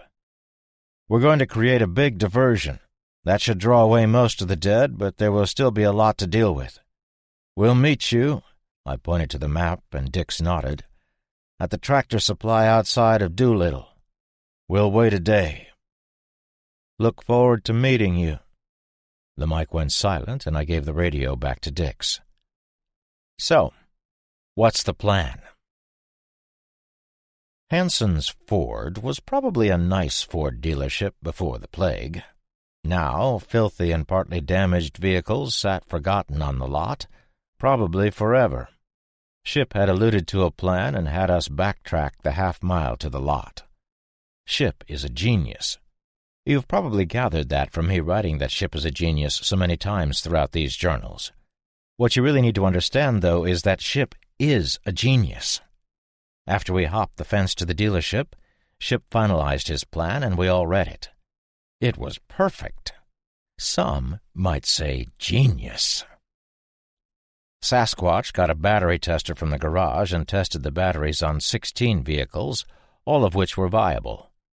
My POS Ford Explorer Sport Track, possibly the worst vehicle designed, and certainly partly responsible for my untimely incarceration prior to the plague, couldn't go 2 weeks without needing a jump. These cars and trucks all had good batteries after more than a year of non-use. Ford can suck it for installing my shitty battery, and yay to Ford for putting good ones on these. Toss-up, really. Anyway, I digress. It's the heat. Ship found all the keys to the cars and a black CD case full of shitty CDs. The 4 of us lowered the windows to 4 of the vehicles, and you guessed it, shoved CDs in the slots and cranked the stereos. It was really loud in the extreme quiet of our section of town, but I didn't think the pussbags would be able to hear it over the sounds of themselves.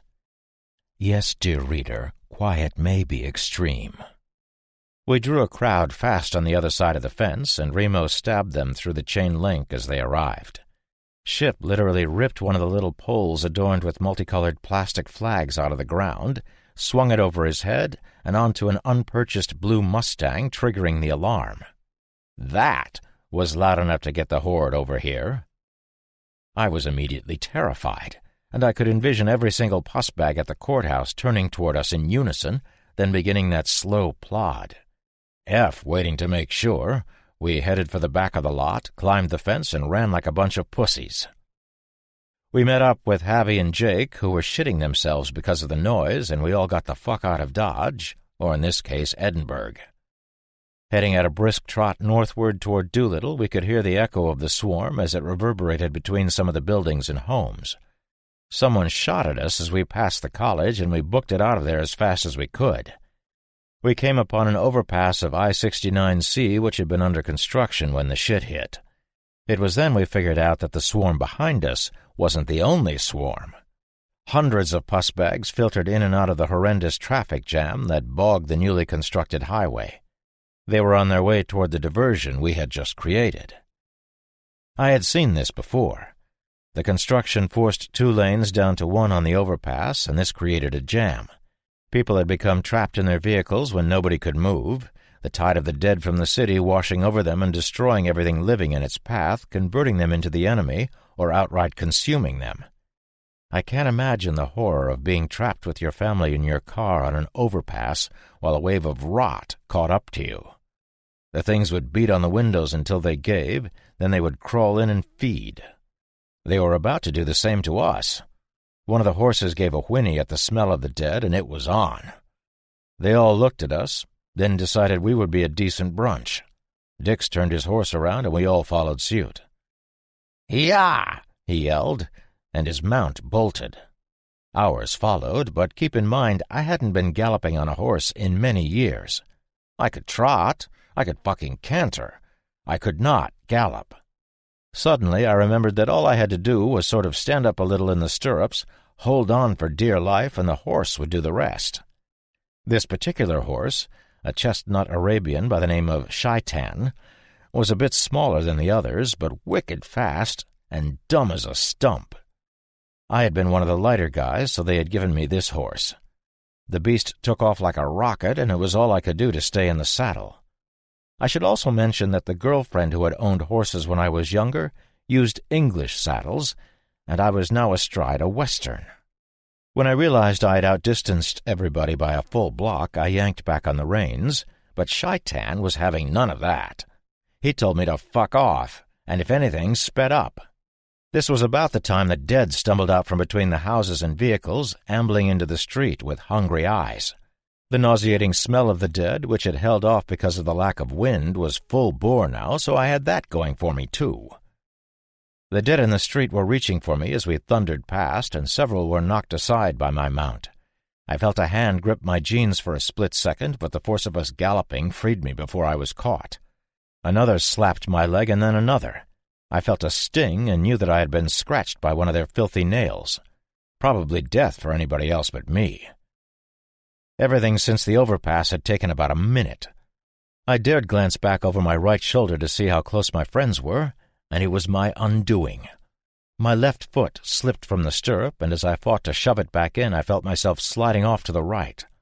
Not being able to hold on with my hands and one foot, I fell off that asshole horse in slow motion.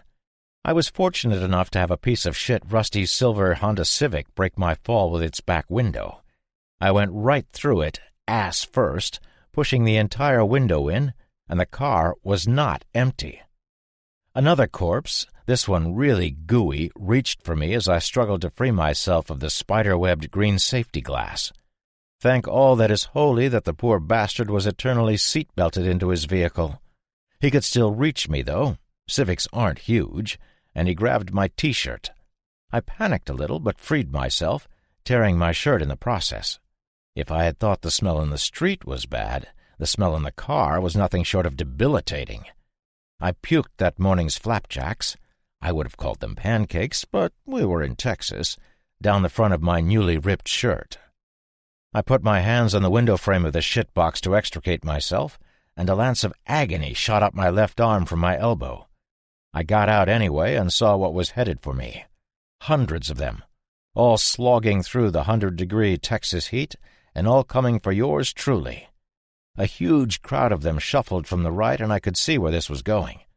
Putting my feet on the concrete sidewalk, I dodged a lunging set of hands and shot the lunger in the face. There were only about 500 more to deal with. No sign of the other horses, so I decided that discretion was the better part of valor and fucking ran for it. I dodged outstretched hands of street dwellers, any one of which would slow me to the point of capture if they locked onto me. One did catch me, but my already ruined shirt tore away, and the thing would get nothing more than my sweat to dine on. They were coming from all sides, and I was getting a bit fearful. Just a bit. I'm a badass now. My boots slapped against the pavement as I sprinted to a nearby office building, cradling my left arm the entire way. I ran up the steps, but the door was locked. One of them started up the stairs after me, but I hopped the railing and landed in a bark chip mulch bed, overgrown with weeds and grass. I made it to an open window with tattered curtains, but my arm was throbbing and fucked up, so I was having trouble climbing. I kicked over a blue recycling bin and used it as a step stool. The things were on me, and I had to kick one off before I pulled myself through the window. No rest for the wicked, and the rotting kid that was in the room came at me with a faltering gait. My sog thrust forward, and I put the poor boy to sleep. I was in an office. The sweltering room contained a blood-stained blue sleeping bag and 2 empty and 2 full 2-liter bottles of orange soda. A bunch of food wrappers were scattered about. The kid had obviously been hiding out here. I checked the 3 doors in the office I was in. One was a closet with office shit in it, one led to another office, and the front door led to an open cubicle area. There were at least 2 dead people shuffling about the cubes. They hadn't seen me or heard the commotion, so I closed the door and tried to think. I could see hands from about the mid-forearm to the wrist just outside the window I had just crawled through. The fuckers were loud, too, so I grabbed both bottles of soda, my boo-boo arm screaming in protest, moved into the connecting office, and sat in a wheeled desk chair. I looked at my elbow, which was already starting to swell. It hurt like holy blue hell, too. I could move it, so I didn't think anything was broken, but it hurt. I know, I wrote that twice, but tough shit, it hurt. It still hurts. I didn't have a radio, so I was on my own. I'm sure my friends made it, but I hope that fucking Arabian horse is in the gullets of a bunch of zombies. Douche. If he had done what he was trained to do, we would both probably be okay. By the way, shaitan means devil. Alone. The cube critters heard the shitheads outside banging and just being fucking loud, and forced their way into the office I had vacated to investigate. The ones inside thought the ones outside were dinner, and vice versa, until each saw the other through the open window. I'd heard the cubicle ones break into the office as I drank some hot orange soda. It wasn't overly refreshing, but it was liquid, and my water bottle was only half full now. That damned nag had run off with my water bladder attached to the saddle. Dick of a horse. The shitheads outside left after a few hours. They must have found some other stimulus and slogged off to eat it. I'd only seen 2 infected in the cubicles, but that didn't mean there wasn't a backup team hiding in wait for me. I could stay here until I ran out of supplies, or I could go now and use what supplies I have on the 25-mile hike back to the Double Hoof. My elbow was killing me, but I knew to remain here was death. I packed the soda in my bag, quietly checked my weapons, and made for the door to the cubes. Maybe I could catch the dead fuckers in the office next to me and quietly shut the door, locking them in behind me as I made my hasty but silent exit. The knob was very quiet as I turned it. The hinges made no sound as I opened the door. Ninjas had nothing on my stealth. I didn't see anything in the cube farm, so I took a quick peek into the office with the sleeping bag, and lo and behold, there were 2 pus bags in there. One stared out the open window in parody of a twisted art piece. The other sat in an office chair with its head cocked to one side, staring at its buddy.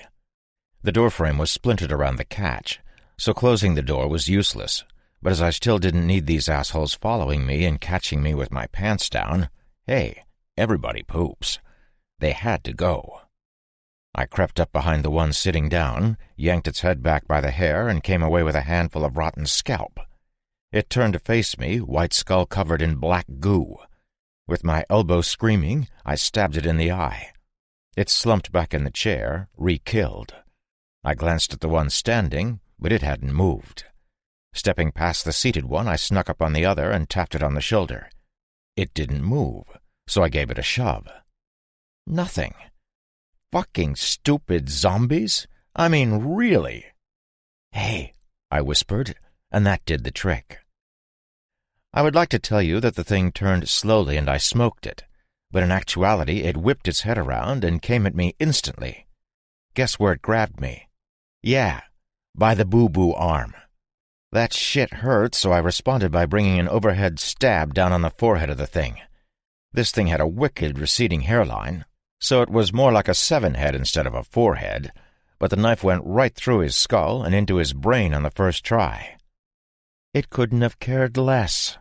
He jerked his head, and I was so unready for that, my knife went with him.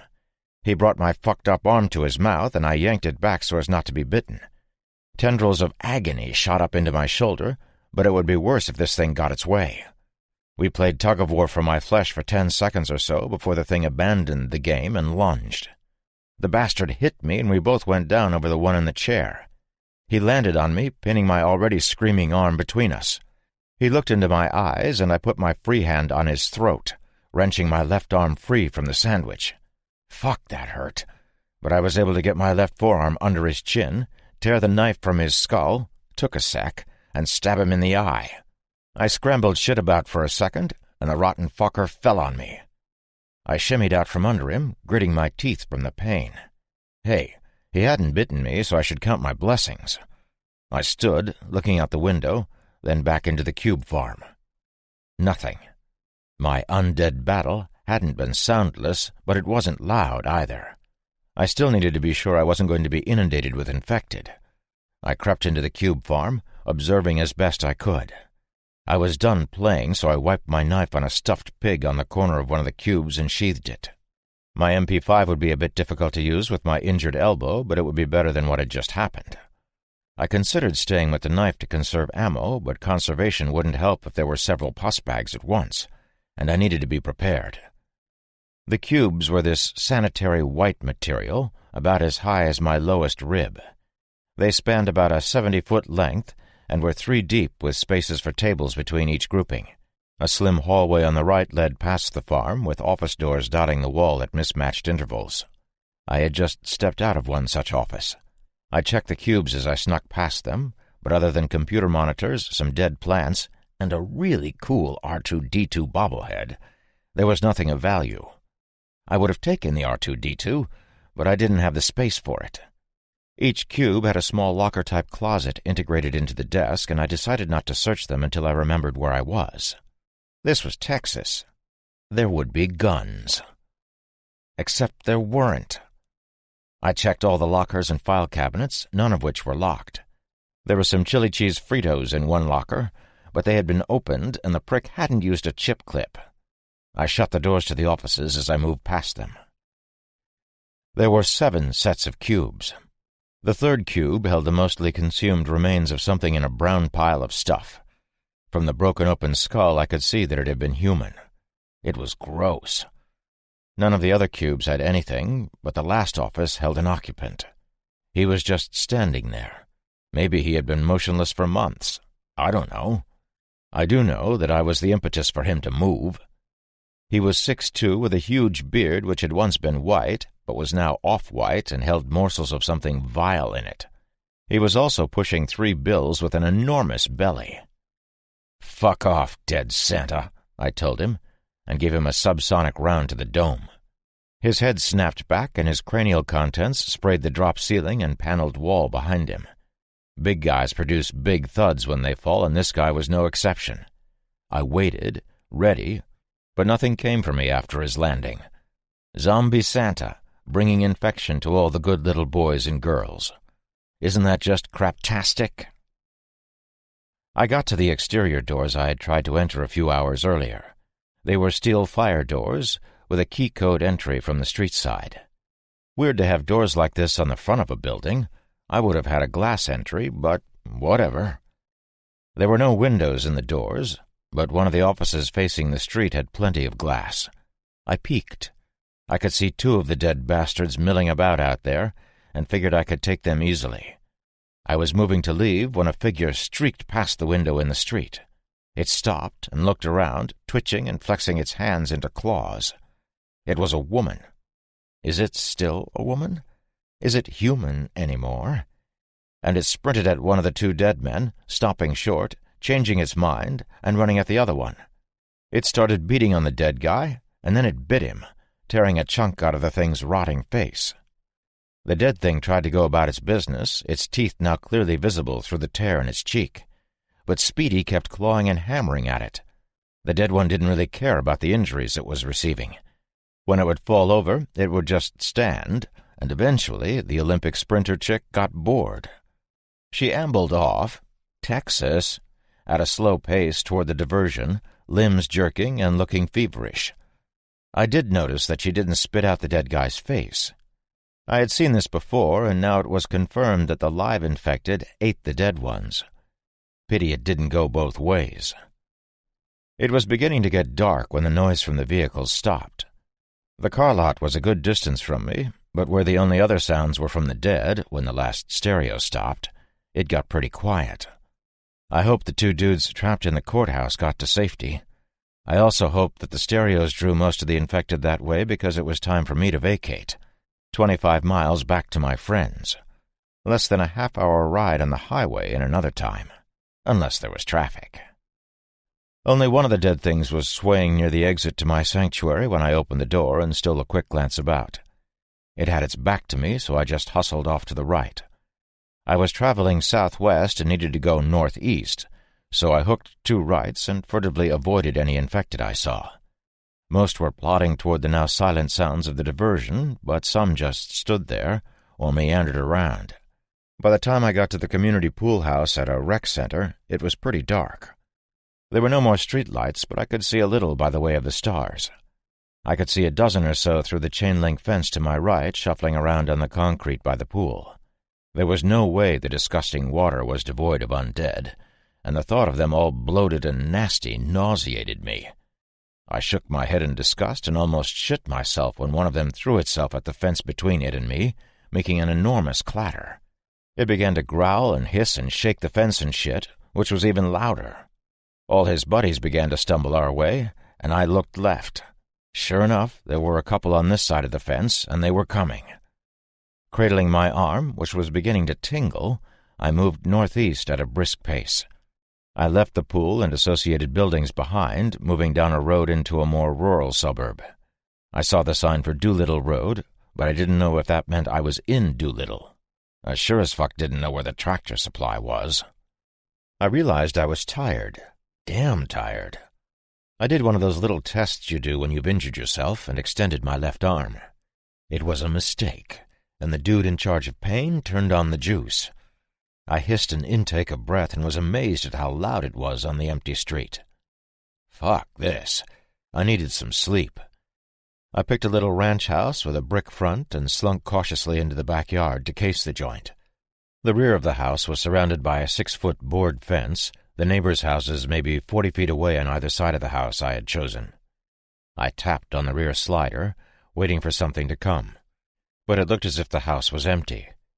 The slider wasn't locked, but when I pulled it to try to open it, it jammed on a stick set in the track by the floor.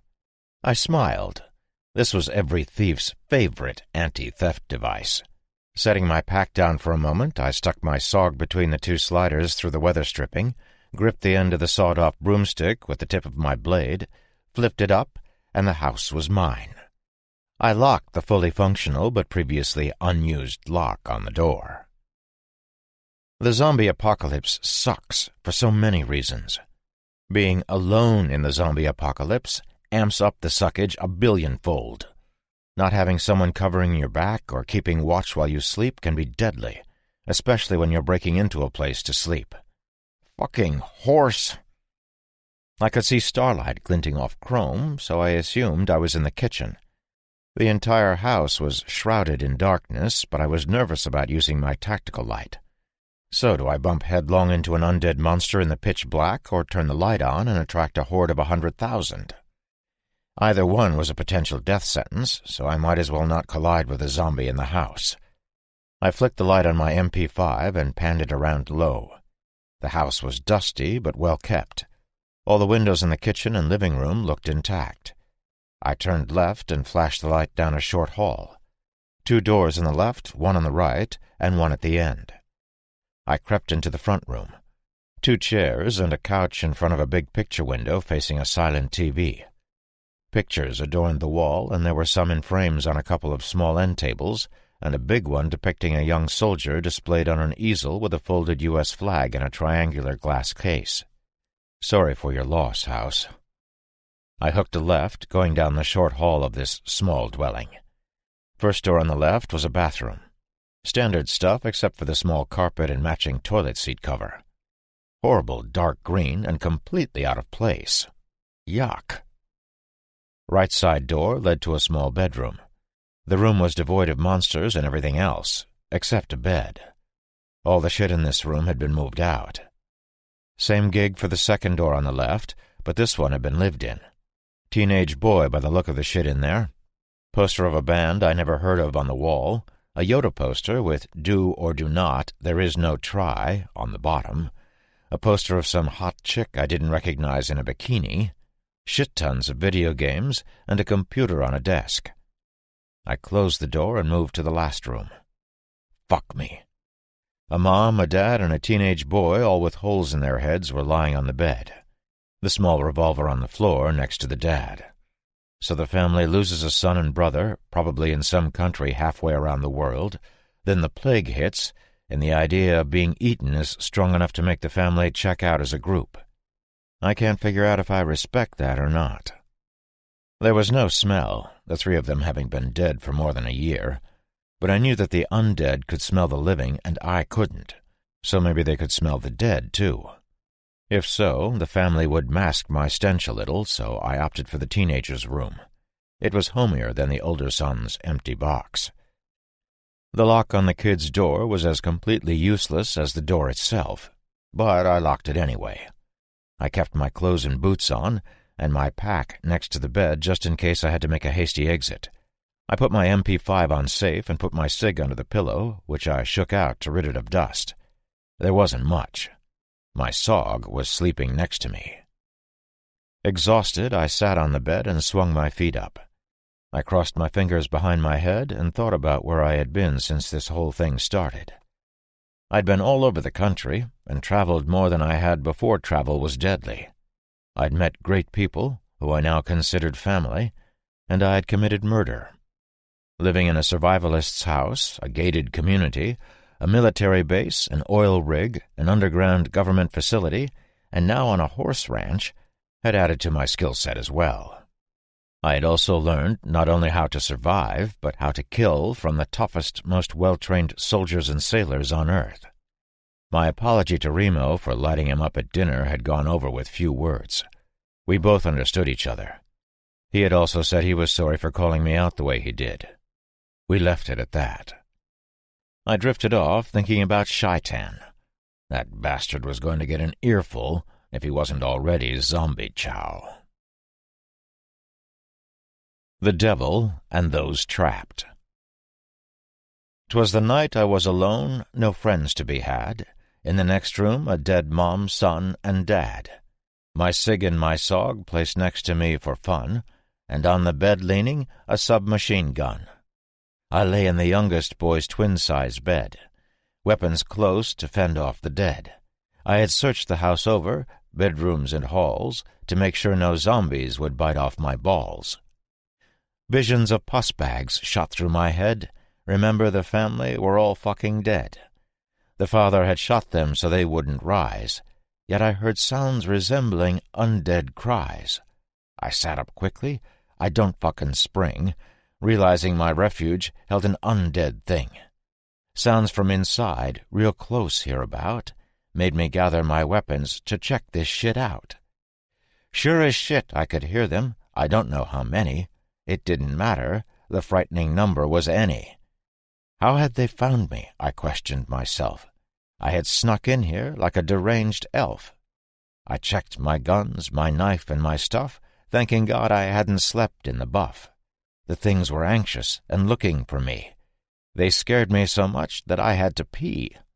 A scream from the kitchen, a guttural growl, made piss an afterthought. I emptied my bowels. I hadn't really shit myself. I wrote that in jest. But my heart thundered loudly, trying to escape from my chest.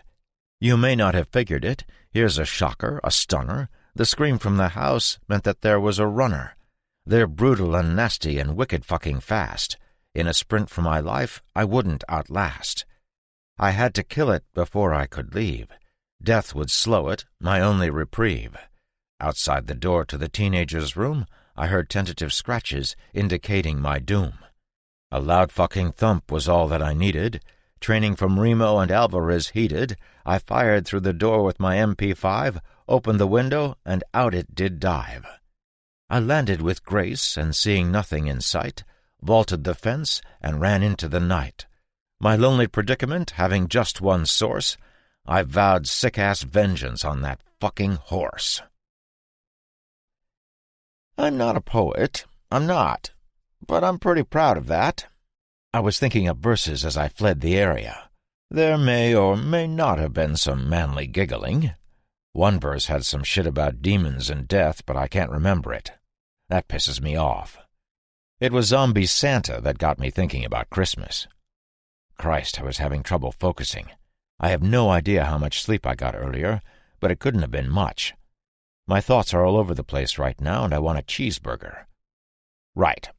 So, I rounded the corner, thinking about something that rhymes with manly, when I ran headlong into a pus bag.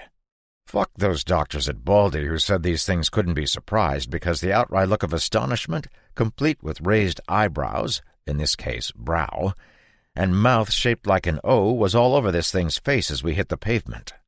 Fucking ouch! Like ouch and shit.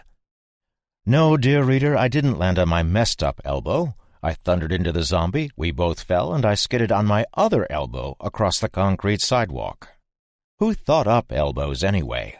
Jackass. So I left my skin on the sidewalk. I could see it. I looked at my skinned elbow, and it wasn't bleeding. Then it was. A lot.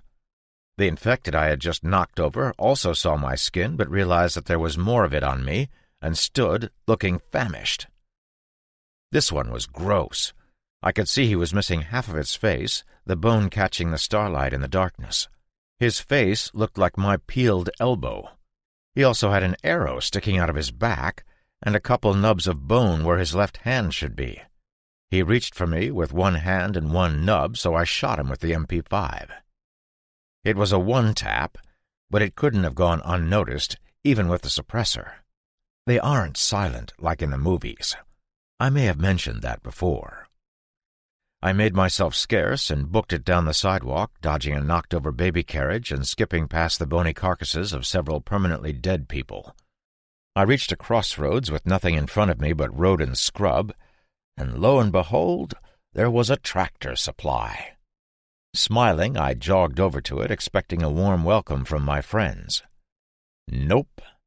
It wasn't the correct Tractor Supply. There was more than one. There was more than one Tractor Supply in Little Texas. I mean, how many tractors could these people have? Not only was there a surplus of tractor businesses I could care less about, I had chosen the wrong damn one. I sighed, expelling tired air, and when I did, something that had been sitting on its haunches behind a dusty but still pretty red backhoe stood up. It had its back to me, but it knew I was around. It was the speedy, infected chick from outside the building with the cubicles. I ducked behind the backhoe as she turned. She hadn't seen me. I could see a couple dead folks coming down the street. They saw me, but their proximity wasn't alarming. The fast one was 5 feet away on the other side of this machine. I could hear her sniffing the air, and I looked down at my bleeding arm. Could they smell blood? Could she smell me even if I weren't bleeding? Did she prefer curtains or drapes?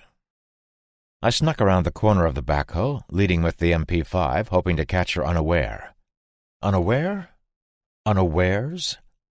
Shit, I don't know. I'm still tired. I leapt out, prepared to fire at her, but she wasn't there. My moment of confusion almost cost me my life. I heard footsteps behind me and spun to see her rounding the same end of the red contraption I just had. We sort of saw each other at the same time and were equally as surprised. A low growl emanated from her, and she narrowed her eyes. She began to intake a breath, and the ball-tightening scream that would follow would bring every infected within earshot. I gave her a quick burst before she could let loose with the howl. She stumbled backwards and fell on her ass. She sat up and gurgled, but I think it's physically impossible to scream when your lungs are filling with blood. She tried to stand, not giving a shit about the agony she must be in, and I tapped her in the dome with a subsonic 9mm round. I looked around, trying to gauge how many infected were inbound, but could only see the 2 that had seen me. They were about 100 feet away, so I felt it prudent to switch mags in the MP5, and then felt it even more prudent to save ammo. I looked around for something to use as a club, but came up empty. When they got close, I did both of the things with my SOG, one up under the chin and one through the left eye. The street was empty when I moved into the Tractor Supply building, the wrong one, to get some rest. The structure was the only 2-story building in the area. With a fantastically giant and extremely unzombie-proof front window, I thought twice, but the second floor would be higher than anything else around except for the water tower 2 streets over. I would use the water tower tomorrow to look for my pals, but I really didn't want to get trapped up there.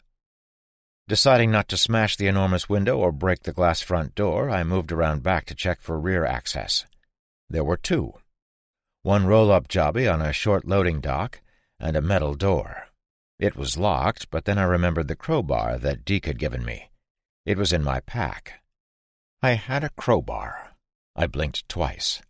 I had a crowbar. The perfect zombie-killing device that I had searched the ground for not 5 minutes ago. Idiot!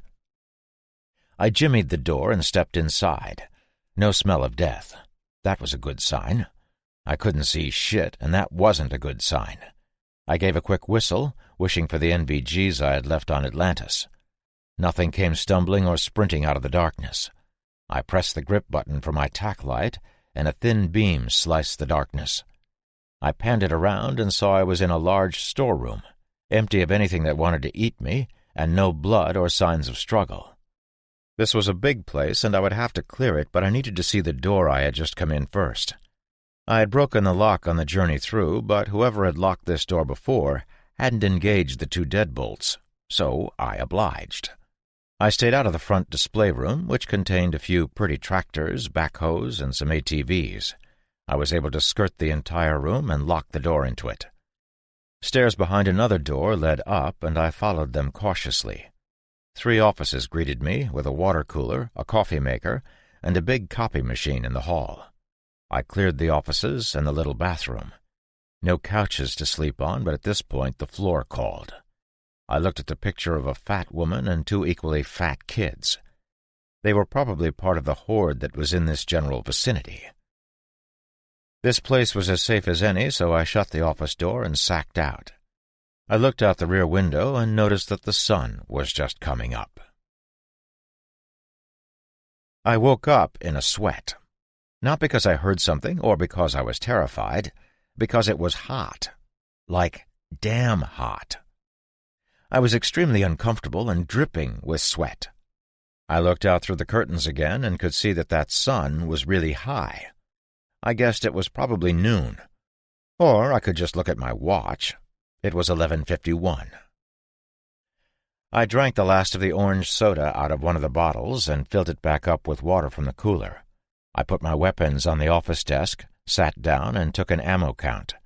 54 rounds for the SIG, 2 suppressors left. 3 full mags of subsonic for the MP5 after I unloaded 2 of the half mags and consolidated. 2 loose rounds as well. Shit was getting tight. 3 more MREs, my full canteen, 2 liters of water, and 2 liters of piss-warm orange soda. I used a small whetstone that Habby had given me to make the edge of my saw gleam, packed up my shit, and I was ready to go. As an afterthought, I drank as much out of the water cooler as I could without getting too full to move. I parted the curtains and took a peek outside. Nothing moving, but I couldn't see in the direction I wanted, so I checked the other office windows. A few stragglers, but they seemed to be moving off back toward the city. I was back downstairs and looking into the display room in a few moments. It was really hot in there, too, and I gave another short whistle to see if the place was empty. It was.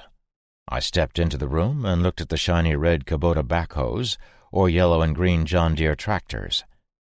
It was funny because tractor supply stores in my neck of the woods, back in Massachusetts, didn't actually sell tractors, just all kinds of other shit.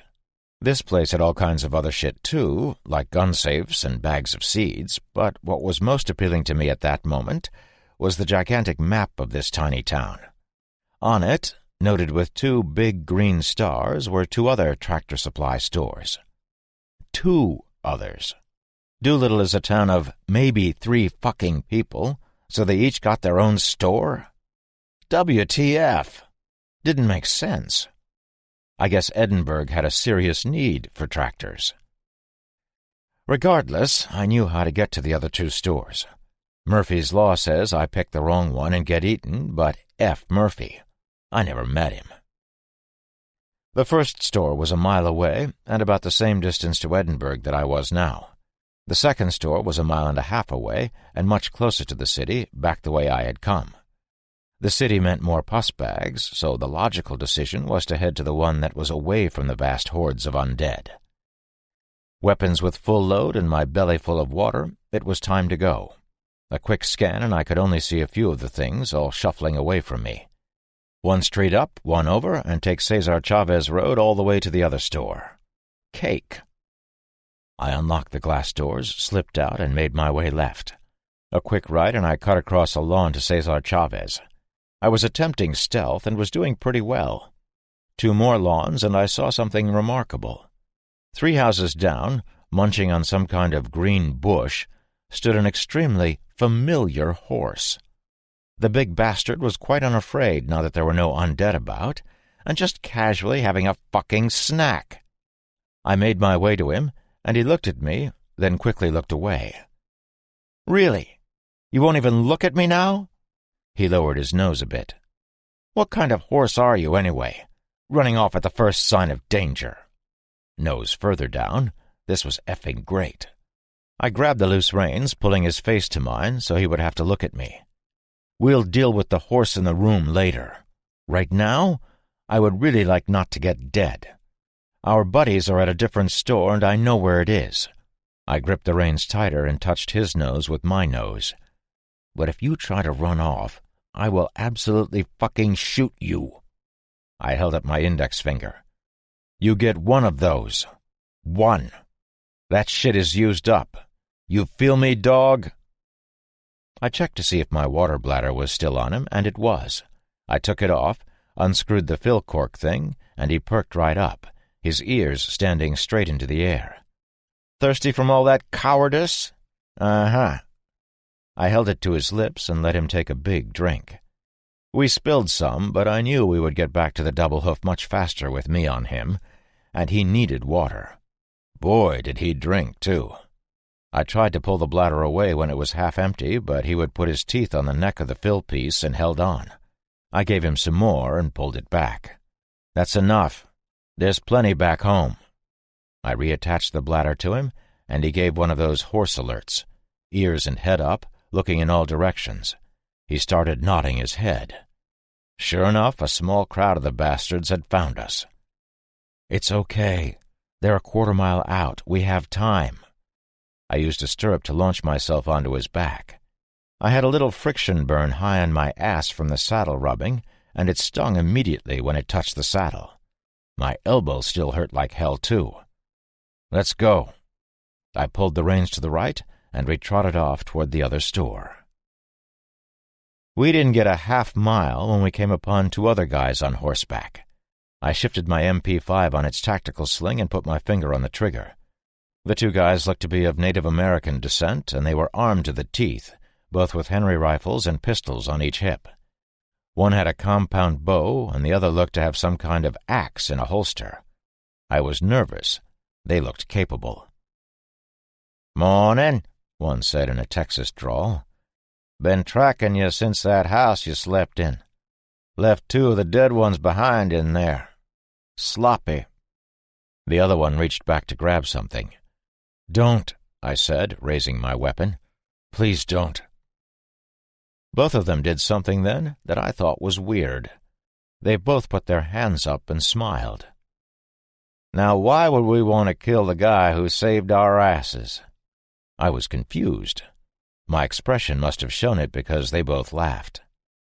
"I'm Daniel," the one who had already spoken told me, "and this is James. You created a diversion so we could escape the courthouse." James nodded to me. "Thank you." "I was going to reach back and get something to give to you, okay? Don't shoot me." I raised the MP5 and pointed it at him. Slow. Real slow. Daniel produced an extremely familiar book and held it towards me. He gave his horse a slight spur to the sides, and the creature moved forward. In a moment I held the book in my hand and smiled. "This is James and Daniel. They are friends, and have volunteered to find you. Go with them, and they will take you to us. We are waiting outside of town, as our previous rendezvous point became a focal point for undead. Don't dawdle." Guess who signed the note?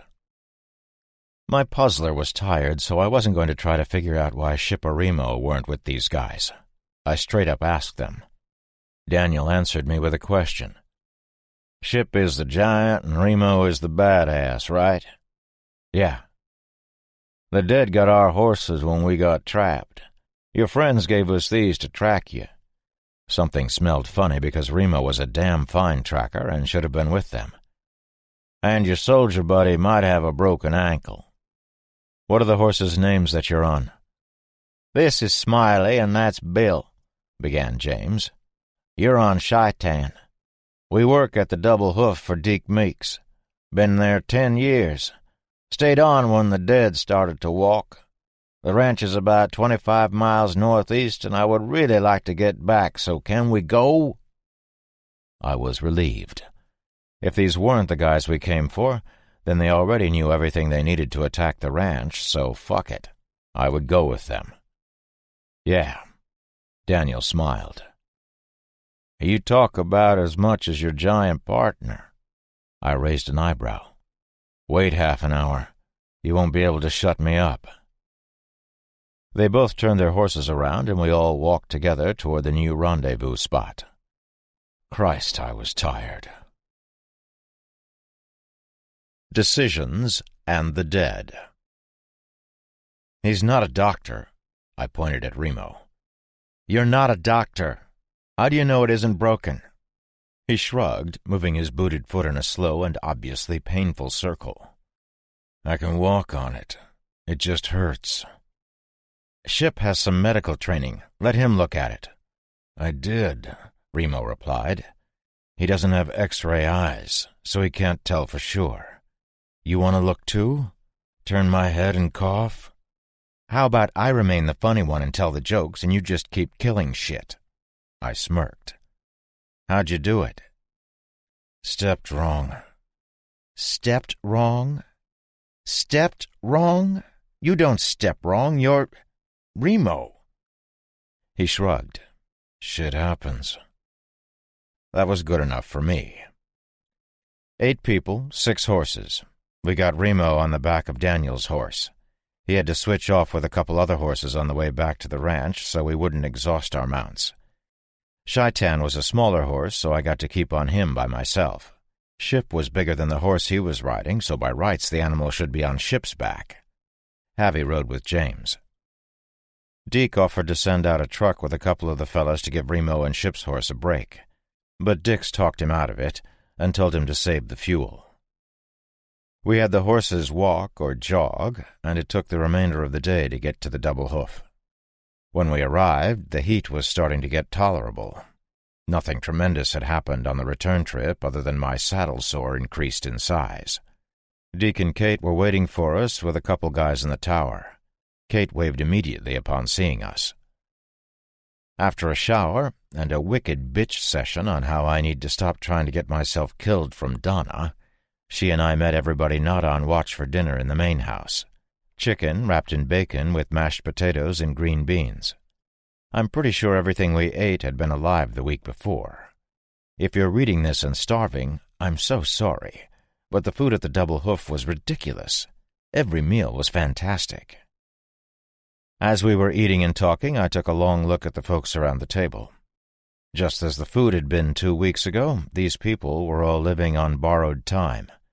Eventually, some douche rednecks, military assholes, government pricks, or the dead would find them.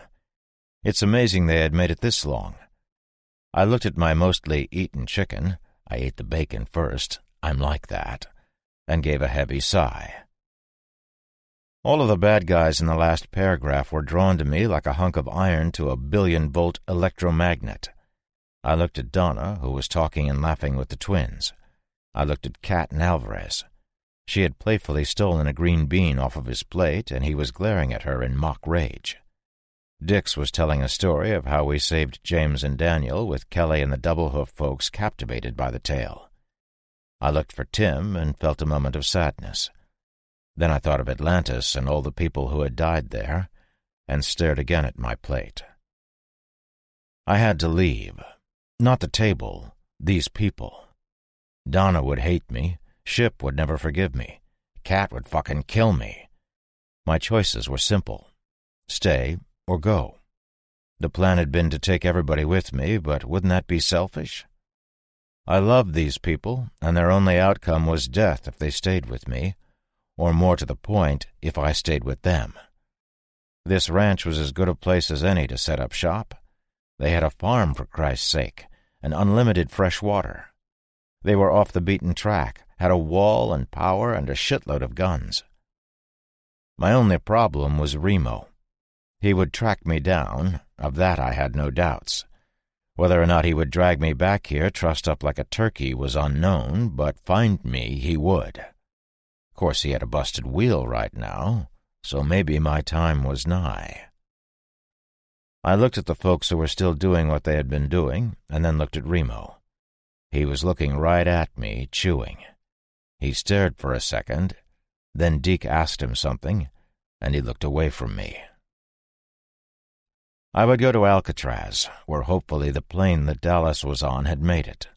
I would let them know that there was a force of U.S. Navy at the Panama Canal, then I would call Shumitz somehow and turn myself in for testing. I needed to think about that last part, but just because the shithead scientists at Baldy hadn't found anything didn't mean there was nothing to find. I hoarded supplies for the next few days, storing them near the solar panel array. I had to be careful not to get noticed because everybody would think I was stealing if I got caught.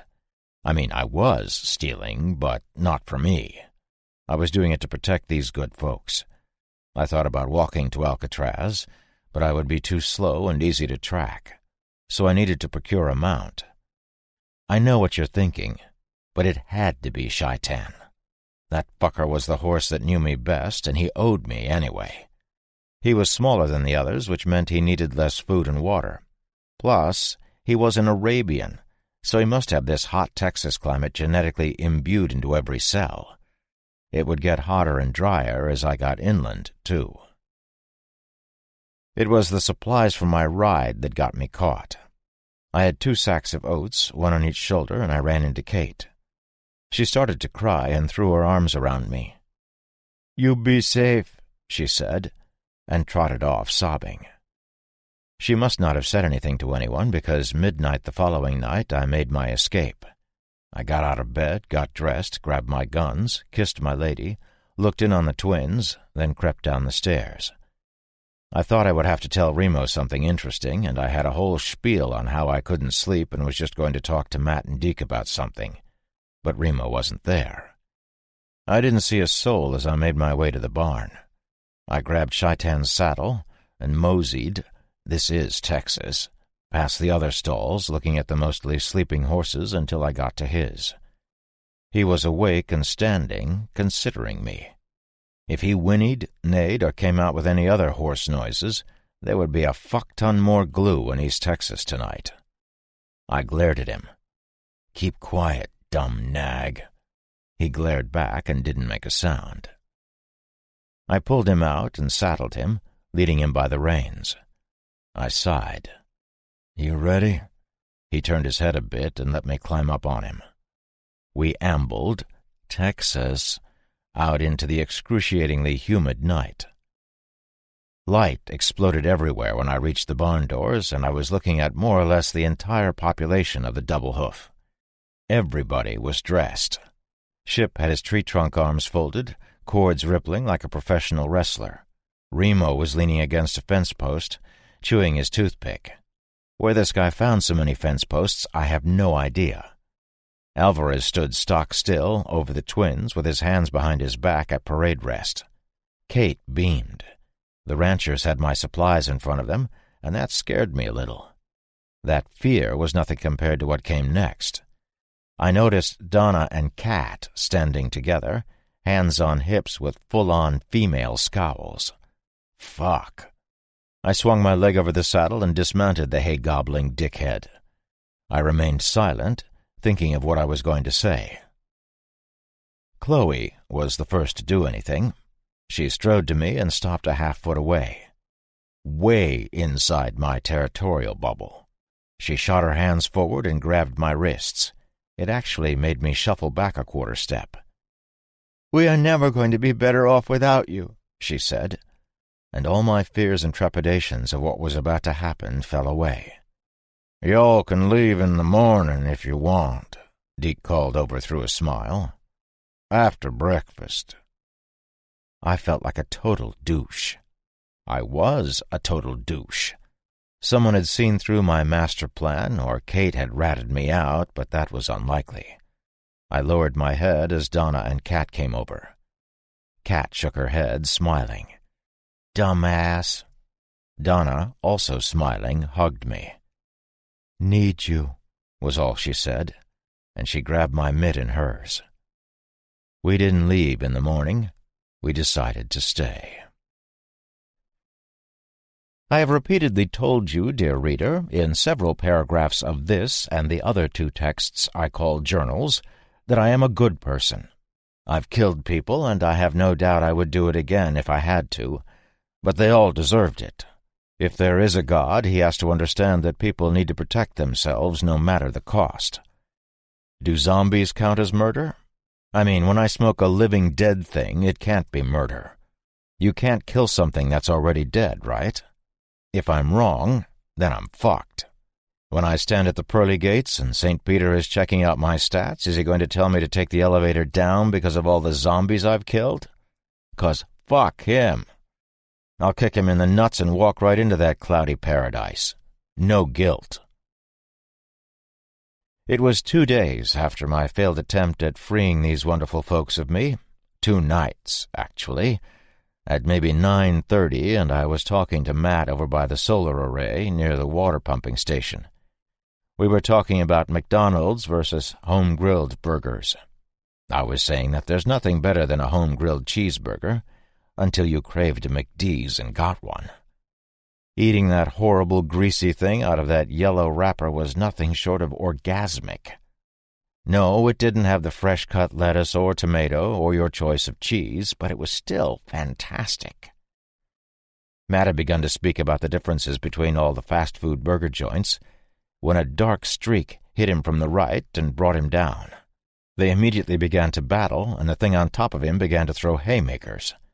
A handy piece of pipe called to me, and I used it to nearly decapitate the creature now astride my friend. I felt like Ship must feel every time he punches something and the head flies off of it like a golf ball off a tee. The thing's neck broke with an audible snap, and there was a wicked dent in the side of its bald head, the ear now hanging by gristle. Fucker wasn't getting back up. Matt got up quickly, brushing himself off and checking himself over. He had 2 scratches on his face, but I couldn't tell if it was from the runner or the tackle. A feral scream rent the air behind us, and of course we both turned to stare into the darkness for a split second of indecision. Dozens of the slow variety infected were bearing down on us. The quiet bastards knew the jig was up, or they just straight up saw us, and that fucking moaning started. We didn't wait around to see what they wanted, and without a word we simultaneously sprinted back in the direction of the main house. Matt yanked his radio as we ran. "Deke, Mike, Clint, come in. We have infected inside.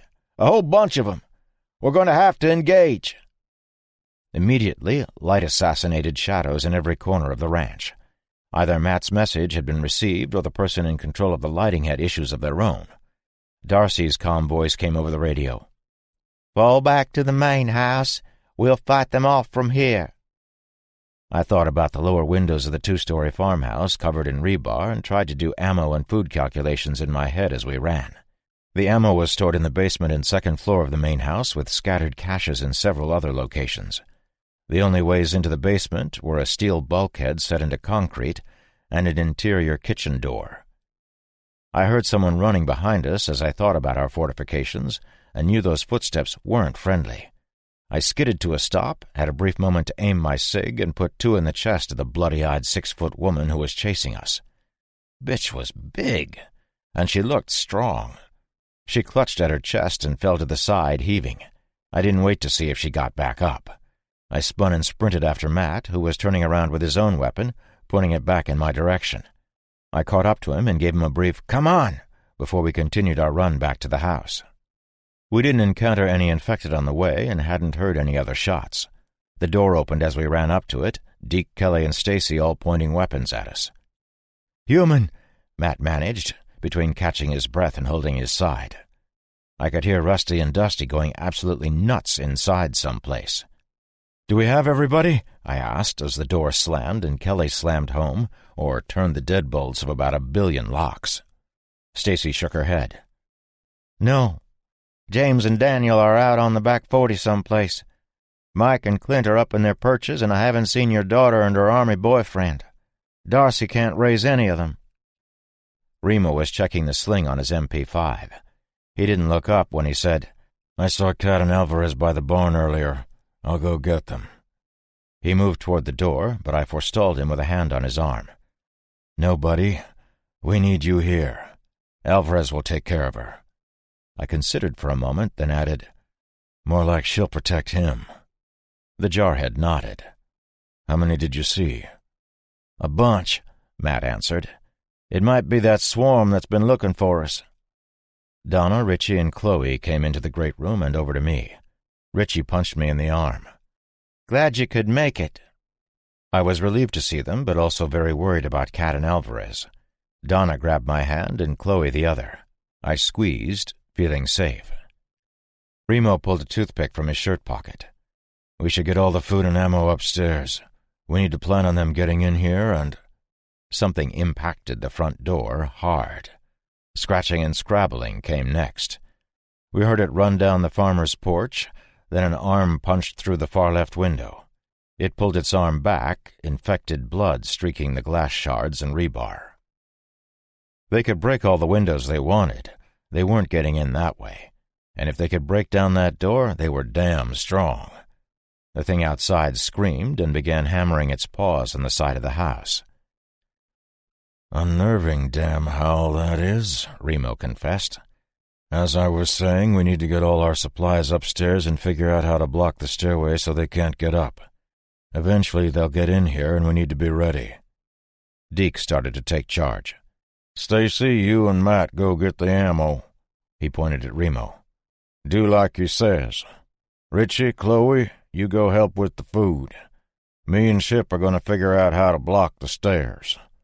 He pointed at me. "You and Donna make sure everything is loaded and we have backups to the guns. Kelly, you, Kate, Dix, and Havy make sure all the windows and doors are secure. Block 'em up with whatever you can." We heard the moans as soon as we started to get to work. The moans preceded a radio call as well. "This is Alvarez. Is everybody safe?" I pulled my radio. "Yeah, buddy, are you?" "Affirmative. Kat and I were in the barn loft when we heard gunshots. We climbed up on the barn roof and can see infected all over the place. They're coming in from the north." I was confused. "What were you doing in the loft?" Forget it. Keep each other safe. Do you have any rations?" "Negative. Just what I had on me." Deke motioned for me to give him the mic. "Alvarez, this is Deke. Is there any way you can get to the horses? I can't stomach the thought of them getting killed in their stalls." "Already done. We let them out and they took off out the southwest end of the barn. I haven't seen them since, but I didn't hear any horse screaming." Deke heaved a sigh of relief as he thanked Alvarez and passed the mic back to me. "Sit tight, you two," I told them. "We'll smoke these puss bags and get you down in time for cornflakes." I heard Kat in the background through the radio. "Cheeseburgers, or I stay the fuck up here." One of the windows shattered and a bunch of hands poked through. It didn't take them long to rip the curtains down, and then we were staring at a bunch of dead faces through the bars. The other windows followed suit, and a couple people gagged at the olfactory assault. The smell these things give off when they get ripe is absolutely another weapon.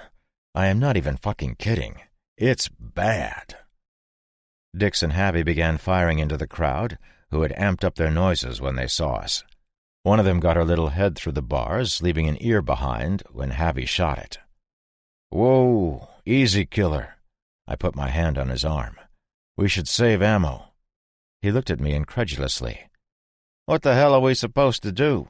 Be mean to them? Ask them to leave?" "Nope. You go do what Deke said. I do this." I stepped to the couch, careful not to get into the reach of any of the shitheads trying to eat me, and pulled it away from the window. I stepped to the side closest to the door, out of view of the dead, and unsheathed my knife. Remo moved to the other side of the window and nodded at me.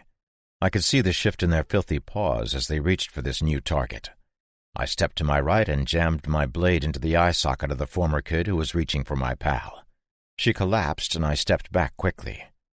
Havy looked impressed and moved off with Dix to get to work. Remo nodded in the negative, and I knew what he meant. This was way too slow. We needed pole arms of some kind to jab them from a distance. I moved over to Remo, daring a glance outside. There were so many of them out there. I couldn't see an end to the sea of dead faces. It looked like more were coming, but I couldn't tell for sure. Remo moved his toothpick around in his mouth, looked at the zombies, then at me. "Might need the rifles if we can't come up with something long and sharp." "You mean you can't just fucking glare them to death?" I nodded. "And here I thought that was your superhero power, killing shit by looking at it." "Nope. It's putting up with your bullshit." We both looked up as we heard something scrabble up onto the roof of the farmer's porch. It moved quickly down the roof, and we heard glass breaking. "Shit," we both said at the same time, and raced for the stairs. There were no bars on the upstairs windows. That scream that comes from a runner sounded from inside the house, sending shivers down my spine and chasing my extremely large nuts up into my stomach. Something was tearing around in the second bedroom on the right. Hint, it was not a bunny. It started smashing things and slapping on something, then human screaming started. "Dada, Dada! Dada, dada, dada! We got to the door, and I reached for the knob, but Remo stopped me and gave a hoarse whisper. You go left. We burst into the room to see it a shambles. The thing had destroyed everything it could in the 30 seconds it took us to get upstairs. It used to be a decent-looking young man, but now it would scare horrors from a nightmare away. Shirtless, sunburned, and bloody, it whipped its head sideways and glared its crimson eyes at us. Those red orbs almost bugged out of its noggin when it stared for a moment. A little pee eked its way out of me right then, and I was as used to this kind of sight as I was ever going to get. The thing had ceased its beating on the door, but the yells from inside the closet only increased. It was Kate, and she was terrified. Staring moment over, it decided that the meat on this side of the door was easier, and it came, growling and hissing at the same time. More pee. Remo and I shot it as it scuttled up on the bed. He hit it in the chest, and I got the fucker in the abdomen and leg. It fell face first on the sheets, life starting to leave it in gouts of infected blood. It had a bit more in it, and pushed up to see if it could reach us, but I shot it in the face, the back of its head flying back out the window it had come through. Kate was crying and howling for her dada, so I skirted the end of the bed and spoke to her through the door. Kate? Kate, it's me. The bad man can't hurt you. He's gone. I'm going to open the door, okay? She answered after a slight pause. Okay. I opened the closet door and she peeked around it and into my eyes.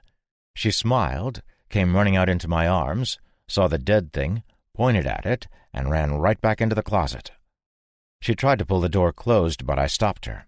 She fought me for a second, but I told her I wouldn't let anything happen to her. She came out slowly, hugging me, and not taking her eyes off of the dead runner. We heard a thump behind us, and all three of us spun to assess this new threat. It was a wide-eyed Deke. He glanced at each of us, then focused on the dead thing. He looked horrified, and then looked at me. Is she? She's fine. She's really smart and hid in the closet while the thing tried to eat through it. Kate squeezed me, and Deke let out an audible sigh. We heard gunshots outside, and Deke put the radio to his face but told Kate to come to him before he spoke into it. She ran to him, engulfing his belly in a bear hug. He stroked her hair as he spoke into the mic. Who's firing? What you got? Alvarez came back. That's us. We're still on the roof of the barn, but we can see some infected roaming under the lights, and we can take out a few here and there. Keep it up, Deke told him. We could use the help. He clipped the radio back to his belt. Dang it. Never thought to bar up the second-floor windows. Didn't think they could climb. Some of 'em are smarter than others, I told him. I've seen some stuff. If you've got any boards, we might want to board up the windows up here, just in case we get more of the faster variety. Give me a hand, Remo asked me, and we moved a chest of drawers in front of the broken window and pushed the bed against it. Best we can do until we can fix it permanently. We filed out past Deke, who was still getting compressed by Kate, and Deke put his hand on my shoulder and nodded a thanks. I nodded back and saw people bustling when I got into the hall. Remembering what I had been looking for earlier, I called back to Deke. Hey, do you have anything we could use to poke those things in the head and save ammo? Our host gave a gigantic Texas shit-eating grin, showing tons of teeth. Yep. Katie, you go see Mama now. Kate took off without a word and started down the stairs. Deke moved off down the hall and motioned for us to follow him. We entered a bedroom, and he pointed to the wall.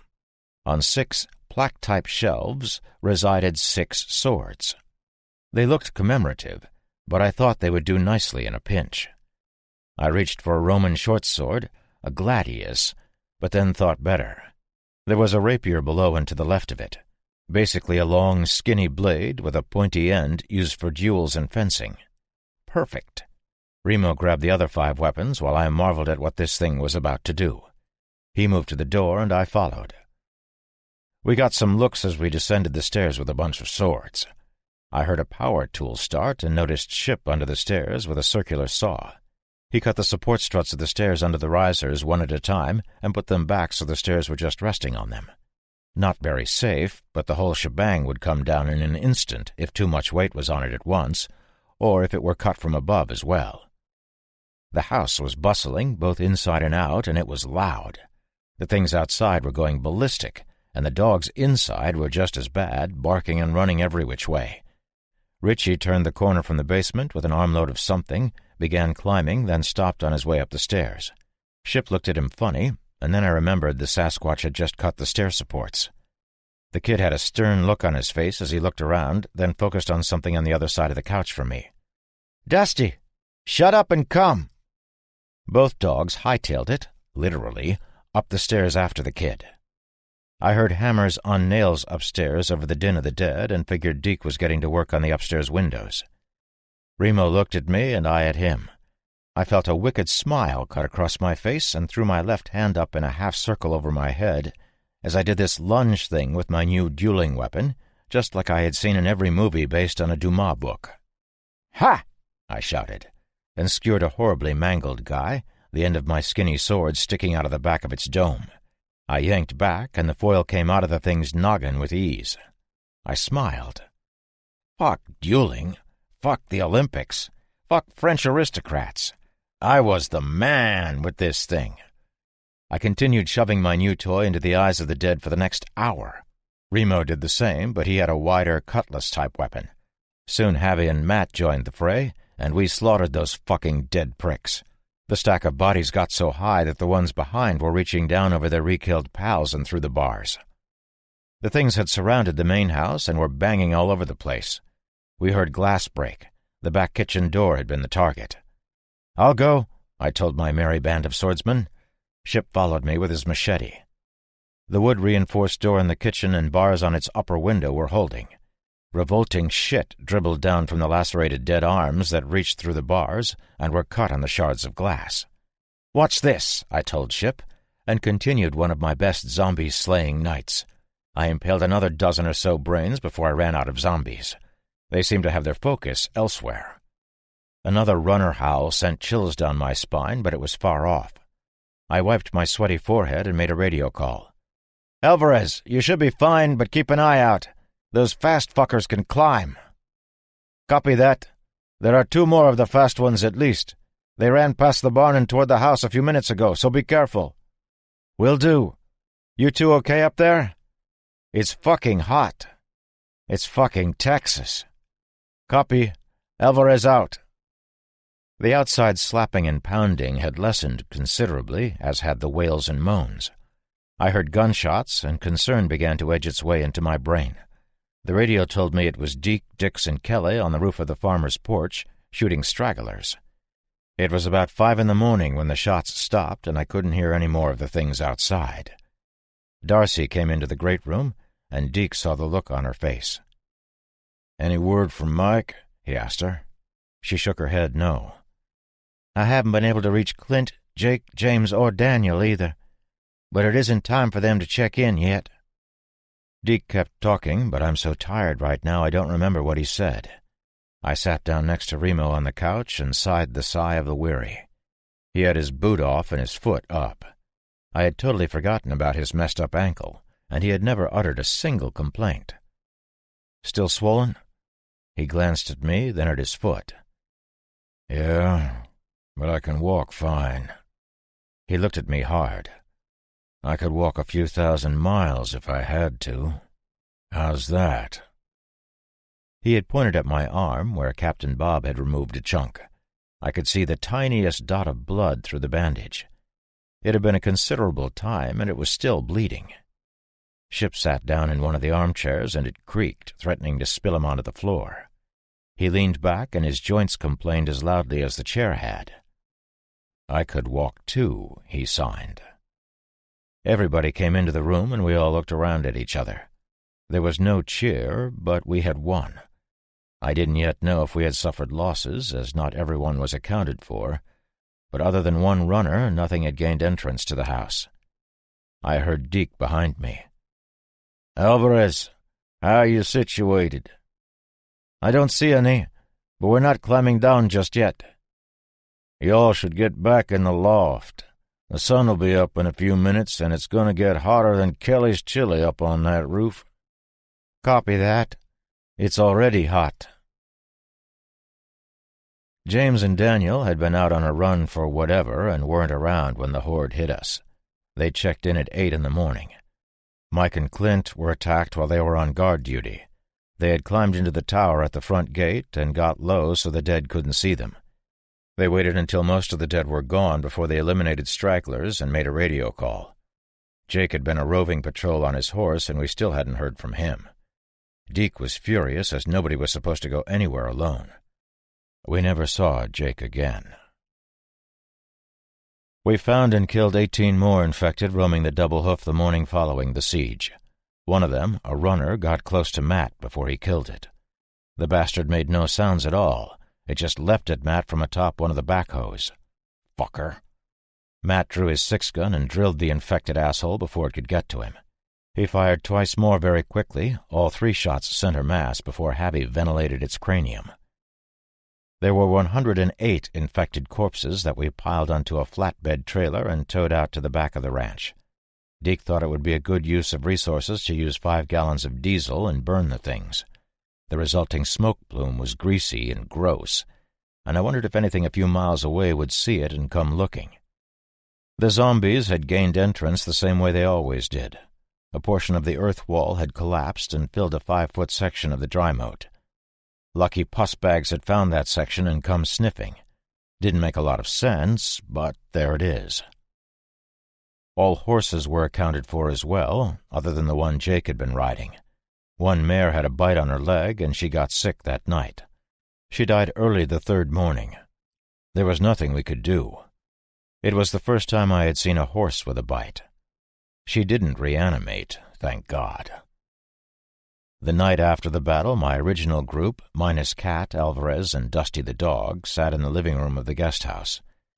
We had called a meeting. When everyone was situated, I leaned forward on my chair, putting my elbows on my knees. Should we stay or should we go? The Clash reference notwithstanding, I don't know if we're safer here than anywhere else. This place has its merits, but also its problems.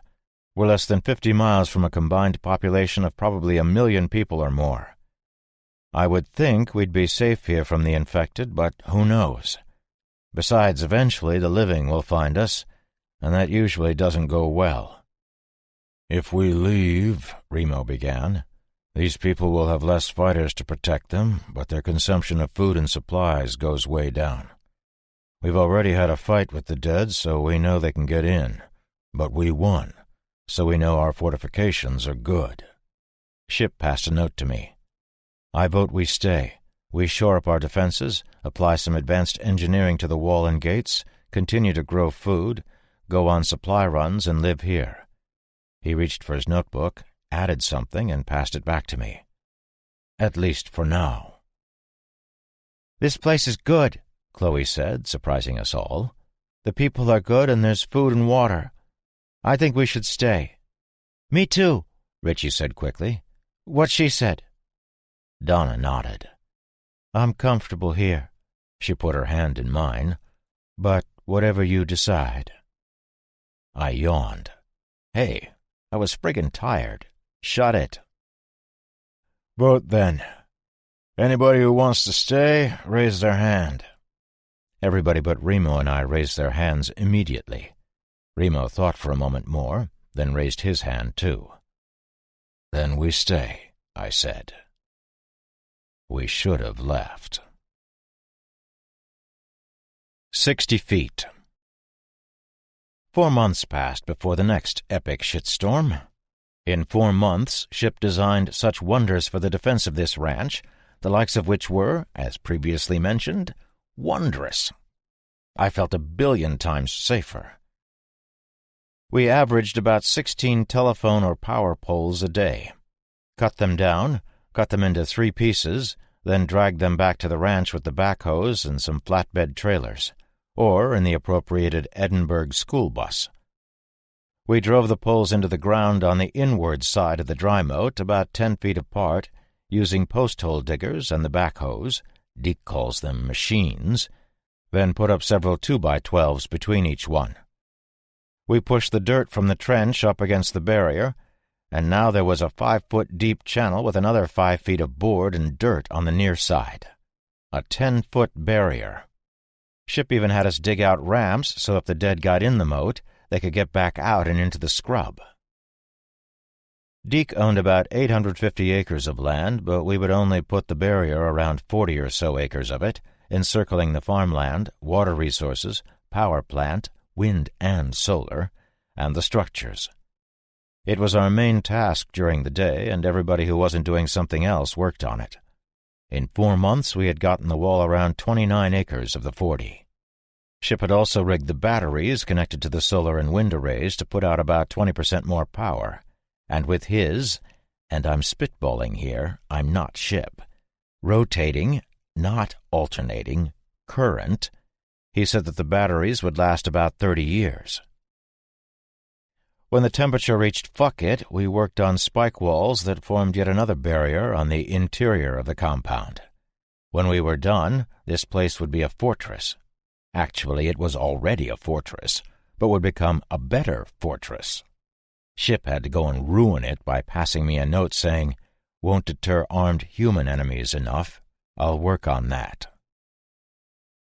I have mentioned a few times in these journals how I have seen marvels to keep out the dead, and this time I was helping make one. It felt damn good. I felt damn good, and I looked good, too.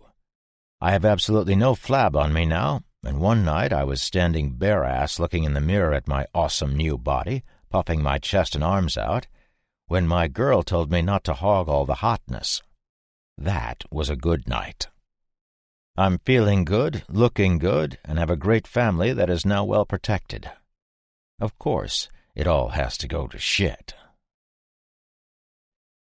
So, the bus. We had removed all of the seats in the back except for the first set and welded steel mesh over all the windows and both exits. An additional set of steel support rods were put into place to keep the door to my left locked and solid. The bus was sort of an armored transport vehicle for whatever. In this case, we were collecting more poles, and we were going to store them in the back. We had a couple of flatbeds, but the rigs needed to pull them were in short supply, and the backhoes were way too slow. I was driving, with Javi and Remo in the seats behind me. Matt, Alvarez, Kat, and Dix were in the F-350 in front of us. We were talking about soup. I used to get this miso soup from this Chinese place before I went to prison. It was great, and I was telling everybody it was my favorite when we reached the bridge over Arch Canyon about 2 miles south of a shitty town called Encino. What have I told you, dear reader, about bridges? The exact phrasing was, "Stay the fuck off." In this case, there were only a few dead roaming around. 6, to be exact. The stupid town of Encino had a population of nothing, and yet there were 6 dead fuckers on this bridge in the middle of nowhere. The only thing besides the dead, our vehicles and us, were the poles we needed to cut down. The dead came for us, and we took care of them. The bridge looked as dead as the infected, but we had to get across.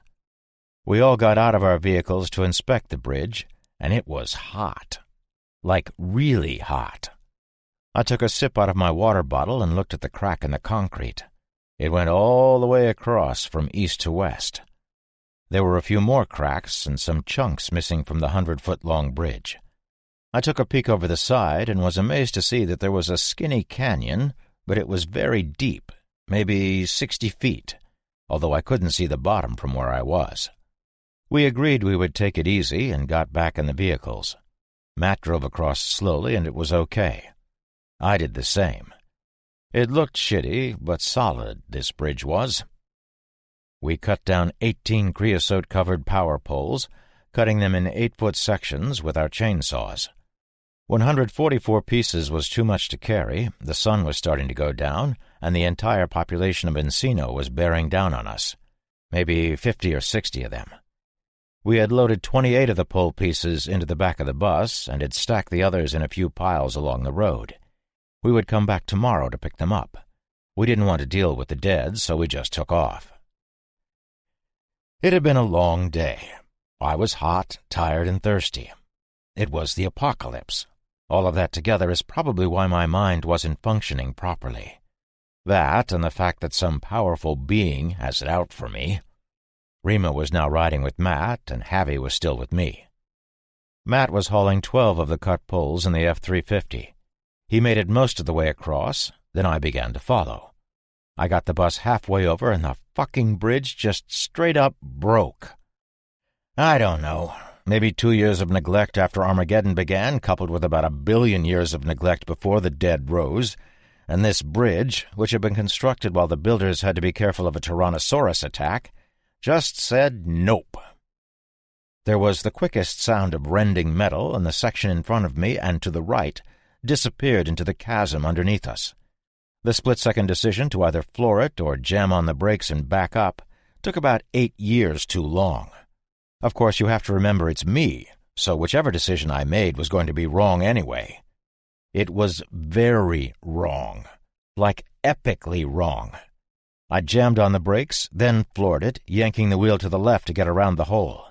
The hole got bigger. Our right rear wheels fell in, and we started moving backwards. Now, moving backwards might not sound like a terrible feeling, but when the back of the bus began to sink into the road and the nose of the bus went up and up and up, I got a bit scared. We teetered. We teetered long enough that I was thinking we would be fine if we just didn't move, and said as much to Javi. He nodded, which by definition is movement. The poles shifted and slid back a bit, fucking up the balance of our precariously perched vehicle. The added weight in one place on the edge of the broken concrete and asphalt broke off more of the concrete and asphalt, and the back of the bus began to slide further into the hole. The poles began to slip often into the fissure, and for another split second I thought we were going to be totally fine, as the weight was off our ass end. Unfortunately, the powers that be decided today was F.U. Day, and the whole bus upended backwards, and I could now see the bottom of the canyon with crystal clarity. Javi began to yell, "Holy fuck!" as bits scraped off of the bottom of the bus with a screech, and we fell into oblivion. 60 feet might not sound like a lot to you, but you can suck it. You try looking into a hole that deep with the realization that you are going to impact the bottom of said hole at 120 feet per second while inside a 20,000-pound bus. The fall was interesting. I was serene as one could be with the absolute certain knowledge that they are about to be dead. I had survived so much shit to now get killed by a fucking hole in the ground. The one other thing I did notice before the gut-wrenching impact was that the canyon was full of about 30 zombies. 60 more feet. Perfect. Still not dead. Growling. A muffled hiss. And was that the clink of chains I heard? Like something was chained up? I opened my eyes to the dancing shadows of a room lit by a candle. The room was made out of barn board, and the best way to describe the place was ramshackle. 20 by 20, pot-bellied stove in the corner, rotten old cot, some supplies, a hunting rifle, and a zombie. One window, but it was dark outside, or the window was covered. I sat up, noticing my hand was tied to one of the support posts of the shack. Then I noticed that I was really sore. Everything hurt. My weapons were right next to me, including my sawg, which I used to cut my bonds. I reached for the bottle of water that had been placed next to me and noticed a fresh bandage on my arm bite. There was also one on my head, which hurt, but not nearly as bad as in the past. I looked myself over in the mostly dark room and was covered with bruises, contusions, and scrapes. I know what you're thinking. What? But didn't you just tell me there's a zombie in the room? Yeah, you're probably a bit scared at the proximity, but relax. It was quite well chained up. It also had a leather belt wrapped around its head and through its mouth. It was fresh. It really wanted a taste of me and was struggling against the chains. I had to wonder who had put it here and why. Was it to guard me? If I were a threat, why had my weapons been within easy reach? Fear not, dear reader, all your answers are coming. A notebook sat next to the sleeping bag I was resting on. It was open, and there was writing right there on the first page for me to see. First things first, though. I stared at the infected, who was wearing a collar, and the collar was chained to another of the support posts. I stood, feeling a bit woozy. My plan had been to stick the SOG in this thing's head, but I opted for a single suppressed shot to the dome. It collapsed, looking pathetic. I took a swig of the bottled water, noticing another half-case of it nearby, then grabbed the notebook. I moved closer to the candle so I could read it. I had to get you out fast. They were all over the place in that canyon. They must have gotten trapped and couldn't get out. I trap rabbits there. I got bit while getting you out of the bus. There were too many. Looks like you were already bit, but the bite looks old, so it couldn't have been one of them. I bandaged you up, used my last bandage. I won't need it. I think I set your arm correctly. The dead chased us while I was carrying you, but the bus wreckage and the rocks on the canyon floor slowed them down. I don't have the balls to shoot myself, so if you live, please do it for me. I looked at the body on the floor with a bit of sadness. Take whatever you need out of this hunting shack. The other guy didn't make it. Sorry. He signed the note, Travis. This guy had died saving my ass. I looked back at him again. Thanks, Travis. I looked at the thing that had been wearing Travis. Some evil fucking entity had taken this guy from me, and I never even got to speak to him. We could have been buds. Maybe I would have gotten to save his life. I owe Travis, so I will pay it forward somehow. Plus, Javi was dead. The shack was sweltering and gloomy, and I didn't know where I was. I searched the whole place for a map, but it was dark. Leaving now would be a terrible idea. I could stumble into a pack of the dead or fall down another hole in the dark. Travis had left my radio with my stuff, so I tried a call. My head hurt, and it was the first time I had spoken in a while, so the pain reminded me it was hanging about. Double Hoof, this is Bus Rider, come in, over. Double Hoof? Darcy? Matt? Nothing. No static, just nothing. The radio seemed to be functioning properly, just nobody was answering. I wondered if I was out of range.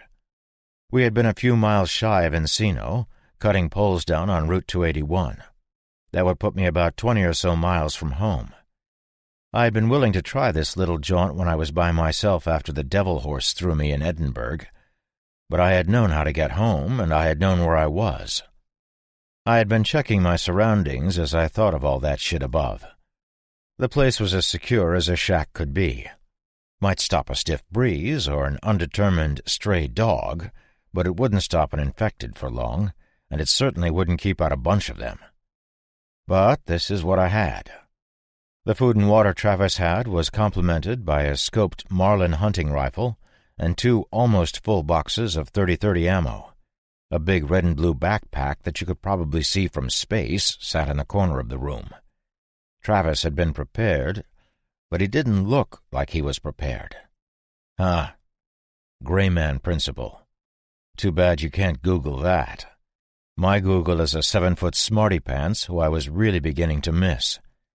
I drew the strings and took a peek inside, pulling out items and setting them apart. A green poncho, some dry clothes, a heavy blanket, a box tent, matches, a giant first aid kit, a big knife. The list went on and on. Travis knew how to pack a bag. I looked at him again, shaking my head and sighing. I would bury him in the morning. I covered Travis with the sleeping bag, ate some jerky, drank some water, and sacked out on the cot. Much like the dude who lived in this shack, the cot looked weak, but was quite strong. I had no sheet, and I always have trouble sleeping without a covering. By that, I mean I'm more comfy with a blanket. When it's 1,000,000,000 degrees outside and there's no AC, it's tough for me to get to sleep because I want at least a sheet on me. I don't know where that stems from, but I was always like that, pre-plague and pre-prison. I had a conversation about this with Ship once, and he told me a bit about why he thinks I need the sheet. He said it is a feeling of vulnerability when I sleep, and that it wasn't uncommon. I was feeling pretty vulnerable. Travis had set and bandaged my arm while I was sleeping, but it still fucking hurt, as it had recently been broken. It was hot as balls, and I was friendless and far from home. I felt even more vulnerable when I woke up after sleeping for God knows how long, and there were dogs scratching at my shack. Except they weren't dogs, and you can see exactly where this is going. I don't know if they smelled me, or they had followed Travis as he carried me, or if they had come to investigate the candlelight, but I could only assume that these were the vanguard of a larger force on the way. Or these were desert roamers searching for a quick snack. There were 3 of them, 2 on the right side and 1 behind my position. I was hot, tired, and broken, but these fuckers had to go. They weren't making much noise, but as soon as I made any sound, they would follow suit and bring anything in the area to me. Unless there was nothing in the area, I had no idea where I was. The door to the shack was as rickety as the rest of it. I picked up my MP5, but it would be a tough go, as I was in a sling. I opted for the suppressed cig and had to thank Travis again for not leaving my shit behind. I ejected the mag to inspect my rounds by the flickering candle, and when I did, all 3 of them stopped scratching. They must have heard me eject the magazine.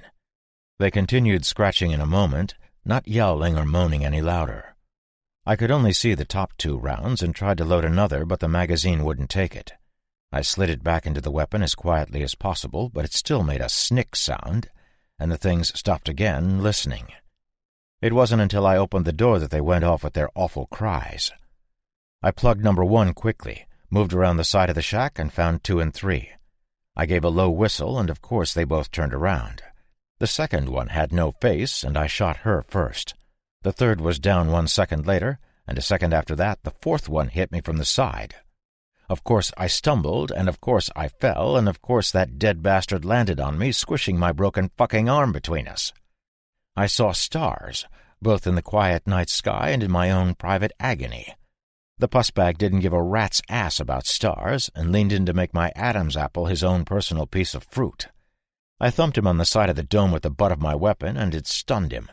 It was awkward to get the long-barreled suppressor up to his head, but I did, and put a bullet through it. He collapsed on me, and I got his melon juice in my mouth. I had been gritting my teeth with a grimace, but his goo still got in there. You obviously haven't sampled zombie tartar, or you'd be dead. But I have to tell you, for posterity, it ain't nice. I pushed the fucker off me, spitting, and proceeded to gag.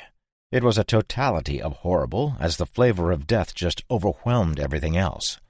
The pain in my arm wasn't forgotten, but it took second fiddle, at least for a solid minute, to the disgust of what was happening to me. It was fucking gross. It was so debilitating that it took me a moment to remember I should be afraid. When the fear came back, so did the arm pain, and the trifecta was complete. I pushed him off me, scrambled up, still spitting, and sought out more creatures in every direction at once. I couldn't see shit in the darkness and didn't want to risk looking with a flashlight. I got back inside and quickly extinguished the candle. Hopefully the stench of the dead outside would mask my smell. I lay down on the cot, but sleep didn't come. My eyes were burning when I realized that the sun was poking through the gaps between the barn board. I got up, got a quick drink of water, and took a peek outside. When I opened the door, the heat of the day hit me hard. It was palpable, and I had to take a step back inside for a moment. I slid quickly through the portal again, doing a circuit of the shack to check just how alone I was. I was greeted by the scrub. There was nothing else except the bodies of the dead I had smoked last night. I had to go, and sooner rather than later. I found a shovel and began to dig a grave for Travis. The other 4 assholes could rot. That's what I was thinking, at least, until I got to about the 10th shovelful of dirt. I only had 1 arm, and it was 100 degrees in the shade. I simply couldn't do it. In the end, I put him inside the sleeping bag and covered his face with one of his shirts. I felt bad, but I could literally kill myself trying to bury him, and Travis had actually killed himself in saving me, so I wouldn't fuck that up for either of us. I apologized to him, took a swig of the bottle of whiskey he had on a workbench, and poured the rest on the ground next to him. I still hate whiskey, but drinking to Travis had been a moral imperative. I packed as much shit as I could in his pack, including what he had in there already, and all the water. There was some food I had to leave behind, but it wasn't much. I attached the hunting rifle to the side of the pack as well. I conducted another search for a map, preferably with a big "You Are Here" stamp, but came up empty again. I closed the door on the shack and put 2 rocks in front of it after I shut the little wooden latch. I couldn't put the backpack on with the sling, and it was too bulky to have on one arm, so I had to take the sling off to put the pack on. That sucked, but I was able to do it. I grabbed the pack strap with my left hand, but it hurt too much, so I jury-rigged the sling to the pack to make my own sling, and it worked okay. I glanced at the shack, looked at the compass on the back flap, and started moving southwest. If I didn't find a road or town, I would eventually hit the Gulf of Mexico or the Mexican border, and I would be able to backtrack and find the double hoof from there. Unless I got eaten or cooked in this oppressive heat. Aren't there a crapload of rattlesnakes and scorpions and shit out here, too? Fuck. I took the first step to the southwest and dared another glance back at the little house I had called home for I don't know how long. How long had I been there? Something else to contemplate other than my imminent demise. I took my first rest about 5 hours after I had started. If I were walking at about 3 miles per hour, then I was more than halfway home. I hadn't seen so much as a sand flea on the ground, but I did see some kind of big bird flying way up above me. I couldn't tell what kind because it was right in the sun. I stopped for a sip of water another hour or so in, and now I could see 3 of the fuckers right above me circling. I took the rifle out of the backpack holster I had fashioned and took aim at one of them to see what it was. I don't know birds. I mean, I think I can tell the difference between a hawk and a seagull, but that's about it. These were big, and they kept flying in and out of my scope, so I couldn't tell. There were 5 when it started to get dark, then they took off. Fucking vultures are what is flying around up there, waiting for me to die. Assholes. These douches were worse than the zombies. They were going to wait until I was too weak to defend myself, fly their feathered asses down here and tear into me. I've never been anti-buzzard before, but fuck 'em. Fuck 'em all. All I can think of is that stupid vulture from the Bugs Bunny cartoons saying, "Oh no, no, no, nope." Sanctimonious prick. Hey, I watched a lot of cartoons in prison. I also saw the Arnold version of Conan. #tastes like chicken. Last night, I had stayed in a shack and not slept. Tonight, I was going to not sleep on the dirt in East Texas with no shack around me. I thought of every Western movie I had ever seen when they camp out and have that awesome fire with the rocks around it, and they bust out a harmonica and lay down on their bedrolls. Fuck that. All I could think about was how a fire would draw the living dead, snakes would bite me, or scorpions would sting my balls. Were there any nasty scorpions or tarantulas out here? They freaked me the hell out. I had to lay down on Travis's blanket and hope none of that scary shit came near me. Sorry, dear reader, but nothing did. I actually did fall asleep. If anything nibbled on me, I didn't know about it, and nothing looked swollen or bitten. I stood up and stretched, looking for a place to shake the weasel, and I looked right at the back of a dead guy not 50 feet away. He was walking away from me at such an angle that he must have stumbled by less than 20 feet from me. Remo, when you read this, realize I have had some traumatic experiences lately and was exhausted. Spit out toothpick. That's how you get dead, dumbass, is what he's going to say. I picked up my cig, drew on him, and whistled. It was over in a couple of seconds. Any other time I would have gone with the knife, but I was fucked up. I made a radio call. No joy. Nobody loves me. A few hours later, and I saw the road signs for Raymondville. I realized I had gone too far south and headed north. It only took a half hour to start recognizing stuff. The dusty road from the Double Hoof was under my feet a bit after that, and I smiled a big shit-eater. Another hour, and I was looking at the gates. I couldn't see anybody in the tower, so I cupped my hands over my mouth and shouted, little pig, let me the fuck in!" I was expecting a sweet nursery rhyme comeback, but nope. I called on the radio again, and nope. With this gate and ship's improved wall design, I wasn't getting in this way, so I circled to the left. In about half a mile, I followed a ramp into the moat and stood in front of a spot where we hadn't shored up the earth wall. I had to leave the backpack behind, but I was able to scale the dirt on the second try, broken arm and all. I was to the east of the compound and couldn't see it, so I began my trek west. I saw the smoke in just a few minutes, and it chilled me to the bone. Creeping slowly past a stand of acacia trees, I busted out my little binoculars. I could see there was nothing left of the barn but smoldering embers. 2 dead horses lay just outside where the big doors to the barn used to be. I couldn't tell from here how they had died, but there was blood on the grass. The main house had been spared, but the front door was gone. There were no dead here, either living or true, other than the horses that I could see. I surveyed the area for a while, then cut around to the north to the solar array. The shed was fine, but nobody was around. I couldn't see through the trees on the far side of the array, so I used them as cover to get a little closer. A Black Hawk helicopter sat behind the trees with 2 Humvees. 2 guys in black pants with their shirts off sat by the chopper playing cards in the shade of the shadow of one of the vehicles. Definitely military or ex-military.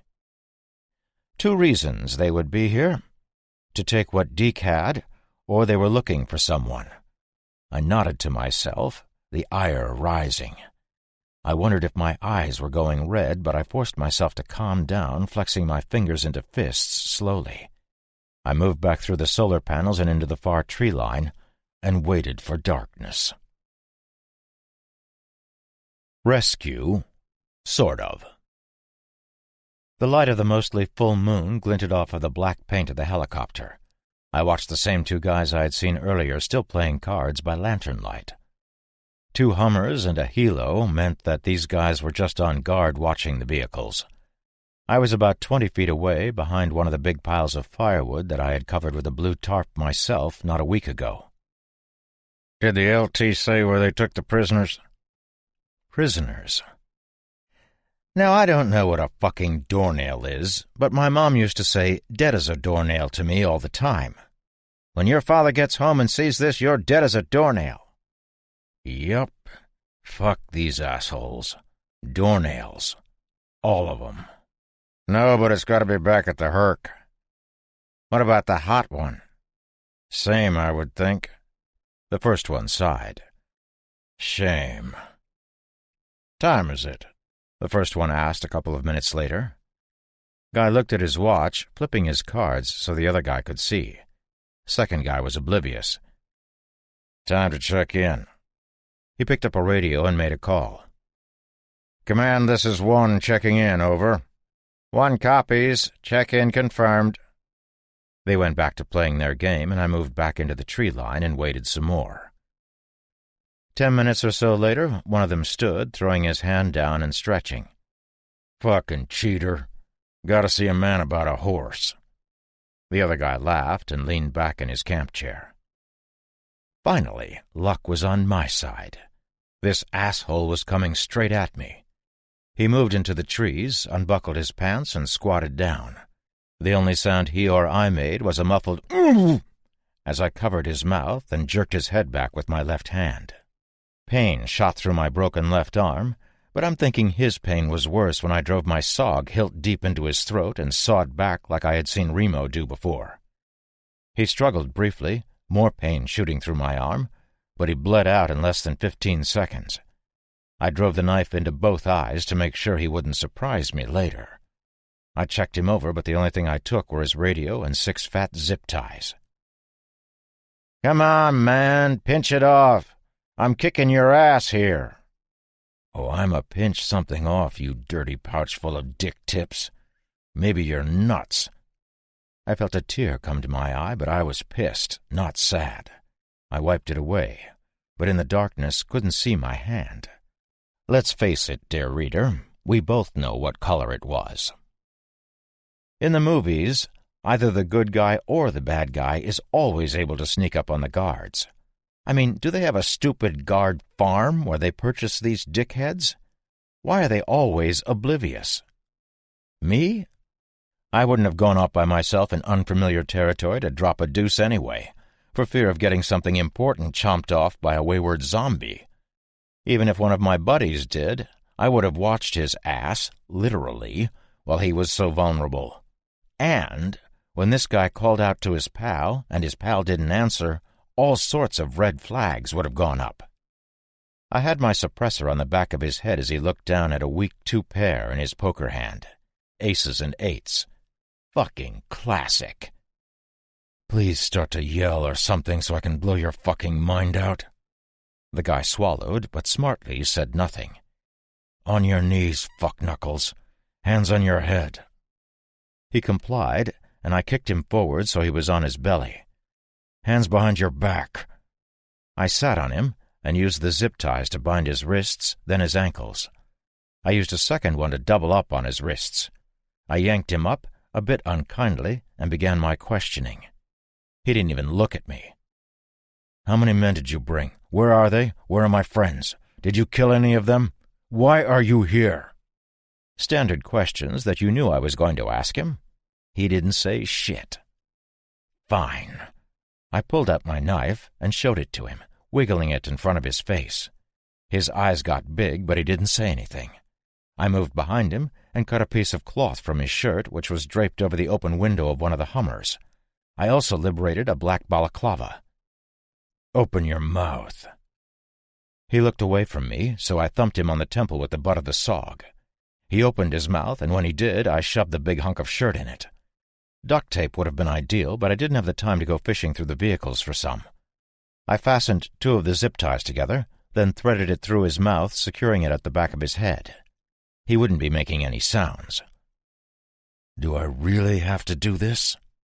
He looked away, so I stood him up. I sighed, shook my head, and shot him in the left foot. The suppressed shot seemed loud, but I knew nobody would hear it out here. He screamed a muffled scream and collapsed, trying to inch away from me. And just so you know I'm not fucking around, I shot him in the right foot. I had never tortured anyone before. I didn't know if I was good at it or not, but as previously stated, I didn't have tons of time. Listen up, Chief. I put holes in your feet, that's all. They'll heal. Next to your knees, and when that happens, you're dead. At some point, you're going to have to run. Everybody does. And you'll never run again with no knees. After your knees, we move up a tad. You with me, dog? He nodded quickly. Okay. So trying to cut off a thick zip tie from around a guy's head is damn difficult with a knife. I was able to do it, but he was bleeding from the scalp before I was done. How many are you? I asked him in my calmest voice. 18, he said between teeth that were clamped shut. But 6 went back to the plane when we were done. Where's the plane? At an airfield near Raymondville. Bell Airfield, I think. Did you kill any of my friends? He looked at me for the briefest of seconds, hesitated, and said, No. How did you find us? Tracked the group we were hunting by satellite since they left the Gulf. They ended up here. Who tracked us? I don't know. All we got was orders handed down and we followed them. I shook my head. Douche. It was time to get this show on the road. I had some other dickweeds to deal with if this one was telling the truth. I stood and looked around, weighing options. You can't leave me here like this. If one of them comes along, I'm helpless. Asshole, I care less about you than I do for an individually wrapped plastic spork from KF motherfucking C. I whacked him in the side of the head with my handgun. He went down hard, but started doing this moaning thing, so I hit him again, and he went silent. This guy also had zip ties, and I put another 2 around his mouth with the piece of shirt stuck in there. I would have to be quick. The check-in was probably every half hour, and I had inconveniently taken out the checker. I searched the Hummers and the Blackhawk for some night vision, but came up empty, so I skulked up on the main house. The front door was gone, but there was a guard sitting in one of the chairs on the farmer's porch. We had just improved all of the defenses from the main house, so it was decidedly opportune that they were missing the door. I could hear some people inside talking about the radio and how to fix it. Someone must have either disabled it or it was hit by stray weapons fire. I knew the porch boards creaked on the left side, so I had to come in from the right. I snuck up and over the side around the corner from him. Peeking around the corner, I could see that he was cleaning his nails with his knife. He was just a kid. Fuck. The MP5 was quieter than the Sig Sauer, so I trained the SMG on his head. I got to within about 4 feet of him before something gave me away. He looked up and right at me and dropped the knife and put both hands on the handmade wooden chair. "Don't," I whispered. A sharp intake of breath could have meant a yell, so I put his brains on the side of Deke's house. The boy couldn't have been 20 yet. "The hell was that?" I heard from inside. "More! What was that?" Things went to shit fast when an armed asshole came out on the porch. He looked left, and I stitched a quick burst into his side. He smashed into the doorframe, and I hurried inside, giving him one in the dome on the way past. The commotion didn't go unnoticed, and 3 guys came into the great room from Darcy's radio area. I blasted all 3 of them, but this time I let go with a big burst. Shit broke as the rounds passed through the men or missed. It was too loud to ignore. Somebody must have heard. My superior mathematical skills told me that if the dude I shot in the feet wasn't lying, there were 5 assholes left here and at least 6 at the plane. I searched, but didn't find them on the ground floor. What I did find was the word prison scrawled in black on both the ceiling in the kitchen and the wall in the great room. I'd been doing a little creeping and some skulking, and now it was time for a bit of slinking. I might even tiptoe. I was standing on the top floor landing in under 5 seconds. The first room held no one, but the second had a guy sleeping in the top bunk and a guy sitting up rubbing his eyes on the bottom. He saw me with my weapon, and his eyes went wide. He put his hands up, and I nodded for him to come to me. I zip-tied him, wrists and ankles, then poked his pal in the back. "Fuck off," he told me. I looked at his pal quizzically, and he shrugged. So I poked the sleeping guy again. He rolled over, saying, "I told you to—" I put the barrel of the SMG right against his nose, and his eyes crossed as he looked at it. I would have smiled if I wasn't so pissed and scared. I trussed them both up to the bed, using the same trick I had with the foot guy from outside, but I left the mouth of one of them available. I was out of ties anyway. "I've accounted for 2 guards by the vehicles, 2 by the front door, 3 in the radio room, and the 2 of you," I told them. "But I seem to be missing 3. They looked at each other. "Where are they?" "Patrol." "When will they be back?" He was looking at me weird. "I don't know." Then his eyes went wide as he saw my eyes. "Holy shit! You're infected!" His buddy squinted at me, and then they both tried to get as far away from me as they could. I smiled. "Yup. Make a fucking sound and I come back here and bite you." "Kill them," I heard in my head. "Don't leave them alive to come for you later." It had been Remo's voice, and he was right, but I couldn't do it. I found some 100-mile-per-hour tape in a pack on the dresser and bound the shit out of both of them on top of the zip ties, including their mouths. After I checked the rest of the rooms, I moved cautiously downstairs. There were some odd noises coming from the porch, so I checked and found a zombie eating one of the dead guys. It appeared to be just one, so I shot it, but my wariness went up 10-fold. It had gotten inside our unfinished walls, so maybe there were more. They did tend to travel in packs. I moved outside the house and waited by the big fountain for the last 3 guys. I had no illusions that I was Remo. I know who I am, and what my capabilities are, then and now. These guys weren't Remo either. They were soldiers who had survived the plague, which makes them badass in and of itself, but they still weren't all that. I was able to take out most of them, and I'm me. But why had that one stray zombie been munching on the dead dude? I took a quick peek behind me to make sure there wasn't a swarm of them bearing down on me. All I could see was the barn and dead horses. I hate to say it, but I hope Shaitan made it out. I looked back at the dead assholes 30 feet in front of me with hate. These fuckers. They were still killing people because of me. Not only that, but what I had predicted for this place had come true. I stayed and they found me. They may or may not have murdered some of my friends, but they sure as shit killed the horses. and they were going to answer for that. Movement from the right stole my attention from my thoughts. 2 of 3 remaining assholes were in view. They had noticed something was up and were on full alert, crouching and looking in all directions. I lifted the MP5, a smile creasing the corner of my mouth. Something poked me in the back of the head. I almost pissed myself, and somebody said, "Don't. Hands up." I put my hands up, and he called to his buddies. "Over here! He was about to kill you 2 fucking idiots. I told you he had to come in from the front, not the side." This guy looked tougher than the others, and was wearing an olive-drab do-rag and a black T-shirt. They came over, disarmed me, and one of them punched me in the stomach. I doubled over, and the guy who had put the gun to my head a moment ago, that was the poke, said, "Enough. Orders are we bring him in alive." The one who hit me looked a tad angry. "Fuck him. He was killing our friends and we shot him." Durag harumphed. "You want to explain that to the brass?" "Fine," the puncher said. "But I can still beat the shit out of him. He can go back barely alive." He grabbed my arm, and it was all over. I twisted my hand over his, brought my other elbow down on his elbow, and broke it. My knee came up fast into his face, forcing his head up, and I grabbed his bleeding chin with my right hand. I put my left on the side of his head, and before anybody could do anything, I applied a vicious twist and broke his neck. "Thanks, Remo." Pain once again made its presence known and screeched its way up my arm. "Jesus!"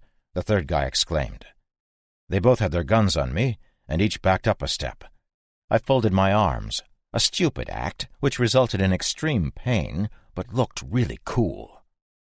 "Who's next?" If you're really dumb and aren't getting this, I had just been Remo-level fucking awesome.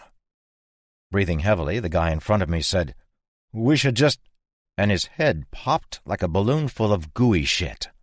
There was an extremely loud report, and Durag spun to face this new threat. A figure clad in jeans and a T-shirt levered another round into his rifle and put a grapefruit-sized hole in Durag's chest. The figure stepped into view, and guess who it was? Nope, not Remo. It was Daniel. "Come on, they'll have heard that.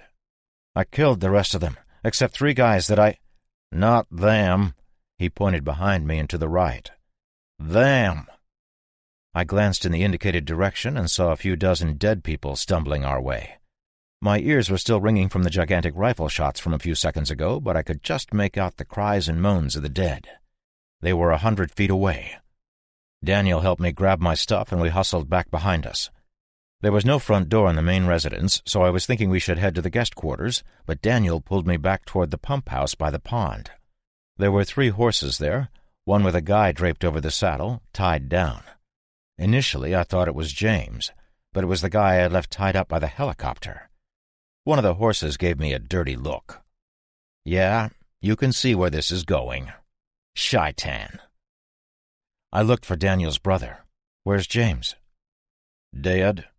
We need to get out of here and find where they took everybody." "Do you know where Bel Airfield is?" "Yeah, that's where they are." We both mounted the horses, Daniel leading the way. "Southwest, then," was all he said.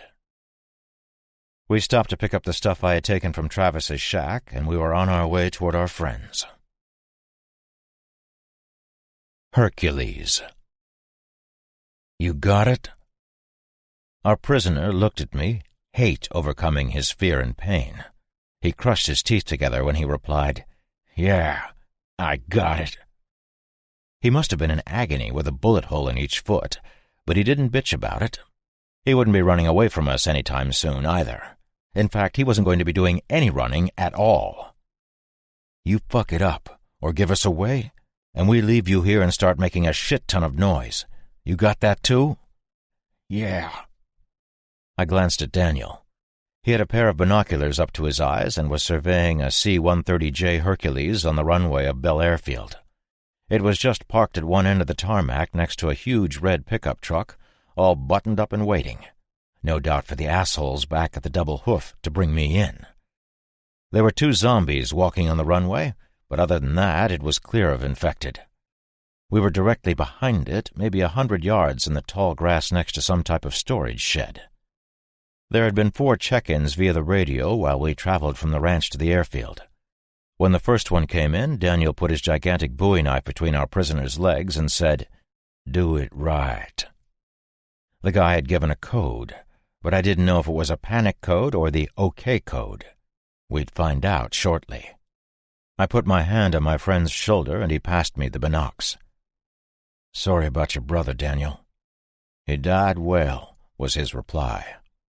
Daniel looked at the douche we had trussed up. "It's time." Daniel sat behind him, wrapped his legs around the guy, and put his knife under his chin. I snipped the zip ties and passed him his own radio. "Sky High, this is FOB.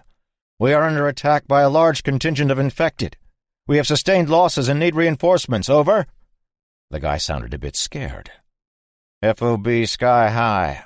Authentication is required. Over." "Sky High FOB. Code is Zulu Alpha 9er.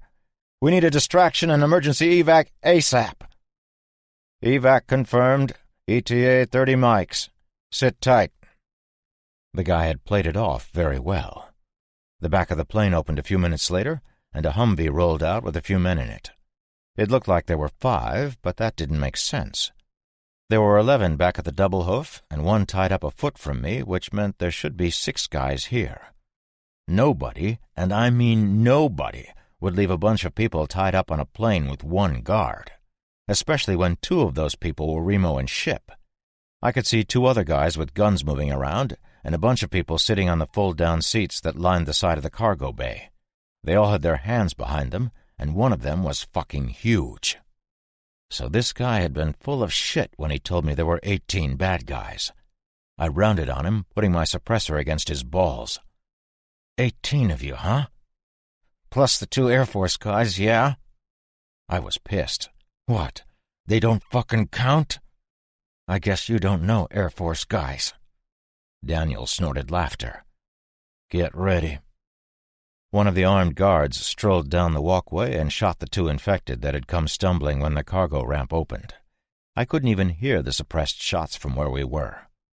The shooter started to come back to the plane when Daniel used the scoped hunting rifle I had liberated from Travis to pop one guard in the cargo bay. The shot was loud, and the other guard in the plane looked out toward us when his buddy dropped. One of the people on the seats was on the second guard immediately and had him down before Daniel drilled the last guy. We left the holy-footed guy where he was and sprinted for the plane. I didn't know if there were snipers in the area or if some douche was inside and would shut the door on us. We made it quickly, and there were several smiles. It looked as if everyone was here, and I did a silent head count. Daniel used his cutters to free everyone, and there were hugs aplenty to go around. I had totally forgotten that these folks all thought I was dead or still missing. Ship gave me the stink eye, but still lifted me off the ground effortlessly and squeezed me until I couldn't breathe. He smiled and nodded. Alvarez folded his arms and shook his head. Like a bad penny. Ship and Remo made their way up front to the cockpit to check shit out. Everybody else grabbed their formerly confiscated gear from behind the webbing on one of the bulkheads of the plane. The folks from the double hoof were all getting their stuff ready, and I looked at them, incredulous. I put my hand on Deke's shoulder. Deke? What's happening? It was his turn for incredulity, and he shrugged. Gonna go home and evict some assholes. I shook my head. Deke, the double hoof crawls with dead people. Kill them too, then. He hugged Kate and stared at me. These guys are headed for Alcatraz to do I don't know what. They said communications are spotty, but they're going to have some kind of naval carrier group move from Panama up to San Francisco. They said it would take a month. Deke sighed and regarded each of the folks in the plane as they did whatever they were doing. You better get there quick, son. Come on back this way if you ever have the need, or if you just want to say hi. He picked up his cowboy hat, and then did something I never would have thought. He hugged me. Harvey didn't make it, did he? I shook my head. No. The guy who pulled me out of the wreckage told me he died. Deke sighed. Thought as much. The double-hoof folks hugged all of us. When Kate finished hugging me, she passed me a piece of paper. "For you," she said with a gigantic smile. I glanced at the paper, and it was lat-long coordinates for the double-hoof. The group got into a red pickup that had been used to bring everybody to the airfield. It started right up, and they all waved as they drove away. I wanted to help them, but I also wanted to warn my friend Dallas and Alcatraz about what was coming. Most people would say tough shit for Dallas, but I don't do tough shit. And Remo had friends that had traveled to the prison island, and they needed to be warned as well. I knew he wouldn't let that shit go. Daniel and Matt stayed behind to take the horses back. Daniel hefted Holyfoot over his shoulder and tossed him unkindly on the ramp of the C-130J. "You can have this one. Better lock this thing up. You'll be having company soon." I shook his hand, and he got on his horse. Shaitan gave me a final glance with his huge horse eyes. I smiled and flipped him off. Prick. I would miss him. Richie and Chloe came up to me with Donna. "Fuel tank is full, and there are 36 full fuel cans up on these pallets." She thumbed over her shoulder at the shrink-wrapped cans. "Ship says he can fly this thing, but he wants to keep the pilot alive just in case." There had been no discussion about staying on at the Double Hoof. "Thanks for not being dead," Chloe told me. "Yeah," Richie added. "Who else can show me how to hotwire a car and shit?" Donna cuffed him on the back of the head. "Language, Richard." He smiled as he rubbed his head and strode off with his sister. "Richard?" I asked. She threw her arms around me again. Her second hug lingered a bit longer than the first one. "I knew you weren't dead." "How?" She looked bewildered. "What? How did you know I wasn't dead?" "Because you would have already pissed off Death, and he would have sent you back." I kissed her on the forehead. "I think Death is on hiatus. He's going to be pissed when he gets back and sees all this shit. Somebody's getting fired." We both looked at the rear ramp as it closed. Alvarez and Kat came back to us. Everybody had their gear, and I asked about it. Kat shrugged. "They made us bring it. They said we wouldn't be coming back, and it was safer where they were taking us." "How are we settled for weapons?" "There's 2 racks of M4s, 3 crates of ammo, and some M9 tacticals," Alvarez offered. "They obviously confiscated our weapons, and they're all back at the ranch." The engines on the giant plane started with a cough, and it got loud.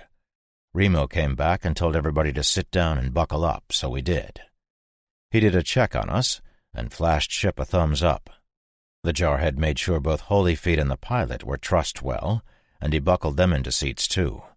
The pilot was still out from when Remo had jumped him. My buddy must have noticed me favoring my left arm, and he pointed at it and raised an eyebrow. I nodded my head at Donna, trying to get him to fuck off, and he got the message. He moved forward to sit with Ship in the cockpit, and the twins flanked us. Richie pulled his knife and began cleaning his nails while he stared at our 2 captives. He glanced at me, then back at them. "They killed the dogs." The Earth was falling away from us 2 minutes later. I guess a pre-flight checklist was for pussies. Alameda. "Wait, what?" I could barely hear her over the roar of the engines. It was cold in the back of the airplane, too, and that was something I wasn't used to recently. "Yeah, well, I don't have an X-ray machine, but it sure feels broken. That fall was like 60 feet, and there was a shit ton of bus around me." Donna's face said she couldn't believe I was such a dumbass. "And you're telling me this now? Let's see." She was on my right, so we unbuckled and switched seats. Shaking her head and sighing like I was the biggest moron on earth, she gently lifted my arm and ran her hands over it, pushing here and there. It fucking hurt, and I let her know it. "Pussy, shut up. I disagree with your diagnosis, Dr. Dumbass. It isn't broken." "But Travis said..." "Did Travis go to medical school and then work on an oil rig where roughnecks broke parts of themselves on a daily basis? No? Then I'll pretend to be the medical professional." Fully scolded, I kept my mouth shut as we moved through the sky. We had been in the air for about 5 hours. We'd be landing soon, and Ship already had the pilot up front with him and Remo. Donna had bandaged Holy Feet's, whose name is Ellis, feet, with stuff she took from the onboard medic station. He still couldn't really walk, but I don't care. Watching her take off his boots was fun. 10 minutes, I heard through the PA system. I realized I had no idea where we were landing, and my nuts shriveled. "Hang on," I told Donna and hurried up front. "Remo, is this a fucking water landing?" "No." "Where are we?" He looked back at me. "Alameda. Nice long runways. Go sit down." I looked at the unfamiliar pilot who was flying this thing next to Ship, and I decided to flee. I was moving back to sit down when a hand came down on my shoulder. It hadn't hit me hard, but I was bruised all over, so it hurt. Remo was standing behind me. "Daniel told me about the guy you did with your hands back at the Double Hoof. He was impressed." I raised an eyebrow. "You realize you just made it sound like I jerked some dude off, right?" "Ever the smart-ass. Well done." "Yeah, your masturbation training has paid off. Come sit next to us." We planted our asses next to Donna and the kids. Alvarez sat across from us and shouted over, "There are 8 M4s loaded and ready. 60 extra mags as well.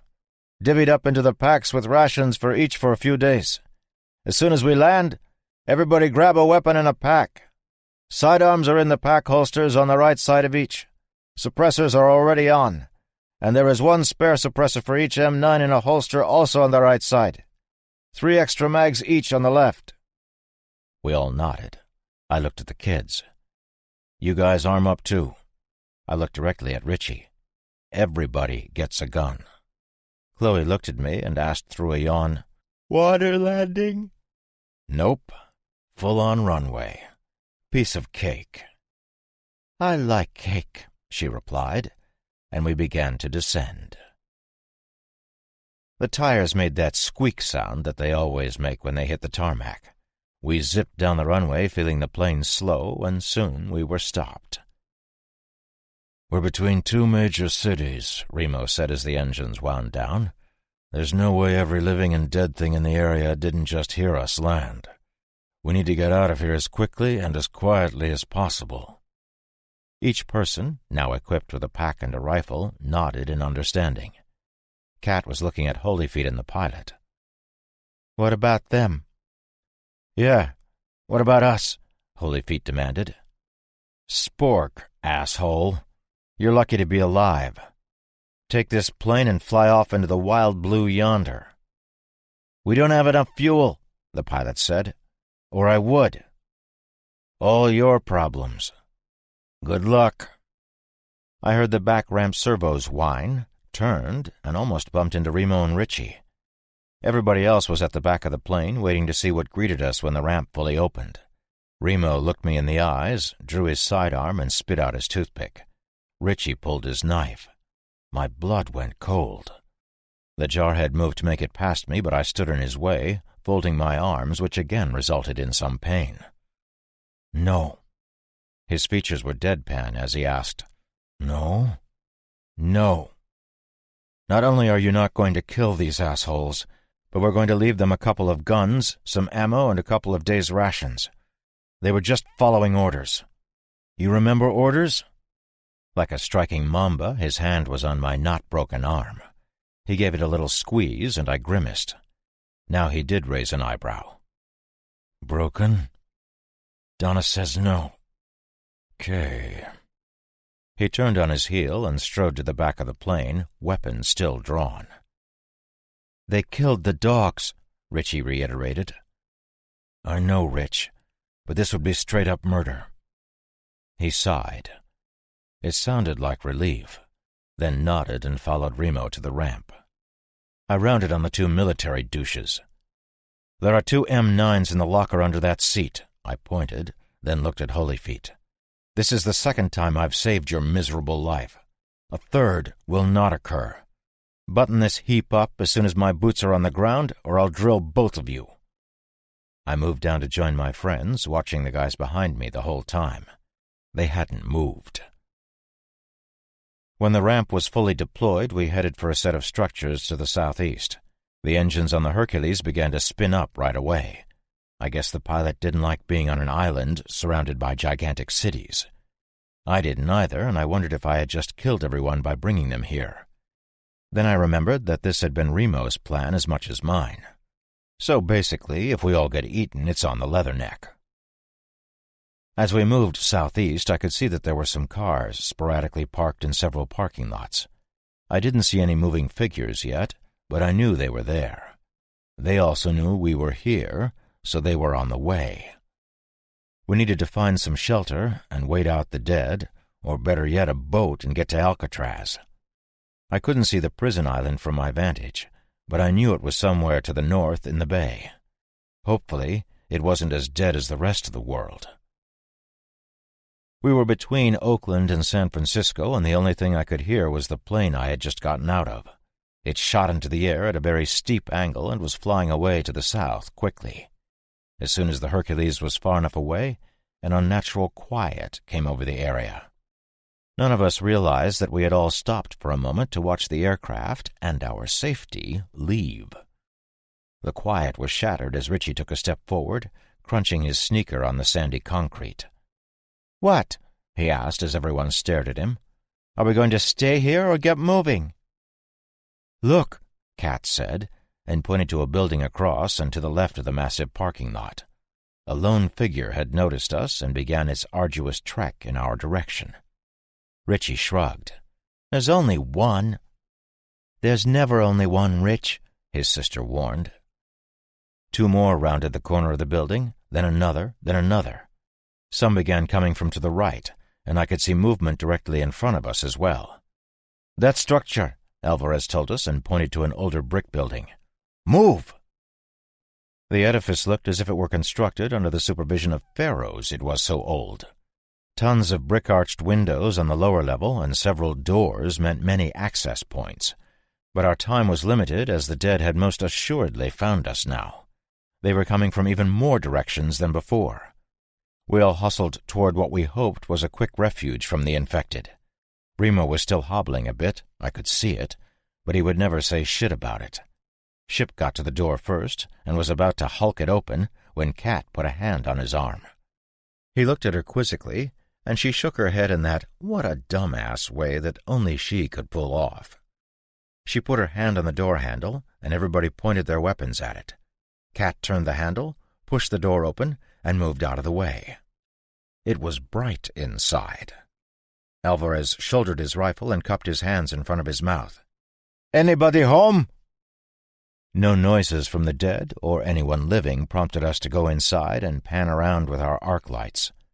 They were completely unnecessary, the entire roof of the place having caved in some time ago. The sun streamed through the convertible structure, illuminating the small lobby we were in, and especially the stairwell that climbed up to a partially broken second floor.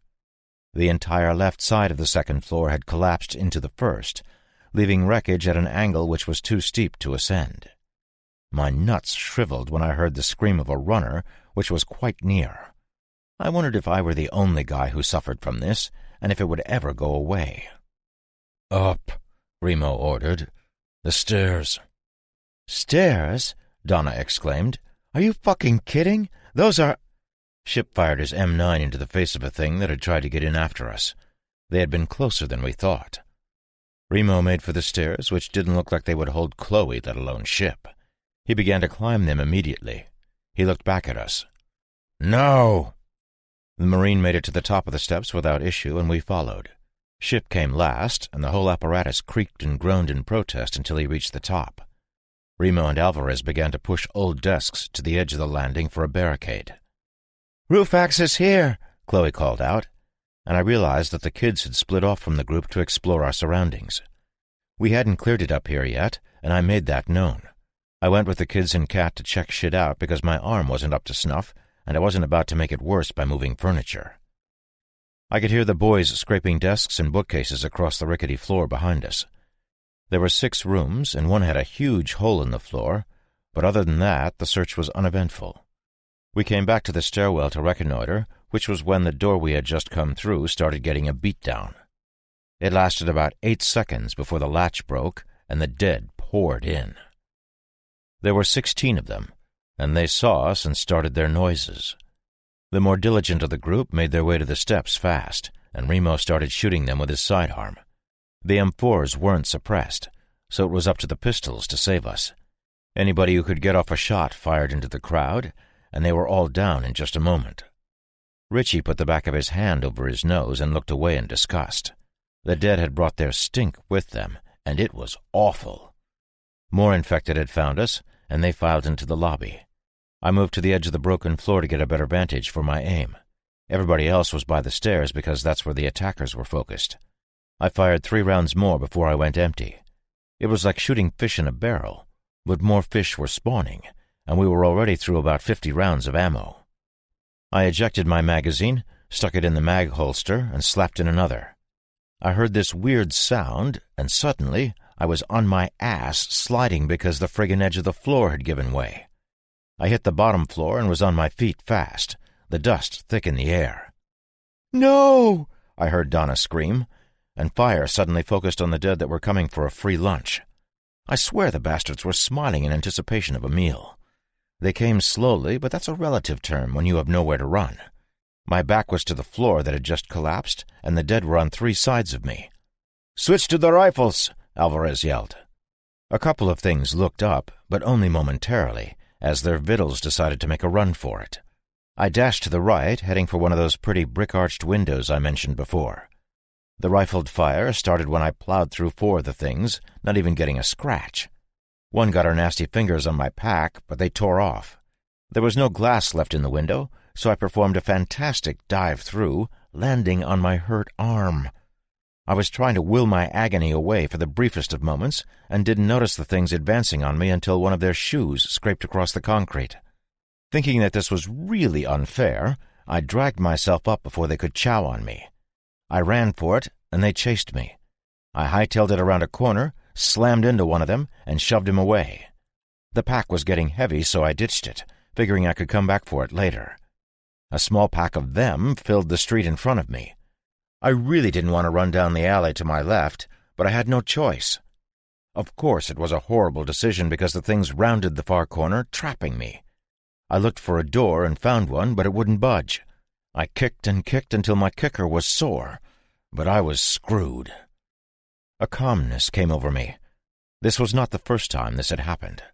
The first 6 shots from the Beretta were quiet, but the suppressor burned out quickly from these and all the other rounds I had just put through it. There was no time to change it out, so I slapped in my last mag and dropped as many as I could. I did pretty well. In hindsight, I shouldn't have given Chloe my MP5 in lieu of an M4, but it was easier for her to carry and shoot. My M4 was on the floor of the building I had just run out of. I glanced behind me. 50 feet. 30 feet in front, but there were a good dozen or so of the pus bags, and they were packed in tight. I smiled. "Come on, then. Come on!" Bugs Buddy. This is a zombie story, and I'm the fucking hero. I can't die, right? "Howdy, pardners," a new voice bellowed, and every one of the zombies turned to see who would dare interrupt their midday meal. I actually had to stand on my tiptoes to see over the taller infected. A blond kid, maybe 25, stood in the alley behind the ones in front of me wearing sunglasses. He had a Louisville Slugger, and he whacked the shit out of the closest infected to him.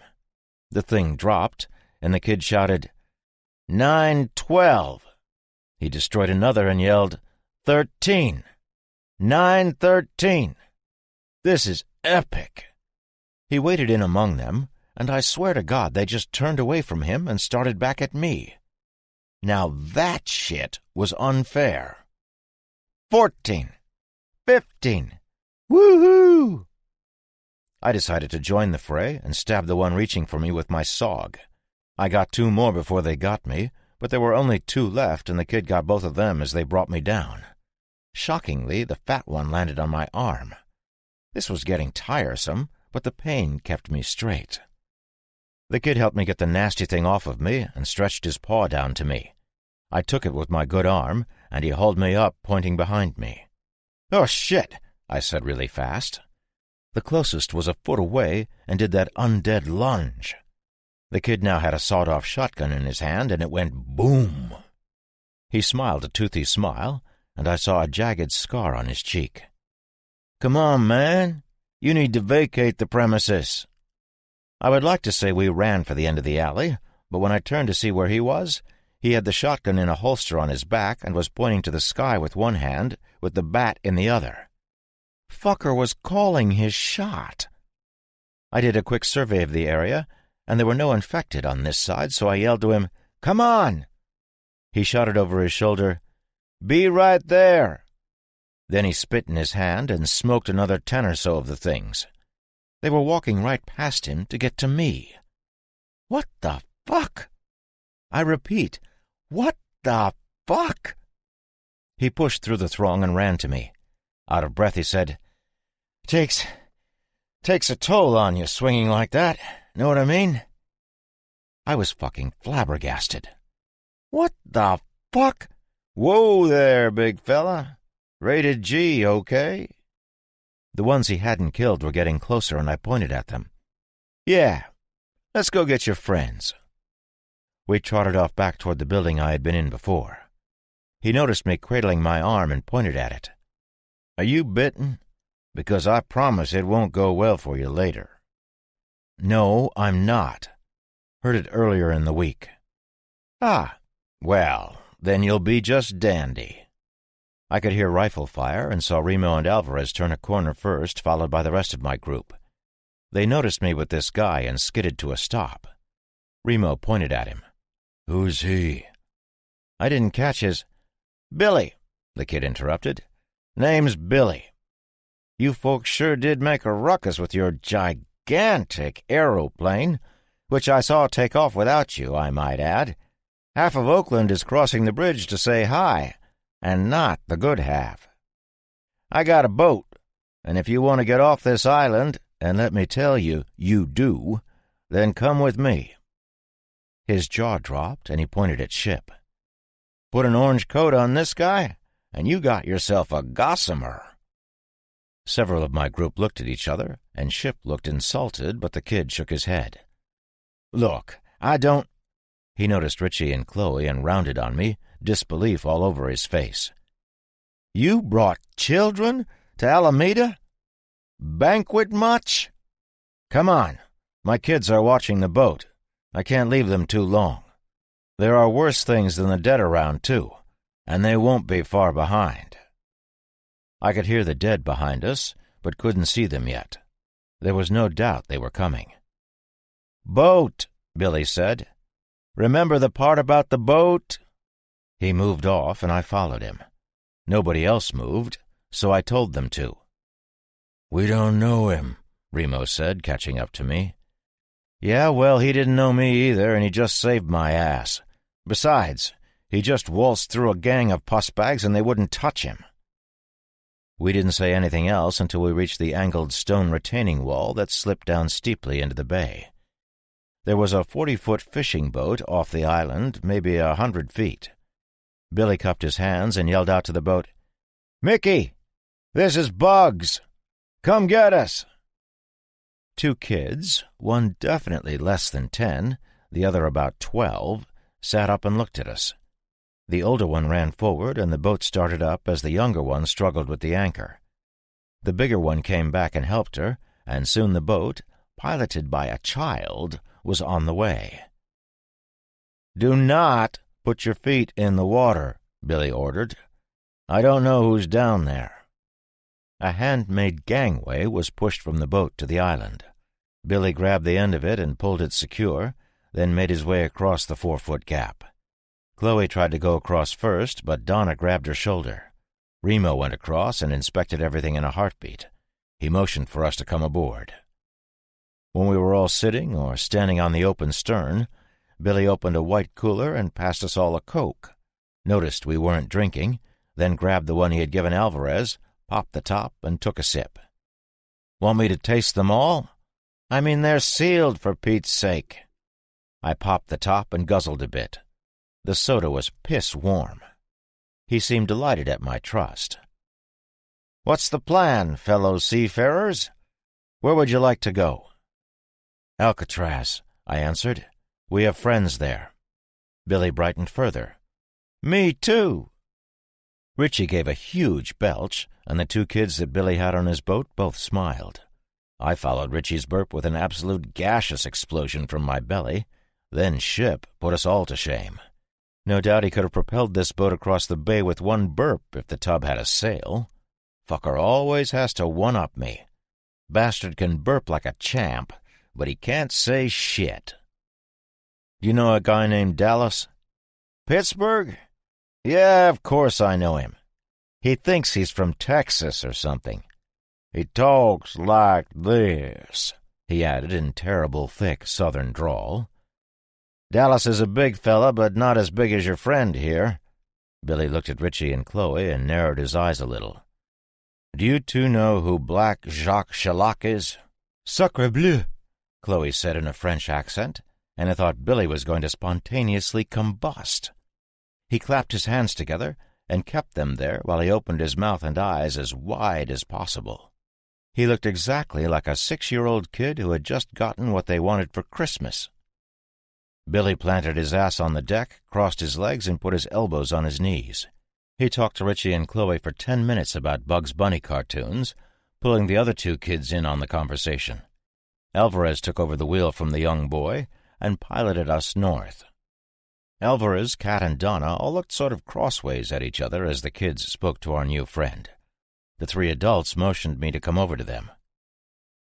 "You think this guy is a little off?" asked Kat under her breath. "I was in prison, Kat. Absolutely everyone thinks I'm evil when I tell them that." I glanced at the back of Billy's head. "Plus, he saved me when it would have been easier to let me get eviscerated. I'm okay with off."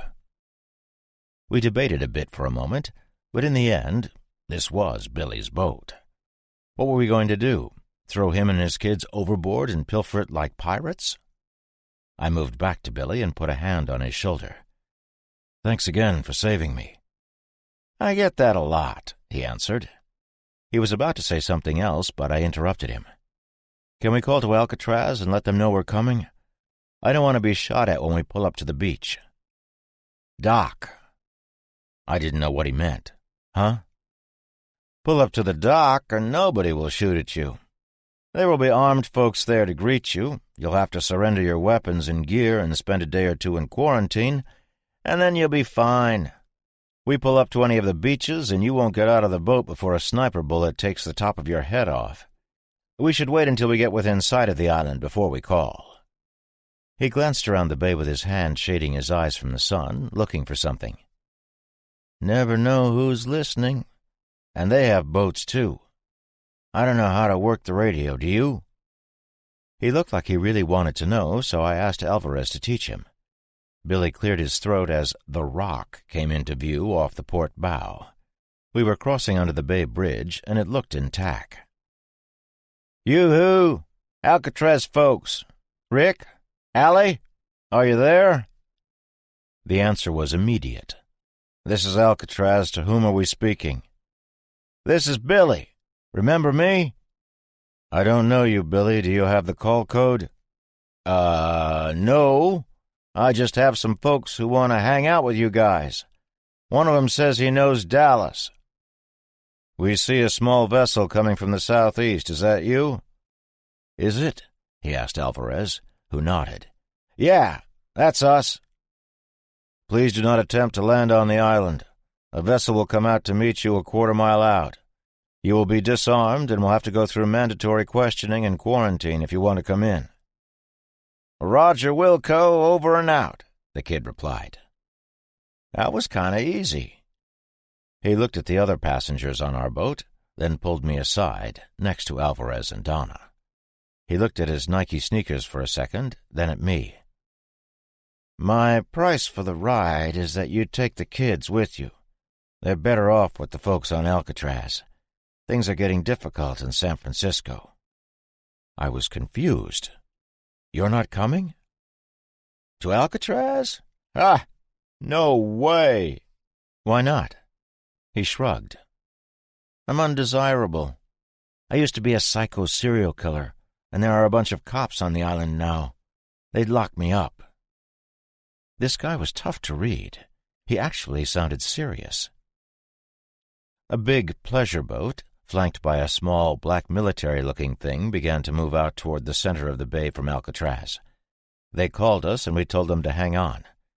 Billy was hugging his kids. This is what we were out here for. You knew it, guys. They both nodded, and the little girl was sobbing.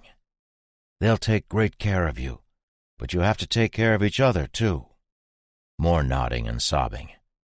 Billy stood, shook everybody's hand, grabbed his pack, and hopped off of the stern into a little aluminum dinghy. We were about 200 feet off of a dock to our port side, with Treasure Island way off to our right and Alcatraz in front of us. Ugh. Pier 39. Well, he sighed, haven't checked out the Hard Rock Cafe yet. Might have some good stuff in there. He untied the little boat and began to row to the dock. It was filled with infected, so much so that they were falling off one at a time and splashing into the salty water. Tell Sam I said hi, and give Allie a kiss for me. My savior rowed off and was soon fastening his line to a piling on the dock. Don't worry, the boy informed us. They won't touch him. They didn't. He walked past several of the things, climbed a short wooden ladder, and moved into the teeming masses of infected as if he were fighting the crowd for the bathroom at a rock concert. Alvarez moved us off quickly, and we met up with the Sea Ray and its inflatable counterpart in 15 minutes. The little black boat had a light machine gun on a tripod attached to the front of it, and the business end was pointed at us. There were also all kinds of guns on the pleasure craft, but they were pointed less at us and more toward the air. One other thing of note adorned the pretty boat: an extremely large Texan with an equally huge grin on his face. His arms were folded, and he had one eyebrow raised. I couldn't help but mirror his shit-eater, and he nodded at me. Looks like you found your friends. You too, big guy. Clara and Eleanor okay? Fine and dandy. He looked the boat over. Where's the other fella? Tim. His face fell. Oh, no. Sorry, Dallas. He didn't make it. Remo threw a line to a guy, and they pulled the boats together. Another military guy hopped aboard our boat and stood in front of the jarhead. Look who isn't dead, the guy said aloud. Butters, Remo said. Damn, I was hoping you got eaten. They clasped hands, and I felt immensely better. 3 other well-armed guys and a well-armed woman came to our boat, checked it over, including our packs, and said we were okay. Where's Billy? The pretty auburn-haired woman asked. After saving us all, he took a small boat and rowed back into hell. Are you Allie or Sam? She looked confused, then stuck her hand out. Allie. I'm supposed to kiss you. Donna raised her eyebrows, and I noticed. Billy asked, I added quickly. Dallas came aboard and enveloped me in a bear hug, crushing my injured appendage. Damn good to see you, hoss. You too. We kind of have to talk to the man in charge, Dallas. There are some people on their way here, and they might not be friendly. Happens all the time. Most of 'em are dead, but not all. Fighting the dead is easy. The living shoot back.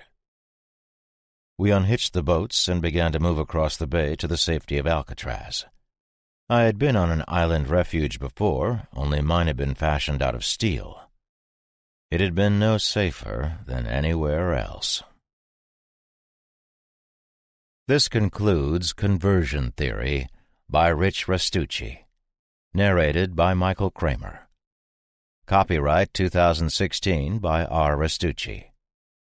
This unabridged audiobook is published by arrangement with Severed Press and was produced in the year 2017 by Tantor Media Incorporated, a division of Recorded Books, which holds the copyright thereto. Please visit Tantor.com for more information on our growing library of unabridged audiobooks and to take advantage of special offers.